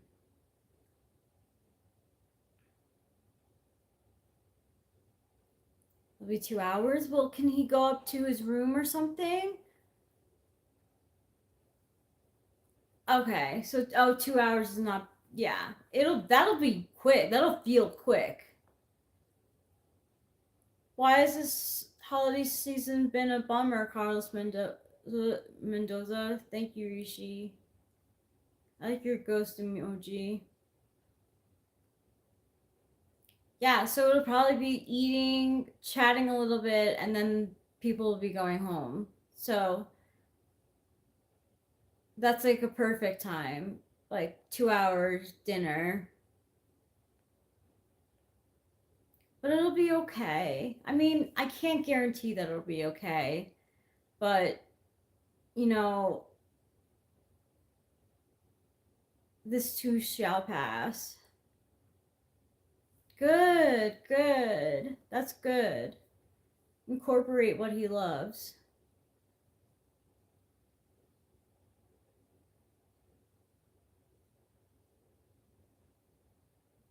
Hi, Dia and Elza. I only tell my husband that he's cute. And it's his sister and partner, yeah.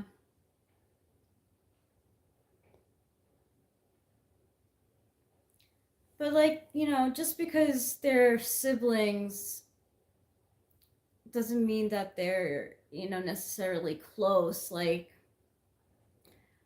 I was very close with my brother, who's 5 years younger than me, when we were like kids, like when he was like a baby till like maybe like, I don't know, like 4 years old. And then, Rishi, you're not being cute right now. Um, they are close. Oh, he's nervous about the guy. That's understandable.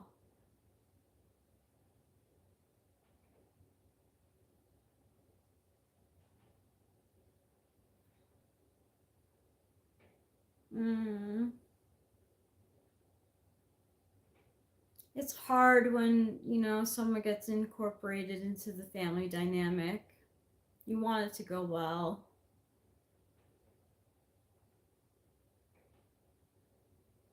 Is he protective of his sisters?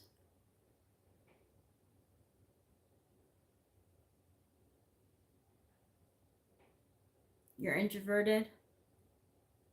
I'm introverted.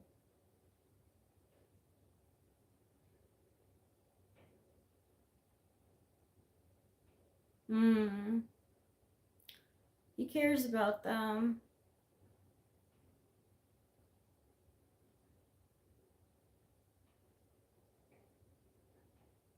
Oh, that's good that your cat is your support. I wish my cats were my support. I mean, they're very selfish. That's good. That's really good that your cat is there for your anxiety. And I'm glad the stream too helped you as well. Like,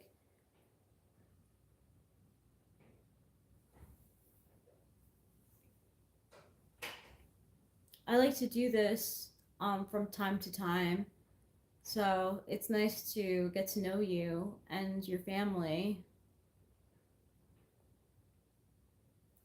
Thanks, Shelly. I think you're awesome too. You seem to be such a great mom. Like, well done there.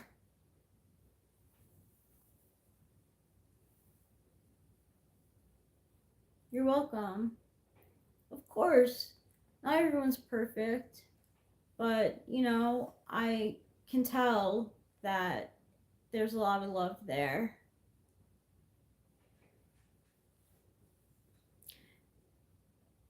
You know, it's hard when there's people of different personality types living under the same roof, or you know, just living your small family.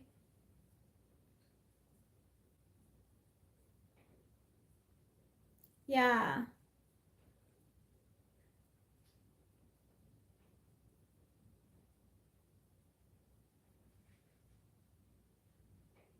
You know, that's funny. Actually, I'm the eldest in my family, then it's my sister, and then it's my brother.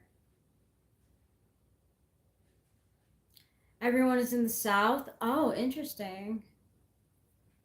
I'm the only one on the West Coast. I'm on the West Coast. All my family's on the East Coast.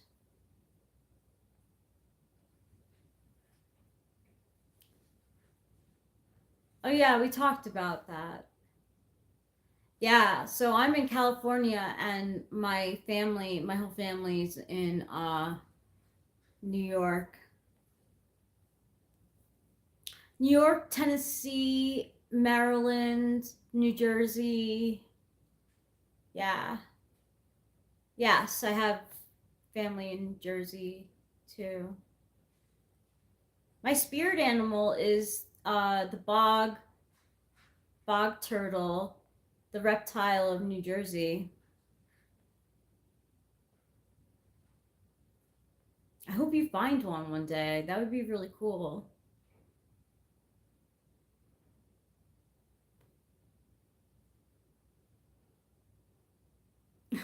Sorry, I tend to repeat myself because I feel like I'm so used to not being listened to. Sometimes I forget what I say myself, honestly. So typology has to do with psychology and the functions of the mind, which are the cognitive functions. Cognitive behavioral therapy. It's like doing something to change a pattern in the mind.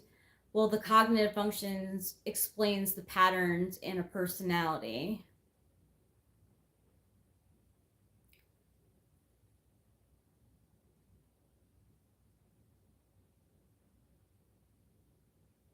Oh, your son gets it? That's good. Does he know his type?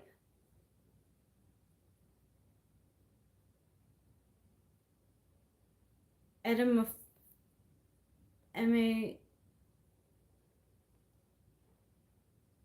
What is his type? What is edatophobia and endomophobia?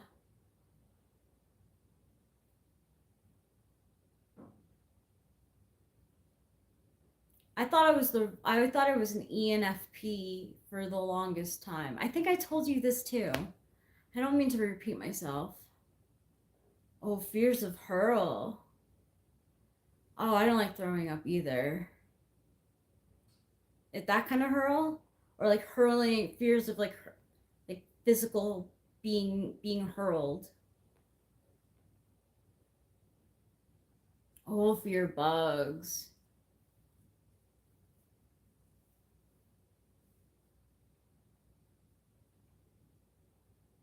We saw a really big spider before.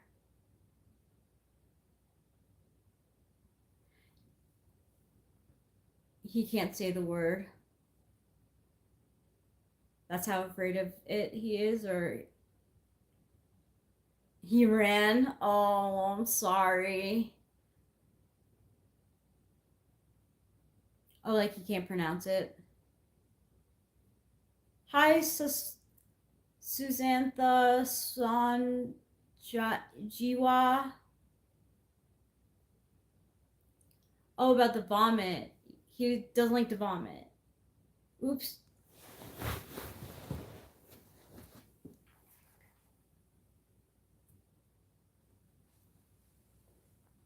Me neither. That's why, for the most part, like I would stay away from like magic mushrooms because they used to make me so nauseous. You'll need to install the health app first. Stop. Emetophobia is the fear of throwing up. Yeah, I don't like it. I don't like it either. I don't know if it's a phobia, but I can't stand that feeling.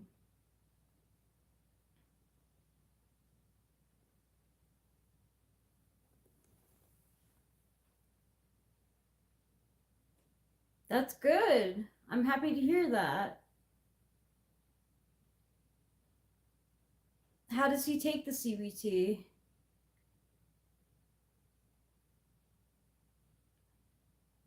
Oh yeah, his typing. What is his type?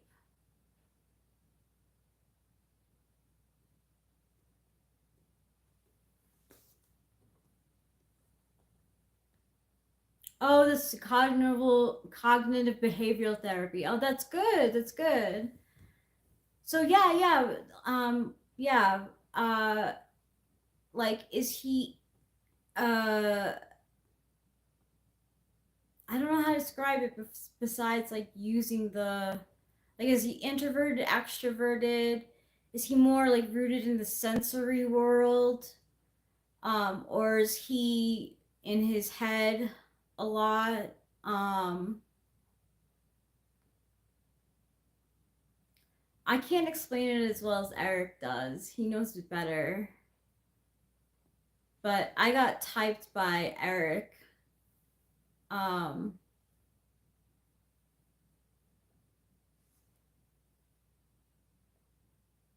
Hyperfocus.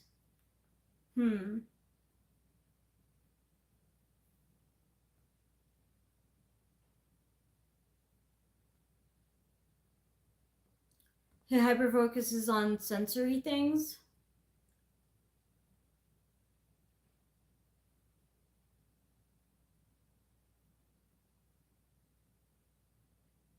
I have OCD. What does that mean? Carabinieri?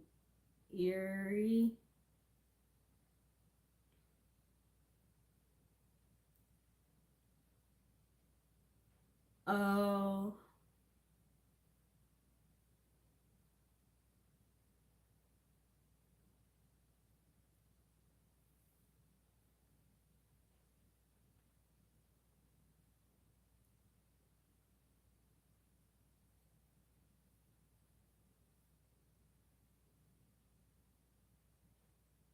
That's tough.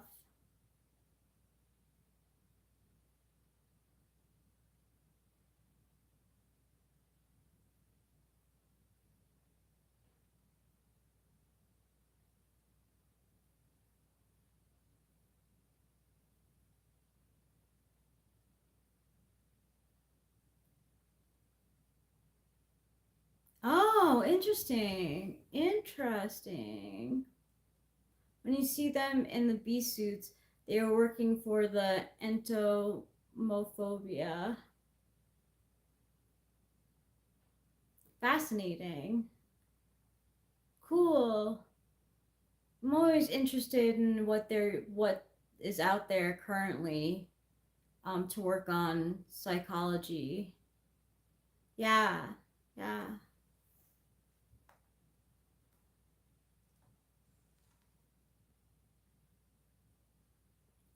My uncle has a fear of birds. I'm sure there's a phobia for that. Let me see.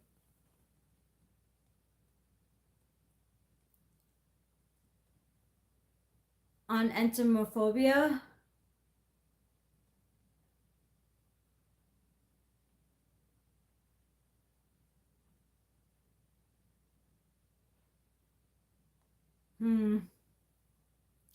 Well, I would think that it's a more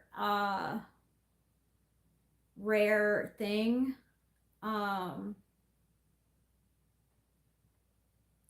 mean, people have arachnophobia, but cool, Nova 5. I'll check that out too.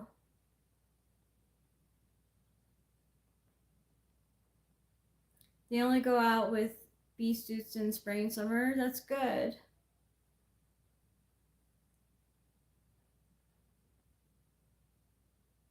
I look forward to listening to it.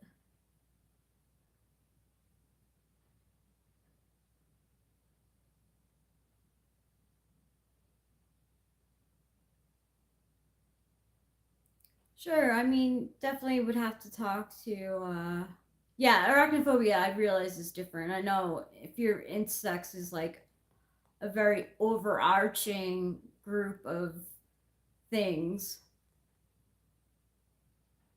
Arachnophobia is just spiders. My mom had that.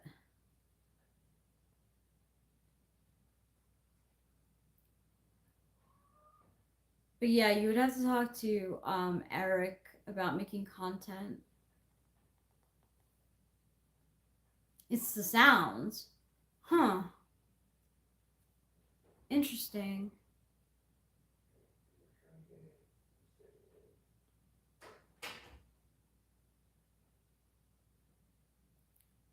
I can understand why they would be bugged by the sound of the bugs.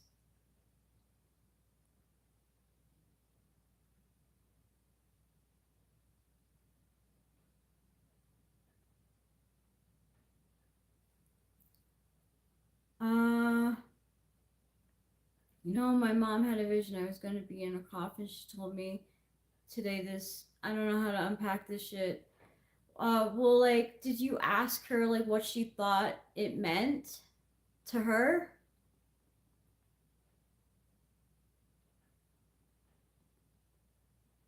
I don't think it's anything like. What did she say? Oh, the autism, right.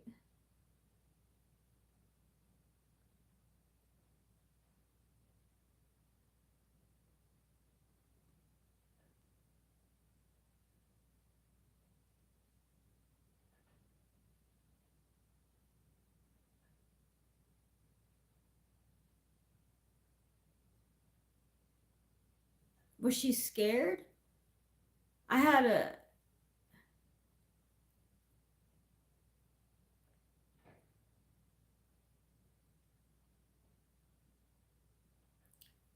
But, like what happens in it? Like anything that you can prevent, or is it just like stuff that like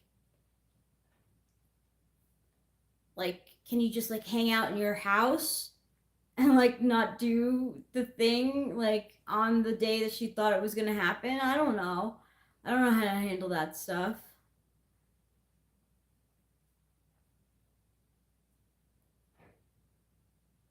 Well, maybe she is just worrying too much, and her worry manifested in you being in a coffin. It's good to be careful. Be careful.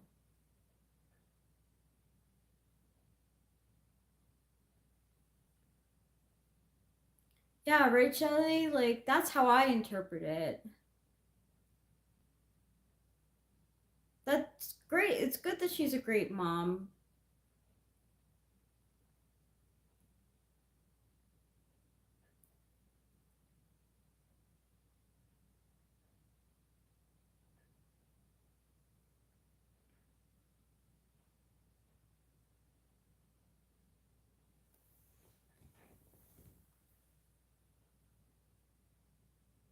I'm sure she's a great mother in over 5.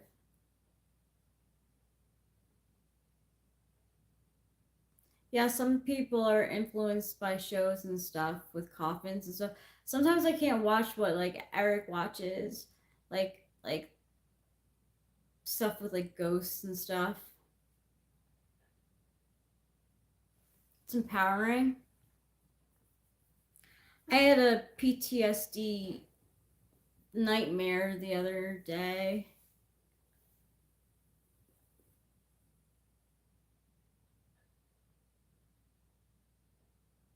What do you mean by superhero essence? Yeah, no, I can't. I can't. Things I'm like easily influenced by things. So I like keep to positive, simple stuff.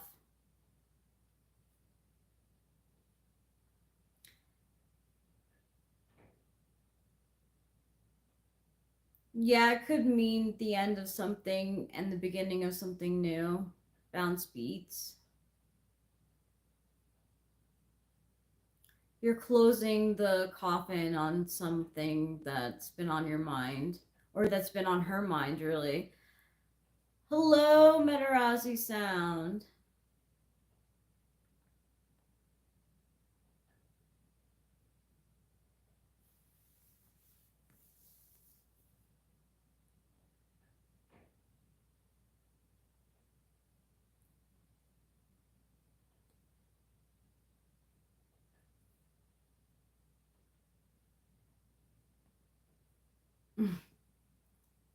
I'm glad, Nova 5.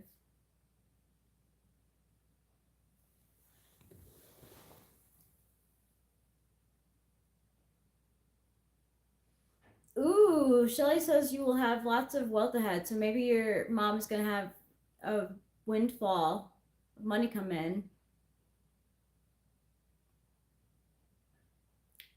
Downspeed says I remember driving to see my dad at the hospital and I saw a hearse on the way.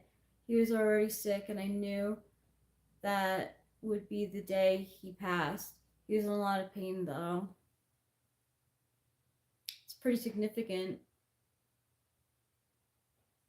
I had a dream that my dad died when I was like 6 years old, and I like after I woke up, I like ran down to my dad and I told him, I'm like, Dad, I had a dream that you died and I was at your funeral, and he just like assured me that everything was okay.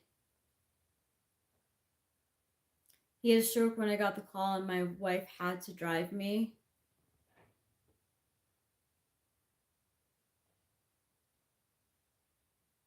Sounds pretty serious.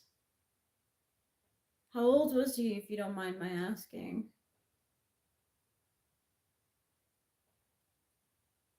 I had another dream with my dad too.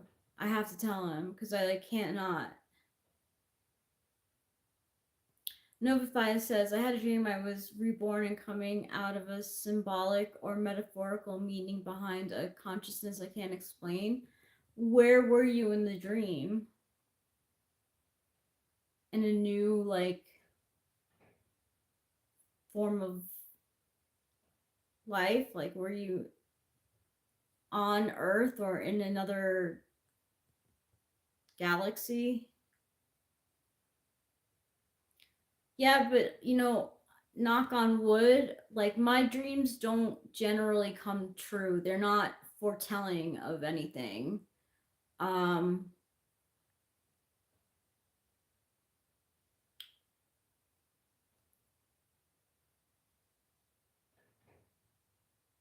Inception in yourself in a sense.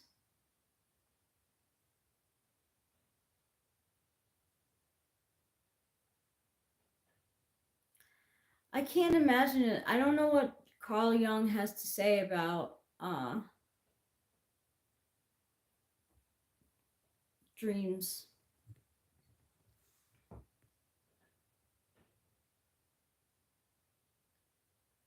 Do you think that Christopher Nolan, who wrote Inception, knows about like Carl Jung theory?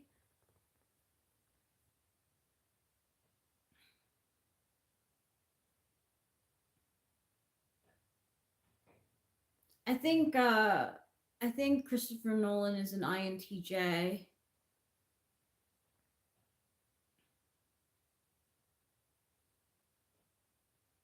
That's another movie I won't watch because fucking Leonardo DiCaprio's in it. I've seen it enough though. I really like that movie. According to my son's therapist, she says you can come out of your mind when you start looking at funny stuff.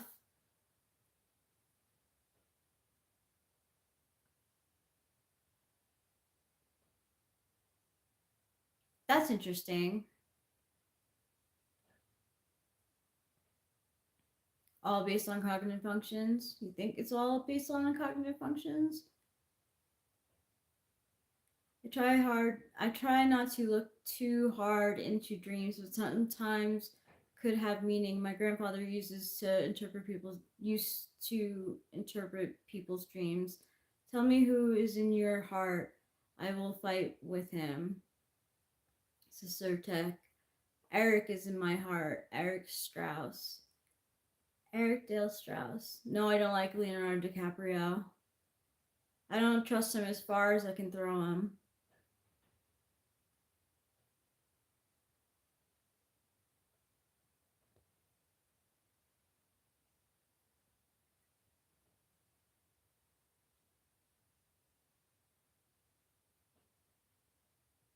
Yes, Shelly?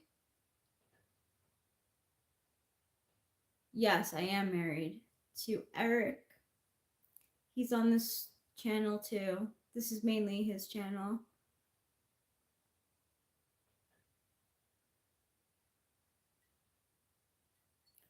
I took Adderall, so I'm up. I'm planning on going to sleep at 4.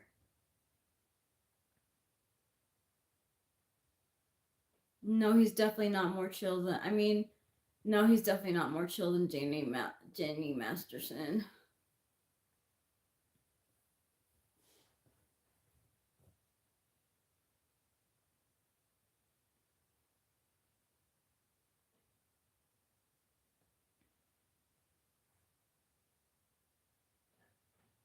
Oh, you were telling the guy? Thank you, Shelly.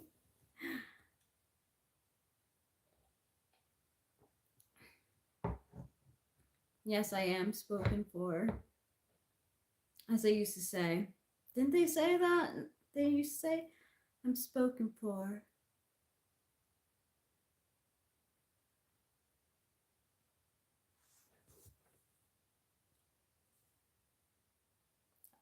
Do you watch do you have Netflix, Shelly?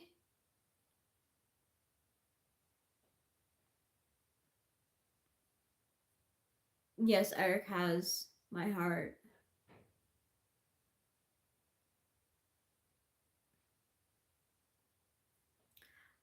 Do you watch Love is Blind? Hi, Deveshi. I'm well. I'm well and well. How are you?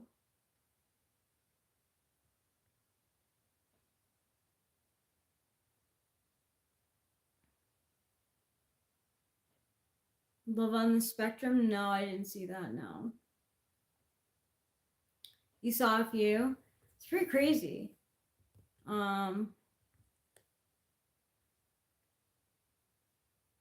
It's not a terribly well produced show. And there is a success rate, but like I doubt it's that high of successful relationships off of Love is Blind.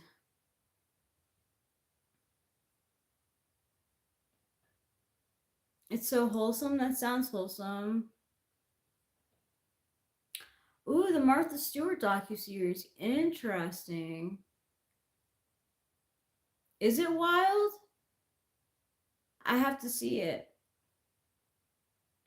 Maybe after I start watching, stop watching Love is Blind.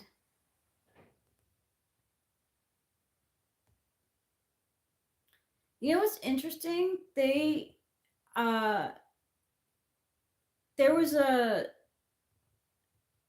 authorized biography on Oprah that was supposed to come out, and she nixed it. She said, no, I don't want this out there.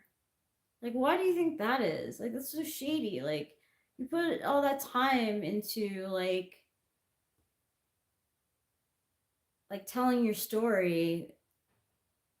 What is it that you don't want people to know? Like,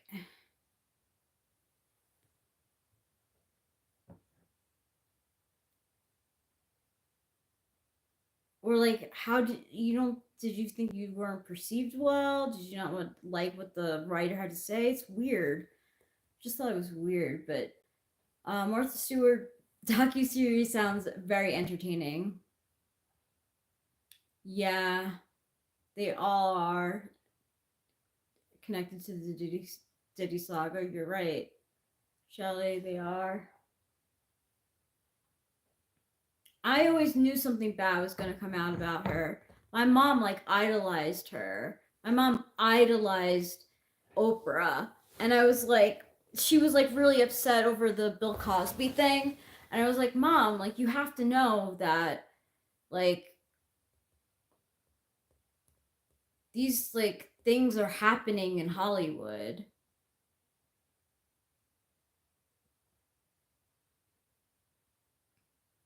Oh, I hope not. That would be so sad. I feel like that about Keanu Reeves. I'll be so sad if Keanu Reeves is on that list.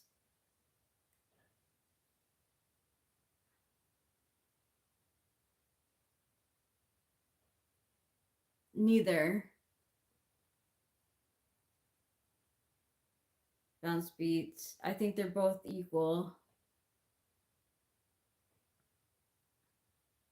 What about the Detroit Lions, Lionel Real? Oh, he's your son's fave singer. He has a great voice. He's in Vegas now. I mean, I hope he's not in it either.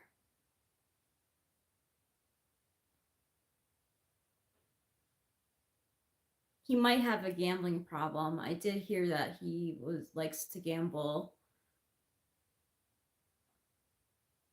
I hope he's not in the Diddy saga. I know, that would break my heart too. I hope he's not. Oh, you saw it? That's cool.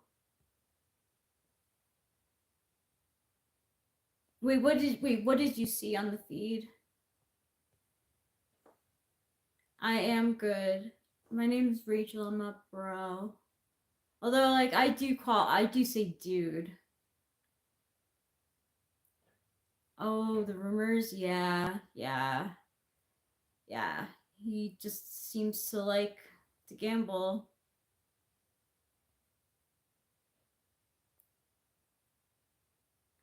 I don't know about Kobe.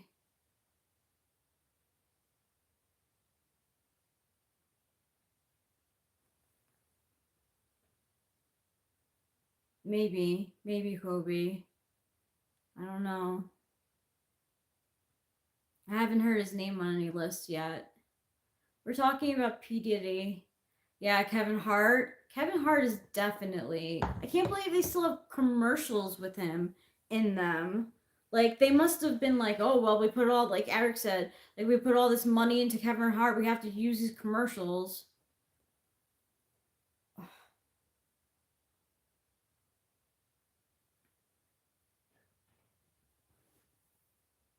I never thought he was funny.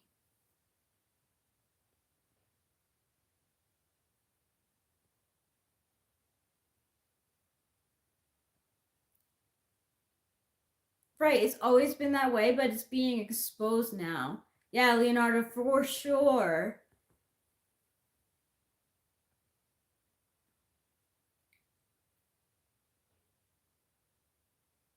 That's good, Lionel Real.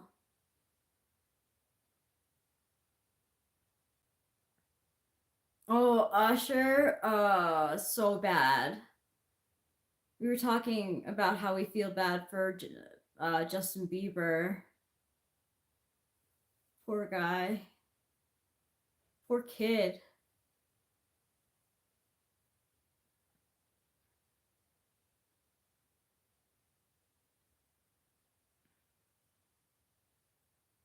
Yeah. So weird.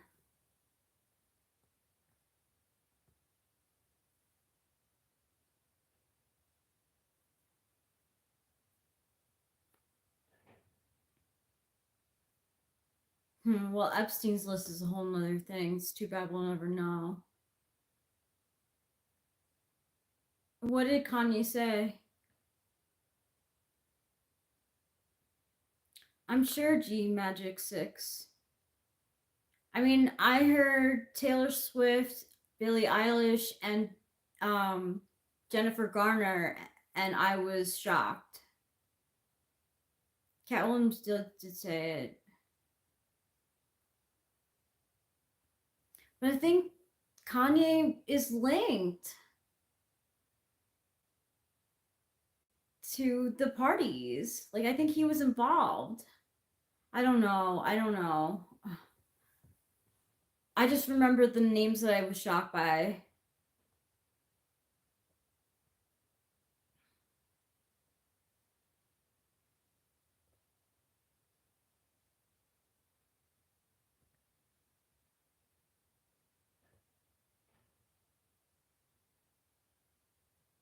Yeah. Like Billie Eilish. She's like, she loves Justin Bieber. Yeah, they are all billionaires.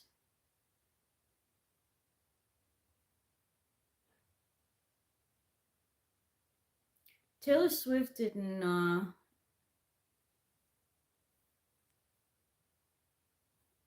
really surprise me, but I wasn't happy to hear her name on the list.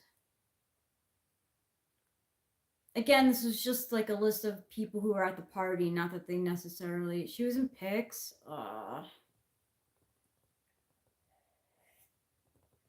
never really liked Taylor Swift. I had a friend who like really, really liked her. And I was like, okay, like I'll give her a shot. But I like the more I think about it, the more I think about how like I didn't like her for so long. Like, was my instinct right to be right about her? And I think it was. Yeah, the wife parties are different from the freak offs. Ugh, still. Ugh. It's a good thing. I mean,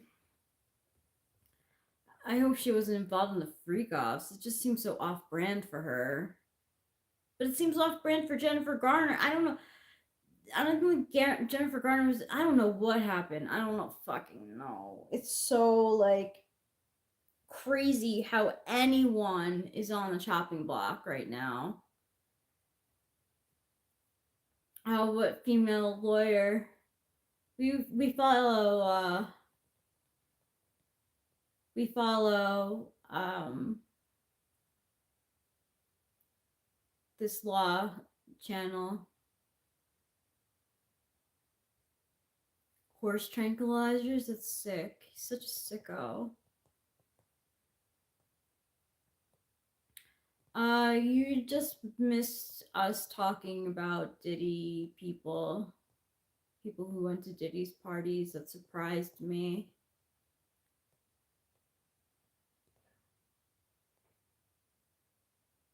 Makes sense why they were dizzy. Sick. It's so sick. I haven't heard that cost beast.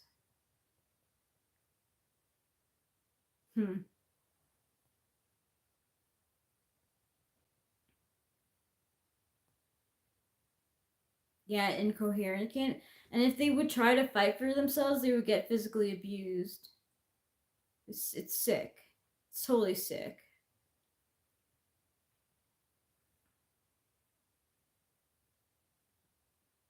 Hey, it's Bailey.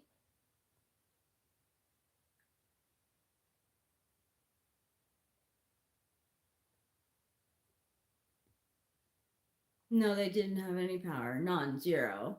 It was totally taking them away in every sense of the word.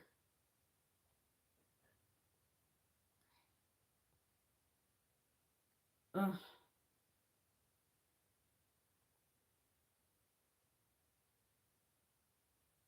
Sick.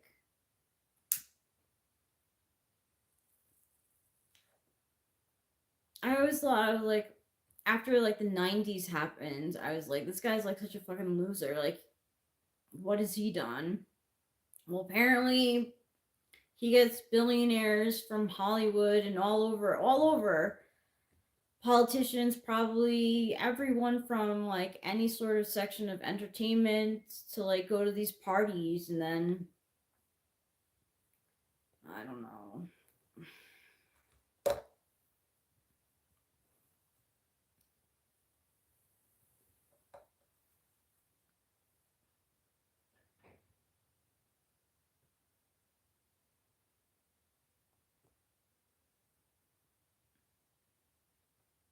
It makes them lose their shit. I mean, yeah.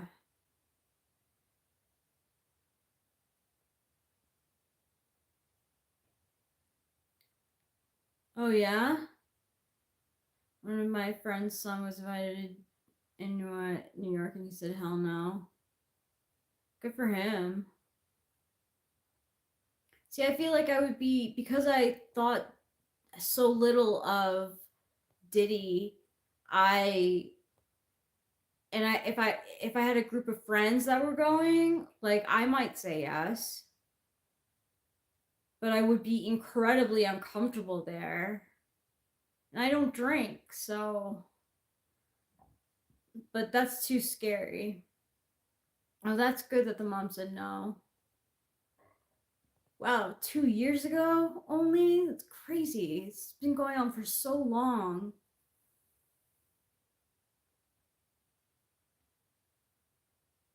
Yeah, I know they made you drink.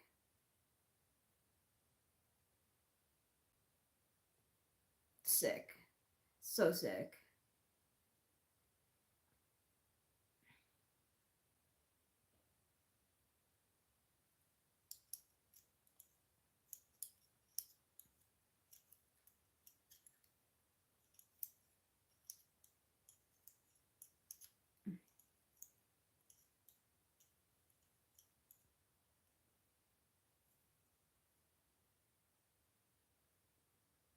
Yeah, if you're consenting with the consenting adults, that's like something people do. But yeah, the kids, I mean, the kids,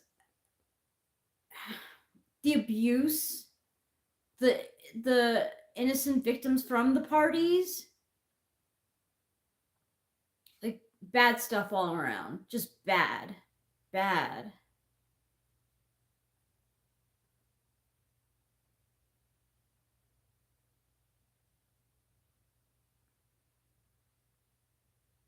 Red Dead Online. I didn't know that you could play Red Dead Online. Sick. He's just like disgusting.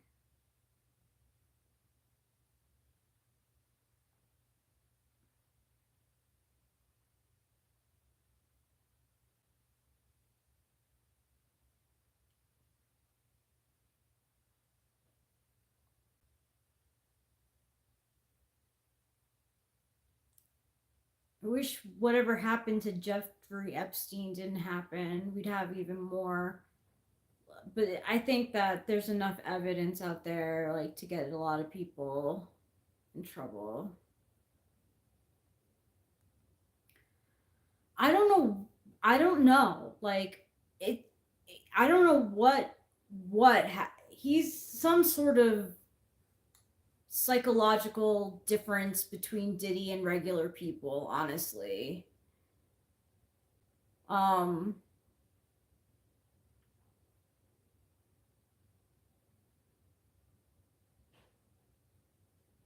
I mean, because even the money was through like racketeering. So bad, so bad. Oh my god. I mean, I feel like he definitely killed Notorious B.I.G. and probably Tupac. Like the violence against him and the weapons they used to have at his house, like how could he not be? Hi Mochi. I love eating mochi. Mochi is good. Mochi ice cream.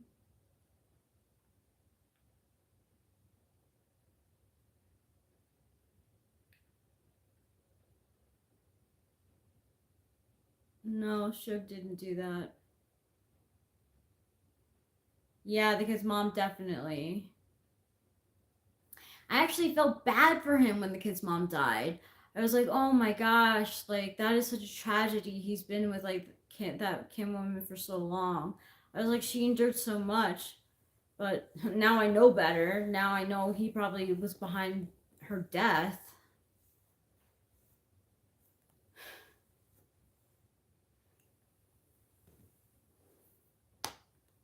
It's good that all this is coming out though, and I really want a list of names.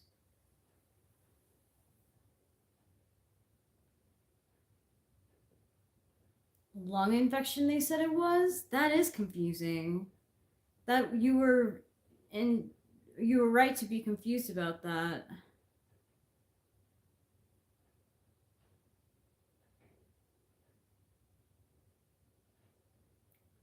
I don't think it was no. I don't think it was Suge at all.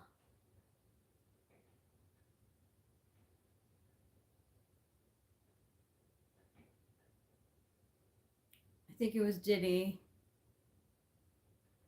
You know, she gave the security guard all the thumb drives.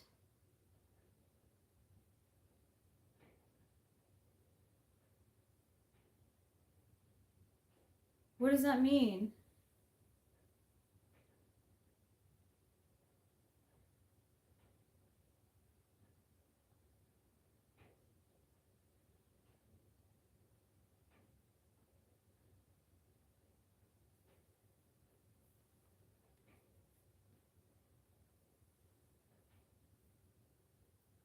It's crazy. It's like I'm just so glad. I really want to elicit names. Like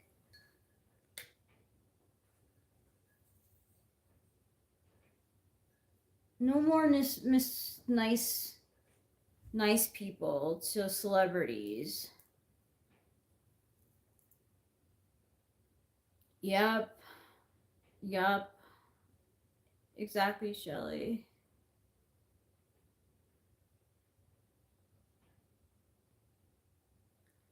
I mean, I don't know.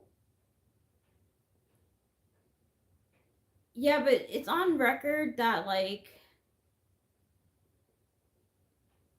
a lot of things are on record that's not true. It's on record that like Diddy didn't have the gun and he didn't shoot anyone that night in the club in 1999, but it's coming out that he did. That's good, Shelley. It's opening my eyes too. I always like was into like celebrity gossip from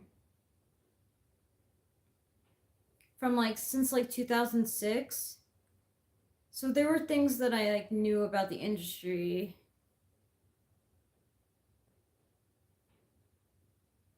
Shine spoke. Yeah, I didn't see.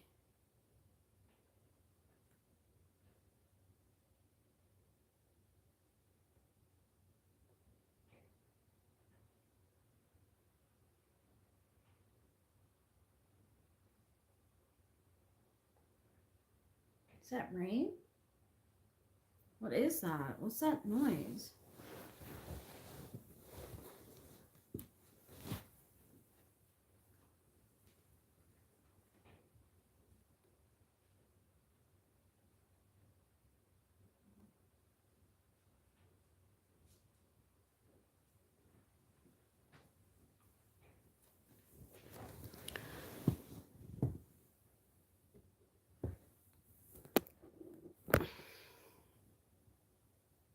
It's on YouTube with Tamara Hall.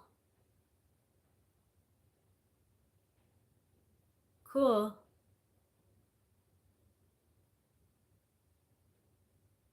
I might not listen to it tonight, but because sometimes that stuff like gets in my head. I'm gonna fall asleep to Love is Blind. He took the blame.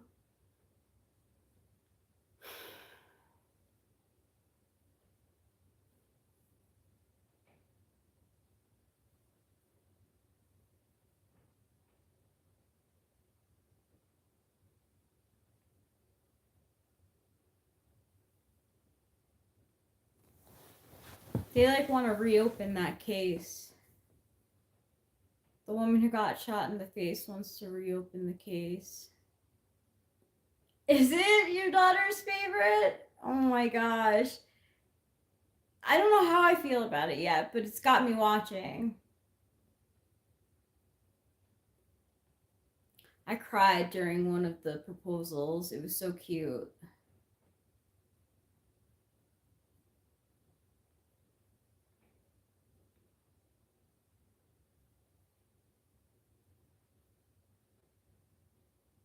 It's very dramatic. Love is Blind. But Eric and I like we saw each other, like not seeing the person. I mean, it shouldn't matter. Gunja 685. Hello.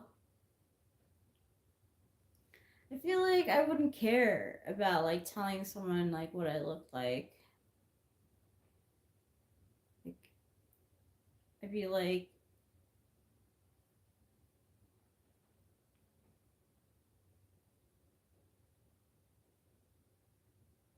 you and Jose too.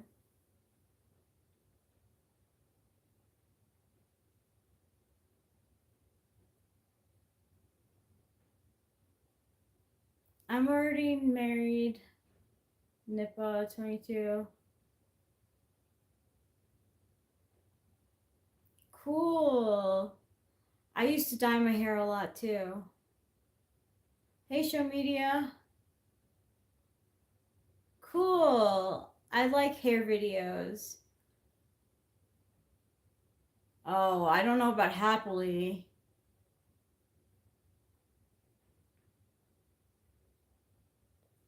Me in trouble.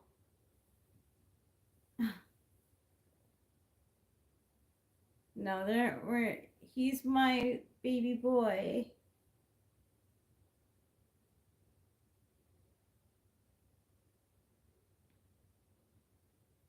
Our neighbors told us that their dog chased Trouble up a tree. Which is good, he deserves it. He can't be taking over everyone's space.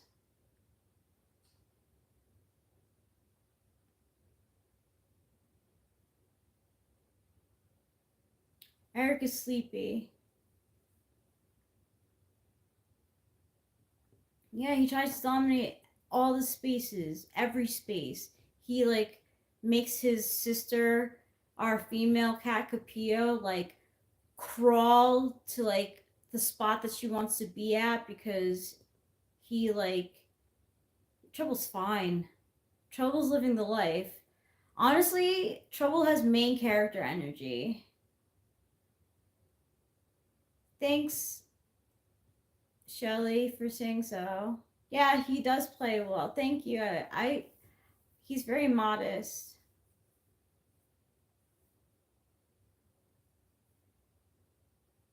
He used to be in boys choir as a kid. He's always singing.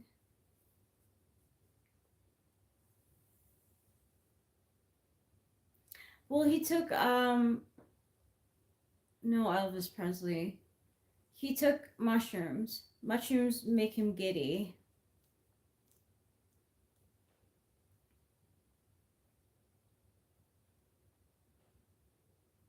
Yeah. So,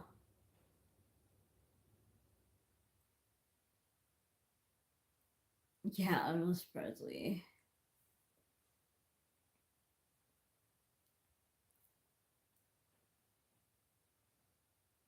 Anyway.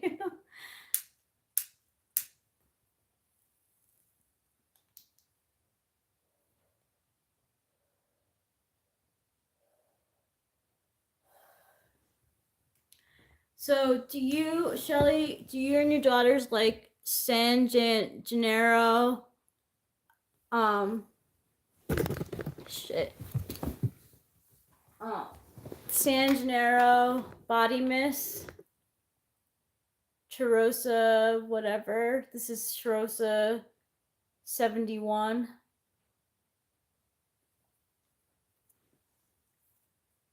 I spray it at night. It smells like caramel and salt.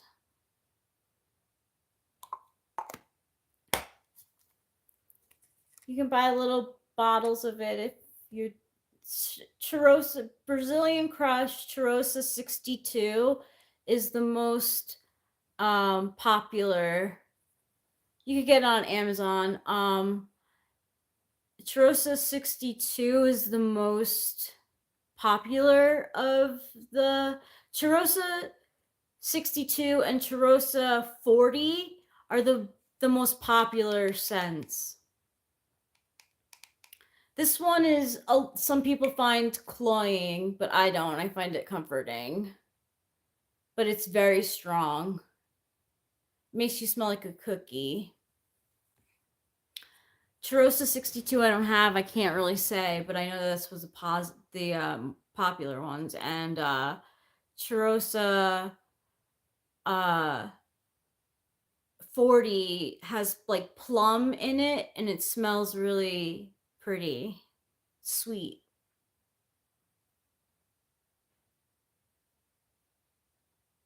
VO5 CVS 129. That's also good.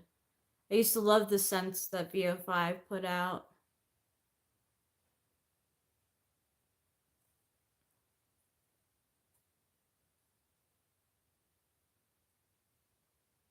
I think you could get a bottle for like, I feel like $25 is a lot, but $25 or $38 depending.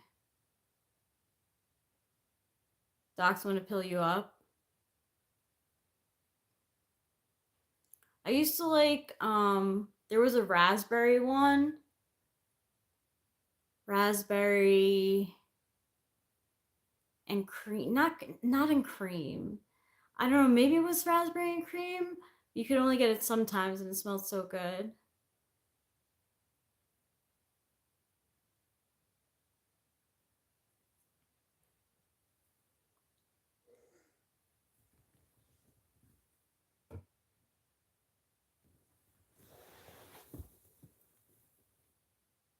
Cool. Let me know if you find any of the scents, because they have descriptions of the scents too, so you could see the notes and what you like, and how you want to smell too. So I'm interested to see which one you go with, or you know.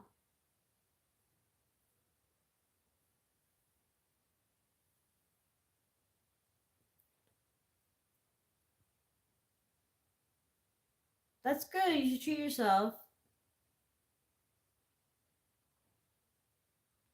Peace to you, Arana. Yes, I'm fine. I'm just tired and high.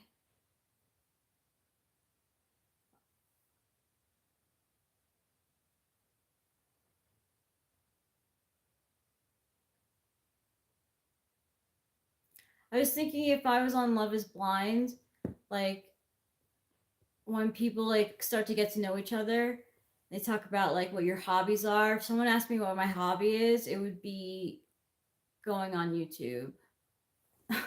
Not necessarily live streaming, but like watching YouTube. That's my hobby.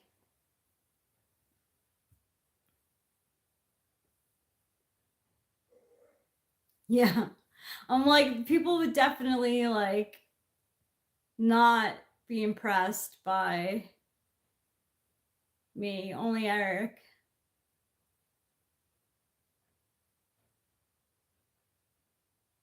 There's a physicist on there, and he laughed when one of the girls said that she didn't know how to spell physicist.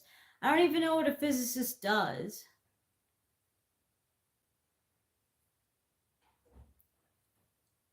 They want to be like Snoop when they retire? That's funny. Do you want a cup of noodles? No, thank you.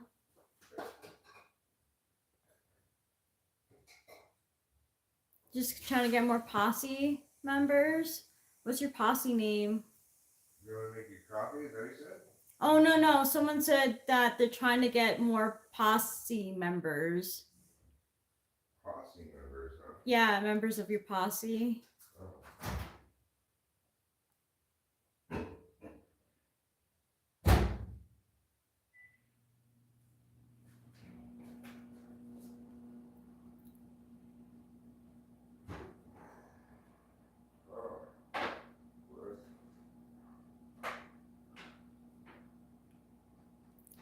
Trump is not my daddy.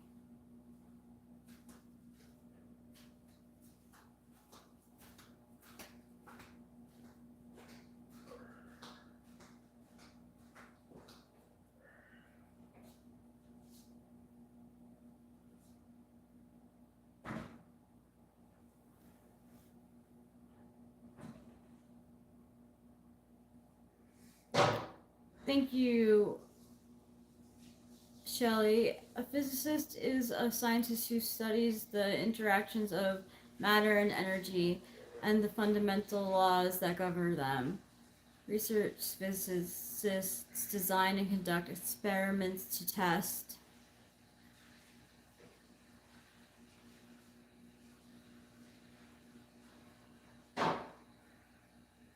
It would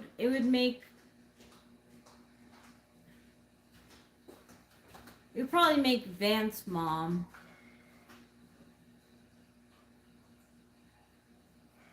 Vance is the vice president.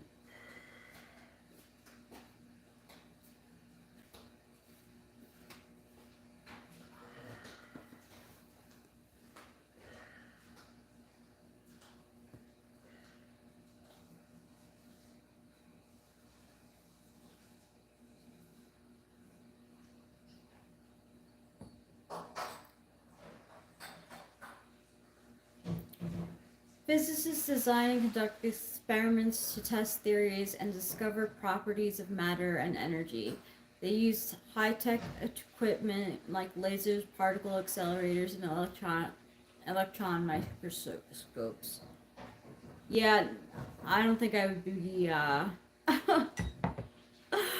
wouldn't be looking for that in a partner. I don't think. I think they would like look at my room and just be like, "You're disgusting." I do believe in Jesus. Jesus is my homeboy.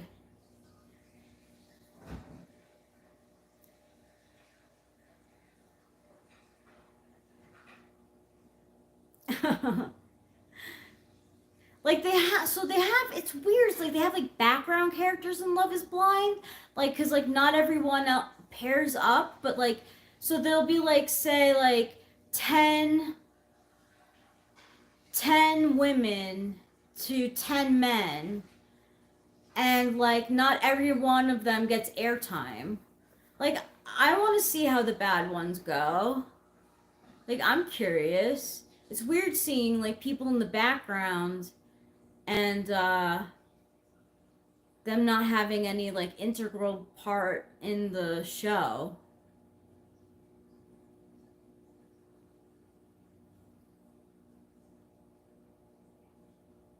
Yeah.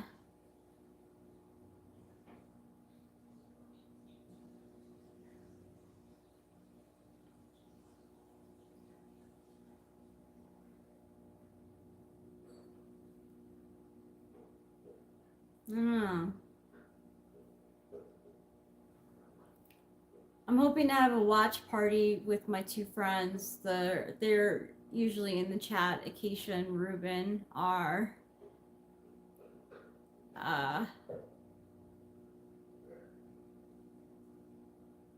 Love is Blind.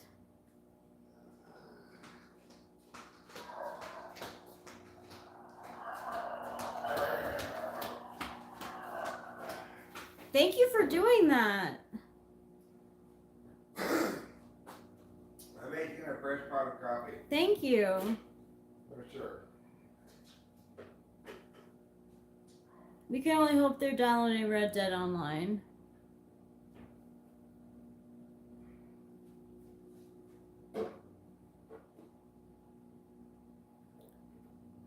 We could talk about Jesus for a couple minutes. Maybe like a full minute. Talk about Jesus starting now.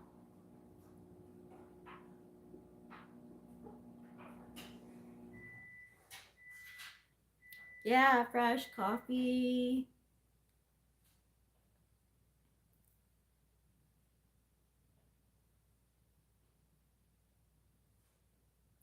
Yeah. Jesus is my homeboy was like a t-shirt that was popular at Urban Outfitters. I always wanted one. My sister had Mary as my homegirl, and it didn't fit me, but I wore it anyway. Rachel, C.S. Joseph made a 2-hour rant recently about how INFJs can avoid being the biggest losers in life.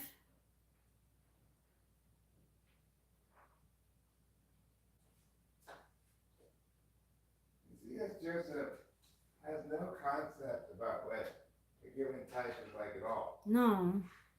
He gets everything so incredibly wrong, it's just astonishing.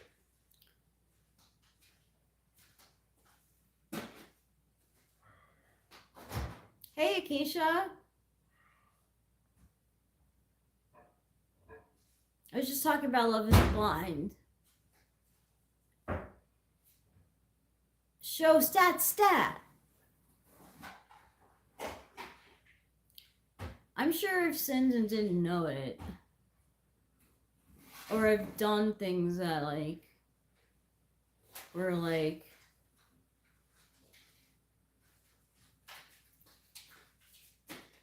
I've definitely done things like that weren't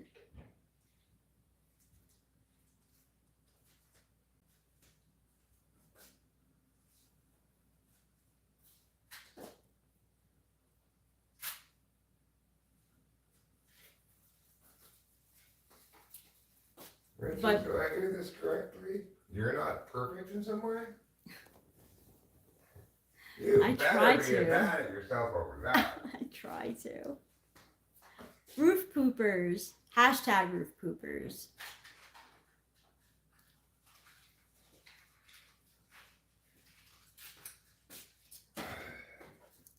Only Jesus did not sin.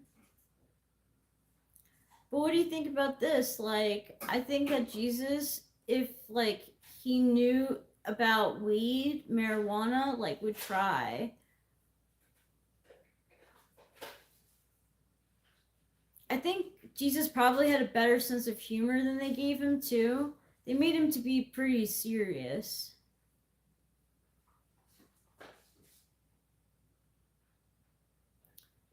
That's fair, Jason Kerr. Roofpoopingmeetups.com. Where are you right now, Akeisha?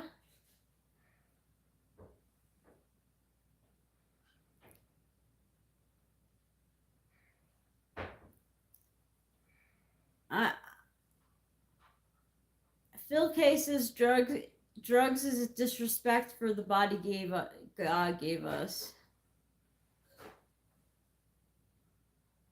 Yeah, that's what I feel like he would say, that everything on earth is, well, not everything. Like, I would stay away from heroin. Some people don't get addicted, but like anything that like, I don't know. Fentanyl, definitely stay away from that.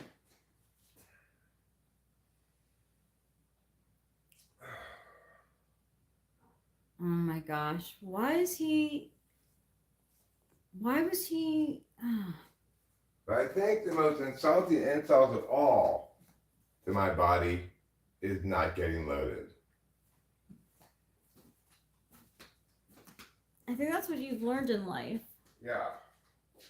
My body. That's true. You're right. You're right, Shelly. Heroin in moderation for the sick. Yes, I agree. I do agree.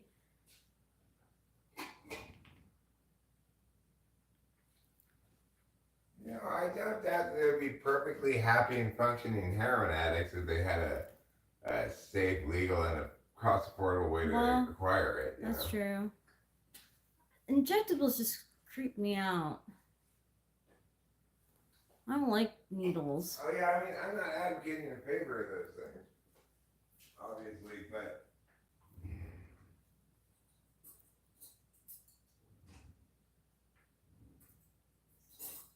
He definitely gave us the weed plant for smoking. what's that?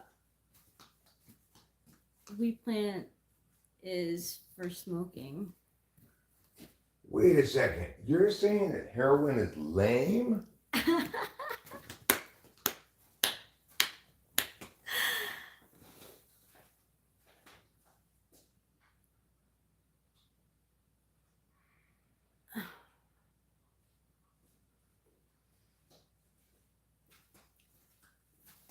I don't understand that sentence, MG, so I'm not gonna say it.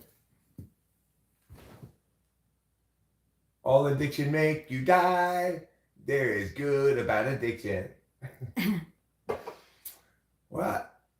At least it doesn't make me say things like you just said. I feel like I, in a past life, like, was a heroin addict and died. I don't know. Like, I just have such a, like, it just grossed me out. Like that movie Requiem for a Dream, that fucking just grossed me out too. What was it about? Drugs, like heroin, and like the mom was taking pills. I don't know. It's supposed to be some sort of like, this is what happens to your life if you are on drugs. I see. Like train spotting or something. Yeah.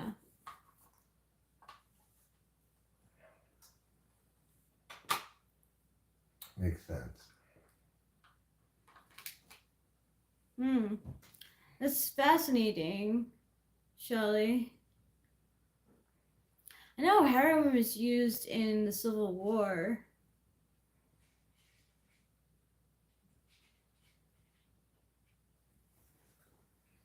I mean, I think the point is that people can use various kinds of intoxicants as therapeutic in their life in some way, um, without having a legitimate medical need for them, right? Yeah.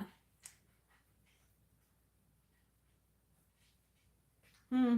All about emotions, Holocaustor. What's Holocaustor mean?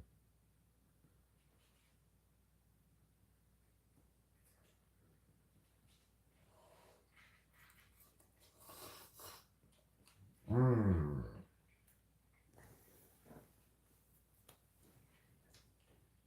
Good stuff? Yeah. Good. Cup of noodles is a pretty great invention. Isn't it? Yeah. And I'm not a soup guy, but this is mostly noodles. Very little soup, really. Emotional trap, huh? Well, a little part of me wishes Coca-Cola actually did have cocaine in it. I think that might be fun. Because, like, what? It's going to have, like, trace amounts in it, right? Like, You know what? Well, we're hoping. Let's just hope they put a lot in it, not just trace amount. shit. Okay. I just won't have Coca-Cola that much. Right. We just have it more sparingly. And we didn't want to get high on cocaine. We drink Pepsi. Yeah.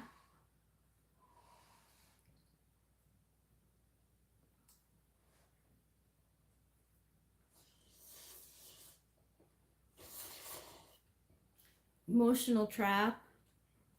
What does an emotional trap look like?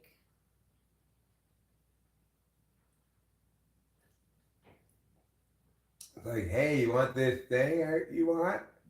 Psych. Now you're sad. Trouble? Oh, Knock trouble, it you the are so fudge off. bad. You hear me, mister? Still Skedaddle. crawls over by her. Skedaddle. Go. Scoot. Oh my god. Nat Allen. Just stop already. It's like, next you're going to talk about your other friend, Mike Hunt. You're going to talk about your other friend, Anita Dick and me, and all these other things. But the problem you have is that I've heard all these things before many times. Croc is pretty evil. Well, I mean, I'll agree. I can't think of any instances of people having a healthy recreational crack habit.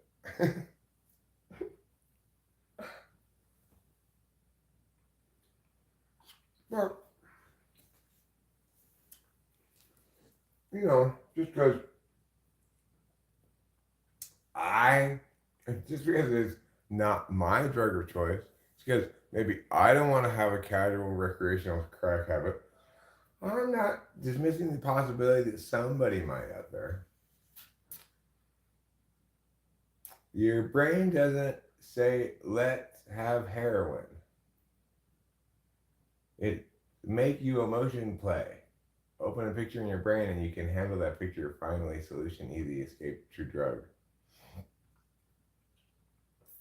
Okay, well, I mean, to the best of my knowledge, nobody is taking heroin to solve any problems, Obviously, if I want to figure out how to more efficiently get the trash up to the street, I'm not going to solve that problem by doing heroin. Well, it's also the case that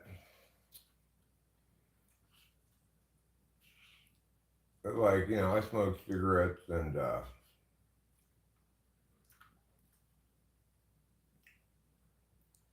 obviously it's solvency in some sense. It's like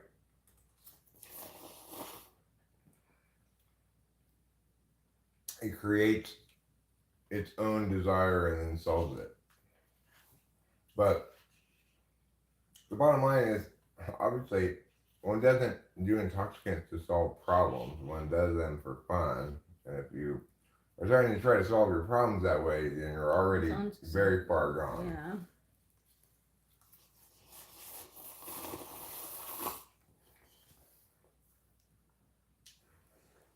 I didn't say crack was necessarily evil.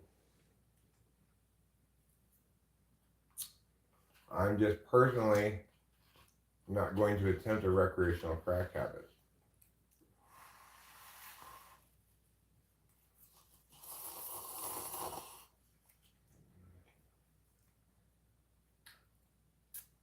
There's a lot of things I'm not going to touch. I just. Oh, you don't want to do crack? No, I don't want to do crack, no. It's probably a good decision. I don't really want to do acid either. Yeah. My mind, I don't want it to be trapped.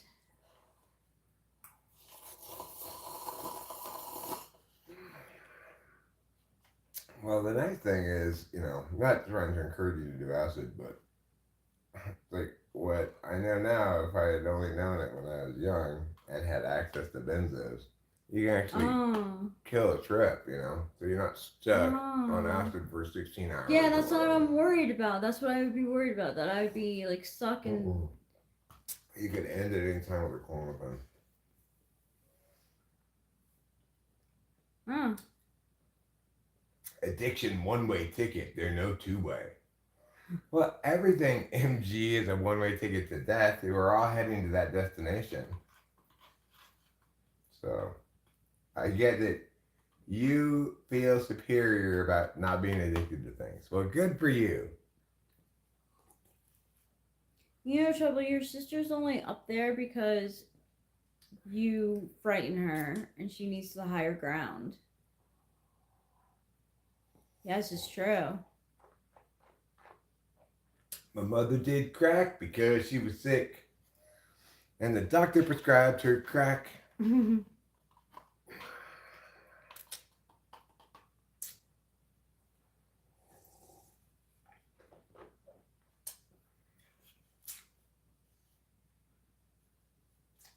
Well, anyway, to quote the movie Bob Roberts, don't do crack. It's a ghetto drug.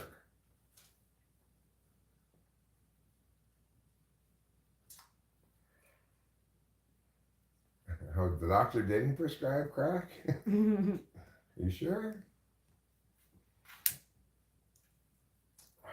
You know what you need to be healthy, Miss Lady? You need to chase the dragon some.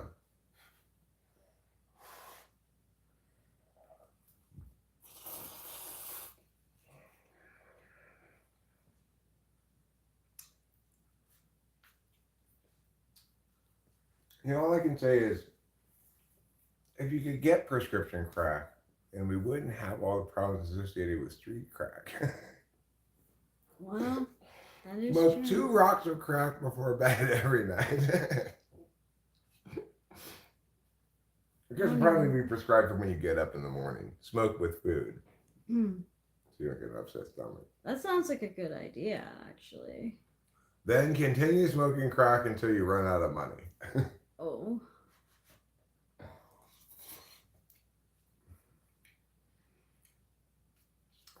Chasing the dragon. That's what you do with crack.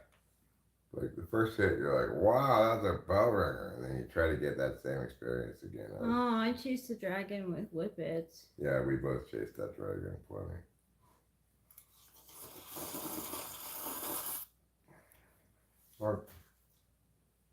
Why isn't this getting us high anymore? Because you're just damaging your nerves now, idiots.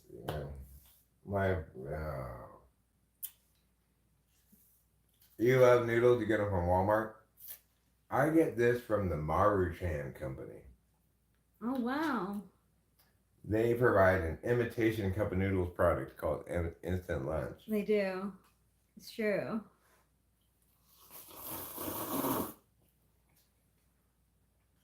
You might say, oh, that's no cup of noodles. But you know what? I'm not even sure I can tell the difference. Right, don't do whippets, but it's not because they kill brain cells. That's not the problem with whippets. It's that they cause neurological damage. You get permanent nerve damage that causes like numbness or lack of feeling in your extremities and stuff.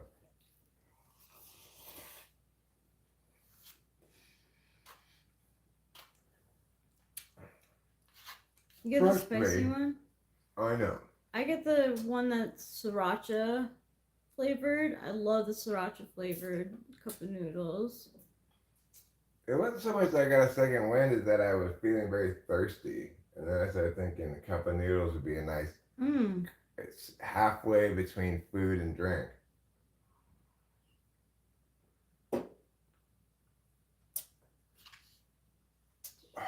Unfortunately, I've gone through all of the second winds I could possibly have. Like, I didn't even nap. I was just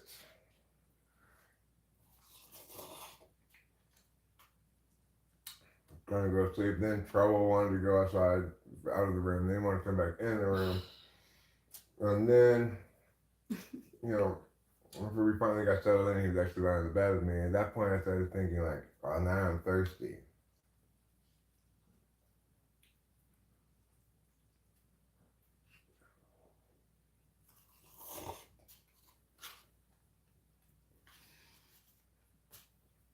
After I eat these things and drink this and then smoke a cigarette, I do plan to go back to bed. Hopefully fall asleep. I'm gonna go to bed too. To bed, and then I'll go upstairs and I'll finish episode 5 of Love is Blind. Okay, cool. I mean, you don't have to go to bed with me if you don't want. I really do want to. Okay. It's my preference. Sounds good.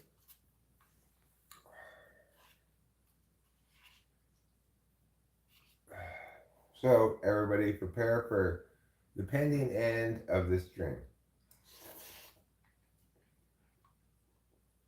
I will take you outside with me to smoke a cigarette before we go. I had 2 cups of noodles. Today? Right now by myself. Yeah. Oh, wow, good for you. How long did you put on? 10 minutes? The water? No, I put it in for 5 minutes. Didn't you say put it in for 5 minutes? Yeah, 5 minutes, yeah.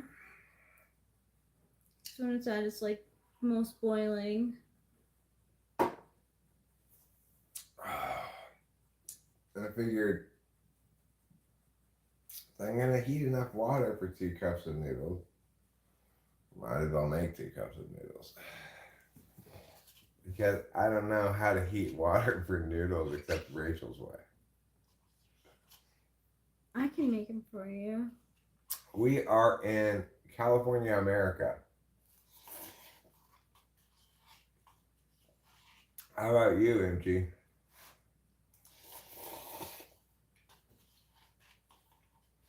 Good luck with your Famsgiving. Do you live in non-addiction land? Non-addiction land. I'm addicted to excitement. Well, you're an Aussie.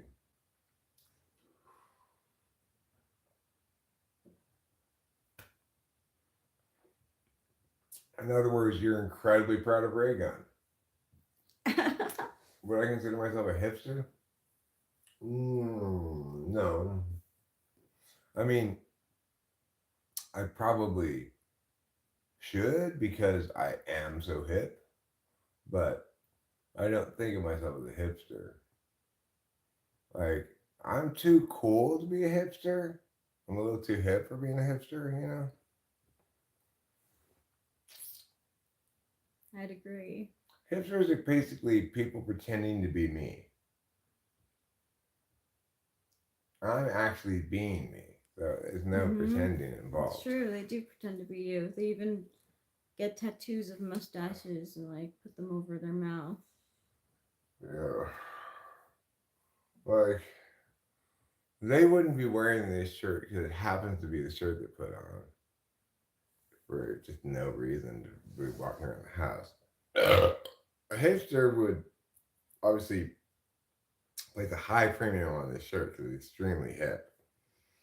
But it's not the case they would wear it as casual cool as I do. Like, yeah, it's super hip shirt, but I'm still wiping my nose on it and stuff. That's authentic cool, not just for consumption of others.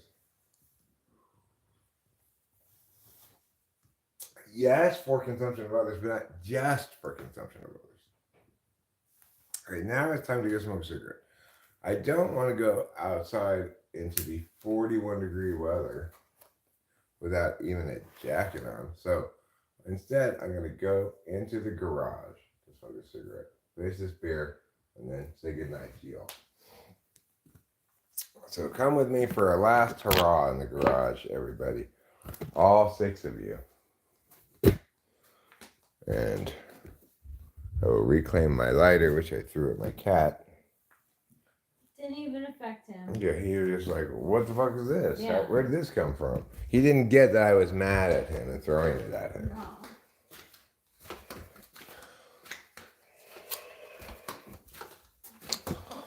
It would be nice, and I know what you're thinking right now. You're saying, but Eric, don't you want to stay up and have a cup of fresh coffee? Well, Oh, yeah, that's right. yeah, I kind of do, but the problem is the coffee takes such a long time to finish cooking. I bet it's still totally clear water right now. Yeah, definitely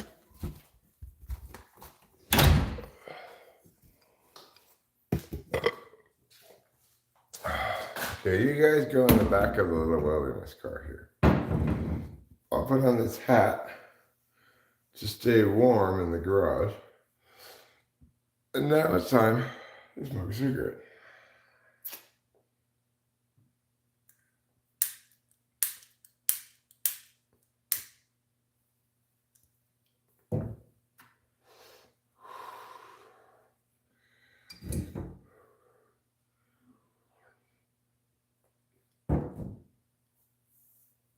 And it's interesting, Marcus Aurelius bringing up this, apparently a live stream where Rachel said I was like too dominant in the relationship.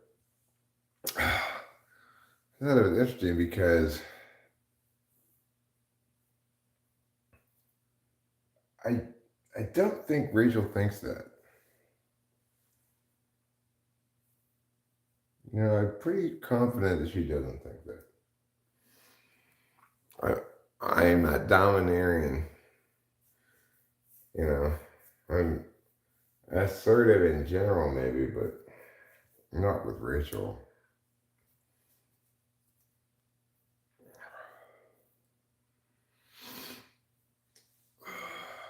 I'm a big believer in consensus / doing what you want, not being told what to do. I'm not very bossy of Rachel. And the weird thing is I haven't heard that accusation in a long time. Early in the relationship, people projected their own shit onto us more than they do nowadays. So I was told, you know, we still get it occasionally. Somebody will see Rachel and say, blink if you need help. But early on in the relationship, I think people were more prone to projecting their own shit onto it.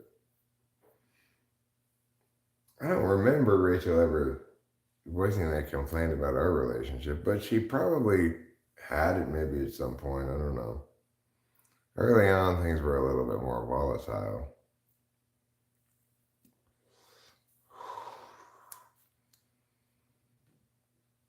But I've, the whole time we've been together, rejected these notions of, you know, the man needs to lead and the woman needs to follow. Even though I do generally lead and stuff, I guess.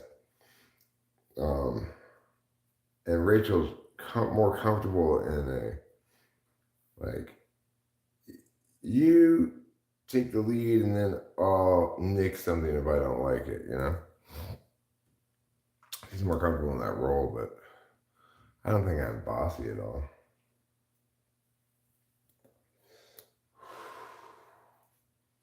I don't think she'd say I was bossy either, you know.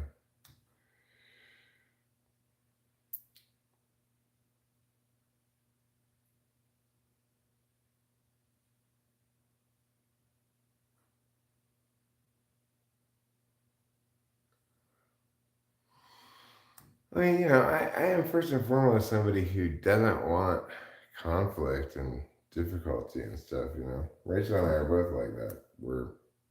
We want to do our own thing as we want to without being told what to do. And we don't want to tell other people what to do either.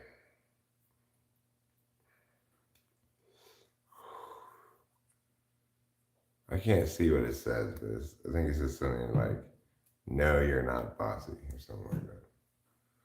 I can't quite make it out fully.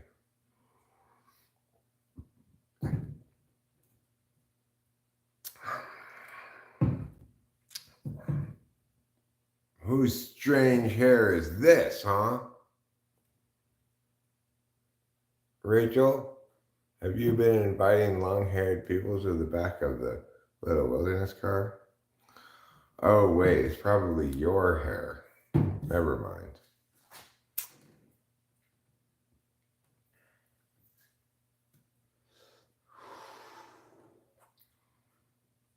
Oh, man, all of a sudden I feel like onset of tiredness really hit.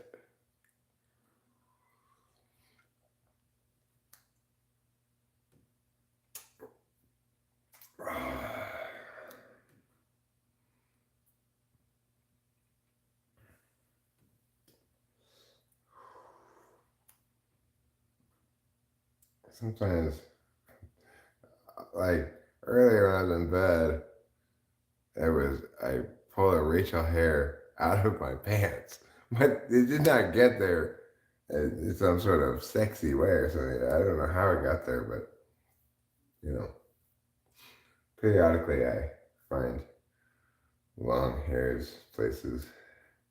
And I think, thank God I don't have long hair. What a pain in the butt to keep, to deal with. I see Rachel, like, washing her hair is a big thing. She has to plan the timing of it and stuff.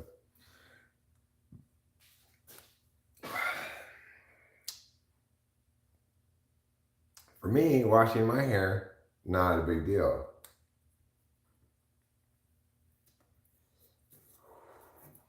I just get out of the shower and rub the towel over my head and we're done. You know? There's no big hullabaloo.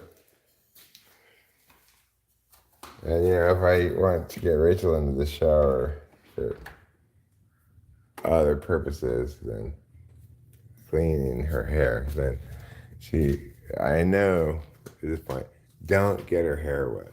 She doesn't like that at all. Because if she gets her hair wet, then she has to do the whole drying protocol. What? I was talking about how I know not to get your hair wet in the shower.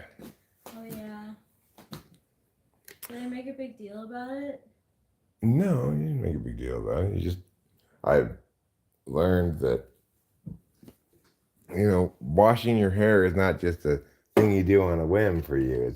It's more involved than that. Yeah. Okay, I think we're ready to go. Don't check your ass crack if you're looking for gold coins. There aren't any gold coins in your ass crack. All right, I think we're going to go good night time now. Let me just see if this coffee is still. If it's ready-ish, then maybe I'd have one cup of coffee before I go to bed. But I bet it's not even close. Let's see. It's completely just water. Forget it. Okay. So good night and good luck to everyone. And to all of us, a Merry Christmas.